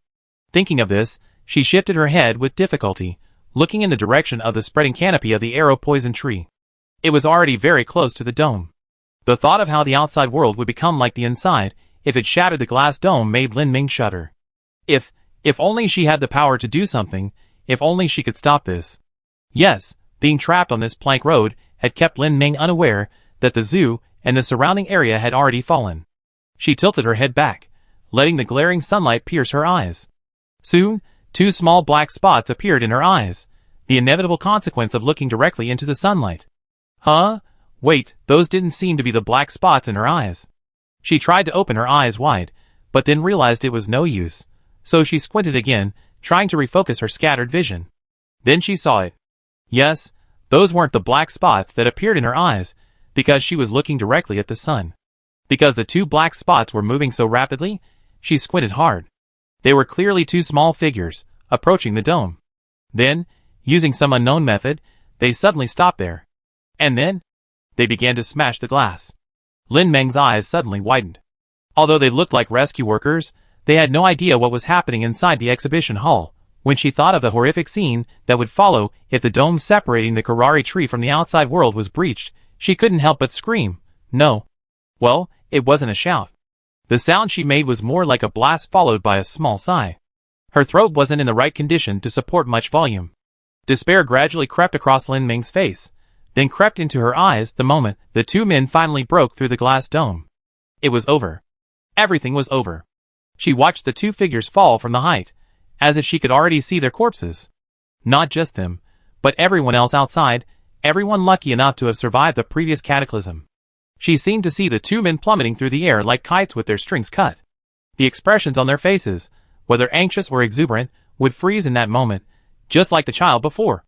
Then, their bodies would slam heavily to the ground. At this height, they would likely be a bloody mess. Within hours, vibrant green shoots would sprout from their bodies. And then, this passage to the outside world they had deliberately opened for the Karari tree. Before long, would all of City C, perhaps even the entire world, become like this? The sound of shattering glass was clear in her ears, and despair filled her eyes. But, wait, these 2 men landed safely. They weren't dead, honestly. At this height, Lin Ming felt that even if they hadn't been poisoned mid-flight, jumping down would have been sheer suicide. After all, the dome was 4 or 5 stories high from the ground. She was so preoccupied with worrying about them being poisoned that she hadn't even considered worrying about them falling to their deaths. The 2 men, unsure how they managed it, spun effortlessly in midair as they plummeted towards the ground. Their fall suddenly slowed, and they landed lightly. There was even a touch of understated effortlessness in their movements. Lin Ming rubbed her eyes to confirm it wasn't an illusion. They looked confident. Oh. Actually, from her vantage point, she couldn't see their faces at all, and even if she could, it wouldn't be clear. But their backs radiated a sense of control, a confidence that gave Lin Ming hope. With difficulty, she moved her body and crouched down on the glass walkway, trying to get a clearer view of their figures and movements. Lin Ming's first reaction was that they were 2 young men. Then her stagnant brain spun, and she finally understood why she felt that way. They were dressed so youngly, like they just walked out of a comic convention, like something you see in a game. She remembered. When the mutation first occurred, wasn't there a child on the ground wearing similar clothing? She remembered everything. So, were these 2 mutants like them? Not the specialized rescue workers she initially thought, but didn't the child die like the others? If these 2 were mutants with the same gaming focus as the child, could they have truly succeeded? The scene kept replaying in her mind. That child had been so full of vigor, his face brimming with innocent, even cruel glee. He excitedly annihilated all the monsters around him with a power that shouldn't exist in reality, only to succumb silently to the poison from the Karari tree. Without warning, he collapsed to the ground, his expression frozen in the moment. The 2 men seemed calm, as if the poison from the Karari tree had no effect on them. Perhaps they had come prepared? Do they have some antidote? Perhaps they didn't just rashly shatter the glass dome, but actually knew what they were going to do from the beginning? Her heart tightened, and she knew full well that this tightening feeling stemmed from her genuine hope for them, hoping they could survive and defeat the mutated Karari tree. Then, perhaps she could be saved too. She hadn't noticed herself, but even though she'd been blinded by hunger and thirst just moments before, she somehow found the strength to sit up, her eyes fixed on the movements below. But she didn't dare get her hopes too high. She still remembered how other people who had gained superpowers had fallen before the Karari tree. The two men, one black and one white, did something. Then silver threads emanated from his body, resembling spiderwebs. One, unsurprisingly, connected to the Karari tree in front of him, but others spread in other directions, mostly toward the exterior of the exhibition hall. Huh? Wait, why is one coming towards her? Her expression of terror froze the moment the silver thread touched her, because after that, she could no longer move, no matter how hard she tried to break free. Why attack her? She's alive. Wait, could her earlier fears be true? Had she actually already become a monster? No different from anyone else. She was saying, how could she be so lucky? But soon, she couldn't care less about her own fate. There was a new movement on the ground. They didn't know what they were doing, but a black circle of light began to appear on the ground, centered around the poison tree. It looked so familiar. It was the same skill that the child had used back then, so these two people were really coming from the same direction of the change as the child back then. Her eyes, which had just risen with hope, dimmed again in an instant. So it really was the same change, she had thought. At the same time, the familiar black circle of light began to gather at the top of the poison tree. The child had used the same skill back then. If she could still move now, she would probably look away, because she didn't want to see what was going to happen next. Back then, that child. Before he died, he had used this very skill. After he fell straight back, the black circle didn't dissipate, but remained there. It killed the other pollutants, but had no effect on the poison tree. Unless the surrounding grass withered and dried up, then there might still be a slight impact. Wait. Was the circle of light that child emitted that time so high and so large? She stared blankly at the black circle that gradually expanded from the top of the treetop. It kept expanding, until it enveloped the entire tree, and it continued to expand recklessly. She estimated the radius to be about 10 meters. Lin Ming felt lucky to be huddled at the other end of the plank road. If she were closer, she might have been right within the coverage of the black circle. Even from a distance away, she could feel the terrifying pressure. From this distance, she discovered the circle's texture was truly remarkable, a pure black. Calling it a black aura might have been a bit of a misnomer, for it lacked any luster. It was pure black, swallowing even the surrounding light. She couldn't help but feel a shudder of fear. She felt as though she would perish without a burial place if she touched the circle. If she could move, she would surely be trembling right now. Then the circle suddenly descended, sweeping across the poison tree from top to bottom. Just like the circle the child had cast. She couldn't close her eyes. She could only watch the scene open. She couldn't even bear to watch unpleasant scenes on television. The thought of how disappointed the person who had cast this skill might be made her afraid to watch. But the tree withered? Lin Ming was a little taken aback. She stared blankly at the canopy of the dark poison tree, which had been dazzlingly green just a second ago. Now, only withered branches and leaves remained. Its trunk, as if suddenly drained of all moisture, had become dry and brittle, ready to crumble to dust at any moment. And so it did. The massive dark poison tree, as tall as 3 or 4 stories, was reduced to ash, falling in a flurry before Lin Ming. She stared blankly at the scene, and it took a long time for her to react. She seemed to be saved? On the ground. Jian Lang was stunned. Oh my god, is this tree's health bar that thick? 1 devour damage reduction combined with your psychic shock damage reduction, a total of almost 40 damage reductions, and 1 ring of annihilation only just finished it off. Chapter 36. It's only been a short time, and this tree has evolved so quickly. I can't imagine what it would have become if we had arrived a little later. Jian Lang's tone was filled with lingering fear. Although they could still instantly kill the tree now, its growth rate was so rapid.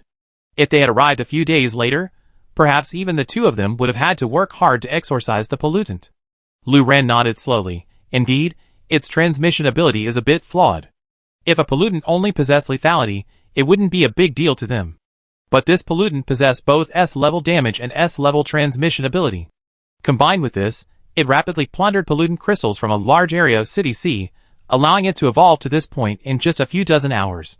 And it was visibly only evolving faster from now on. Jianlang used his collection skill to retrieve the crystal from the tree's ash. Level 5 Crystal. A trace of solemnity crossed Jianlang's face. Jianlang had anticipated that the concentration of pollutants in City C would allow it to evolve to level 3 in a remarkably short period of time. Therefore, when they collected level 3 crystals, he wasn't surprised, nor did he have any special thoughts. However, starting at level 3, pollutants become extremely difficult to evolve. Just as the experience required for the first few levels of a game differs significantly from that required for the later levels, the upgrade of pollutants follows a similar pattern. Level 3 pollutants are generally considered the most pollutant on a given street. If the population and biomass density are higher, this range can be further reduced.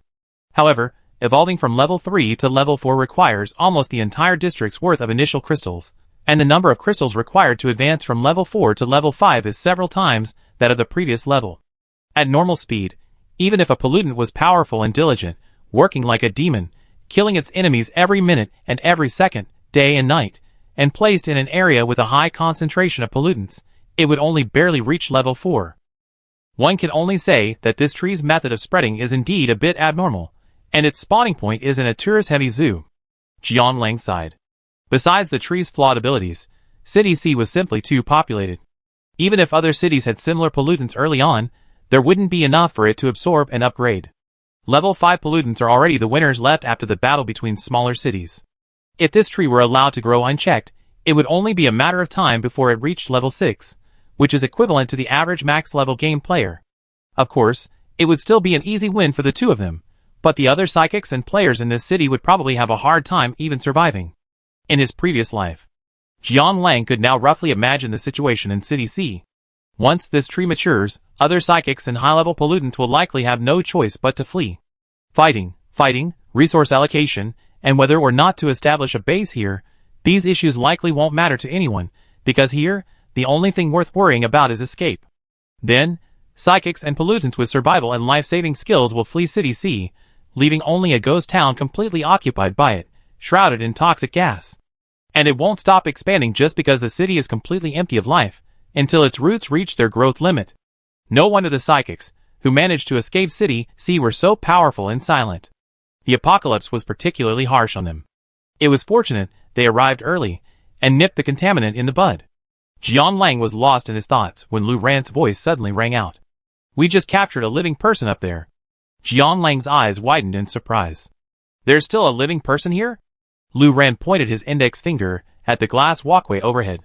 Jianlang took a closer look. There really was a survivor. He quickly took 2 steps and climbed the stairs to the walkway. But just as he was about to open the locked glass door, he suddenly remembered. Oh no, this survivor was probably still alive because the door to the walkway was tightly sealed, preventing the poison from getting in. Or, even if it could get in, the dose wouldn't be enough to kill a person. But the pollutant had only just died, it had simply stopped producing toxins. The toxins already in the air wouldn't dissipate so easily. If this exhibition hall were the only area contaminated by the toxins, it might be fine. Once the hall was breached, the vast amount of fresh air outside would quickly dilute the poison. The problem was that this entire area was a toxic gas zone. But, he observed the young woman half collapsed on the plank road. She looked like she hadn't eaten or drunk water in a long time. Her face was pale, her lips chapped. She must have been trapped here right after the apocalypse. He was a little worried that if they didn't rescue her quickly and give her some water and food, she, the sole survivor, might also be declared dead. Jianlang felt a headache. Just as his headache was brewing, Lu Ran also came up. Jianlang heard the sound of something on the iron staircase behind him and asked without turning, "What should we do now? There's no antidote or anything like that in the game items. Could there be one? Did we miss it?" Lu Ran confirmed his initial memory, but also shattered his lingering hope. "No." Jianlang was somewhat discouraged. "Then what should we do? Wait until this poison gas dissipates? I doubt this girl will even be alive until then." "Lu Ran, are you a fool?" Jianlang turned and looked at Lu Ran with great sincerity. "Yes, I think I'm a fool again. Teacher Lu Ran, what's the correct answer?" Lu Ran, Lu Ran, what are those thousands of teleportation scrolls in your backpack for?" Jianlang's face was filled with sudden enlightenment, And he suddenly clapped his hands together. That's right. He'd been stuck in his old ways, thinking only of how to get the survivors out through the glass door, forgetting that they could also have gone through it to get in. He also fallen into a rut regarding teleport scrolls. Divinity Online players had long been accustomed to the fact that teleport scrolls in Divinity Online were a bit more difficult to use than in other games. Instead of simply looking up coordinates and filling them in to teleport to a specific location, players had to go to the location, get a teleport scroll, and record the coordinates. While this made sense, one of the game's main selling points was the unpredictability and danger of the outdoor maps.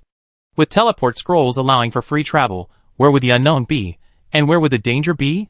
Nevertheless, this feature was widely criticized by players, and had since become ingrained in every Divinity Online player's DNA. He was also a gamer, so this was naturally in his DNA. So, he once again forgot that the textual descriptions, broad descriptions, and precise descriptions, in-game effects of many items in Divine Domain were different. The teleportation scroll was one such example. Its precise description, much criticized by players, required players to physically visit the location and record the coordinates before use. But its textual description actually read, "You can use this scroll to teleport to a location you know intimately." In reality, the skill items they brought from Divine Domain had always followed textual descriptions. And think about it, they were only separated from the plank road by a glass door. Doesn't that mean they knew the coordinates of this particular point on the plank road intimately? Jiang Lang immediately became excited. It wasn't just the joy of having saved someone, but also the instinctive excitement of a gamer. No gamer can resist the urge to experiment with buggy uses for game items. He knew that only Lu ran, and he needed to go in, saving scrolls that way, but his gamer instinct still made him want to try out the item for himself. So when Lu Ran pulled out his teleportation scroll, he pulled out one as well. It's okay. As Lu Ran said, they had over 2,000 teleportation scrolls between them, enough to last them a lifetime. Wasting one or two wouldn't be a big deal. But here's the problem. How do I use it? Jiang Lang scratched his head, subconsciously glancing at Lu Ran, about to copy his homework. Lu Ran, as expected, looked confident. Jiang Lang watched him use the scroll directly, recording their current coordinates, then taking a small step back to record a new one. He compared the coordinates on the two scrolls, then began calculating the new x and y-axis values, finally entering the new coordinates into the scroll. Lu Ran's series of actions suddenly dawned on him. It made perfect sense, so he immediately copied them exactly as he was supposed to. But when he got to the last step, filling in the coordinates, why couldn't he change it? Did he do something wrong? Or was there some detail he wasn't aware of? He subconsciously looked up, peering into the glass walkway, but didn't see Lu Ran. Then, stunned, he turned back to his side, only to see Lu Ran staring thoughtfully at the air before him. Jiang Lang, shit, you didn't go in either? Lu Ran looked at him, bewildered. Why? I didn't say this would work. I'm just trying. Jiang Lang was on the verge of tears. Seeing Lu Ran's confidence, and considering his consistent success, he assumed Lu Ran had already figured out the correct method and was just following suit. Never mind, it was just one more wasted card. No big deal. He immediately regained his eagerness. So what should we try next? Lu Ran was silent for a moment, then concluded his thoughts. Try filling it in directly. He then took out another teleportation scroll. Instead of choosing the record option provided by the game, he pulled a pen from his pocket and wrote down a series of coordinates. Then, he tore open the scroll. Jiang Lang's vision blurred, and in the blink of an eye, Lu Ran appeared on the other side of the glass door. His eyes lit up, and he was about to start copying the homework, but Lu Ran stopped him with a wave of his hand, then spoke. He did say something, but Jiang Lang barely heard a word from his end. No, what kind of glass is this? Is it so soundproof? With his current hearing, he could only barely hear Lu Ran's words. Jiang Lang, what? You said, I can't hear you. He yelled so loudly that his throat hurt. He tried to recall the sign language he learned in class, trying to show Lu Ran that he couldn't hear. But he quickly realized there was no need to go to such lengths. Lu Ran would immediately notice the soundproofing issue if he saw him open his mouth but couldn't hear him. Why was he yelling so loudly? What good would it do except hurt his throat? The next second, he saw Lu Ran pull out the same teleportation scroll and teleport out again. Jiang Lang, not bad. We already wasted 4 teleportation scrolls in just 1 minute. Lu Ran shrugged. Why else would we have collected so many? Then he continued, don't just fill in the coordinates directly. Try using a pen to alter the scroll you originally recorded the coordinates on. Jiang Lang, oh okay. He fumbled for a moment. Hey, where's my pen? Lu Ran, eh? As he handed Jiang Lang the pen, he sarcastically grumbled. It's not going to be wasted now, is it? I had to come out to give you the pen anyway. Jiang Lang lowered his head as low as he could, laughing guiltily. Haha, you're right. He altered the coordinates on the teleportation scroll, then tore it open. After a moment of dizziness, he appeared behind the glass wall, with Lu Ran beside him. Seeing that he had almost fainted and teleported, Lu Ran said, Look, I saved one. Jiang Lang raised his hand and gave a thumbs up, as expected of you. The two men looked at the young woman lying on the ground. From a closer look, they could clearly see how dehydrated she was. Lu Ran pulled a bottle of mineral water from his backpack, unscrewed it, and held it to her lips. She immediately leaned forward and gulped it down, her movements as if she had just crossed the desert. Lu Ran glanced around and immediately saw the water bottle in his backpack on the body of the contaminated person on the opposite stairs, as well as the drink scattered nearby. He suddenly realized that these contaminated people, who had once been tourists, were indeed well-fed, yet she could only stand here, staring at the water source just across the wall. This was probably more painful than having no water at all. After she guzzled the entire bottle of water, Lu Ran dug into his backpack and pulled out a bottle of glucose he had taken from the hospital. She must have been starving since arriving in the apocalypse, and was not suitable for any solid food at the moment. Chapter 37. Water. It was water. Lin Ning eagerly reached for the bottle of water. All the remaining strength in her body seemed to burst forth at that moment. Feeling the cool water flowing through her burning esophagus, Lin Ning felt like she was finally alive. The rescuer then seemed to give her another bag of water. She couldn't quite see what it was, but after sipping it, she knew what it was, glucose water. Lin Ning felt the sugar seeping into her body, and felt like she was alive again. Alive? She finally understood how miserable she was. After her stomach was full again, she realized how hungry she was. Her entire stomach burned, a burning sensation rising to her chest, making her want to curl up completely. She struggled to suppress the urge to ask her two saviors for more food, forcing out a hoarse thank you. No need to thank me. You're very weak right now, so it's best if you don't speak. Jiang Lang finished, then pulled out a few packets of glucose and oral nutritional supplements from his backpack and placed them within easy reach of her. You're not fit to eat anything right now. We leave you some drinkable food, and some food on the other side of the glass door. Once the poison has mostly dissipated here, you should be well enough to eat normal food. We can go out and get some food. Is that okay with you? Lin Ning nodded repeatedly, then paused, feeling a little dizzy. Sure, no problem. Thank you. You work so hard. She now regretted not only her initial disbelief in their strength, but also her initial belief that they were planning to attack her as well. Now that her brain had regained its sugar supply, her irrational fears finally dissipated. Thinking back, the silver thread that had reached her then likely only affected her. Or perhaps, it was just the other party trying to determine where anyone else was still alive, making it easier to avoid her attack. Perhaps this also explained why the final black circle, so close to her, had just excluded her. Thinking of this, she was almost overwhelmed by gratitude and guilt.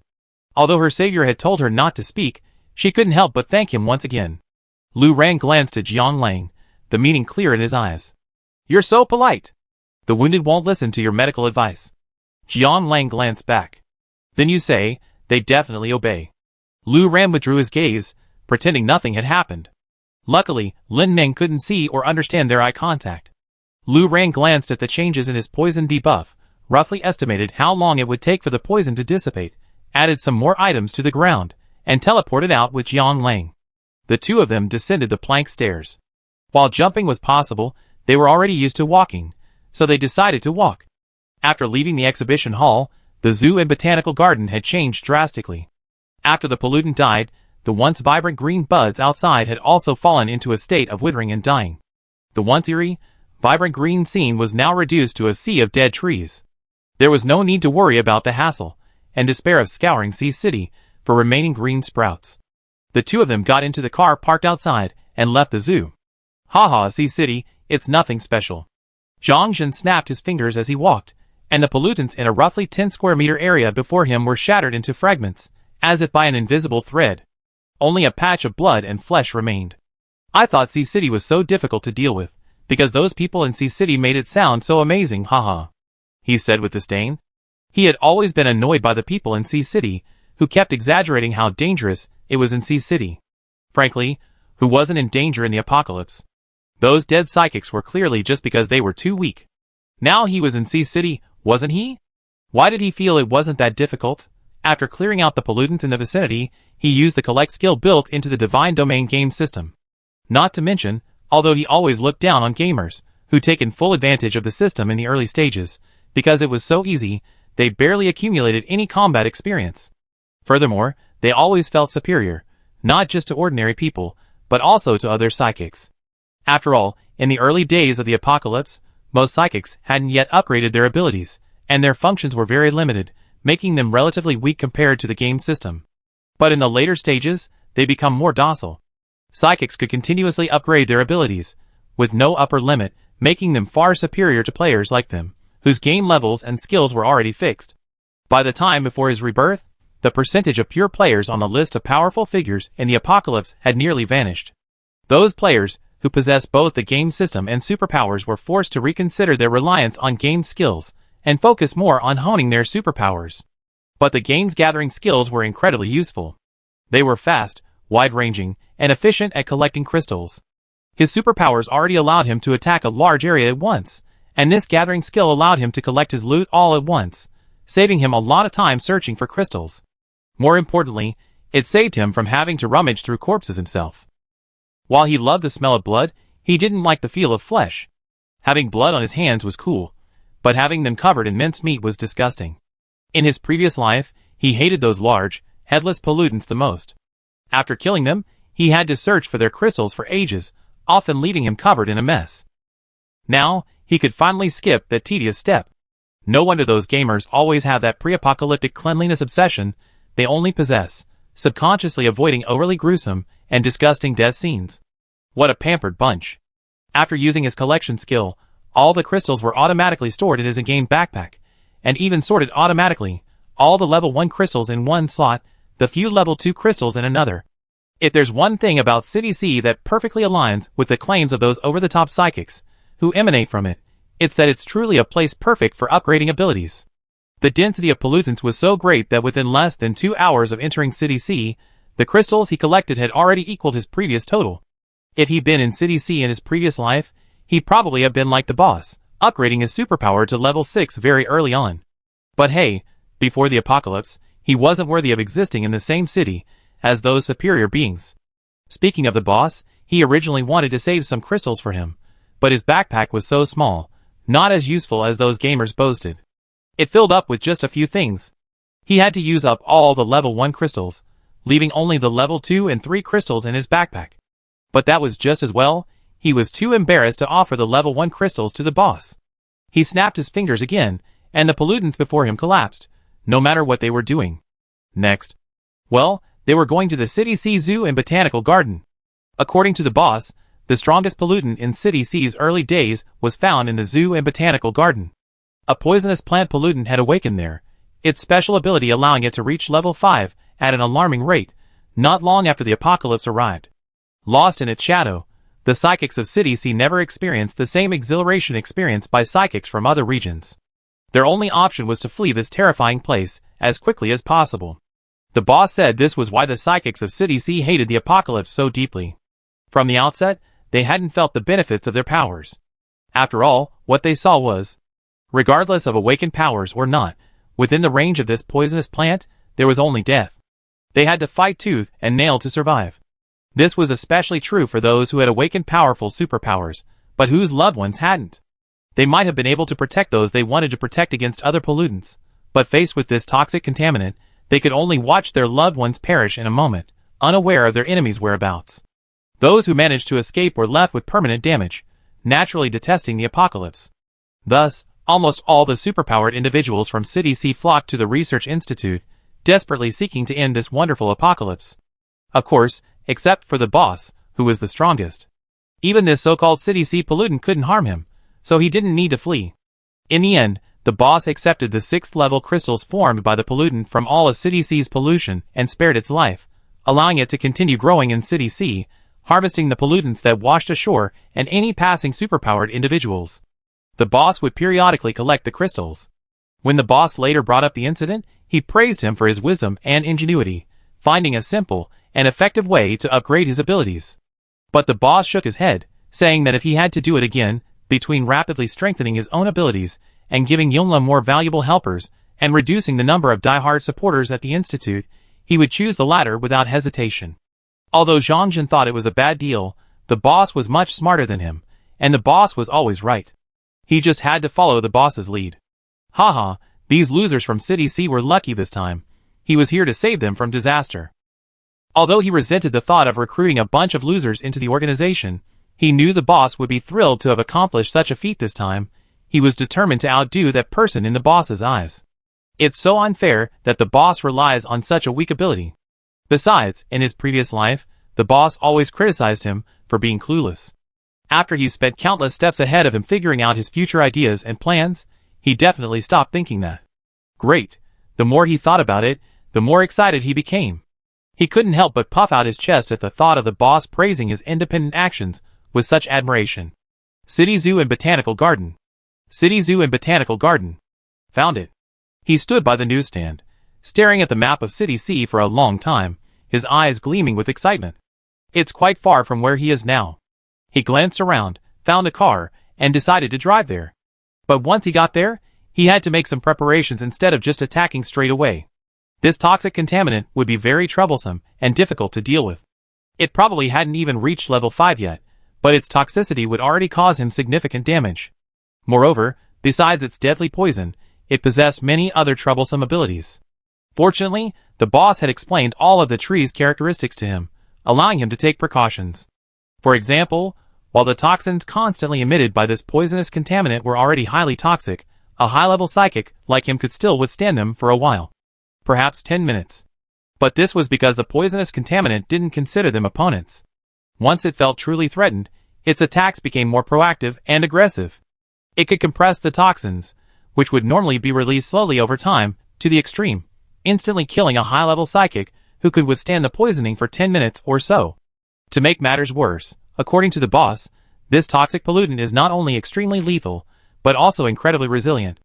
Unlike most plant pollutants that lack legs and are therefore confined to their current location, if it senses danger, it can transfer its crystals through its roots to a random clone, using that clone as its new main body. Its clones are numerous. It's said that in the later stages of City C, a blanket of green appeared, with one visible on every other street. Unless the entire city was bombarded with them all at once, simply tracing their whereabouts would be a major challenge. But it's hard to say which is more rare.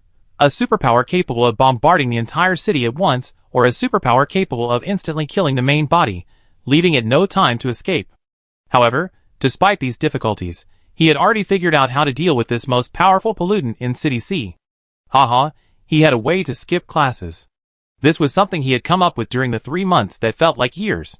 While playing the game Divine Domain, he discovered that games are indeed games. There are many items whose powers appear to be utterly flawed in real life.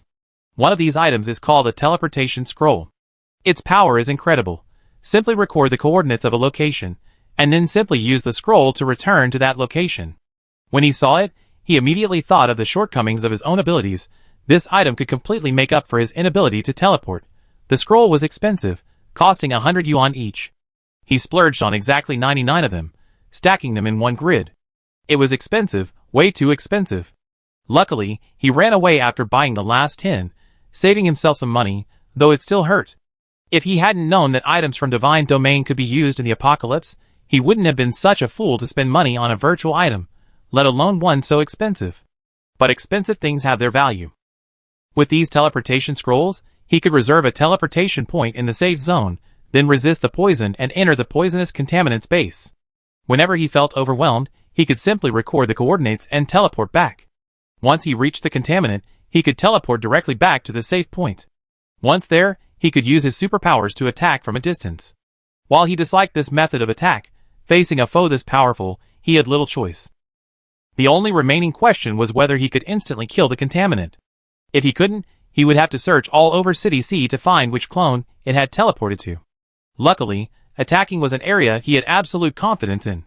At his current rate of crystal absorption, given 2 more days, he was confident he could kill it in 2 moves.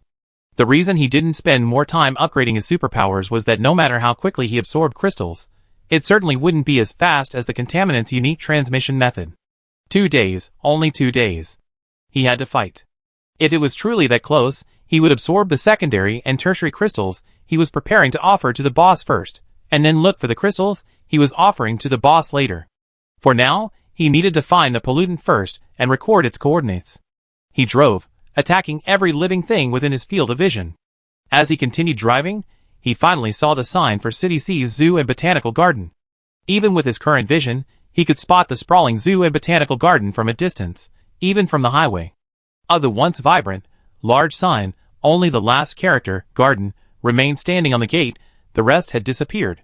It was almost time to save the teleportation scroll. His game system was already showing a slight poisoning effect. Although the health loss was very slow, only 1 drop every 3 seconds, it did mean he was about to enter the contaminated area. He pulled out a teleportation scroll and wrote down the coordinates of the location. He should have written down several. This place was quite a distance from the zoo and botanical garden, and it would definitely take more than 10 minutes to get there. He would need at least 2 scrolls. But even using 1 scroll made his heart ache. This was a 100 yuan item. Never mind. He used the second one when he got back. Saving and calculating was the right thing to do. After recording the coordinates on the teleportation scroll, he floored the accelerator and sped towards the zoo and botanical garden. After driving for more than 10 minutes, he painfully used another teleportation scroll to record the coordinates, drank a bottle of in-game red potion, and teleported back to a safe location. He then retreated a distance and recorded the coordinates again. When his health returned, he tore open a second teleportation scroll, returned to the point where he had first moved forward, and drove the same car forward. After repeating this process once more, he finally reached the entrance of the zoo in just 6 minutes on his 3rd attempt. Finally! No more scrolls to pull. How many teleportation scrolls had he used in such a short time? It was excruciating. And this was after he floored the accelerator.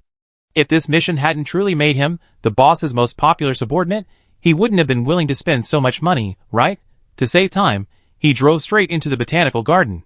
He glanced at the rate of health loss on his system's health bar. He felt a certain disdain. City C's most powerful pollutant is nothing more than this. He looked around. Various pollutants on the ground were covered in dead branches. These must be clones of the pollutant. There was no rush to deal with them. Even if he killed them, they would reappear. He drove around the botanical garden for a long time, anxious as hell. Where's the tree? Where's the tree? Where's this broken tree? If he couldn't find it, he'd have to teleport back again. He didn't want to waste another teleportation scroll. Calm down, he told himself. Boss said this tree's selling point is its toxicity and height, so its location must be exceptionally high. See if there's any prominently taller locations. A flicker of surprise crossed his irritated face. He saw it. He immediately floored the accelerator, knocking over countless trash cans and other objects as he flew towards the target location. He jumped out of the car and opened the exhibition hall's door, intent on memorizing every detail of this space as quickly as possible. His ability was powerful, but also cumbersome. He had to memorize every detail of this space before he could use it. He could miss a few, but not too many. Any significant deviations would render it useless. But just as he began to memorize, he realized the exhibition hall was missing one crucial thing. No, where are the trees? He stared at the empty venue in confusion. Is this a miss? The exhibition hall was so tall and large, but inside it was just a patch of grass and a few small trees? Then why had he rushed all this way? He felt like he'd been scammed by the botanical garden. He checked the time in his health bar. He'd have to go through this scam all over again. Another scroll. The botanical garden's caretaker had better be dead, or else he'd really have to find him and make him feel the pain of being stuck between life and death. He angrily tore open the scroll he prepared and returned to the safe zone. After a dizzying moment, he returned to the highway. After taking a deep breath of fresh air, he punched the window of a nearby car. You're crazy! He took another deep breath, deciding not to rush in again this time. Once he arrived, he looked for road signs or a visitor center, find a map of the zoo, and then act. I really need to use my brain a little, not just rush in recklessly. Thinking this way, he saw his health finally return to normal. With a painful heartache, he tore open the teleportation scroll he just recorded and returned to the zoo. Upon returning, he was greeted by this tall, empty, and inexplicably shabby exhibition hall. He felt like looking at it any longer would give him a high blood pressure, so he turned and left. After leaving the exhibition hall, he stopped driving and focused on finding the visitor center or a sign. Then he found a sign pointing the way to the visitor center. He breathed a sigh of relief and ran as fast as he could to the visitor center. He jumped in through the window, kicked aside the pile of bodies that had inexplicably blocked the window, and then searched through the drawers. Finally, found it. He quickly found the Strictness Nux Vomica exhibition hall on the map. Fortunately, it didn't seem too far away. He checked the time. 6 minutes left. He could make it. He sprinted frantically, following the map. He arrived. He looked up, then gazed bewilderedly at the vaguely familiar place. Zhongjin, No! Why was he back again? Isn't this the same pavilion that nearly gave him a cerebral hemorrhage? He glanced down at the map again, then glanced around again, making sure he wasn't going the wrong way. He gritted his teeth and headed back towards the familiar door. Perhaps there were just 2 identical pavilions in this botanical garden. Pushing the door open, his last shred of hope vanished. What the hell? Isn't this the place he just came from? He was practically furious. Was this map playing tricks on him? 10 minutes were almost up. He had to teleport back again. He subconsciously checked his health bar and realized something was wrong. Last time, 10 minutes had passed, his health bar had dwindled to a few hundred points, but now, he still had over 1,000. He checked the time again. Sure enough, it was exactly the same as last time. Suddenly, as if by a flash of inspiration, he raised his head and scanned the surroundings carefully. Then, he saw a small hole in the glass dome above the exhibition hall. He shifted his gaze from top to bottom. He saw a pile of black ash. Then, he shifted his focus to his own health bar, which was still decreasing. He suddenly understood. He hadn't been in the wrong place. This was the exact location of the Strictness Nux Vomica tree. It was just that, for some unknown reason, the pollutant had been uprooted. Who was it? He made a wasted trip. In his rage, his supernatural powers went haywire, and cracks appeared in the surrounding space. Who was it? Wait, could it be that the boss had also been reborn? Otherwise, he couldn't imagine anyone else with the motivation and ability. And most importantly, the ability to deal with this contamination before him. If the boss really had been reborn, his plan to use his rebirth advantage to gain a stronger presence in front of the boss would be shattered. But if the boss had truly been reborn, then under his leadership, their organization would surely be more stable and far-reaching this time. But he didn't know where the boss originally lived in City C. Or even if he did, it would be useless. After so much time, the boss would probably have already gone on a killing spree in City C. He might as well level up while he tried to see if he could run into the boss. What a shame he wasted all those teleportation scrolls. He felt his heart bleed as he watched the number in his game backpack drop. Even more sadly, although the toxins in the air were weakening, and the air in this area would likely return to normal within 24 hours, the current level of toxicity still made it impossible for him to leave the poisoned area on foot or on 4 wheels. He painfully tore open the teleportation scroll, comforting himself that the coordinates were already marked. He probably wouldn't be coming to City C again anyway, so the chances of using it were slim. He then left the Kurari's Tree Pavilion completely. Chapter 38. Now, let's fast forward 70 hours. 70 hours ago, about 3 days ago, to noon. As soon as the bells rang throughout the theme park, something strange happened. The screams from the Guinness World Record-winning roller coaster in the center of the amusement park seamlessly transformed into the roar of a monster. The Ferris wheel, having lost power, abruptly stopped in midair. The suspended boxes lurched back and forth, shaking those lucky enough not to turn into monsters to the point of nearly vomiting. But then, they were too late to deal with the nausea. Of course, they didn't have time to complain about the Ferris wheel's malfunction. The people sitting across from them in the same gondola were instantly transformed into bizarre monsters. They could only scream in despair, groping for anything they could find to use as weapons, or pounding on the gondola door, as if that would actually crack it open. Until a thought flashed through their minds. Even if they cracked it, what would happen? Jump from dozens of meters? If they truly had the courage. Perhaps they would also have the courage to turn back and fight the monster barehanded. On the Ferris wheel, the only person lucky enough to have survived by sitting in a single compartment was a sullen young man. He and his girlfriend had come to the amusement park, but they had gotten into an argument halfway through. It was just a trivial matter. He thought the 10 yuan fried dough sticks at the amusement park were too expensive, while his girlfriend thought it was too boring to have to pay for an outing. Besides, nothing was expensive at the amusement park, and if they didn't buy anything, They just starve all day. It was a trivial matter, but the two of them got into an argument, and neither of them would give in.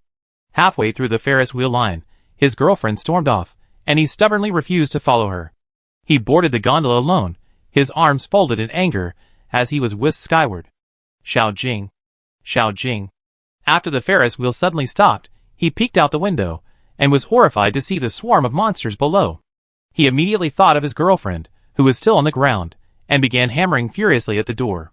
He pried at the gondola door, pushing and hammering, but as everyone knows, Ferris wheel doors cannot be opened from the inside.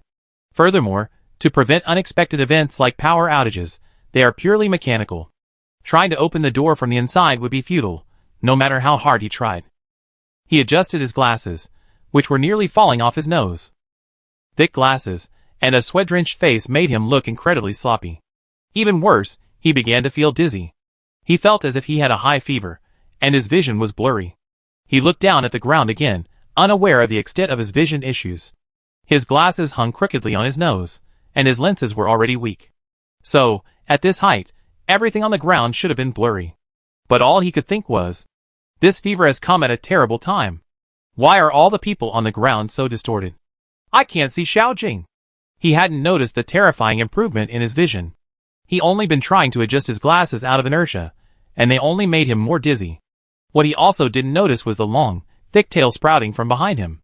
Not the long, furry, thin tail of a cat or dog, but more like a lizard's.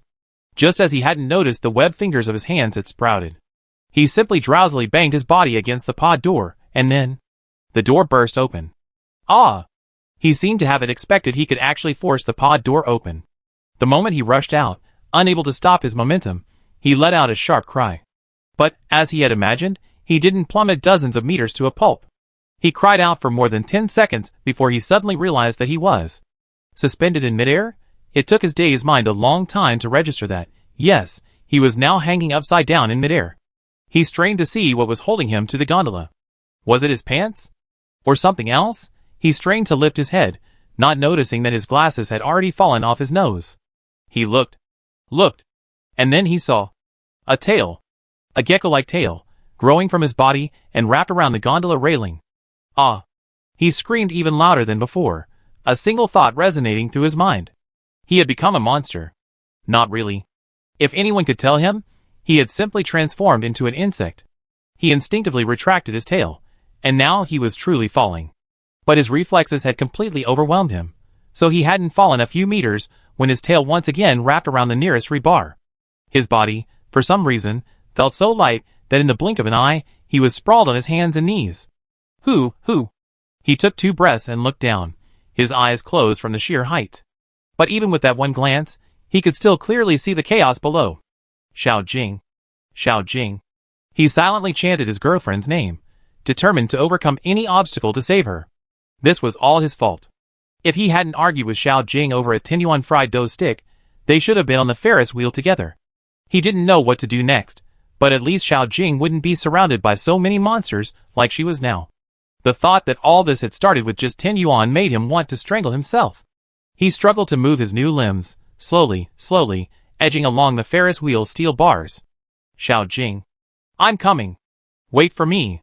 Then, a flash of black light appeared, and he froze in midair for a moment. Then, like a model, his limbs slowly detached from the steel bars, and his body, eyes wide open, fell from the sky. I don't know how many monsters I hit. What kind of monster? It's so ugly. A middle school-age kid dressed like a mystic muttered in disdain. It was obvious that the black light had just been emitted by this middle school student. With a flash of his hand, he returned the iron rod to his backpack. This was the tool he had just used to break open the gondola. The Ferris wheel's gondola was incredibly strong. It took him several attempts to break through. As he emerged, he saw a lizard-like creature crawling towards him. What a freak! He easily dispatched the monster, just as he had dispatched the tourist, who had transformed into a monster across from him. He looked down, a flicker of excitement in his eyes. This was the change in life he'd been waiting for. He was truly fed up with the daily grind of school. Heck, he wasn't even excited about going to the amusement park today. It was just a day off. What was there to be excited about? From the holiday until yesterday, he'd been doing intensive math classes. From 8 a.m. to 8 p.m. every day, All he could see was math, math. And that was all because he failed the math final exam last semester. He just couldn't do it. He just couldn't do it. What else could they do? It wasn't like he wasn't paying attention in class. After finally finishing more than 10 days of intensive training, he was let out today for a day of fresh air. But starting tomorrow, until school started on August 20th, he had to go back to intensive English classes. Why should people learn English? That cram school teacher, who came from nowhere, was talking up their teaching philosophy, saying his poor English grades were because he was still exposed to Chinese, and he didn't have enough of a sense of urgency to learn another language. But it didn't matter. As long as he joined their training camp, they guaranteed he wouldn't see a single Chinese character for the rest of his life. No matter how much he resisted, he had to learn English. He felt hopeless just thinking about the days ahead. Just when the Ferris wheel's gondola reached its highest point, he almost wanted to jump. It was better than facing the miserable days ahead. Luckily, he didn't act rashly. A new life had arrived. No more boring classes. No more homework. He didn't have to go back to school and hear every teacher repeatedly emphasize, "You're not at the stage where talent matters. If you can't learn well, it means you're not working hard enough." No more stares like, "How could there be such a stupid student?" He hoped that tutor was gone by now. He excitedly leaped down, not seeking death, of course. Divine Domain, like most online games, had a high-altitude landing compensation feature. He excitedly performed a double jump from the top of the pod below, and indeed, he managed to break the downward pressure. He also unleashed a skill into the pod, sending the two monsters fighting inside to their doom. Dying at his hands would be an honor for them. He repeated his pattern, leaping down step by step, and soon reached the pod closest to the ground. He looked with disgust at the crowded, bloody monsters on the ground. He immediately used his ultimate to clear a clearing. He landed with satisfaction, chanting spells non-stop, enjoying the sight of monsters falling like a tide wherever he passed. He heard someone calling for help, a girl's voice, and he instantly became excited. It was his turn to be the hero and save the damsel in distress. He had poor grades and was bad at sports, so in the eyes of the girls at his school, he was like nothing. But that was about to change. Chapter 39. Realizing his chance to showcase his heroic skills and save the damsel in distress, Lin Lin abandoned his slow pace and quickly rushed to the location where the cry for help had come from. He saw a beautiful, frightened girl, tears streaming down her face, shivering and huddled atop a vending machine. It was unknown how she had managed to climb onto the bare vending machine. Perhaps it was her climbing instinct unleashed in a moment of life-or-death crisis. Below her, circles of monsters surrounded the vending machine. Their movements were slow, but their aggressiveness was undeniable. Although they hadn't yet found a way to climb up, the repeated, heavy impacts were enough to send the girl trembling, clinging to the edge of the machine, fearing she'd be knocked off. Additionally, a threat posed to her included numerous mutated insects that already possessed the ability to fly. However, most of these were swept up by the long tongue of one of the monsters, a contaminant that had mutated into a frog-like form. Was this a frog? Or a toad? As a city kid, Lin Lin had no idea what the difference was between a frog and a toad, but he decided to call it a toad because it had leaped up to the ceiling with a mighty leap, its long tongue dangling from its mouth, poking its way toward the girl, ready to strike. Its eyes had become bulging and round, so much so that you could even see the fluid flowing through their lenses. Combined with its salivating expression, the already terrifying, bell-like frog-like eyes became even more repulsive and terrifying. The girl, already in despair, let out a desperate cry. Lin Lin glanced at the toad with disgust. It looked disgusting. No, this apocalypse was too far-fetched. Couldn't they just have a normal zombie horde? They had to resort to all this nonsense. This one was even uglier than the lizard man he'd just seen on the Ferris wheel. Sickened beyond belief, he waved his hand, summoned his spellbook, and began chanting with his wand. A few seconds later, a black halo engulfed all the monsters centered around the object from top to bottom. It even nearly swallowed the beautiful young woman. Lin Lin felt a moment of embarrassment. It was over. In games, there's a preview of the skill range before unleashing a skill, but not in real life. Enemies were everywhere, so he just blasted forward. As a result, he'd forgotten to check his attack range to avoid including living people. He pretended he hadn't made a mistake, coughed lightly twice, and then put on a pretentious, imaginary, cool pose. "Hello, beautiful lady. You were frightened, weren't you? It's okay. I'm here to protect you. You won't be hurt again." The girl at the vending machine stared at the scattered monster corpses on the ground, still in shock. Then she glanced at the child who had saved her, still chubby. Was he a middle schooler? Or an elementary schooler? It was hard to tell. These days, elementary school students seem anxious, so it's normal for them to look a little older. She said thank you gratefully to the child, and then struggled to climb down from the vending machine.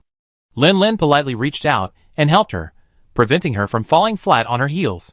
Beautiful lady, will you join me on the next journey? Lin, feeling elegant and gentlemanly, extended his invitation, placing his hand on the beautiful lady's waist. The beautiful lady, For a moment, she wasn't sure how to react. She didn't even have a reflexive nausea. This kid, who looked somewhere between elementary school and middle school, was only slightly taller than her waist. His attempt to hold her waist was more like trying to raise his arm barely level with her shoulder joint, just enough to barely reach her waist. She gave an awkward smile. Thank you so much for saving me. Let's see what's going on outside, and whether there's any official help, okay? Don't be too pessimistic, little brother. Maybe there's just something wrong at this amusement park, some virus outbreak or something. Maybe everything else is normal. The more she spoke, the paler her face grew, and her tone grew more erratic, as if she were trying to convince herself. Maybe it really was just this amusement park that was in trouble. Outside the amusement park, everything must be normal, right? Mom, Dad, and her friends wouldn't be as unlucky as her, right? The whole world can't be in chaos, right? The little brother just curled his lips at that. He didn't want this to be just an isolated case. If that were the case, wouldn't he have to go back to school after being a hero? He didn't want that. But on second thought, being a hero without anyone to show off to would be a bit lonely. That didn't seem unacceptable. When he returned triumphantly to school, his classmates and teachers would surely exclaim in surprise. Someone seems to be calling for help. The vending machine lady suddenly pricked up her ears. Lin had actually heard it a while ago. After loading the game system, his vision and hearing had become much more acute. Just now, he heard the beautiful woman's cry for help from a great distance, even through the clamor of a swarm of monsters. This time, the call for help was even closer. He heard it earlier, but it sounded like a middle-aged man, so he didn't bother trying to save her. Yes, I think I heard it too. Are you going to save her? But then the beautiful woman looked at him earnestly. He instantly felt a sense of responsibility and mission surge within him. Help. Of course we have to. I was just listening for the direction of the cry for help. I see. The vending machine lady breathed a sigh of relief and pointed him in the direction she heard it. It should be this way. Lin escorted the vending machine lady in that direction, continuously using his skills. No monsters could get within a few meters of him. He didn't look back, but he knew the beautiful woman's face must be filled with endless surprise and admiration. He couldn't help but hold his head high, trying hard to suppress the corners of his mouth from curling up too much. The distance was indeed not far. Even though Lin was using skills as he walked, and his pace was not fast, it didn't take long for him to see the person calling for help. When the middle-aged man saw the two of them slowly approaching after the effects of their almost miraculous skills, his eyes almost burst with excitement. Here! Someone's injured here. Lin and the vending machine lady looked in the direction the middle-aged man pointed. There, several people anxiously surrounded a young woman. She was clearly the injured person the middle-aged man had mentioned. She was clutching her arm, the wound deep enough to reveal the bone between her fingers. Blood was gushing out. The blood on the ground hadn't had time to dry before a new layer was spread over it, leaving it always looking shiny and fresh, almost like fake blood. The kid's eyes lit up.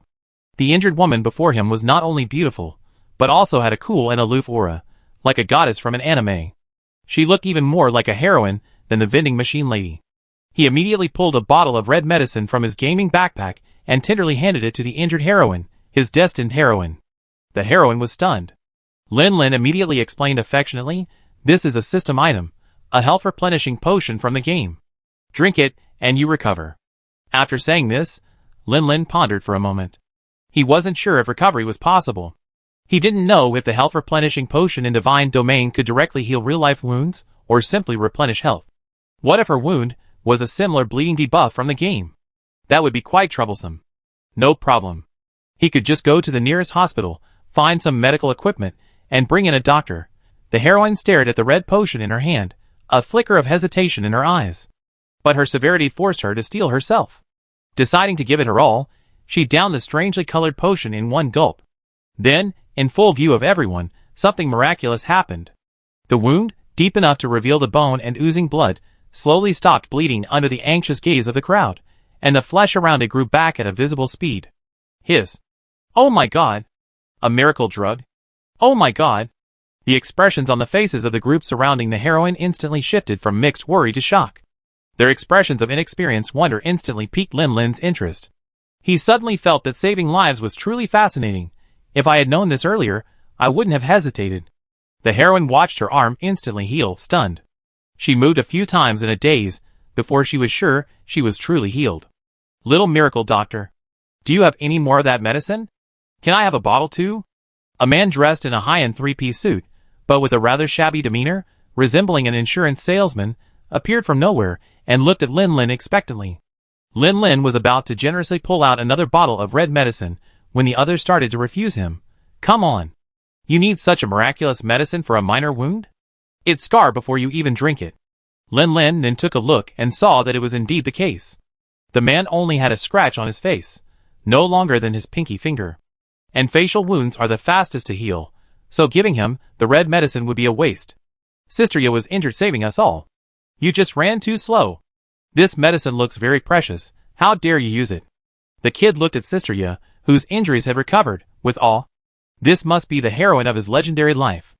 Not only beautiful, but also powerful and kind-hearted. The man, dressed in an expensive suit like an insurance salesman, angrily started arguing with the others. The kid ignored the passers-by. He put on what he thought was an elegant and cool smile and walked towards Sister Ya. Thank you for your hard work, beautiful lady. Leave the rest to me. I will protect you all. Luya was about to thank this kid, who for some reason sounded a bit childish, when he took off his school uniform jacket, draped it over her shoulders, and smiled at her. Luya, It was a bit difficult to look at a child who only reached her waist pretending to be an adult. She stood up, and her oversized school uniform slipped off her shoulders. She nimbly grabbed it and smiled at the child. Thank you. She then considerately tried to put it on, but it was a bit difficult. She finally tied it around her waist and tactfully explained to the child, It's not too cold now. I put it on later. Lin Lin, basking in the joy of his uniform being draped around the goddess' waist, waved his hand nonchalantly. It's all right. It's all right. No, he likes to tie his uniform around his waist too. Why is it so awkward when he does it? Luya recovered, stood up, and asked the child what was going on. Did you awaken a superpower? Lin Lin shook his head. No, this is a system from a game I used to play. Just now, while riding the Ferris wheel, I noticed my clothes had changed, and that's when I realized I had loaded the game system. Luya pondered. Game system? She pondered for a moment, thinking it might also be a superpower, simply because the child loved playing games, so it manifested itself in a game-like form. But he was truly lucky, awakening such a powerful superpower. She herself must have awakened a more ordinary superpower, just with increased strength, improved jumping ability, and much better aim. Just now, she had dismantled the steel pipes of the carousel, and used them as javelins, knocking down the monsters around the survivors, and buying time to run to the rescue. The door here is fragile, and I think it can only hold up for a while. Here's what I'm thinking. You hold here for a while, and I find a larger steel plate to block the door. Otherwise, defending it later might be difficult. How can such a beautiful woman like you do such rough work? Leave it to me. Luya was about to explain that she kept him here because she felt his superpower had a greater chance of saving everyone here, but before she could finish her words, she and Lin Lin were both drawn to a screen nearby. Ah. You, what's wrong with you? Don't scare me. The older sister, who had just been arguing with the man in the suit, pointed at him with a look of fear. Luya and the younger brother could only see the man's back, and had no idea where their fear came from, but Luya still had a bad feeling. She quickly moved to the front of the man and, for safety's sake, pulled Sister Wang away. After seeing the man's front, Luya's heart sank. Her premonition had come true. What the hell? Lin Lin had unknowingly reached her side. Seeing the long, sharp teeth sprouting from the suited man's mouth, he shuddered with disgust. Has he turned into a monster too? Lin Lin asked, somewhat bewildered. Well, I'm afraid so. Luya, with a serious expression, directed the others to retreat to a safe distance. Lin Lin was still a little stunned. He knew that the monsters in this amusement park were all transformed from humans, but he had never spoken to anyone there. Knowing that they were all transformed from humans, and watching someone who had just been talking to him transform into a monster, were two completely different things. Are you going to do it, or am I? Lin Lin looked up at Luya, bewildered. What? What do you mean? What do you mean, Is she going to do it, or is he going to do it? Luya patiently explained. Are you going to kill him, or am I going to kill him? Are we going to kill him? Luya's face was bewildered. What else? Besides, didn't he just kill a bunch of monsters? Didn't he just use his so-called game skills to attack us? If I do it, it might get a little messy. My abilities are just simple power-ups. I actually like you to do it. After all, I want this place to be our base. But I don't know if your abilities have a cooldown, or if they're going to be complicated or costly to use.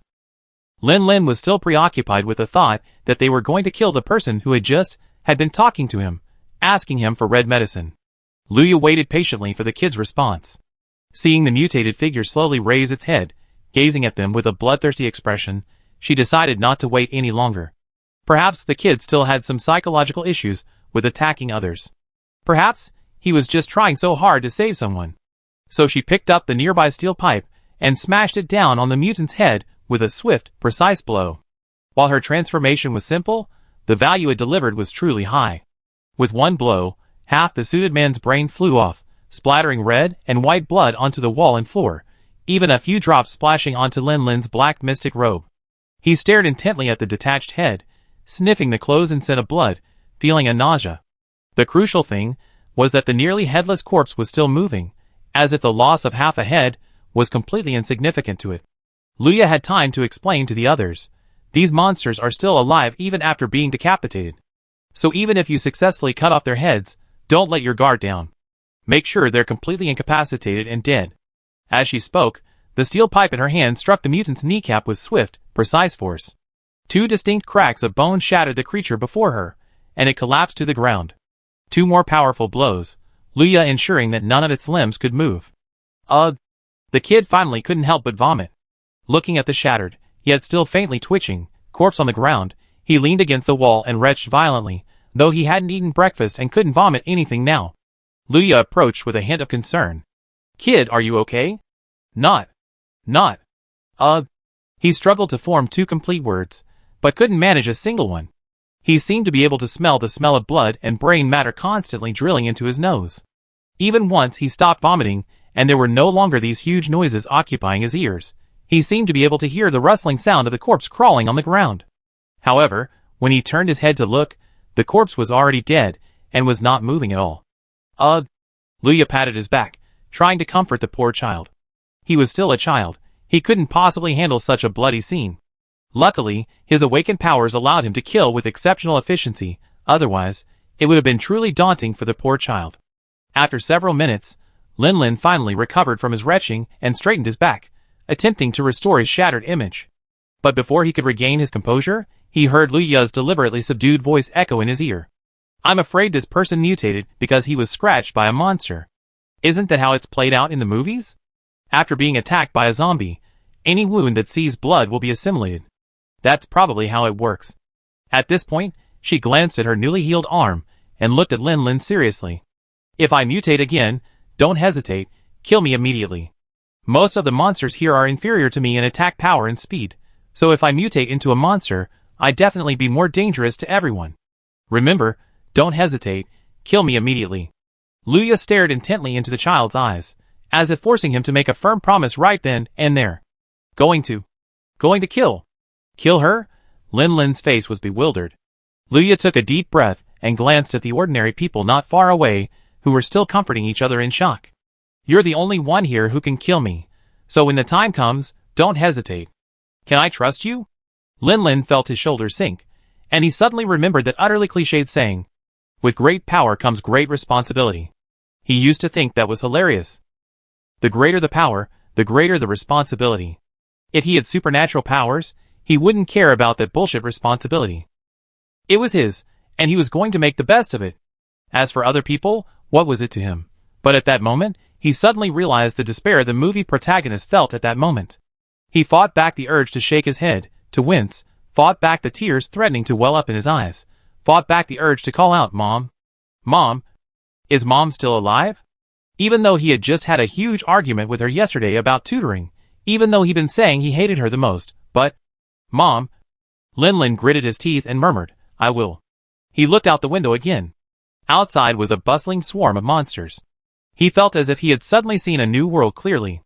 It was as if someone had removed the black cloth that had always covered his eyes, wiped away the dust, and allowed him to truly see the world. If he were to be captured by these monsters, would he become one of them? Of course, he could slay legions of monsters, but he couldn't afford to make any mistakes. If he were to be touched, he'd be finished, right? He suddenly lost his domineering attitude. It was as if he realized for the first time. The end of the world had arrived. Chapter 40. After leaving the botanical garden, Jiang Lang drove off the highway and veered back to their original rescue route. Having been delayed for half a day by this troublesome plant contaminant, they were a bit behind schedule. Hopefully, they wouldn't have lost too many lives in the intervening half day. According to their original plan, they were to clear a commercial district today. Lu Ran stood in the center of the square and unleashed his mental link to its full extent. The silver threads emanating from his body spread out, and whenever they touched a living being, whatever it was doing, it completely stopped, remaining motionless. When his mental link fully expanded, the entire area seemed to have been paused in time. It looked like something out of a sci-fi movie. The entire commercial district was filled with contaminants, devoid of a single living being. Lu Ran shook his head at Jiang Lang, and Jiang Lang unleashed the skills he had in hand, bombarding the entire district from top to bottom. Just as they were about to move forward, they heard a loud shout from somewhere in front of them. Hey! Hey! You two? Are you rescuers? They both looked up. They saw two people trapped in the sightseeing elevator. Lu Ran and Jiang Lang felt a moment of embarrassment. To be honest, the two were quite conspicuous. After all, the sightseeing elevator's exterior was transparent. It could only be said that they had been so accustomed to Lu Ran's skills that they no longer needed their sight. They were lucky. They were the only ones in the elevator, and neither of them had become contaminated. Furthermore, the sightseeing elevator's locking mechanism was intact. Although they were helplessly trapped in midair, they were generally safe. Compared to the girl on the Botanical Gardens boardwalk, they were lucky enough to have brought their own food. The sightseeing elevator offered the security of a small space, yet its transparency prevented any claustrophobic feeling. Aside from being hit by the occasional pollutants flying by, their position was perfect. So, even now, they looked relatively energetic, only a bit grimy, and tired from not having washed or changed clothes for 2 days. Now that they knew where the people were, Lu Ran and Jiang Lang entered the commercial building across the street through the main entrance and used their skills to clear the air as they ascended. Their skills were enough to eliminate most of the pollutants in the building. Once they reached the corresponding floor, they stared at the sightseeing elevator for a long time, then exchanged glances. Neither of them had ever learned this before. Finally, they decided to use some brute force, each pulling on one side, and forcibly yanking the elevator door open. Oh my god! Someone finally showed up to help us. What's going on? A zombie outbreak? The two people in the elevator were a middle-aged man, with a slightly balding belly, and a beer belly, and a sophisticatedly dressed woman at least 20 years younger. The middle-aged man, inexplicably angry, glanced at them with a haughty expression. You two are rescue workers? Why are you here just now? You could have been collecting our bodies later. Brother Wang, don't be angry. Calm down. It's bad for your health. The sophisticated woman patted Brother Wang's shoulder considerately. Lu Ran and Jiang Lang, Lu Ran was a little confused. It was fine if they were blind, but were these two blind too? He and Jiang Lang had just performed a 3-second demo in front of them, clearing out an entire building of creatures. Now this middle-aged man had the nerve to speak to them like that? A rare look of confusion crossed his face. The middle-aged man rubbed his shiny forehead and asked this. I wonder how widespread this virus is. Where's the nearest safe zone?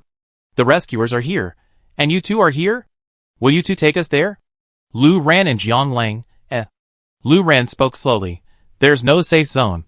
We're not responsible for taking people there. The middle-aged man glanced at him. Your pay isn't high for saving people like this, right? Get us back safely, and I can hire you two as my personal security. The sophisticated woman, in a flattering tone, said, You're lucky to be Brother Wang's personal security. You have a life of luxury.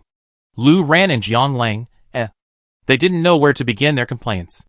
Was it the dialogue that sounded like something out of an old TV drama, or their own inability to keep up with the situation? Lu Ran spoke again slowly, knowing that if Jiang Lang were to explain it, it would definitely sound like there was room for negotiation. The apocalypse has arrived. There are no safe zones. Everywhere is just like here. We don't get paid for saving people, we just want to save them. Am I making myself clear enough? When she heard everywhere is just like here, a flicker of panic crossed the young woman's face. Lu Ran felt she was still a normal person. Brother Wang did show some reaction, but it was just a hint of confusion, as if he didn't understand what he was saying. The apocalypse? The young woman asked in a trembling voice. You mean, everywhere has become like this, overrun with monsters? Lu Ran nodded. At least one of the two men understood. Brother Wang panicked a bit, but he quickly popped out his chest and raised his chin. His movements were a bit exaggerated, as if he was trying to suppress his sudden panic. The apocalypse? Then take me back. I have a whole warehouse full of food and oil. That would be useful, right?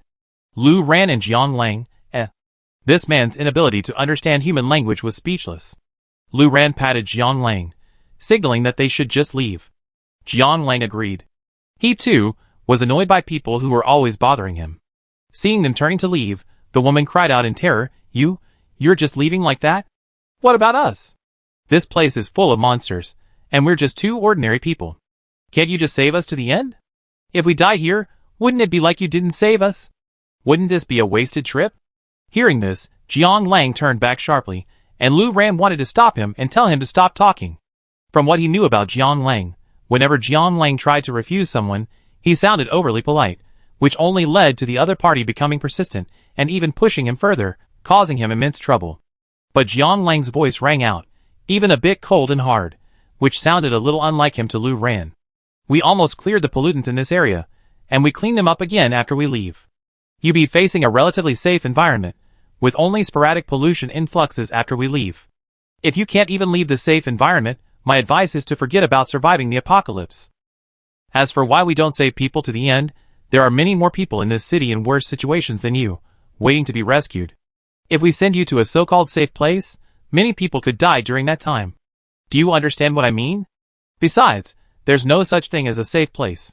This is the safest place right now, because we're right here. As for how you survive afterwards, that's your business.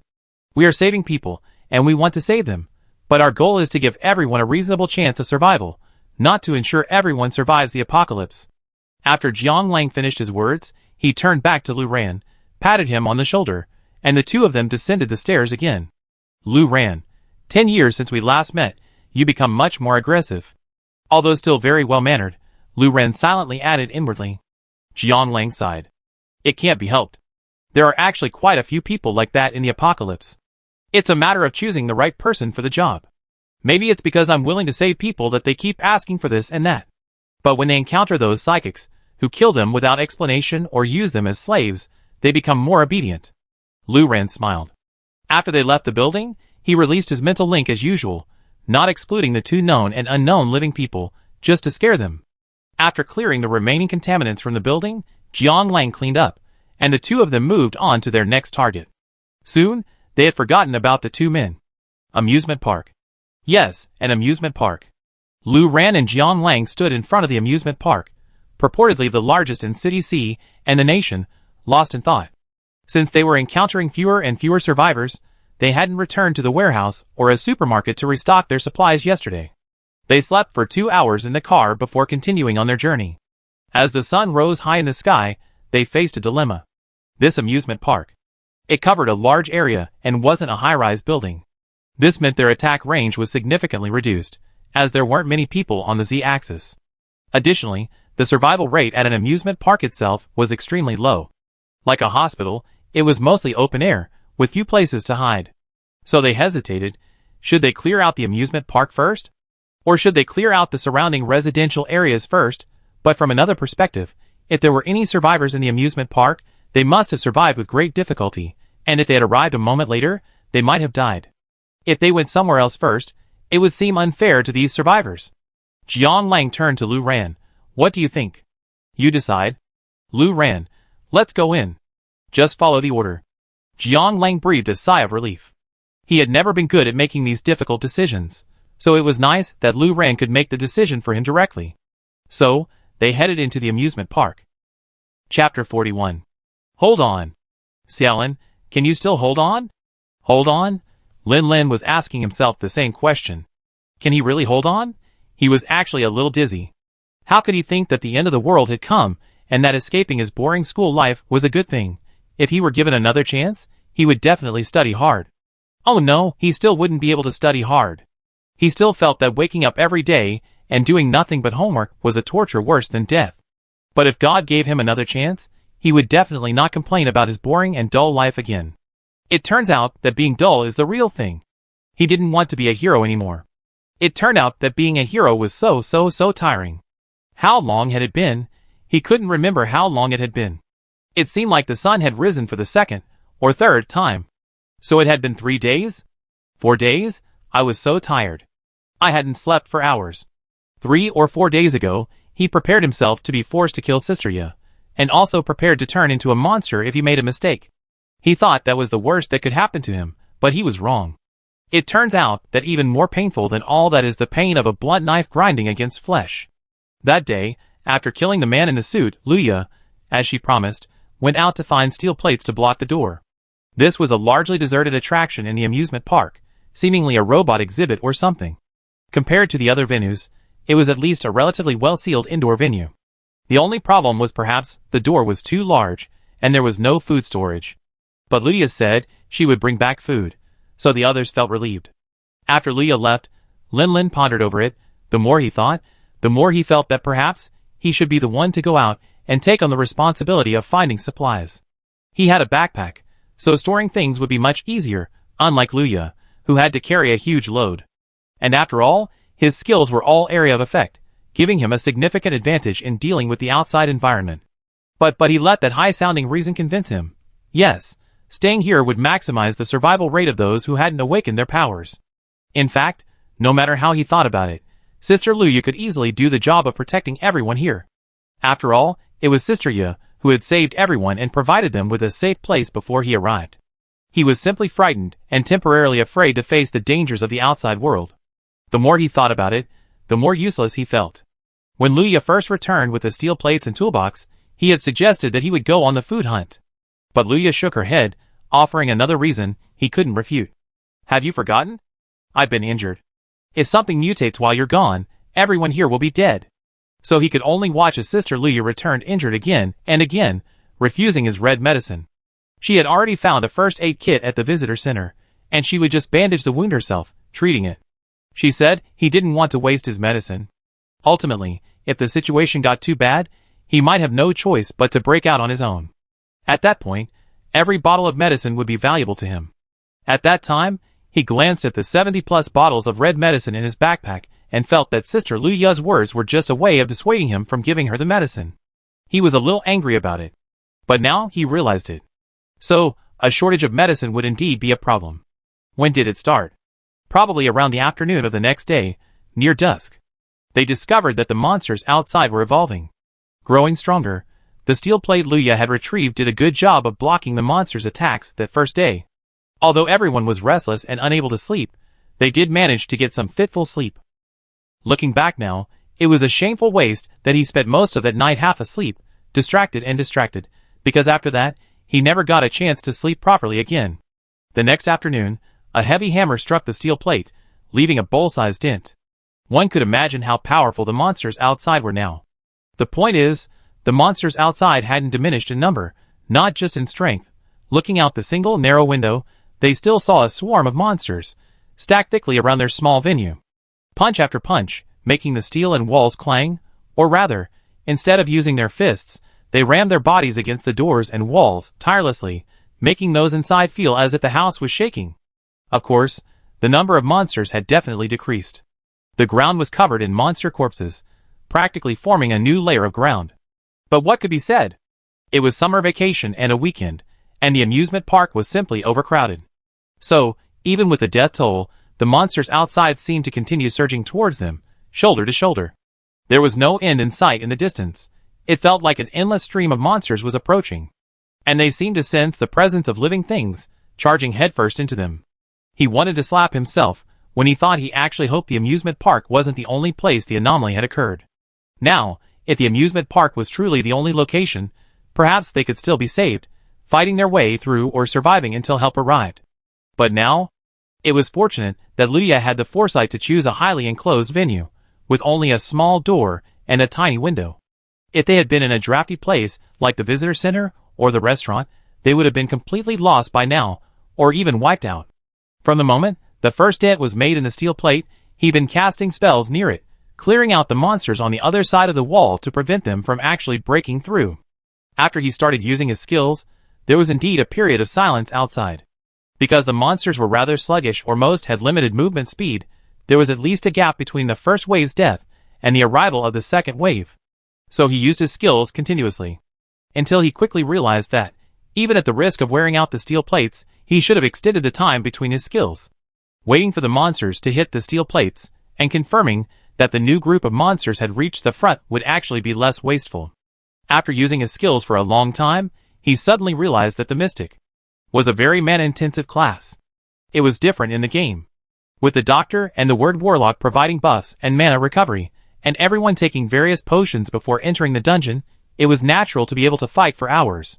Even then though, one had to precisely calculate the skill chain, otherwise they would have to take several mana potions to replenish their mana. Although he'd taken a potion to reduce his mana consumption, he had no medic or wordsmith to assist him. Furthermore, he'd been out of the game for ages since he started middle school. Honestly, he'd long forgotten the optimal rotation for a Mystic. After using his skills for a few rounds, and finally remembering how to maximize mana usage through actual combat, the 99 large mana potions in his backpack were down to just over 80. From then on, he'd be using 2 large mana potions, or 5 small mana potions almost every hour. At this rate, his inventory would only last 2 days and 2 nights. What would he do after 2 days? He suddenly regretted choosing the Mystic. If he'd chosen the Spirit Weaver, while the damage would be much lower, it would at least hold down the frontline monsters for a longer period, buying him and the others some breathing room. Besides, high damage wasn't necessary here. Luya had originally wanted to help him carry the main gate attack, taking turns so that each person could get some rest, and he could save some mana. But their rotation had only been going on for less than 2 hours, when a hole was smashed in the nearby wall amidst the screams of the crowd. Luya was helpless. She should have brought back more spare steel plates. Now she had to guard the hole alone, and she had to do so from outside the wall. If she didn't clear a clear area, the hole would easily expand under attack. 2 days passed. Luya, covered in wounds, no longer resisted the red medicine Lin Lin threw at her, because if she didn't take it, she would truly die. But even though she only took the medicine when she felt near death, Lin Lin's red potion still depleted extremely quickly. As for Lin Lin, his condition was slightly better. He had barely sustained any superficial injuries. Aside from a minor hit to his health bar from a psychic-focused monster he encountered along the way, his health bar remained largely unchanged. But he was so tired.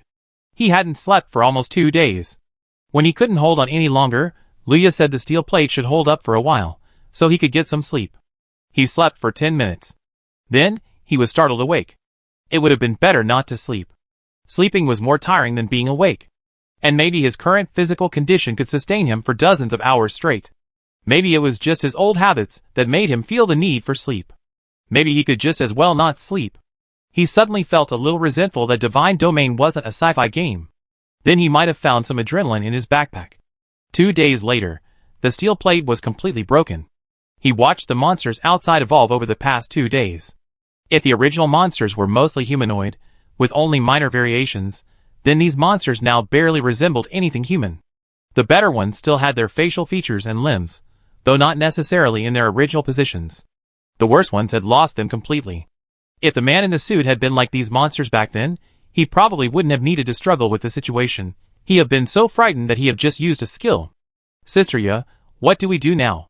He asked as he calmly cleared the monsters before him, constantly firing basic attacks with his left hand. He had to ensure no monster could get in. Luya sighed. Maybe it's all my fault. Maybe we shouldn't have chosen to hide in the amusement park from the beginning. I was too afraid of losing people. I should have let everyone out. Even though we might have lost a few, at least there was hope of getting some survivors to safety. She paused. How many mana potions do you have left? Lin Lin, 2. 2 bottles meant he could hold out for about an hour. Luya sighed. Do you want to leave?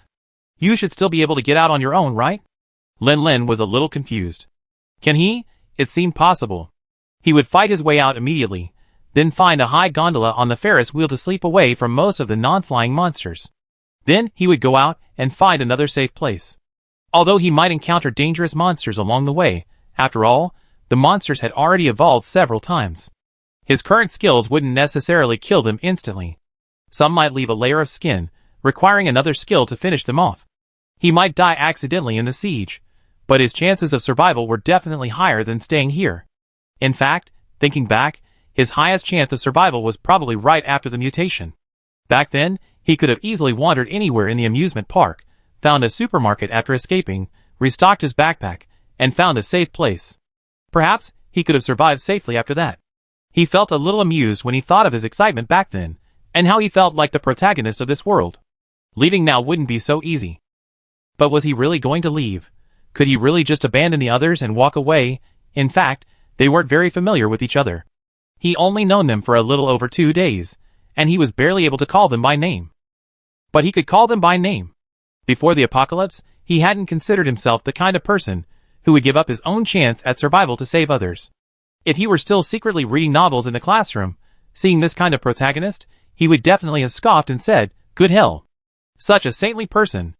If the author hadn't given him the protagonist's halo, how could he save others and survive himself? The apocalypse is the apocalypse. Survival is paramount. Saving others is idiotic. If he had been asked to answer this question then, he would have said without hesitation, "Of course I have to run. Why save them? Not to mention that I can't save them. Even if I did, who knows if one of them will stab you in the back in the future? And you can't count on them for help. They're just ordinary people without special abilities." But now, he couldn't answer so firmly, so resolutely abandoned everyone and escape. He seemed to be seriously considering dying here with his companions rather than living in disgrace. He felt that if he truly ran away, he would likely be haunted by the nightmare of their imaginary deaths. He didn't want to live that life. If he had to survive like this, it would be better to just give up. So he shook his head. Then footsteps were heard behind him. "Sister Ya, Brother Lin Lin, you two should leave." Luya, who had just been urging Lin Lin to leave now, angrily shouted without turning back, "What are you talking about? Are we wrong? Don't worry about the fact that we still have a chance of survival, you two. If you insist on staying, we all die here together. All dead, or two alive. We still make this choice. Yeah. I can survive 2 days in this environment. I don't know about the others, but I've done enough. I really can't just watch you, Sister Ya, and Brother Xiaolin fight for us while I can't do anything. Yeah. Just think of it as us, Sister Ya. Do we feel better watching you get seriously injured again, and again, while we can only stand here and watch? Luya, didn't I also ask you to fill in the gaps?"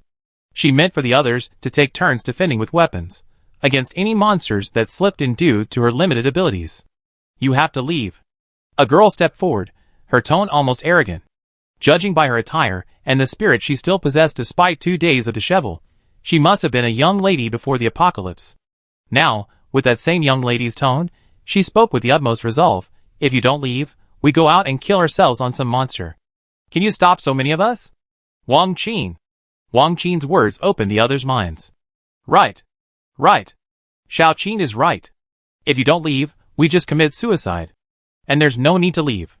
We're not without weapons. A young man wearing black-framed glasses shakily placed a razor blade against his neck. You leave now, or I attack you." His movements were comical, and there was still a hint of fear in his eyes, but his expression was remarkably resolute. The others also began to search for weapons. They couldn't use them to attack monsters. Those weapons were generally heavy and blunt, and a death like that would be far too painful. "Sister Ya, Lin Lin. Leave now, or we really start a fight." "No." I said no. Luya's face twisted, her eyes nearly bulging, but the others were determined. Blood beads could already be seen on their blades. Standing by, Lin Lin regretted for the 1,000th time why he hadn't chosen the Spirit Weaver. If he had chosen the Spirit Weaver, he could have controlled them and stopped them from doing anything foolish. It was as if the heavens had heard his inner roar. Instantly, silver threads, unique to the Spirit Weaver, sprouted from him. He was confused for a moment. Could he really be a Spirit Weaver? Oh no, he soon realized the threads weren't coming from him. He was the one being controlled. And not just him, everyone present was being controlled. A hint of fear appeared in their eyes. Lin Lin was first shocked, then ecstatic. "There's a Soul Weaver. There's help," he tried hard to convey to those around him. "Don't be afraid, they're friendly forces." Although he felt his eyes struggled to convey such a complex message. Lu Ran murmured softly. "Jiang Lang, what's wrong?" This amusement park was truly enormous. It took them an entire hour to slowly push their way through, only getting halfway through. And just as they initially expected, there weren't a single survivor. Jiang Lang couldn't help but sigh, And then he heard Lu Ran's bewildered voice. Lu Ran, there are survivors. Jiang Lang's eyes suddenly lit up with astonishment. Really? Lu Ran nodded. And there are more than I thought. And they're all gathered together, which is quite convenient. Jiang Lang was almost shocked when he heard the word gather come out of Lu Ran's mouth. How many people would it take to even use the word gather? 5 or 6? Even 7 or 8? He tried not to get his expectations too high. Jiang Lang, are there a lot of people? How many? Lu Ran, I didn't say a lot, I just said more than I imagined. So far, I sensed 13 survivors. Jiang Lang couldn't believe his ears. Oh my god. That's a lot. 13 people actually survived here? Jiang Lang immediately rubbed his hands together. Where are they? Lu Ran pointed in a direction. This way. Jiang Lang, okay. As he read the bar, trying to clear a path ahead, he thought to himself, 13 people seems reasonable. Such a large amusement park, packed with people, 13 high-level psychics or gamers wouldn't be surprising. 13 people taking turns to resist the contaminants, it seems reasonable that they've been able to hold out until now. Fortunately, they didn't skip over it. As his skills blasted down one after another, he and Lu Ran drew closer and closer to the spot Lu Ran pointed. Lu Ran pointed to a nearby pavilion. The survivors are all here. Jiang Lang, okay, no problem. He precisely controlled his range to bypass the pavilion and clear the surrounding contaminants. Then, they finally saw the survivors. Chapter 42. The moment Leah realized she couldn't move, she was filled with despair. Had the amusement park evolved into a mind control monster?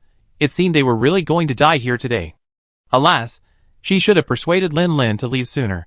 With his strength, it would have been easy for him to leave earlier. Thinking this way, she looked in Lin Lin's direction, only to find the child's eyes gleaming, as if he didn't sense any danger at all. But he, like everyone else, was frozen in a rigid position. He seemed happy, and when she looked, his eyes moved around, as if trying to tell her something. It didn't take long for her to understand what the child was trying to say. The holes in the wall, ripped apart by the monster's attacks, had once been a source of trouble for them, but now they had become their best vantage point to the outside world. A huge black circle descended from the sky, and in a single blow, it brought down countless monsters. She estimated the area below, and felt it was at least the size of a 400-meter playground. The black light looked very familiar. It was one of the abilities that Lin Lin had been using. She suddenly remembered what Lin Lin had said to her at the beginning. He said these abilities were loaded from the game system of a game he played before the apocalypse. At that time, she thought he had simply materialized his abilities through the game system. But now it seemed like someone else had the same system? No, what kind of game was this? If I had known about this, I should have promoted it to everyone. But compared to the vast and mighty black light outside the wall, Lin Lin's skills were mere trifles. In a flash, a black circle of light appeared outside the wall, this time emerging from the ground. Attacking from both sides, the monsters that had been giving them such a headache were instantly decimated. The endless sea of monsters seemed to have suddenly been emptied. Then she, and the others, finally saw the ones responsible for all the commotion. 2 people. One, dressed in a black robe, looked very much like Lin Lin's suit. An infinitely upgraded version. Even from this distance, one could see that the other's black robe was much finer than Lin Lin's. The other, dressed in white, was covered in countless silver threads, the same strange, thin threads that connected them to their bodies. After clearing a clearing around them, they approached, using their abilities to dispatch monsters that darted in from outside their control range. Their movements were so effortless that it felt as if they could easily take on every monster in the amusement park. In the blink of an eye, the 2 men were in front of them. The men in white didn't know what they were doing, but they instantly felt the control over them lifted. The young man in black greeted them. Hello. How are you? You had a hard time these past few days. He and another young man pulled something out of thin air. Leah looked closely and saw that they had pulled out water, compressed biscuits, and canned yellow peaches. The young man in black scratched his head. It's not very tasty, but it's filling. I hope you don't mind. Leah stepped forward and answered for the others. Thank you. We're running low on supplies. Thank you so much for your help, and for bringing us supplies. Jiang Lang waved his hand, looking at the others. The child in the front was a mystic like him, that was obvious. The woman before him bore obvious scars of battle. It wouldn't be an exaggeration to say she was heavily wounded. And that's assuming she had the red potion nearby. She should be a psychic, but judging by the weapon she held, she didn't seem to possess any special abilities. As for the others, they looked almost frail. Jiang Lang, excuse me, are you the only one here with awakened powers? Luya, yes, and that little brother too. He said he loaded the game system. Lu Ran raised an eyebrow. Jiang Lang was in awe. He was incredibly grateful they decided to go around the amusement park first. It took a tremendous amount of effort for the two of them to save so many ordinary people. 2 people working around the clock to combat the contamination was far more challenging than a dozen people fighting in shifts, with virtually no chance to rest. Thank you for your hard work. Is there anything else you need? We brought plenty of supplies, so let us know if you need anything. Lu Ren nodded in agreement. He was deeply impressed by the 2 men's ability to single-handedly withstand the entire amusement park's contamination and save over a dozen ordinary people. Luya was about to say they didn't need anything, but suddenly remembered Lin Lin's blue potion, which had already run out. Well, this might be a bit of a stretch, but the thing is, the kid's blue potion is almost gone in order to protect everyone. I wonder if you have any extra, could you share some with him? The more Luya spoke, the more she felt her request was excessive. She knew full well that this was a valuable item, not even comparable to other real-world supplies. But she had to shamelessly mention it now, because Lin Lin certainly wouldn't ask for it on his own initiative, and it was all their fault that the child had used up this invaluable item. Jiang Lang, blue potion? Oh, no problem. He walked over to the mystic kid next to him. How many bottles do you have left? The mystic kid, 2. Jiang Lang, oh. It's a good thing we got here in time. If we were any later, you have used them all up, right? Should we trade? It'd take up too much space. The mystic kid nodded, okay. Thanks, big boss. Luya wondered why Lin Lin suddenly looked so cautious.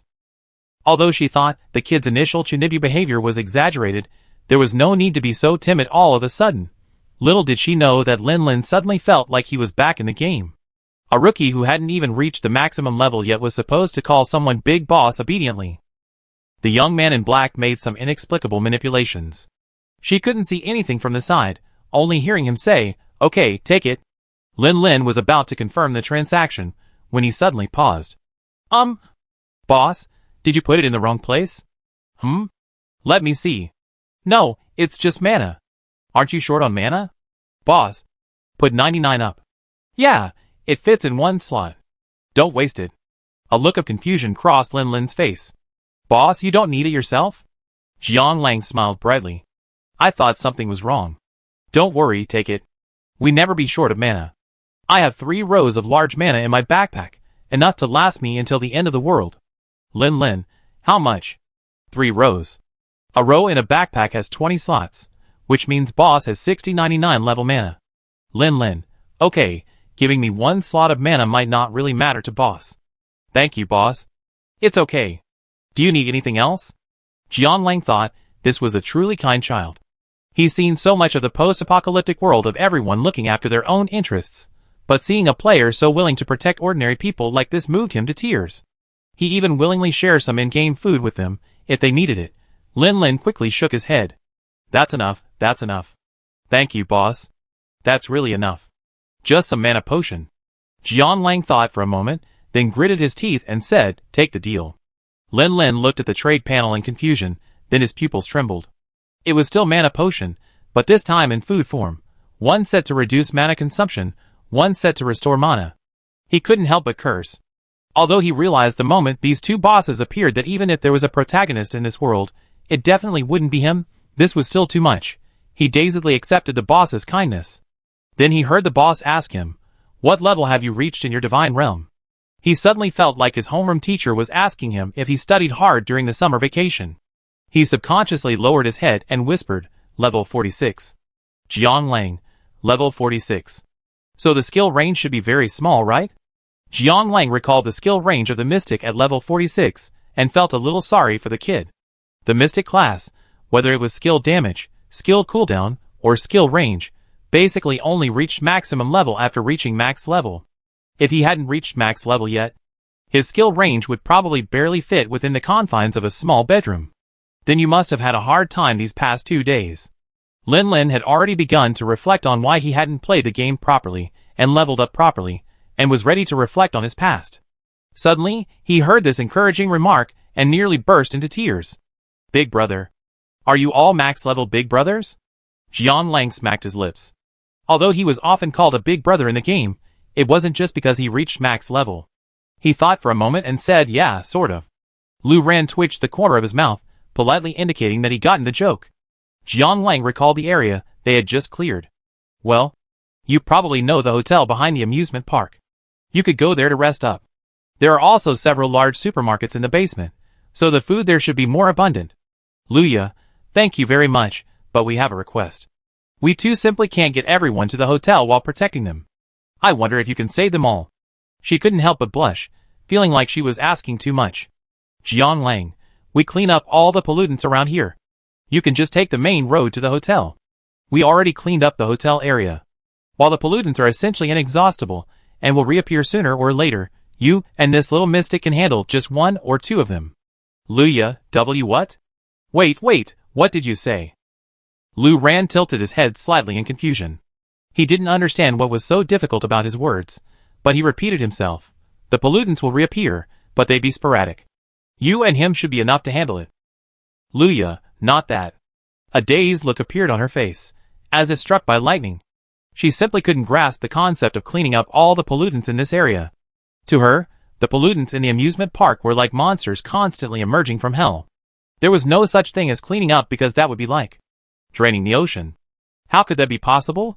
But then she thought again. It seemed like, when those two came in to rescue them, with their range of attack, they could have cleaned up the amusement park in maybe half an hour, at most an hour. It seemed reasonable. Okay. I think so. Thank you very much in advance. Lu Ran, who had been silent the entire time, suddenly said, didn't you collect any of the crystals here? Luya was confused. Huh? Crystals? What crystals? Lu Ran had just taken a look around while Jiang Lang was talking to the others, and he noticed that none of the pollutant crystals had been collected. He wasn't sure if they were unaware of their existence, or if the battle was too intense, and they hadn't had time to collect them. Probably the former. After all, the game system makes collecting crystals so easy. He glanced at Jiang Lang, who automatically took over and began to explain what a crystal was. Well, it's something inside a pollutant, similar to its source of power, usually in the head or heart. If a pollutant doesn't have a head or heart, just look around. But the game system allows you to collect crystals directly using the collection skill. He turned to look at the young mystic. Have you learned to gather? Lin Lin had no idea if he had, and frantically flipped through the game board. After searching for a long time, he finally breathed a sigh of relief, raised his head and said, report. I learned. Jiang Lang smiled. That's good. Otherwise, it would be quite painful to pry around in the contaminated water with a knife. Gather these contaminated crystals for yourselves. They can enhance your abilities. Lin Lin excitedly said to Luya, great, Sister Ya. Your abilities can be enhanced. Luya immediately realized that Jiang Lang.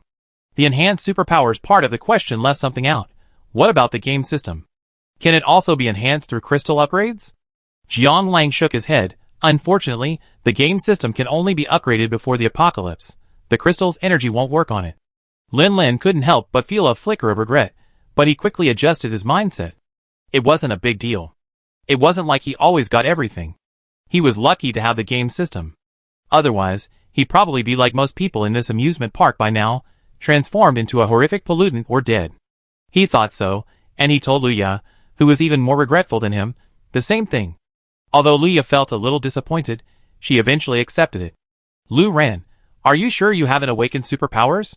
Jiang Lang also suddenly realized, yes, the probability of awakening superpowers in game system carriers is quite high. After all, the game system provides a stable environment for mutation. Did you feel a fever the moment you entered the apocalypse? Lin Lin's face was momentarily bewildered. He tried to recall. Honestly, even though only 2 or 3 days had passed, the apocalypse felt like a lifetime ago. Lu Ran was about to suggest that if one superpower level was lower, they might not have felt the fever at all, as he had. Lin Lin suddenly said with a look of sudden enlightenment, oh, it seems like I have a fever. No wonder my head felt so hot. But I was, so excited that I didn't pay much attention. Thinking back on his excitement, Lin Lin just wanted to laugh. What an idiot he was. Lu Ran took back what he was about to say, and simply concluded, then he must have superpowers. Try to feel if there's an extra energy in your body that doesn't belong to you. Lin Lin's face was filled with confusion. How could he feel this? But looking at Lu Ran's serious face, he didn't dare to admit then he didn't know how to feel it. He always felt like he couldn't admit to his math teacher that he didn't understand. So he could only calm his mind and try very hard to sense the so-called energy. After a dozen seconds, he wanted to open his eyes and say, "I don't feel anything. Is it because I don't have superpowers?" But as soon as he half opened his eyes, he saw the two people, one serious and the other expectant, looking at him. He closed his eyes again at lightning speed. This time, he tried very hard to block out all external distractions. He seemed to hear nothing, only the gurgling sound of blood flowing through his body. Then he felt it. There really was energy within him that didn't belong to him. It was very small, but it was there. He tried to mobilize that energy, and he felt something. His superpowers were activated. Wow! Lu Yu's excited voice awoke him from that dark world. He opened his eyes, with a glimmer of anticipation, and saw his superpowers. A tiny ball of light. And he had a faint feeling that it was a light that could heal others. Lu ran. What effect? Lin Lin straightened his back. It seems to be a healing ability. Lu Ran nodded. That's good.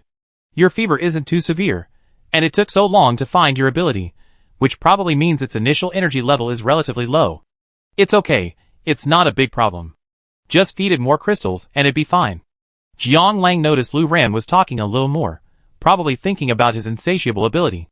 After giving these people a general overview of the apocalypse, Lu Ran and Jiang Lang went to clean up the remaining pollutants in the amusement park. Since there were no survivors elsewhere, they moved quickly and quickly cleared this area. Chapter 43. Huff, huff. In the small, quiet chamber, Qin Qinqing should have only heard his own breathing. But it was too clear. Every sound was crystal clear. Not only the scratching of the monster on the other side of the wall, but also the dragging of the long, disgusting tongue of the monster downstairs, along with the sounds outside the house, and even sounds from even further away, like the crashing of the waves, and even the figures in the distant neighbors' houses. Not just the buildings closest to him, but he seemed to hear every sound in the entire villa complex. And it was so loud.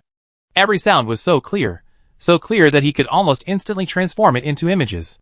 His mind was awash with countless overlapping scenes. He glanced at the monitor next to the door. It was off. At the moment these strange events occurred, all the electrical appliances in the house had broken down, and the monitor that was supposed to display every room in the house was also broken. However, its damage had little impact on Qin Qinqing, as he could picture the entire scene upstairs and downstairs simply by listening. In fact, if the monitor were still intact, he would probably have smashed it, because it was so noisy. If it were still functioning properly, he would have had to listen to the duality of sounds in the room, and the subtle delay would probably drive him crazy. But among the many sounds he could hear, there was not a single living voice. It didn't seem surprising. If his parents hadn't built him this impenetrable secret room, he would have died long ago. He reached for a bag of chips and a bottle of Coke from the shelf. He had a terrible headache, and all he wanted was some unhealthy snacks. But the Coke was almost gone. He'd been hiding here for almost a month, and even though his parents had packed him with plenty of food, that supply wasn't unlimited. He prioritized his favorite foods, leaving him with only 2 bottles of Coke and 1 flavor of chips he'd grown tired of. But besides the fact that his room would soon be filled with only snacks he didn't particularly enjoy, he had another, even more pressing concern. The supplies in the room. Even if he tried to minimize his energy consumption, they would probably only last him 10 days at most. What would he do after 10 days? Go out and feed the fish? Or choose to starve to death safely in this secret room? It was a truly difficult decision.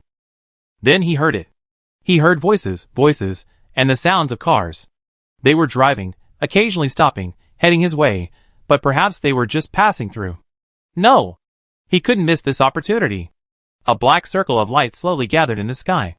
Its shadow cast a shadow over an ordinary high-rise building, one you find anywhere in City C, though it now looked anything but ordinary. The vines that had pierced the building's walls had completely warped them, but they hadn't collapsed. The extremely strong vines had replaced the steel bars, becoming the building's new support. The ring of annihilation descended, reducing the vines that had entwined the building to ash. Without its support, the building collapsed with a bang. Luckily, there was no one else here besides Lu Ran and Jiang Lang, and no other contaminants, so there was no need to worry about accidentally harming other living things.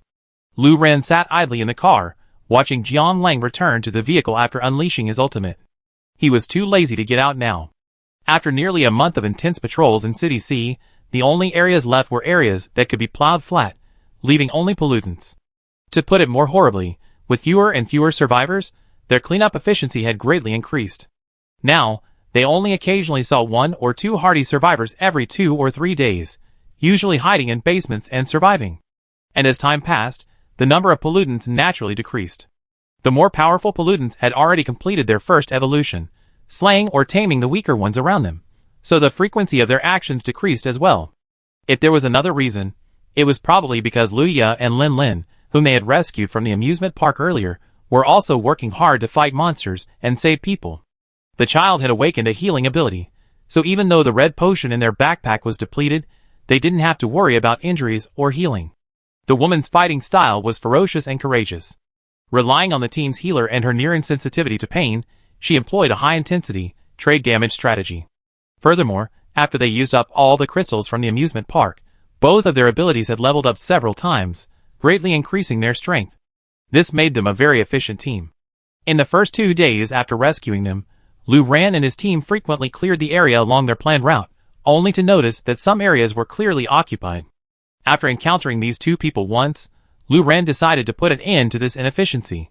He took out a map and selected some areas with low pollution density for them. He would then establish a mental link with Jiang Lang whenever he drove by on his way back to check that no one was there. But a few days later, he noticed that not only had the pollution in the areas designated for the 2 men been visibly cleaned, but he and Jiang Lang were still stumbling upon strangely clean areas. Then Lu Ran finally remembered. Oh, it seems he had assigned more than just these 2 people a rescue zone. On the day the apocalypse arrived, he seemed to have rescued 2 people from the hospital and told them that if they really wanted to repay him, they should go in another direction. Lu Ran, honestly, he had almost forgotten about those 2 people. Are they still diligently saving lives all over City C? It turns out there are so many good people these days besides Jiang Lang. He told Jiang Lang about this, and Jiang Lang's eyes welled with emotion. Wow! There are still many good people in this world. Changing the apocalyptic environment really starts with me. Saving 1 more person could potentially save many more. Saving people is the right thing to do. After feeling moved, Jiang Lang asked Lu Ran, are these 2 strong? Can they hold out this long? Should we go look for them? See if they need any help, like red potions? Lu Ran thought about it, and decided that they didn't need to race against time at this stage. There was no point in racing against time. In hell, to put it simply, everyone was nearly dead, with only a few lucky few still trying to stay alive. Whether they moved quickly or slowly, the impact would be minimal. It would be better to spend some time searching for these 2 kind people, just in case they accidentally perished. But even though they wanted to find them, City C was so large that finding 2 moving people was like looking for a needle in a haystack. So, they never found them. But they should all be alive, since they occasionally stumbled upon a very well-cleared area. City C, we're almost there. Yeah, that's true. With that, Jiang Lang pointed towards their final target. But they didn't have high hopes, because the last place they had left was a seaside residential complex. The reason they saved this beachfront area for last was because the pollutants in the ocean were practically impossible to clean out, and even if they did, there would be more pollution creeping up anyway.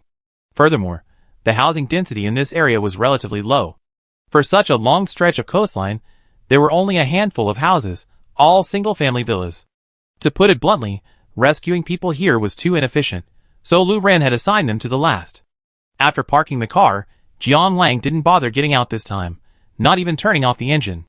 Lu Ran established a mental link and shook his head at Jiang Lang, indicating that the building was clear of survivors. Jiang Lang then used a skill from the car to clear the monsters, then used his gathering skill, and rushed to the next villa without stopping. Even though Jiang Lang was driving fast, and they weren't particularly focused on cleaning up every last bit of pollution on the road, after all, new pollution could always be present, so a few slips through the net wouldn't matter. It still took them 5 or 6 minutes to reach the next villa. That's why they left that area for last. With that much time, they could have cleared the entire neighborhood. As Jiang Lang slammed on the brakes, Lu Ran had already unleashed his skill. He shook his head again. No. Jiang Lang unleashed the skill he was holding. An hour passed like this, and they passed 10 houses in total, with 0 survivors. Considering the density, this survival rate would have been considered normal even on the day of the apocalypse. As Jiang Lang braked again, Lu Ran suddenly frowned after unleashing his skill. Jiang Lang immediately asked, "What's wrong? Is anyone alive?" Lu Ran showed a rare hint of hesitation. Maybe. Jiang Lang was stunned. Huh? Maybe? His confusion was palpable. Lu Ran's skill was even more powerful than a clairvoyant cheat, so why would the word maybe appear here? Lu Ran quickly answered his question. Not in this area. Did you hear someone typing Morse code? Probably in this direction, quite far away, maybe about 3,000 meters. Jiang Lang was stunned again. But he habitually trusted Lu Ran's judgment. He closed his eyes and listened carefully to the sounds in the distance. To be honest, he didn't hear anything remotely resembling Morse code. Although this was a secluded villa area, there was still a lot of interference and noise. The sound of the howling sea breeze, the sound of waves, and the clamor created by the pollutants. The cacophony of these sounds blended together, making it incredibly difficult for him to discern a single, even faint, sound. He didn't even know if 3,000 meters was really still within his hearing range. Although he knew his vision and hearing had greatly improved since the apocalypse, was the improvement really so extreme that he could hear knocking sounds 3,000 meters away? He was actually a little confused about how Lu Ran judged the distance, and would have to ask him later. But since Lu Ran had said so, he'd give it a try. He listened carefully. Listened. And then, he heard it. Amid the chaotic cacophony, a faint but distinctly rhythmic knocking sound emerged. He immediately opened his eyes. I hear it. He and Lu Ran exchanged a glance and drove directly in that direction. Although neither he nor Lu Ran understood Morse code and had no idea what the knocking sound meant, whatever it meant someone was alive. That was enough. Jiang Lang floored the accelerator, unconcerned with the original path leading to the villa area, and sped straight towards his target. Then, with a sudden drift, the car came to a stop, and the two of them immediately rushed into the house. Lu Ran had already established a mental connection when he exited the car, but he hadn't controlled the human consciousness he sensed to leave directly, because most of the survivors at this stage didn't have the strength to move, and they hadn't practiced this technique in a long time. Second floor. Lu Ran spoke succinctly. Jiang Lang took 2 long strides and climbed the stairs, casually clearing the monsters at the second floor landing with a small skill. Lu Ran was a little confused. Jiang Lang was also confused. What's wrong? Lu Ran stared at the wall at the bottom of the hallway, which was flanked by bedrooms on both sides, lost in thought. Was it the first time his skill had malfunctioned, or was this survivor truly hiding in the wall? He told Jiang Lang the truth. Jiang Lang, bewildered, stepped forward, knocked twice on the wall, and then felt it from top to bottom. Is there a trap? Lu Ran. I think so, but I don't know where. Just as the two were about to split up and search the surroundings for any possible traps, a dull thumping sound was heard. The sound was similar to the sound of a bank vault door opening in a movie, instantly evoking images of metal doors thicker than bricks. And what slowly opened before them was indeed such a door. They watched helplessly as the wall before them opened outward. Then the scene inside was revealed. It was a windowless, cramped chamber. The structure was depressing. After all, it was built into the wall, long and narrow, yet it contained everything. On the left, shelves were organized into various categories: food, water, beverages, instant drinks, instant foods, canned fruit, and various snacks. Much had been taken away, but one could still tell how well stocked the original supply had been. On the right, an open wardrobe held clothes of varying thicknesses and styles. At the very back, there was even a small bathroom with a bathtub and a toilet. In the small remaining space, there was a small table with a computer and a tablet on it. Although neither was currently usable, it was clear that the builders had fully considered all user needs when constructing this secret room. At the center of this secret room lay a child, who appeared to be in elementary school. He looked a little nervous, tightly gripping an iron rod in his hand. It was clear that he was trying hard to believe that the two passers-by were good people, but he couldn't get over the fear in his heart. Lu Ran was initially puzzled as to why the child was equipped with such a weapon in this seemingly well-equipped chamber. If confronted by a grown man, the iron rod would be easily snatched away. However, he soon spotted the electric shock device lying on the ground, and he understood. Considering the possibility of electrical appliances being rendered inoperable due to the magnetic field fluctuations brought on by the apocalypse was indeed difficult to account for. Lu Ran returned his gaze to the child. Aside from his nervousness, he seemed okay. Indeed, after all, this chamber was packed with everything. The only problem might be that it might induce claustrophobia. But compared to others in the apocalypse, this child was already living a relatively happy life. Can you save me? The child asked politely and timidly. Jiang Lang nodded immediately, a huge smile on his face. Of course. We're here to save you. He bent down, ready to pick up the child and carry him back to the car. Then, he suddenly paused. Lu Ran gave him a strange look, not quite understanding why Jiang Lang had suddenly stopped.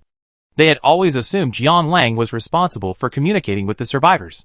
Besides the fact that Lu Ran was simply too lazy to talk to people, another important reason was Jiang Lang's approachability. His presence could comfort the survivors, who had finally made it through the difficult period and were waiting for rescue. Jiang Lang had also fulfilled this role, which required a constant smile, admirably, until now. For some reason, a solemn expression took over his face, which had always been pure and cheerful without a trace of gloom. His smile froze, looking a little strange. The children across from him were a little startled. They had originally been mustering the courage to open the door and talk to them, but now they took 2 steps back, clutching their iron rod. Lu Ran glanced at Jiang Lang in confusion, then at the child. Although the child was clutching an iron rod tightly in his hand, the way he held it made it clear it had zero lethality. Why did Jiang Lang have such a solemn expression? Still, he obediently took over the temporary coordination duties, stepped forward, and said to the child, "We're here to rescue you. Can you walk? If you can, come with us." His tone was a little cold, his expression even more stoic, but compared to Jiang Lang's strange expression, the child still breathed a sigh of relief, nodding hurriedly. "Thank you, thank you, thank you." He clutched the iron rod, and followed Lu Ran out of the secret room. Lu Ran noticed that after emerging, the child didn't show any surprise at the contaminants pinned in place by the silver threads. So he had already seen them enter?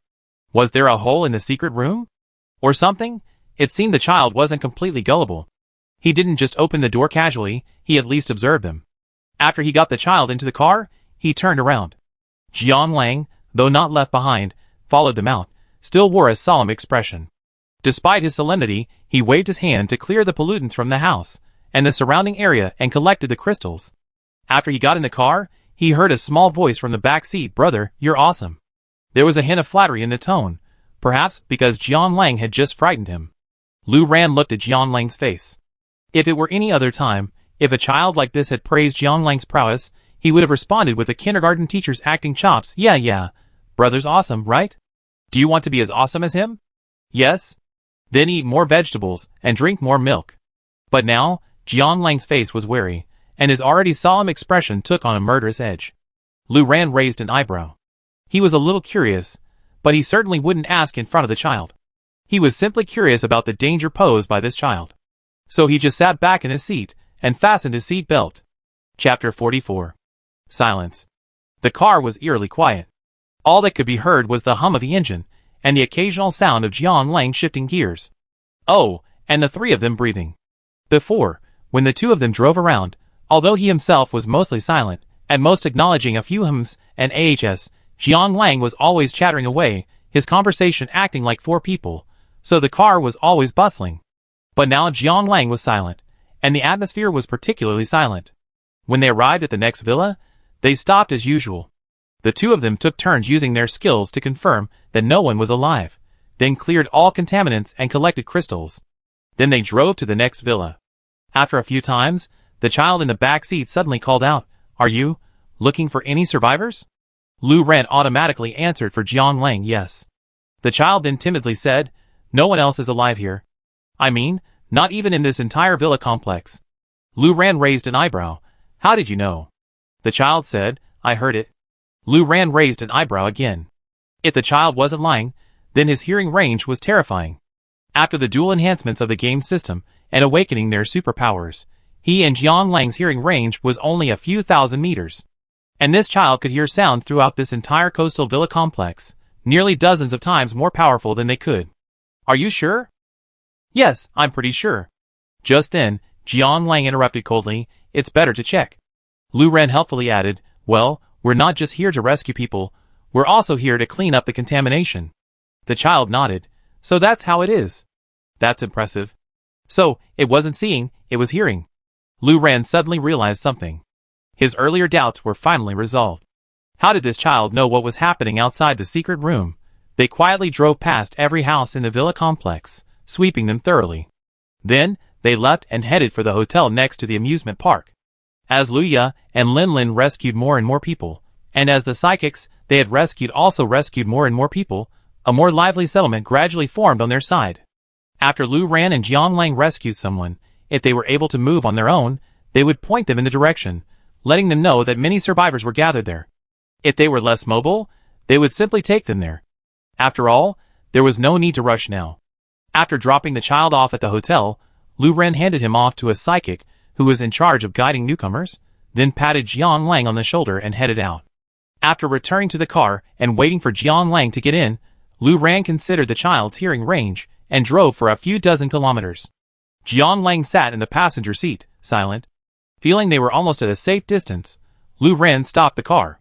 He glanced at Jian Lang's face, which showed no sign of hiding something, and said slowly, "You should know that if there's something wrong with him, your behavior like this will do nothing but alert him." Jian Lang's stoic expression instantly broke, and tears welled up in his eyes. "It seems so, Lu Ren, but it doesn't matter. His ability is probably purely supportive, with no offensive potential. Even if you alert him, he won't be able to do anything. He'd probably have trouble even making up his mind to escape, given his lack of immunity to contaminants. So what's his problem? If you're truly concerned about him, the best you can do is eliminate him completely. There's no need to worry." Jian Lang hesitated. "I'm not sure if I recognize the wrong person. The face I recognize is probably 10 years older than this one. Actually, I just think they look a bit similar." Lu Ren got straight to the point. "What about their abilities?" Jian Lang, "Same, superb hearing range. They can even map out a building's interior just by listening." Lu Ren concluded, "It's the same person." His tone was firm, leaving Jian Lang no hope. Jian Lang sighed. "Indeed, the probability of it not being one person is very small. But this child looks so normal and well-behaved. How could it be?" "Lu Ren, where did you see him?" Jian Lang, "Strictly speaking, I haven't met him. I only seen his portrait." Lu Ren listened with a hint of curiosity. Could the portrait truly be the real person? How good was the painting? Jian Lang seemed to grasp his focus instantly and explained, "There's someone whose awakened ability is painting, so it's no different from the photo." Lu Ren suddenly understood. Jian Lang continued, "This child belongs to. He will belong to an organization called Yongla. This organization. Well, they're all a bunch of lunatics. Their mission is to use all means to ensure the apocalypse continues. They believe the apocalypse is paradise, and they hope this paradise will last forever. It's conceivable that those who harbor such thoughts must have taken advantage of the apocalypse, hence the strength of this organization, which brings together a large number of powerful and ruthless psychics. After the apocalypse lasted for approximately 5 or 6 years, the Research Institute was established. Because its original purpose was to investigate the cause of the apocalypse and find a way to end it, it naturally became a thorn in Yongla's side. They were originally a loose and disorganized organization that caused chaos everywhere, but with the Research Institute as a target that must be destroyed, they became. After that, they suddenly became very cohesive, organizing numerous attacks against the Institute. I'm not really part of the Institute, after all. I was on the road looking for you most of the time, but I also wanted them to succeed, so I took on a couple of missions to protect the Institute. There's a person in the Institute with a special ability that might sound a bit useless at first, but it can be quite useful at times. His special ability is that he can draw a very realistic picture of a person simply by knowing their name. He created all the portraits of everyone in Yongla this way. Fortunately, everyone in Yongla is very childish, and they always like to announce their names before a fight. Then, after I took the mission, I looked at some of Yongla's the members' information. This kid is one of them. His appearance hasn't changed much. You could say he's grown proportionally. That's why I recognized him the moment I saw him, but I wasn't sure at the time because he looks so normal now, not like someone who would join that crazy organization at all. But after hearing him talk about his abilities, I felt like it was a sure thing. I never heard of anyone else in the apocalypse with such abilities. While there are quite a few people with enhanced 5 senses, they usually do it all at once. It's rare to see pure hearing enhancement in a single direction, and I never heard of one with such a wide range and such high precision.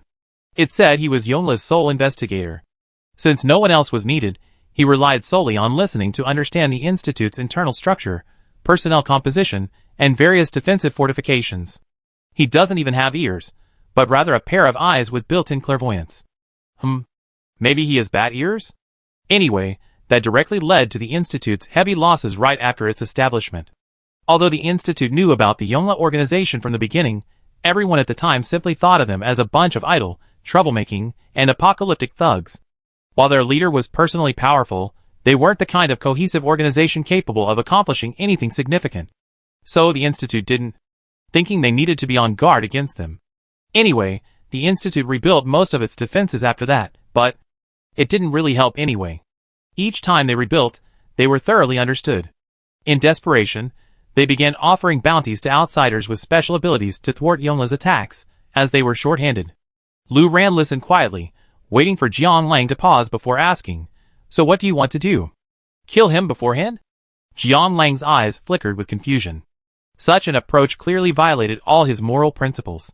Killing someone simply because they might pose a significant threat in the future. And the other person was a polite child. The more polite he was, the more Jiang Lang felt terrified. The Yongla organization was like a group of overage, overly masculine, Chunivu kids. The word polite was completely foreign to them.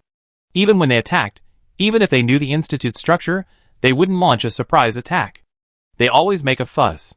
So his first reaction in the car was that the child was definitely faking it, calculating the situation and pretending to be a polite child who would inspire sympathy and affection in front of them. But he also thought he might be overwhelmed, because from what he's seen, the child really looked like a perfectly normal child. Besides, there aren't many born bad. Children of that age don't have a firm sense of right and wrong, and it's very likely that they were influenced later in life. Wait, that's right. Jiang Lang suddenly sat up straight. The leader of Yongla seems to be from City C. He clapped his hands suddenly. Now that made sense. Everything suddenly made sense. This child must have met the future leader of Yongla in City C, and then developed a crooked mind. This also explained how he, a purely supportive psychic, had managed to leave City C. He immediately turned to Lu Ran and said, "We can't leave City C just yet. We have to find this person first." Lu Ran naturally agreed. Although their original plan was to clean up City C once and rescue the people before leaving, it wasn't a suitable place for long-term survival. The constant drifting of pollutants from the ocean alone was enough to be a source of worry. But he didn't mind staying a little longer. After all, there wasn't anything urgent to do. Lu Ran, what's this leader's special ability? Knowing yourself and your enemy is key to victory. Jiang Lang answered without hesitation.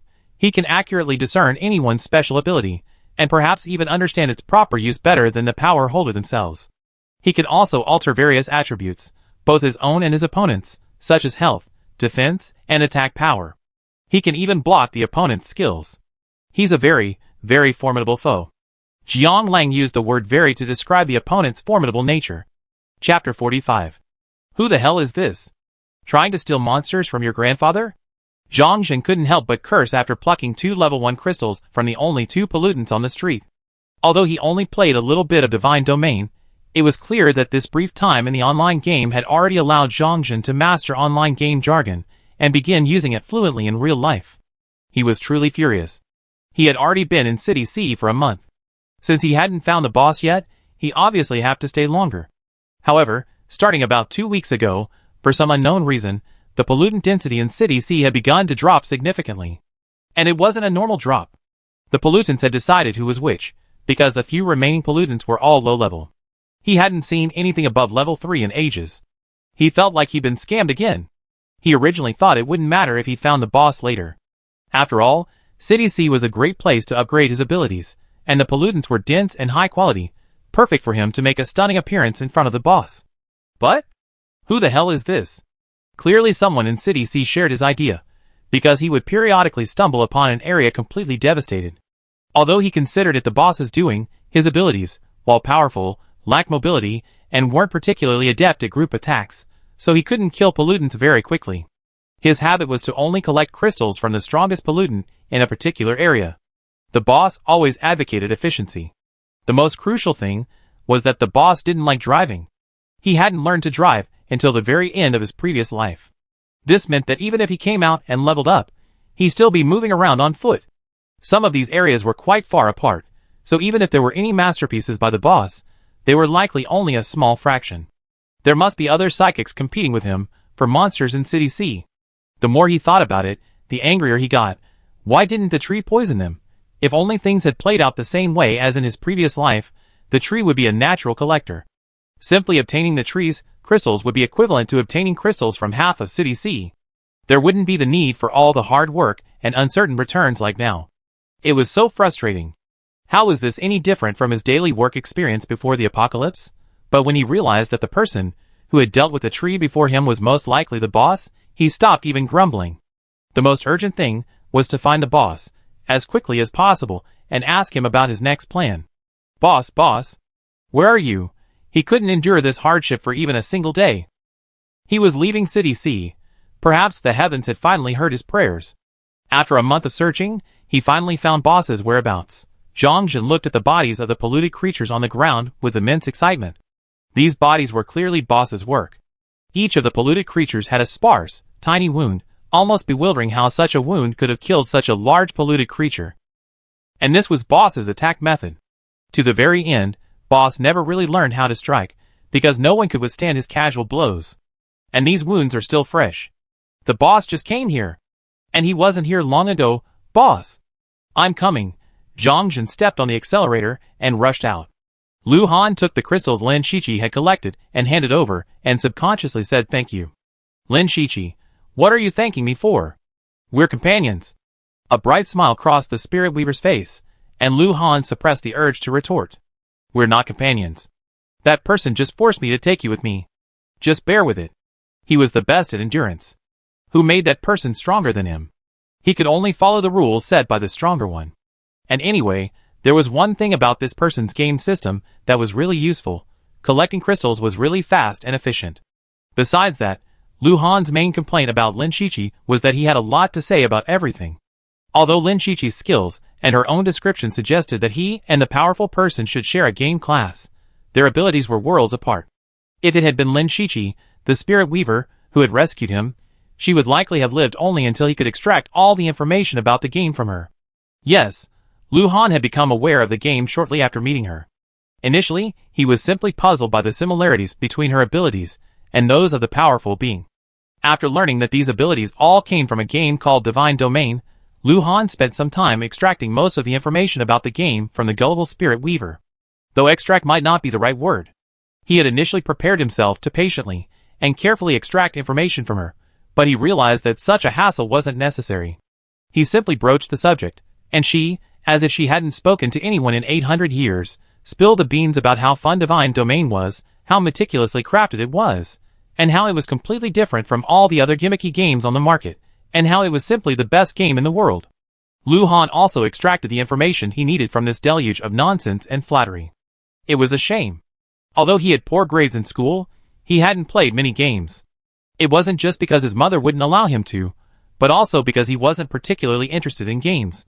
Because games are virtual worlds, everyone adheres to a hierarchy of strengths and weaknesses that isn't recognized in the real world. No matter how strong he is in the game, it won't change the fact that he's a loser in real life. Therefore, this was a pointless act. However, if he had known earlier that this game could affect reality and give him a clear first-mover advantage in the new shuffle, he would definitely have played it seriously, whether he liked it or not. What a shame. Going back? We haven't found any survivors today. Lin Shiqi asked Lu Han habitually. Lu Han nodded. Yes, let's go back. I don't know where the benefactor and the others have taken their rescue efforts. In fact, maybe we should reunite with them and report back. And take a look at their current strength comparison. Lin Shiqi nodded vigorously. I thought so too. And I want to thank my benefactor again. But then he asked awkwardly, but where can we find him? Lu Han was also a little silent.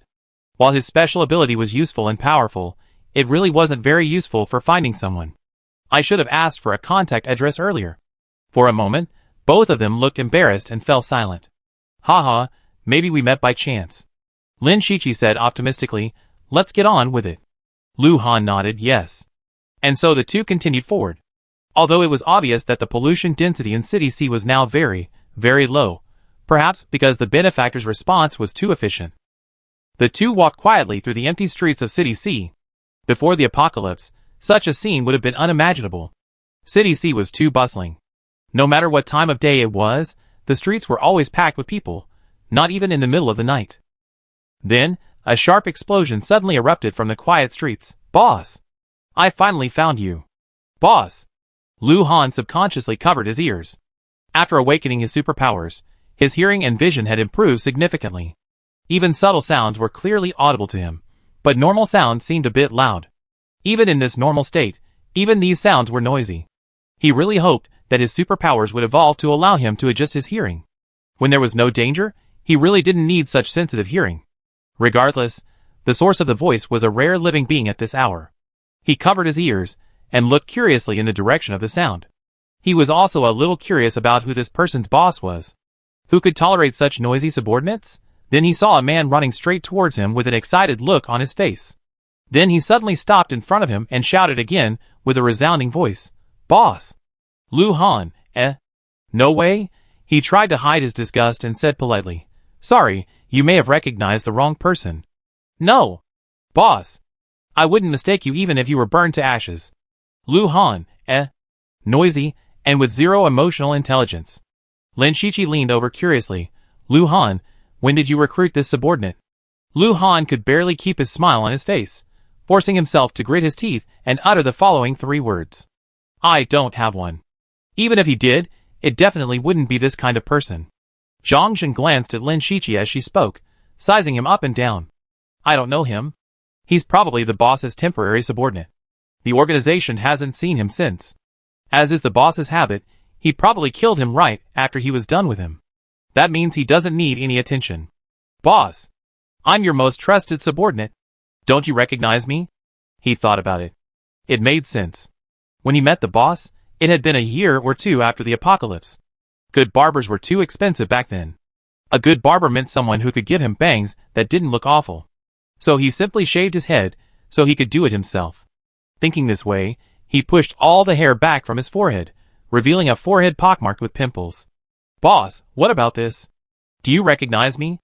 "Lu Han, eh?" The more Zhang Zhen looked at him, the more he felt the boss really didn't recognize him. Could it be that the boss wasn't the one who had returned to kill the toxic contaminant? But who else could it be? It had better not be the ones from the research institute. A murderous glint flashed in his eyes. If they were, then he'd be dead. This place didn't have the fortress-like defenses of the research institute. As long as he could catch them, they'd be dead. Lu Han originally wanted to turn around and leave. This person might not be very smart. In his heart, he would have wanted to kill him, but according to the rules set by the powerful person, he had to lend a hand if he was in danger. That would definitely be a terrible experience. So, it would be better to get away while he was still safe, out of sight and out of mind. But his steps suddenly stopped. Because he saw this person's special ability at the bottom of the skill list, which was just as long as that of other Divine Domain players. In this small tab, if the other person is a player and a special ability user, the tab will prioritize the player's class skills, with special abilities at the bottom. So, Lu Han first looked at the other person's game skills. And since it was a class he had never seen before, he actually read the skills quite carefully. It's a healer, a good class to pick in the apocalypse. He only just read half of the skills for the doctor class when he was distracted by the other person's strange words. So he only just now saw the strange person's own awakened ability at the bottom. Oh, a spatial ability. A large-scale, destructive spatial ability, and a very high skill level. It seems he's been absorbing a lot of strange crystals from monsters over the past month. However, this person lacks the ability to move freely within space, so his chances of hitting the opponent are still very high. Lu Han's biggest hope now is to unlock the ability to change his opponent's and his own movement speed, which would somewhat address his only shortcoming. If he possessed such a power, he would be qualified to be his subordinate. But what's the point of recruiting him? Besides, if this person's abilities develop, they might pose a threat to him. He should really kill him now. Besides, this idiot isn't fit to survive in the apocalypse. But he glanced at Lin Shiqi irritably. If that powerful person had simply let him act alone, perhaps he could freely choose who to rescue, and who should be unfortunately unrecoverable. But with someone like that watching him, it was difficult for him to do what he wanted. He really had to become stronger quickly, strong enough to kill that powerful person. Then he could arrange everyone's fate as he pleased. He thought, since this person had come to him on his own, he might as well let him follow, and then find a chance for him to accidentally die. He really didn't feel comfortable releasing such a powerful weapon.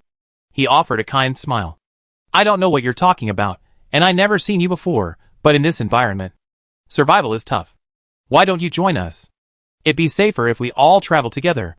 His smile seemed not only kind but also absolutely sincere. But Zhang Zhen, who had followed him for 7 or 8 years, saw this familiar expression and knew the boss was up to something. He glanced at the man next to the boss with a hint of excitement. Could it be that the boss didn't actually recognize him? Was he just acting? And the reason the boss didn't recognize him must be because of this person next to him. The boss must be pretending to be a good person, gaining their trust, breaking their psychological defenses, and then taking advantage of them. Killing them.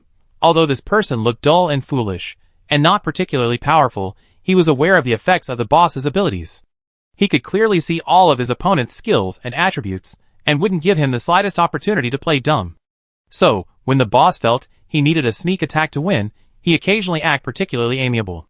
So that's how it was. He felt he finally figured it out, and gave the boss an I understand look, then emphatically replied, okay. Lu Han, inexplicably given a very obvious, yet incomprehensible, look, ? Forget it, it didn't matter if he couldn't understand the idiot's thoughts, it wasn't relevant to the overall situation.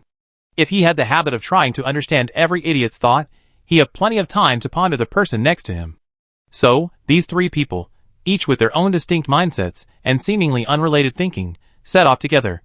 Zhang Jun, intent on showing off in front of the boss, immediately cleaned up any contaminants within their field of vision, leaving the other two no chance to intervene.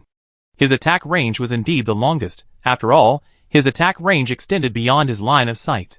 Lu Han and Lin Shiqi were quite happy to be free. Their main reason for coming out was to see if there were any survivors. Who? People? 3 people? Can you help? Just as they were strolling leisurely down the streets of City C, a figure suddenly appeared from a distant corner. It was clearly a psychic, as they ran incredibly fast. Even an ordinary person, even at full power, couldn't outrun a bear chasing them. Zhang Jin couldn't help but sneer. What kind of idiot is that? This is the end of the world. Who's going to save you? Deal with your own troubles. If you're not strong enough, just bury them. This person was clearly a very ordinary and weak psychic, considering the pollutant chasing him was incredibly weak. A wicked smile played on his lips, waiting to see the despair on this person's face, when he called for help but found no one came to their rescue. He loved watching these people struggle in despair. What a delicious feeling. But the next second, he saw the boss's movements quicken, and the man next to him followed him. The two of them skillfully coordinated, one distributing control while the other slashed health, and then a single attack destroyed the contaminants behind the man. Their coordination seemed seamless, and it was obvious they hadn't just met today, but had performed similar moves many times before. And it was clear the boss was the one in control. Zhang Jin, ? Boss, why are you saving people? And so expertly? Chapter 46. Zhang Jin felt like he was about to be blown away. He looked at the boss's back, then at the back of the man next to the boss. He looked at the boss's back again. Then he saw the rescued rookie say with gratitude, thank you both. Phew. That was a close call. What close call? Where was it? If you can't even defeat such a weak pollutant, then you should stop being a psychic and just jump into a river. Zhang Jin felt absolutely furious. Why did the boss save such a person? He looked left and right, and he thought this person was incredibly weak. Forget about being recruited into the organization. He wasn't even worthy of being killed by the organization. No, why? And most importantly, why was the boss saving people? Although the boss said that if he had it to do over again, he would quickly eliminate the tree in City C and provide a good environment for the psychics in City C, that definitely didn't mean he was specifically saving these psychics. That's to allow the superpowers of City C to fight in a favorable environment and ultimately recruit members suitable for their organization. That was clearly what the boss had intended from the beginning, to let them experience the joys of the apocalypse, right? It definitely wasn't let's save everyone. So what was going on now? He stood there, completely distraught. After an indeterminate amount of time, he sauntered forward, walking up behind the boss. Then he decided he might as well not have come. Being so close, he could hear their conversation clearly. It was crystal clear. Thank you so much. If it weren't for you, I'd be dead here today. Nothing, this is what we're supposed to do. Zhang Jin, Where should we be? What should I call you? Huh? You look unfamiliar? I don't think I've seen you at the hotel before. Did we miss each other when we left? Lu Han, hotel? The rescued psychic nodded, yes. Huh? Are you wild psychics? That's great. Sister Ya and the others will definitely be delighted. Then come back with me. We set up a temporary settlement at the hotel. We take turns guarding it and searching for survivors. It's much safer than anywhere else. Plus, there are several large supermarkets underground with plenty of supplies. And there are 2 incredibly powerful psychics who regularly clean up the pollutants near the hotel. This really is the best place in City C right now. He was promoting his hotel enthusiastically, his demeanor so attentive that Lu Han's first thought was that he was a decoy, perhaps trying to lure in lone psychics. Perhaps, in the eyes of a mob, even the strongest psychics couldn't stand up to 4, so they were tempted to rob some high-level psychics by surrounding them. But he quickly reconsidered. If someone were to do this, they shouldn't at least reveal their numerous talents. Otherwise, wouldn't that just put their opponents on high alert? Besides, this person had the same aura as Lin Shiqi next to him. A strange aura of someone who genuinely wanted to maintain order in the apocalypse. Commonly known as a naive, innocent temperament. So there's a good chance what he said was true. After letting down his guard a bit, a thought struck him. This hotel. Could it have been built by that powerful being? It sounds very much like his style. So he asked, is the powerful psychic you're talking about a very strong one? Someone who can use a skill like this? Lin Shiqi immediately understood Lu Han's thoughts upon hearing his words. Without waiting for Lu Han to turn and signal him, she immediately cast a mind link, then quickly released it. He had just used a minor control to control the pollutant. After all, mind link is a major skill, and it uses a lot of mana. He needed to use his mana sparingly, but those minor controls didn't have the fancy special effects of mind link, so he was afraid the other party wouldn't recognize that he and his benefactor shared the same class. Upon seeing the silver thread, the other party immediately erupted in excitement. Yes, yes. How did you know? Lin Shiqi was also thrilled. They finally had news of their benefactor. Because he saved us too. Where's your hotel? Take us there. Qi Ming was eager to get the two of them there immediately. His benefactor would surely be delighted to see someone he saved before. Come on. Come on. This way. Follow me. Since the journey was quite long, Qi Ming took the opportunity to inquire about their apocalyptic origin story.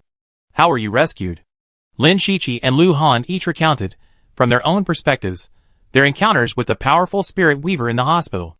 Lin Shiqi, then his benefactor told me, if I really wanted to do something, I should go and save others. Lu Han, well, he told me the same thing, except he added, if you see someone dressed similarly, go with them. Lin Shiqi, for some reason, suddenly puffed out her chest with pride. That's me.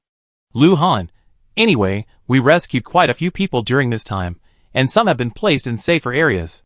We might not be on the same scale as you, or have a clear rotation system, and the location might not be as well chosen. If you don't mind, perhaps we could bring everyone here? Lu Han added inwardly, saving him the trouble of scavenging for food for these people every day. Qi Ming was overjoyed. Of course, of course. We always thought we were the only survivors in City C. We don't know where the others are or how they're doing. This is simply the best news today.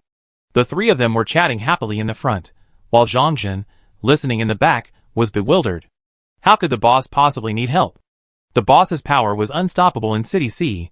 Even if he pretended to be rescued, it was surely just to lure the other party into a trap and let them die in anger and despair. How could he actually follow their advice and start saving people? Murderous intent grew in his eyes. Kill! Kill them all. The boss is no longer worthy of his following. Kill! This idiot who just popped up out of nowhere and kept saving people. Kill! These weak and incompetent people who dared to call themselves psychics. Kill! Kill! Kill! Kill! Kill them all. But he quickly remembered something. He couldn't beat the boss. Even a sneak attack wouldn't cut it. The boss didn't need reaction speed. When your health reached a certain point, any sneak attack seemed pointless. You could just go a little slower, find the attacker's location a little slower, because a little slower wouldn't hurt. He recalled the first time he met the boss. Back then, he was still a young, ignorant man, convinced he was the strongest in the entire apocalypse. Then he saw a frail man walking slowly down the street. This weakling seemed to have no premonition of danger. Even though he had his eyes on him, he just walked blankly, as if lost in thought. Just like the nerds he hated most in school, each one of them seemed to be detached from reality. Then a cruel smile curled his lips. He could already imagine this man shattering into pieces. So he took action. But the result wasn't what he imagined. His attack had indeed landed, the man's body seemingly slashed by invisible threads. Blood oozed from the cuts, dripping onto the ground. The familiar scent of blood should have been a source of immense enjoyment for Zhongjin. But the man didn't simply collapse, shattered into pieces. Instead, he looked around with a still perplexed expression. Zhongjin made no effort to conceal his movements. He always struck from the most conspicuous spot. After all, he wasn't afraid of being discovered, but rather of his victims not being able to see who had brought about their end. But even though he was standing so conspicuously on the rooftop of a nearby building, the man, like a blind man, couldn't find him, searching for a long time. Meanwhile, Zhang Jin, exasperated and somewhat bewildered, attacked again and again. Countless spatial forces descended upon the man, and the bloodstains on his body multiplied, nearly forming a puddle on the ground. But the man showed no reaction, simply letting the blood flow.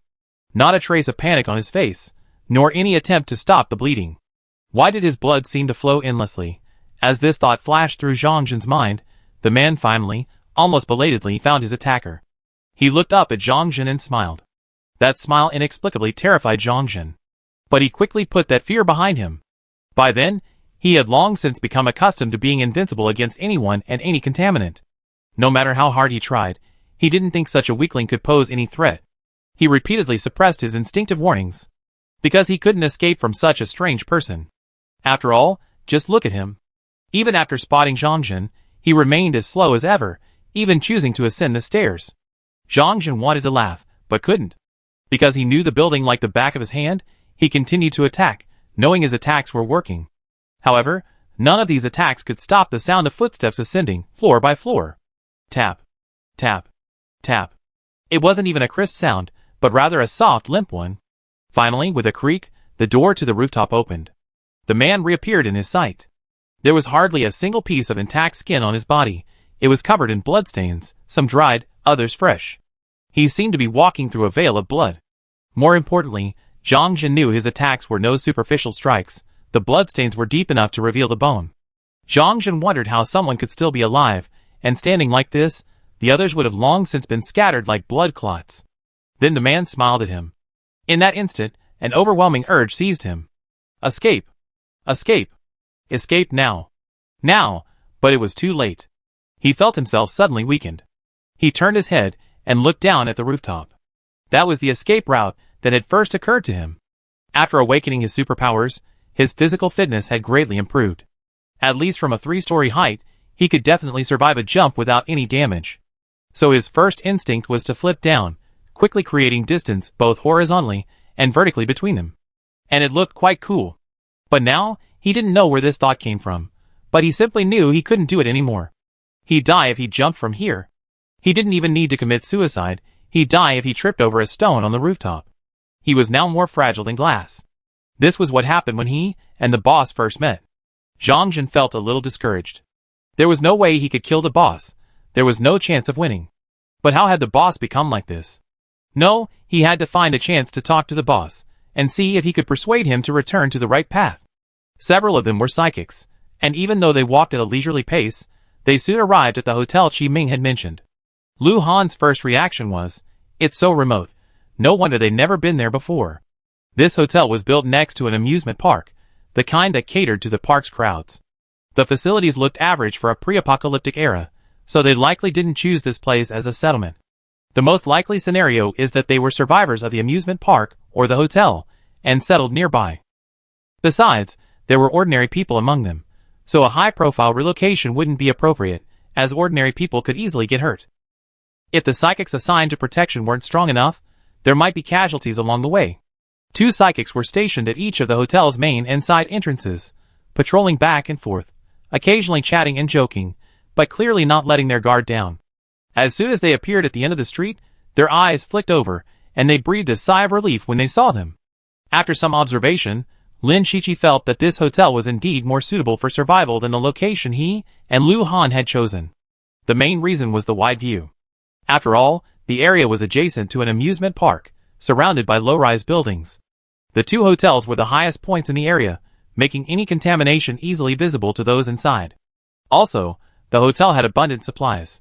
Aside from the lack of running water and electricity, the standard of living was almost identical to pre-apocalyptic living standards. Lin Shiqi immediately turned to Lu Han and said, "Let's move everyone here now." Lu Han naturally agreed.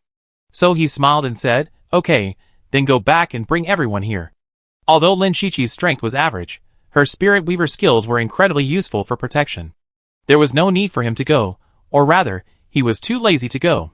That person could be back at any moment, and he glanced at the strange person who had stuck close to him. Should he find some unexpected way to end his life?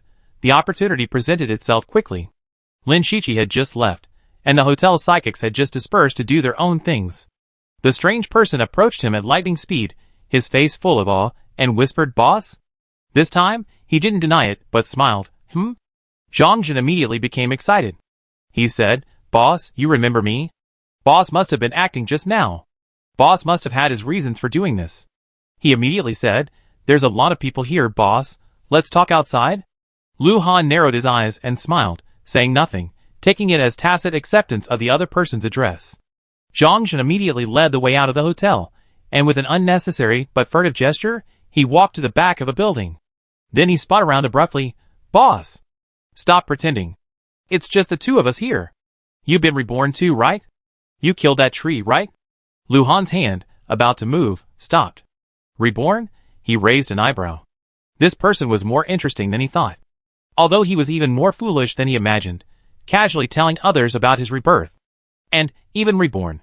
He glanced at the other person's game skills, and level with disdain. Even reborn, and only just reached level 50?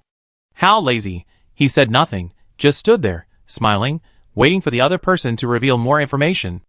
"Boss, with the experience of our last life, let's work together in this one to make our organization bigger and stronger. Nip those bastards at the Research Institute in the bud." I don't remember them all, but you definitely remember them, right, boss? Speaking of which, boss, what are you doing hanging around with this group? Do you have a plan? Do you need my help? Lu Han answered truthfully, "There's someone here who's more powerful than me." Zhang Jin's eyes widened. "How is that possible? Boss, aren't your abilities the strongest in City C? Pa.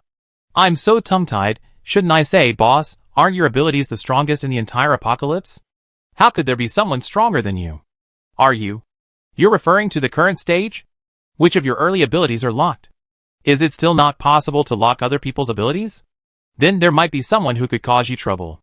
Zhang Jin recalled that although Boss's abilities had evolved rapidly, just 1 year after the apocalypse, when he officially left City C, he had already reached level 6. This meant he had unlocked his most core and feared ability. The ability to block one of his opponent's abilities for a certain period of time.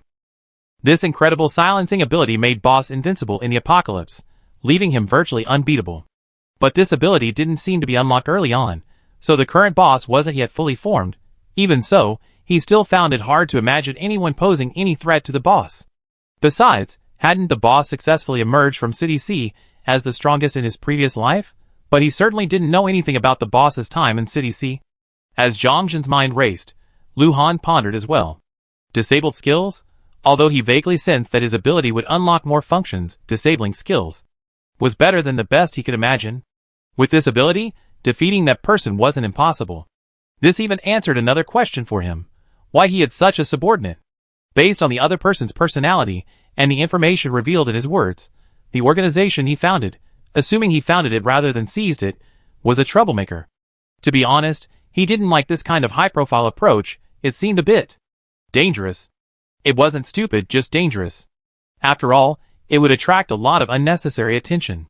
Even in an environment where only the fittest survive, there would always be those who, arguing they were righteous, constantly thinking of tackling evil organizations. Why would he have nothing better to do than establish an organization that would only draw hatred towards him? Did he think his life was too long, unless he was already too conspicuous and powerful enough? Then, for him, the organization's greatest goal should actually be ensuring the maintenance of this apocalyptic system that would make him the most powerful. That made sense. He had always been a rule-abiding believer and a rule follower, no matter how foolish this subordinate was to have misinterpreted his goal of maintaining apocalyptic order as something else. But perhaps this was intentional. Stupid people are always easier to manage. Lu Han felt he had a general understanding of the situation. Then, he would keep this person for now. If all his speculations were true, he would indeed need such a subordinate in the future. Zhang Jin's thoughts had already raced, and he asked, "But that should be soon, right? Boss, after you obtained the crystal from that tree, you should have reached at least level 5, right?" Lu Han then slowly spoke, "Are you truly a reborn one?" Zhang Jin, "Huh? Yeah, boss, aren't you? Too? You? Aren't you?" Lu Han shook his head innocently. "Actually, I have no idea what you're talking about, but you sound very familiar with my abilities." I haven't revealed the full effects of my abilities to anyone, so maybe you really are a reincarnated person? Zhongjin felt like the sky was falling. But Lu Han's next words immediately pulled him back from hell to heaven. Can you tell me more about our organization you mentioned? Zhongjin's eyes sparkled again. The boss was still interested in their organization. Great. So this was the meaning of his rebirth. Reborn to guide the boss back to the right path and become his most trusted subordinate. Our organization is called Yongla. It's a name you chose yourself, meaning eternal bliss. Our primary goal is to continue the apocalypse.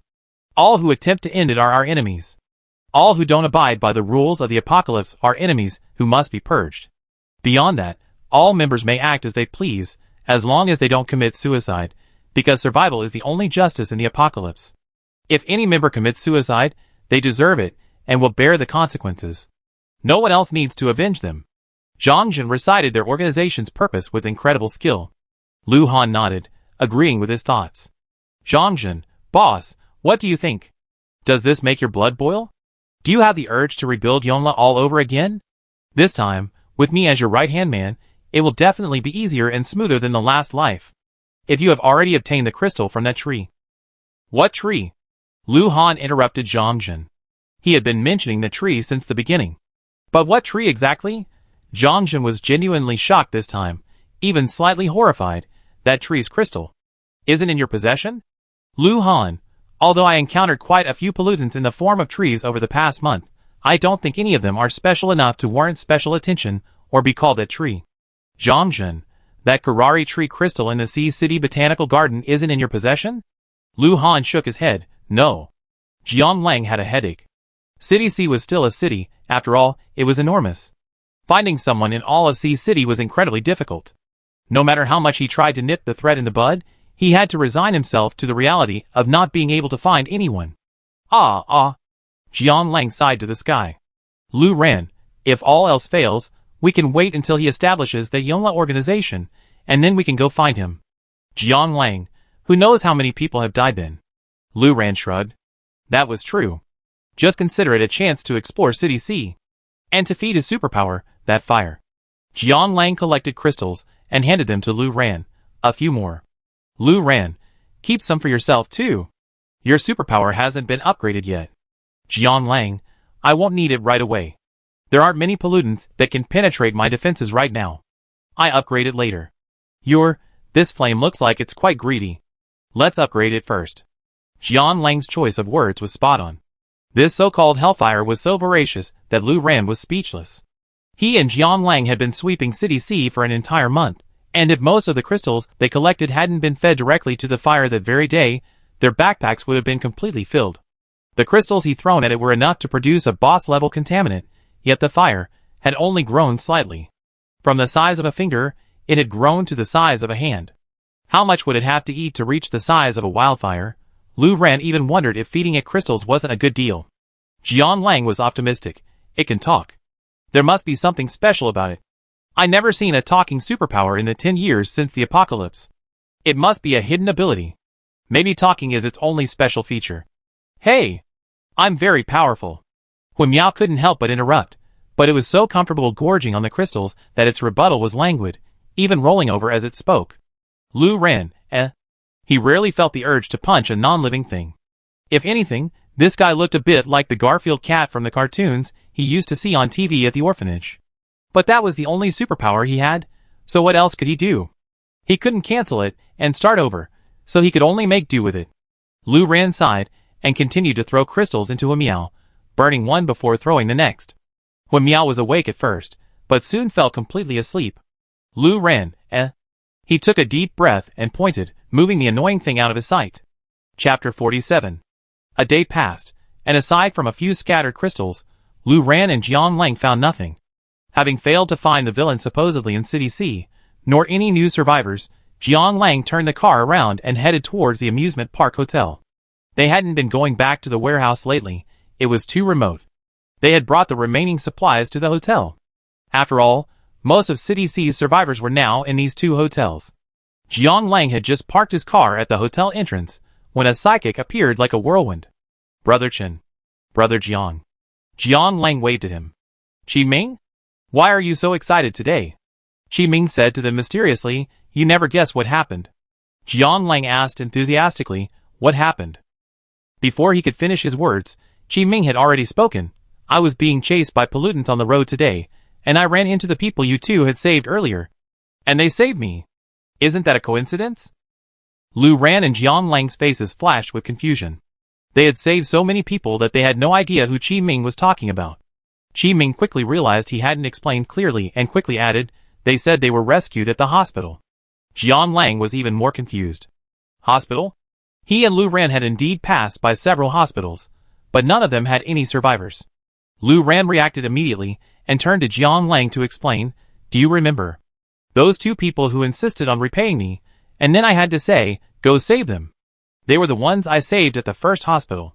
I was trying to figure out where to find them, but I didn't expect to run into them like this. Jiang Lang instantly became excited. It's a small world. Come on. Take us to see him. Jiang Lang's excitement made Qi Ming even more excited. He turned and led them back to the hotel. Lin Shiqi. Lu Han. Come on. Brother Chen, Brother Jiang, and the others are back. Jiang Lang paused. The name Lu Han, why does it sound so familiar? But maybe it's just a homophone. Health. Attack. Defense. Skills. In other words, these were all the contents his chi could modify. From Zhang Zhen, the subordinate, who claimed to be his most trusted, Lu Han learned about his future superpowers. Although it wouldn't be too futuristic. Upon learning that he hadn't obtained the crystal from that unidentified tree, this man named Zhang Zhen immediately pulled out 99 by 3 level 3 crystals and 99 by 8 plus 57 level 2 crystals from his in-game backpack and used them to upgrade his superpowers immediately. Clearly, he couldn't stand seeing his boss fall behind others. It was also clear that his superpowers were truly powerful. Of course, Lu Han wouldn't refuse the crystals that were presented to him. As he absorbed them, he listened to Zhang Zhen's description of the future, or what he considered the apocalypse. In that world, Lu Han spent a year in City C, collecting all the level 4 polluted crystals. He didn't have a game system, so he always valued quality over quantity. After all, digging through corpses for crystals was too disgusting. Level 1 crystals weren't worth it. And he upgraded his superpowers to level 6. A level 6 cheat unlocked all its functions, modifying health, defense, attack power, and opponent skills. However, the later you unlock a feature, the more restrictive it becomes. For example, modifying health bar was one of the first features he unlocked, and it had virtually no restrictions.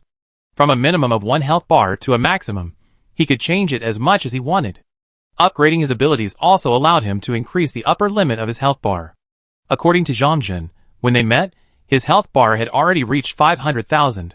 Add to that the 3,000 defense he had given his son, and no matter how powerful Zhang Zhen's abilities were, his attacks on him were merely a minor slap. After a long pause, although Lu Han looked like a bloody mess, his health bar had only moved slightly. Attack and defense were unlocked in the second stage, and their adjustment was much less flexible. They were restricted to a certain range, starting at level 6 with a minimum of 100 and a maximum of 3,000. Skill Disable, the ultimate weapon, offered even less freedom. Unlocked at level 6, it clearly limited him to only 1, and even with the ability's subsequent growth, there was no change. Lu Han was a little curious. Did he really trust this person so much? Had he shared all this detailed ability data with him? He asked that question. Zhang Zhen quickly waved his hand. That's not the case. It's just that your ability is well known, boss. Everyone is wary of you. These data are all calculated and tested by others during their battles with you. He popped out his chest. Boss, you've been bossed many times. Lu Han's sweat dropped slightly. Where was this point of pride? But it made sense. If he hadn't become a thorn in the side of most people, he wouldn't have founded such a high-profile organization. Zhang Zhen. So, boss, what's the power of the person you're talking about who's stronger than you right now? Lu Han. It's a high-level player, a spirit weaver. Zhang Zhen immediately curled his lips. Player, huh?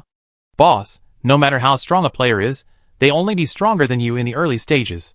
They have a level cap, and crystals and the like are useless to them. They can't increase their level or their skills. In other words, their strength is fixed from the moment they enter the apocalypse. Generally speaking, level 6 is a threshold. After this point, players with power start to become stronger than max level players. So boss, level up. Once you reach level 6, go and kill them. Lu Han pondered. Level 6? He didn't quite believe Zhang Zhen's arbitrary, uncritical judgment. But after reaching level 6 and unlocking the ability to disable skills, he did have a chance of fighting that person. Zhang Zhen handed Lu Han another stack of crystals. "How's it going, boss? Are you feeling like you're about to break through?" Lu Han pondered this a bit. He actually already reached level 5 before. After all, his diligent work saving lives and removing pollutants in City C for the past month wasn't in vain. However, after reaching level 5, he felt like he'd been stuck. The crystals he absorbed were like a drop in the ocean. He had no idea where all the energy had gone. The energy gap needed to go from level 5 to level 6 was like a massive black hole, devouring all energy without giving anything back. However, with the large quantity of crystals Zhang Zhen had kindly offered, he finally felt a faint sense of his ability level increasing, and even had a vague sense of the threshold to level 6. "Yeah, almost there." He gave a brief reply. Zhang Zhen clenched his fist and waved it. "Great. Congratulations, boss, on your return to the top. But boss, even if you haven't fully unlocked the full power of your superpowers before, there's no need to follow other people's orders. That's too frustrating. Survival of the fittest. He's strong enough, so he naturally has the right to make the rules. I'm not as good as him, so naturally I should follow his rules." Zhang Zhen was silent for a moment. He felt that the boss was a little different from his usual impression, but at the same time, it didn't seem that different. "Let me ask you, suppose I didn't rescue people as he requested, but instead killed people in City C as you so-called whimsically. If one day he discovered that someone he saved had been killed by someone else, would he feel that this person was disrespecting his work and, therefore, kill them outright?" Zhang Zhen, that makes some sense. "Lu Han, how can you do what you want if you're not sure you can defeat everyone else?" Zhang Zhen was silent for a moment, then a look of sudden enlightenment dawned on him. "I understand. So we must make the organization bigger and stronger." Lu Han, never mind. He was in a good mood, and for the sake of those crystals, he wanted to teach this subordinate, who had come from nowhere, the importance of self-preservation. But this guy clearly didn't understand what he was saying, and couldn't even distinguish cause from effect. He closed his eyes, and concentrated on absorbing the remaining crystals. Just then, he heard a voice outside the door calling, "Lin Shiqi. Lu Han. Come quickly. Brother Chen, Brother Jiang, and the others are back." Lu Han and Zhang Zhen exchanged a glance. He tossed the unabsorbed crystal back to Zhang Zhen, asking him to put it in his gaming backpack. Then he walked out first. Qi Ming excitedly approached, punching Lu Han and Zhang Zhen in the face before stepping aside, making way for Lu Ran and Jiang Lang. Lu Ran, seeing Lu Han's familiar face, introduced him to Jiang Lang. "This is the child from the hospital." After he finished speaking, he turned to look at Jiang Lang, only to see a look of formidable hostility on his face. "Lu Ran?" Lu Han approached with a sweet, ingratiating smile. "My benefactor, I'm finally seeing you again. Lin Shiqi and I. Oh, that soul weaver you asked me to bring along. Have been rescuing people. While the results aren't as good as theirs, we still saved quite a few. Lin Shiqi's back with everyone else, so you should be able to see them soon." After saying this, he subconsciously glanced at Zhang Zhen, intending to remind him not to show any signs of abnormality in front of him, especially not to call him boss or anything like that. But turning around, he realized his warning was too late. Zhang Zhen was gazing at the two men ahead, with a look of formidable hostility, his body slightly tense, his eyes gleaming with murderous intent. His hostility was unmistakable. Lu Han's smile nearly crumbled. Thankfully, the man wasn't looking in their direction. For some reason, he turned his head, and was looking at the person next to him. So, he seized the opportunity to glare at Zhang Zhen. His words were all in vain. Zhang Zhen immediately lowered his head like a quail, but still spoke to Lu Han in a voice so low that only the two of them could hear. "Why are these two powerful weapons? They're not from City C? Could it be that?" Lu Han was curious, but knew now wasn't the time, so he forcibly suppressed the urge to ask. Elsewhere, Lu Ran lowered his voice, trying to keep his lips still, and asked Jiang Lang, "What's wrong?" Jiang Lang, remembering Lu Ran's earlier sharp comment, tried to suppress his expression before whispering, his voice barely escaping his lips. "That's the one. The leader of the Yongla organization." A question mark slowly drifted over Lu Ran's head. "Are you sure? He had to repay me before I sent him to rescue people. For the leader of an evil organization, isn't his moral character too high?" Jiang Lang, For a moment, he doubted his own eyes, and even his memory. For a moment, a dull, tense atmosphere hung in the air. Qi Ming, left alone, asked, Huh? Why aren't you talking? The silence was instantly broken. Lu Ran recalled what Lu Han had just said. Thank you for your hard work. Lu Han smiled shyly, acting like a good student being praised by his teacher. It's not hard at all. This is the only way I can repay my benefactor. He pointed at Zhang Jin. This is the surviving mutant I just met today. He also wants to join our team. Lu Ran glanced at Zhang Jin casually. Oh sure. One more person means more strength. Jiang Lang, who only just saw Zhang Jin and recognized his face, said, What's wrong with this world? Chapter 48. I definitely didn't recognize him. This guy is Yonla's leader. And the one next to him is his subordinate. His superpower is also incredibly unusual, a rare and lethal spatial power. I don't know his current power level, but when I took on the Research Institute assignment, his power range was approximately 10 cubic meters. Within this range, the target had nowhere to escape, because spatial powers are designed to strike from all angles. Oh, that's the power range. His attack range is even wider because his power can be used as long as he understands the structure of the corresponding space. Therefore, his attack range is essentially unlimited. In unfamiliar environments, he can attack anywhere with the naked eye. Jiang Lang was extremely excited, pouring out all the information he remembered like beans. Then he paused. No, why are these two people saving people? He scratched his head, puzzled. If this weren't so bizarre, he would have attacked them the moment he saw their faces. They weren't the kids in the beach villa, with elementary school age and faces that made him hesitate. Zhang Jin, in particular, looked exactly like he did in his previous life, a shitty villain. Thinking of this, Jiang Lang felt a pang of guilt. Was he judging people by appearances? After all, according to Qi Ming, Zhang Jin had rushed to rescue him. What if he just looked like a villain? No, so what had happened to make these two supposedly evil villains rescue people? Or should he ask the opposite question? What happened to turn two people who saved others into two evil villains? Lu Ran fell into deep thought as he listened to Jiang Lang's description. Besides, he didn't think the apocalypse would change people so drastically as to turn two good people into evil people who reveled in the apocalypse. So it would be better to consider it from another angle. Could they be plotting something? Jiang Lang pondered for a moment. It's not impossible. Although most people in Yonla aren't very intelligent, their leader is said to be different from the others. He's that kind of. At least they're smarter than the others. Jiang Lang. But what could they possibly be plotting? What could possibly be worth conspiring between two people whose sole goal is to perpetuate the apocalypse? If they really were to plot, they should have done something in City C, right? Jiang Lang's mind grew increasingly tangled. He sat down, his dog-like eyes fixed on Lu Ran. What do we do now? Lu Ran replied slowly. Actually, the simplest method is arrest them, torture them, and then directly ask them what their motives are. Jiang Lang, Jiang Lang, what if they're really good people? Then, wouldn't we be destroying the glimmer of humanity in them? Lu Ran spread his hands. But you're worried about them, so you're just letting them wander around like this, right? Jiang Lang, indeed. The thought that they might suddenly go mad and become the lunatics of their previous lives, then kill all the people in City C they saved with such difficulty, made him want to just ignore the consequences and take the initiative. While Jiang Lang hesitated over what to do with these two men, Lu Han and Zhang Jin were having a private conversation. These two? Very dangerous. But why exactly are they in City C? And why are they saving people? They're not from the Research Institute, are they? Zhang Jin scratched his forehead. Seeing he was struggling to get to the point, Lu Han interrupted him, asking, how dangerous are they?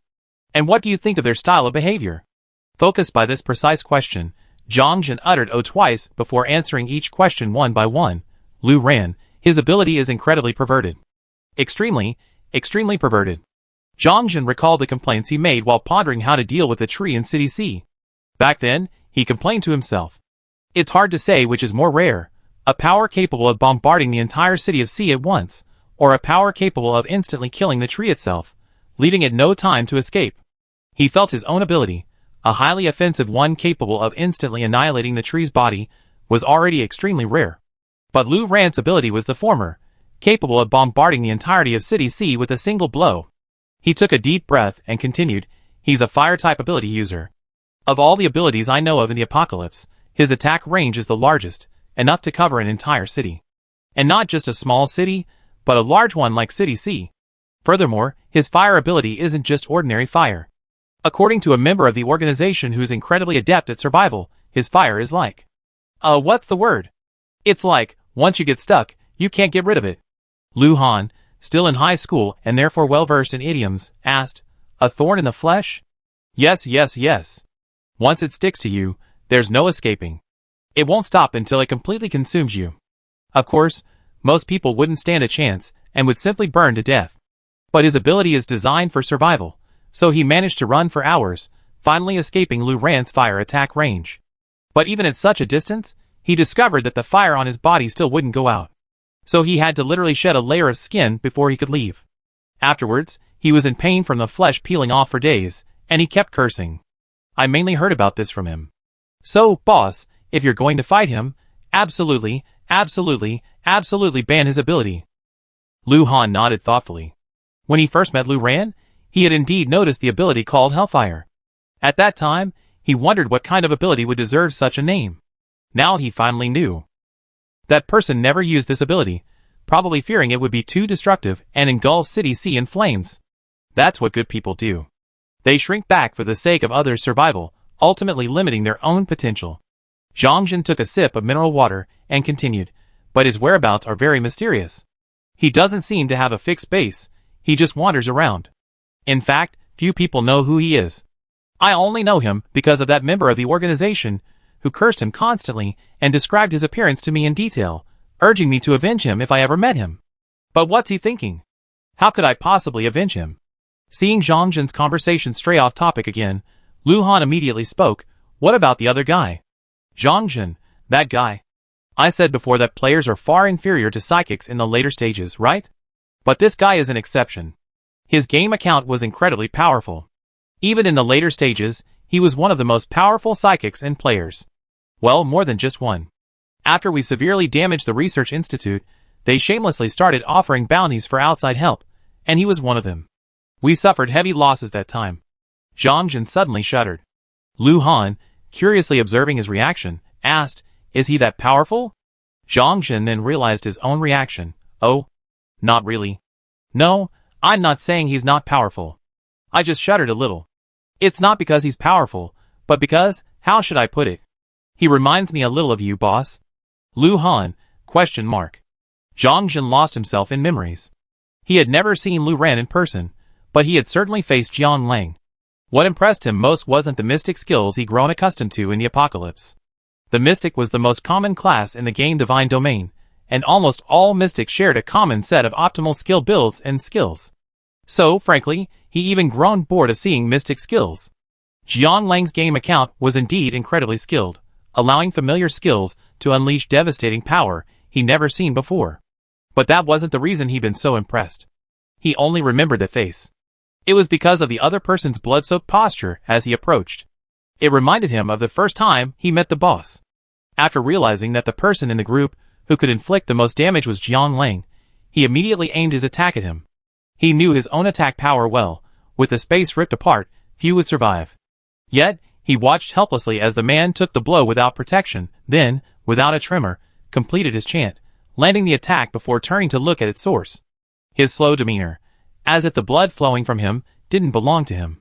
His composure almost immediately reminded Zhang Jin of the first time he met the boss. Back then, the boss had also reacted slowly, but the reason for his slowness was that he didn't care about the attack. After all, it posed no threat to him. Jiang Lang's slowness was due to the same reason. He soon discovered that Jiang Lang's deep wounds were healing at a visible speed, even faster than his own attacks. After locking onto him, Jiang Lang approached him nonchalantly. Although a mystic was a ranged class, his reach was clearly shorter than Zhang Jin's, a spatial psychic whose attack range was equal to the range of his naked eyes. That scene left a deep impression on Zhang Jin, and he can still recall it clearly. Well, anyway, this guy has an incredible regenerative ability. Boss, when you fight him, you must disable it. Otherwise, even if you injure him, it will be useless. Lu Han nodded, sorting the information Zhang Jin had provided into his mind. Zhang Jinza couldn't help but ponder something else. But why are they both in City C? I don't even know where they're supposed to be. And how did these two get together? It's really strange, they should both be lone wolves. And why are they saving people? How strange, they should both be the type to play it safe. That fire-type psychic's whereabouts are erratic, he doesn't stay at any of the major bases, and Jiang Lang is a completely neutral player. I heard the research institute spent a fortune to hire him. No, what strange effect did his rebirth have? Chapter 49. Although the hotel's quilts no longer had dryers or other features, airing them in the sun still made sleeping more comfortable. At least it was better than sleeping in the open or in a car. So, whether it was Lu Ran and Jian Lang, or Lu Han and Zhang Jin, after they lay down under the quilts, no matter how restless, turbulent, or entangled their hearts were, they all fell into a comfortable sleep. 2 hours later, Lu Ran and Jian Lang woke up on time. Jian Lang woke to see Lu Ran sitting beside the bed, a look of deep thought on his face. Jian Lang scratched his hair and began to comfort Lu Ran. It's okay. There's always a way out. We're stronger now, and the choice is ours. The worst case scenario is just the accidental killing of 2 good people. Anyway. Jian Lang clenched his fists, trying hard to convince himself that this was a necessary sacrifice. Then he heard Lu Ran say, I'm not thinking about that. Jian Lang, then what are you thinking about so seriously? Lu Ran waved his hand, summoning his small flame, thinking about this. Oh, ha. Jian Lang let out a few awkward laughs. That's certainly worth taking so seriously. Lu Ran, He really wanted to sigh. How could this flame be so gluttonous? He had already fed it the second to last crystal in his backpack yesterday. Now there was only 1 second-level crystal from his side, and 1 crystal of each level from Jian Lang's side as backup. The rest, from the time he took out the first pollutant crystal from the warehouse to now, all the crystals he had collected had gone into the belly of this fire. He and Jian Lang, while not exactly buying up all the crystals in City C, at least didn't leave much for others. He had little to do for the last half-month, essentially sitting in Jian Lang's car, driving around like a human probe. He used all that idle time to absorb crystals. But by continuously throwing crystals into the fire, it only grew slightly. Originally, when he and Jian Lang were making follow-up plans, he figured that after dealing with City C, he could go anywhere, just find a base to retire to, the only difference being the environment. Now, he felt he couldn't just go anywhere. The fact that he survived to such a late stage in his previous life, Jian Lang, can you please not bring that up? QAQ must have something to do with this ability. He couldn't just give up on upgrading it. Besides, since the player had an advantage in the early game, he should exploit it to its full potential. In short, he should take advantage of the fact that he could still defeat everyone and loot as many crystals as possible to pave the way for his transition to primarily using his ability. Although he couldn't imagine a day where he used this playful fire as his primary means of attack. No matter how he thought about it, it was a hopeless scenario. Never mind, perhaps as its ability level increased, its intelligence and personality would change slightly towards a more pleasant state. Lu Ran thought with a stern expression. In any case, due to the existence of this fire, he might need to slightly adjust his future plans. Originally, he and Jian Lang had planned to rescue everyone who could be saved in City C, and then head directly to City Q. Now, they decided to go to City Q first, and also to see if their base had been built. But now, Q City's advantage isn't that its base is likely to be established first, at least not entirely because of it. It's its geographical location, offering convenient access to everything. If the base in Q City has already been established, that would be ideal. They could register there and then, using Q City as a hub, search for high-level pollutants to fuel his fire. If it hasn't been established, the same process would apply. Of course, all this presupposes that they first have to figure out how to deal with Lu Han. After all, the remaining survivors in City C are clearly acting as a group. The thought of someone in this group rumored to be a future villain makes it hard to let them act on their own.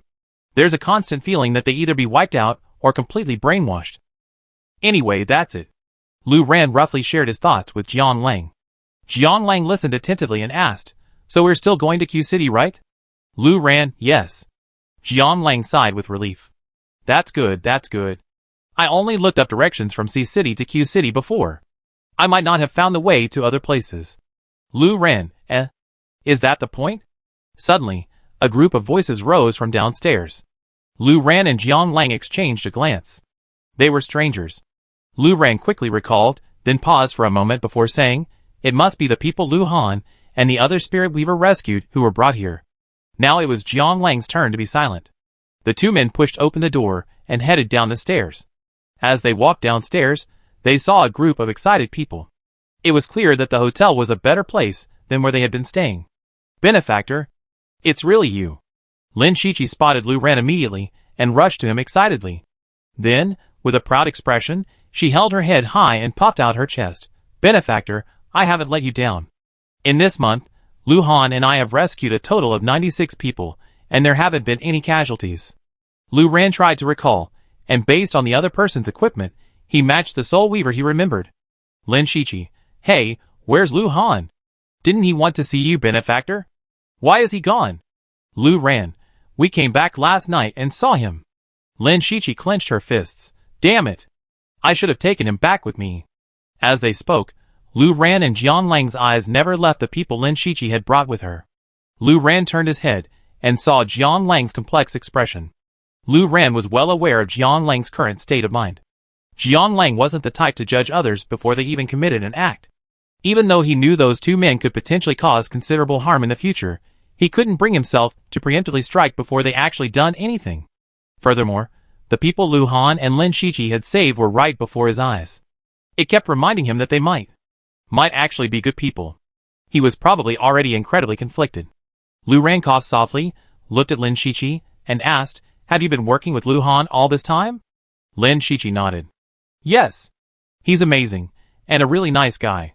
I was alone in the supermarket, nearly getting beaten up, and then he showed up and saved me. He even told me, 'No need to thank me, it's all thanks to you, my benefactor.' Every time he saved someone, he'd tell them he saved them because his benefactor had saved him, and he wanted to repay them, but his benefactor told him if he really wanted to repay them, he should save someone else. It made me feel a little guilty, because at first, I felt really good about myself, thinking I was really a good person for working so hard to save people. But Lu Han never took credit for it, and I couldn't help but reflect on myself. To be honest, I only saved people because my benefactor had only made this one request after saving me, and even sent me such a reliable and powerful helper like Lu Han, so why should I take credit for it?" Lu Ran wanted to interrupt again. "I really didn't ask you to save anyone." But Lin Shichi spoke so quickly, and so fast, that he didn't find a chance to get in. "Anyway, the other psychics we rescued all knew they were saved because you, my benefactor, wanted this kind of rescue to spread, so they worked hard too." Lu Ran, He really didn't mean that. Lu Ran glanced at Jiang Lang, whose turmoil had clearly reached a peak during Lin Shichi's narration. So Lu Ran interrupted her flattery of Lu Han. "You haven't had breakfast yet, have you? Go get some. It's in the restaurant." Lin Shichi, "Huh?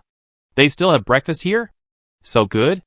His attention was instantly drawn to this, and he excitedly returned to lead the group to the hotel restaurant. Jiang Lang, preoccupied, followed him towards the restaurant. Although he and Lu Ran had already eaten in their room, he had nothing else to do anyway. As soon as they entered the restaurant, he saw a scene that nearly gave him a heart attack.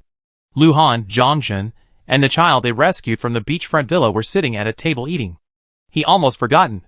The child who had reminded him of the Yongla organization was right here in this hotel. The sight of these three people reuniting was like a nightmare come true. Lu Ran, He and Jiang Lang had come in together, so of course they seen the scene.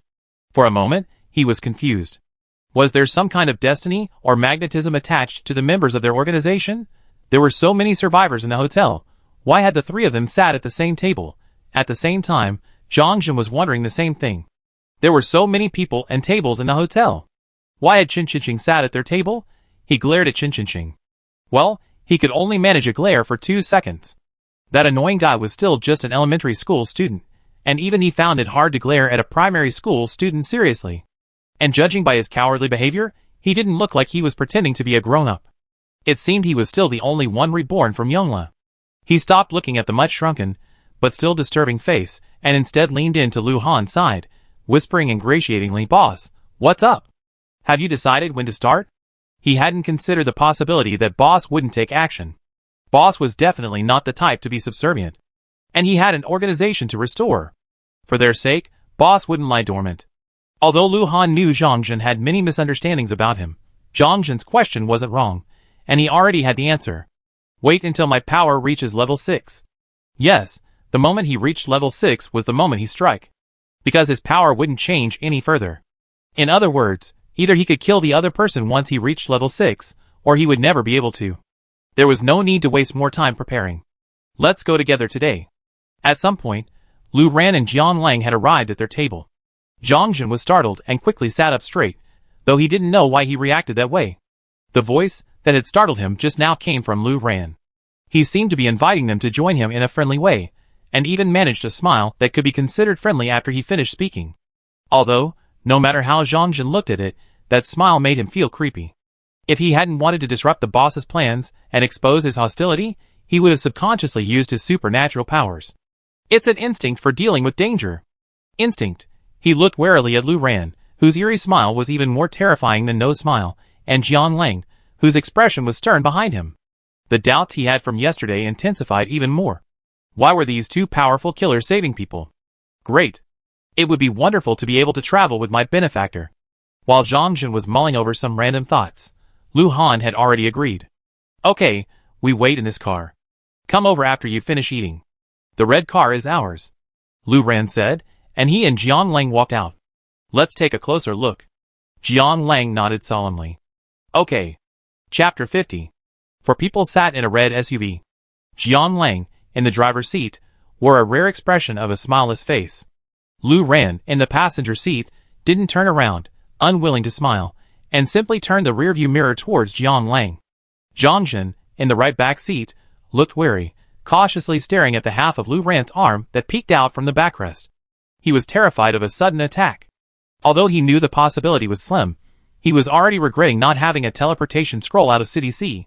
Lu Han had originally wanted to make small talk, using the conversation-making technique his mother had taught him, but the tension in the air was brimming with tension.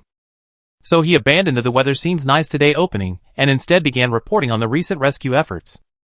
Actually, that guy was a bit irritating, so Lin Shiqi and I hesitated about whether or not to save him. To be more precise, only Lin Shiqi hesitated. He simply wanted to sound more like a normal person like her.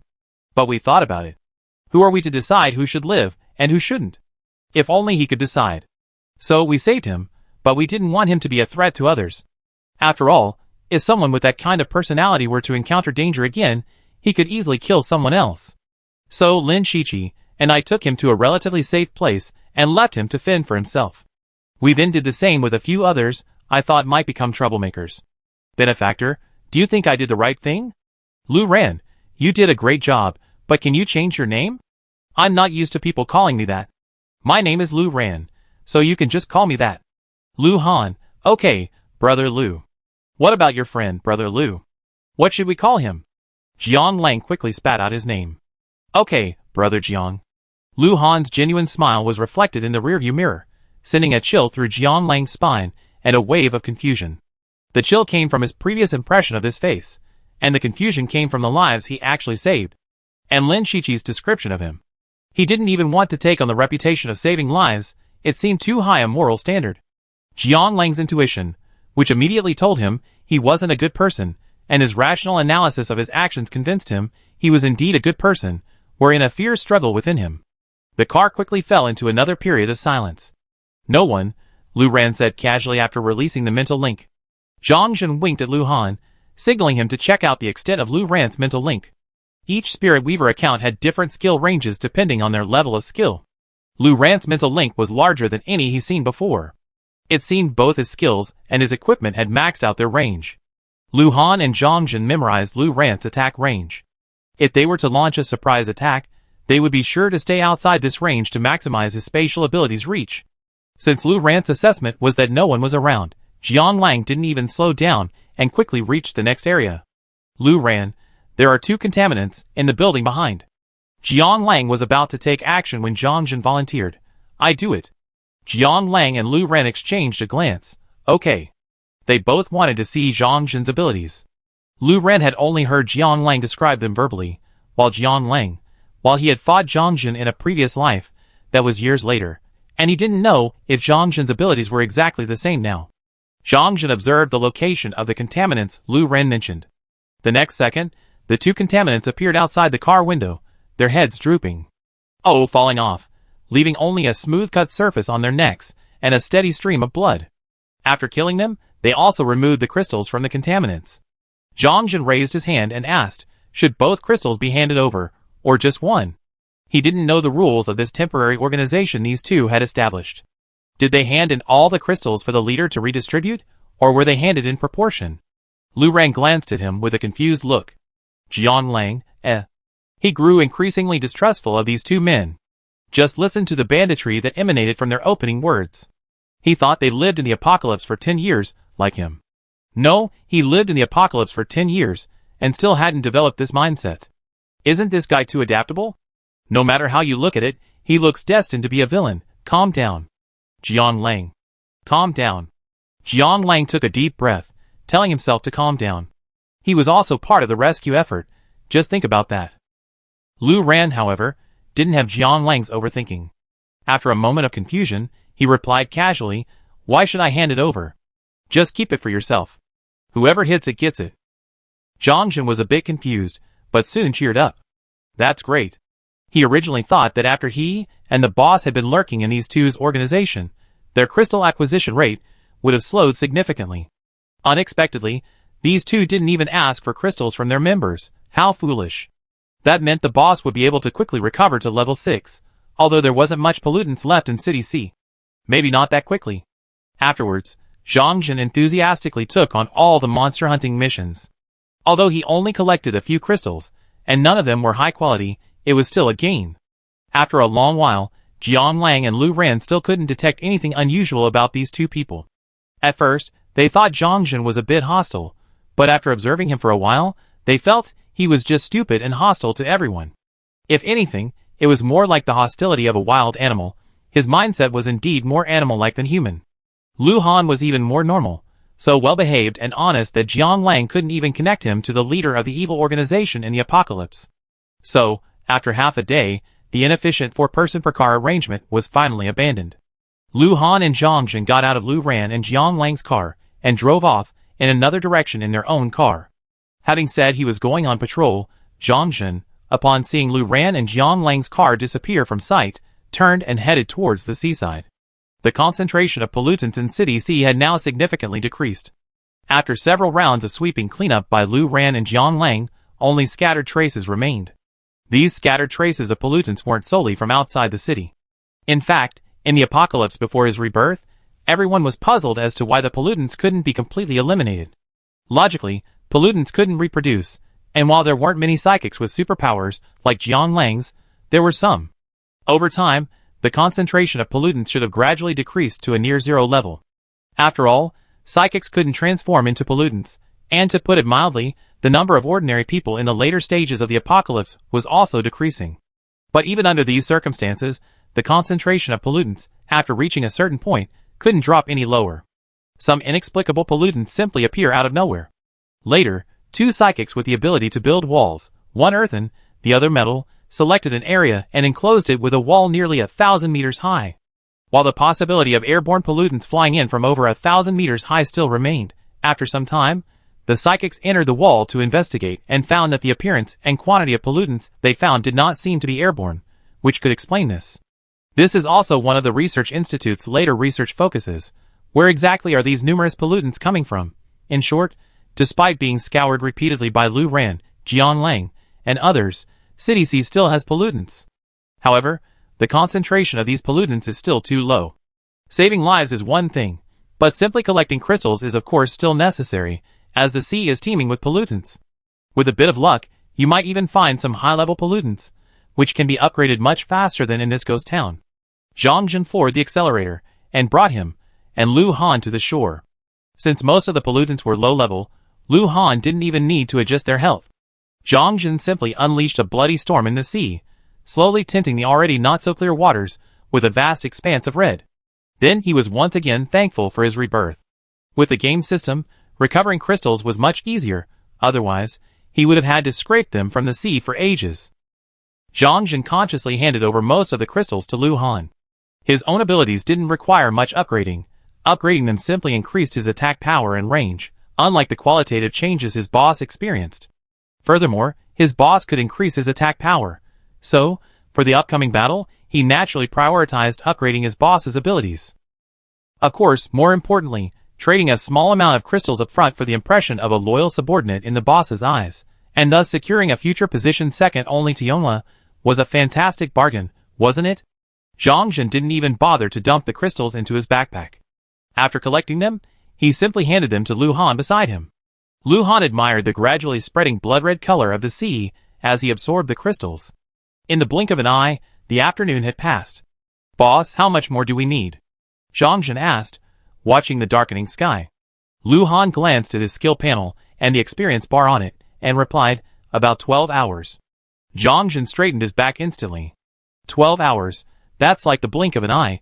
Instantly, his energy returned, and he began fiercely attacking the pollutants, supplying crystals to Lu Han at an even faster rate than before.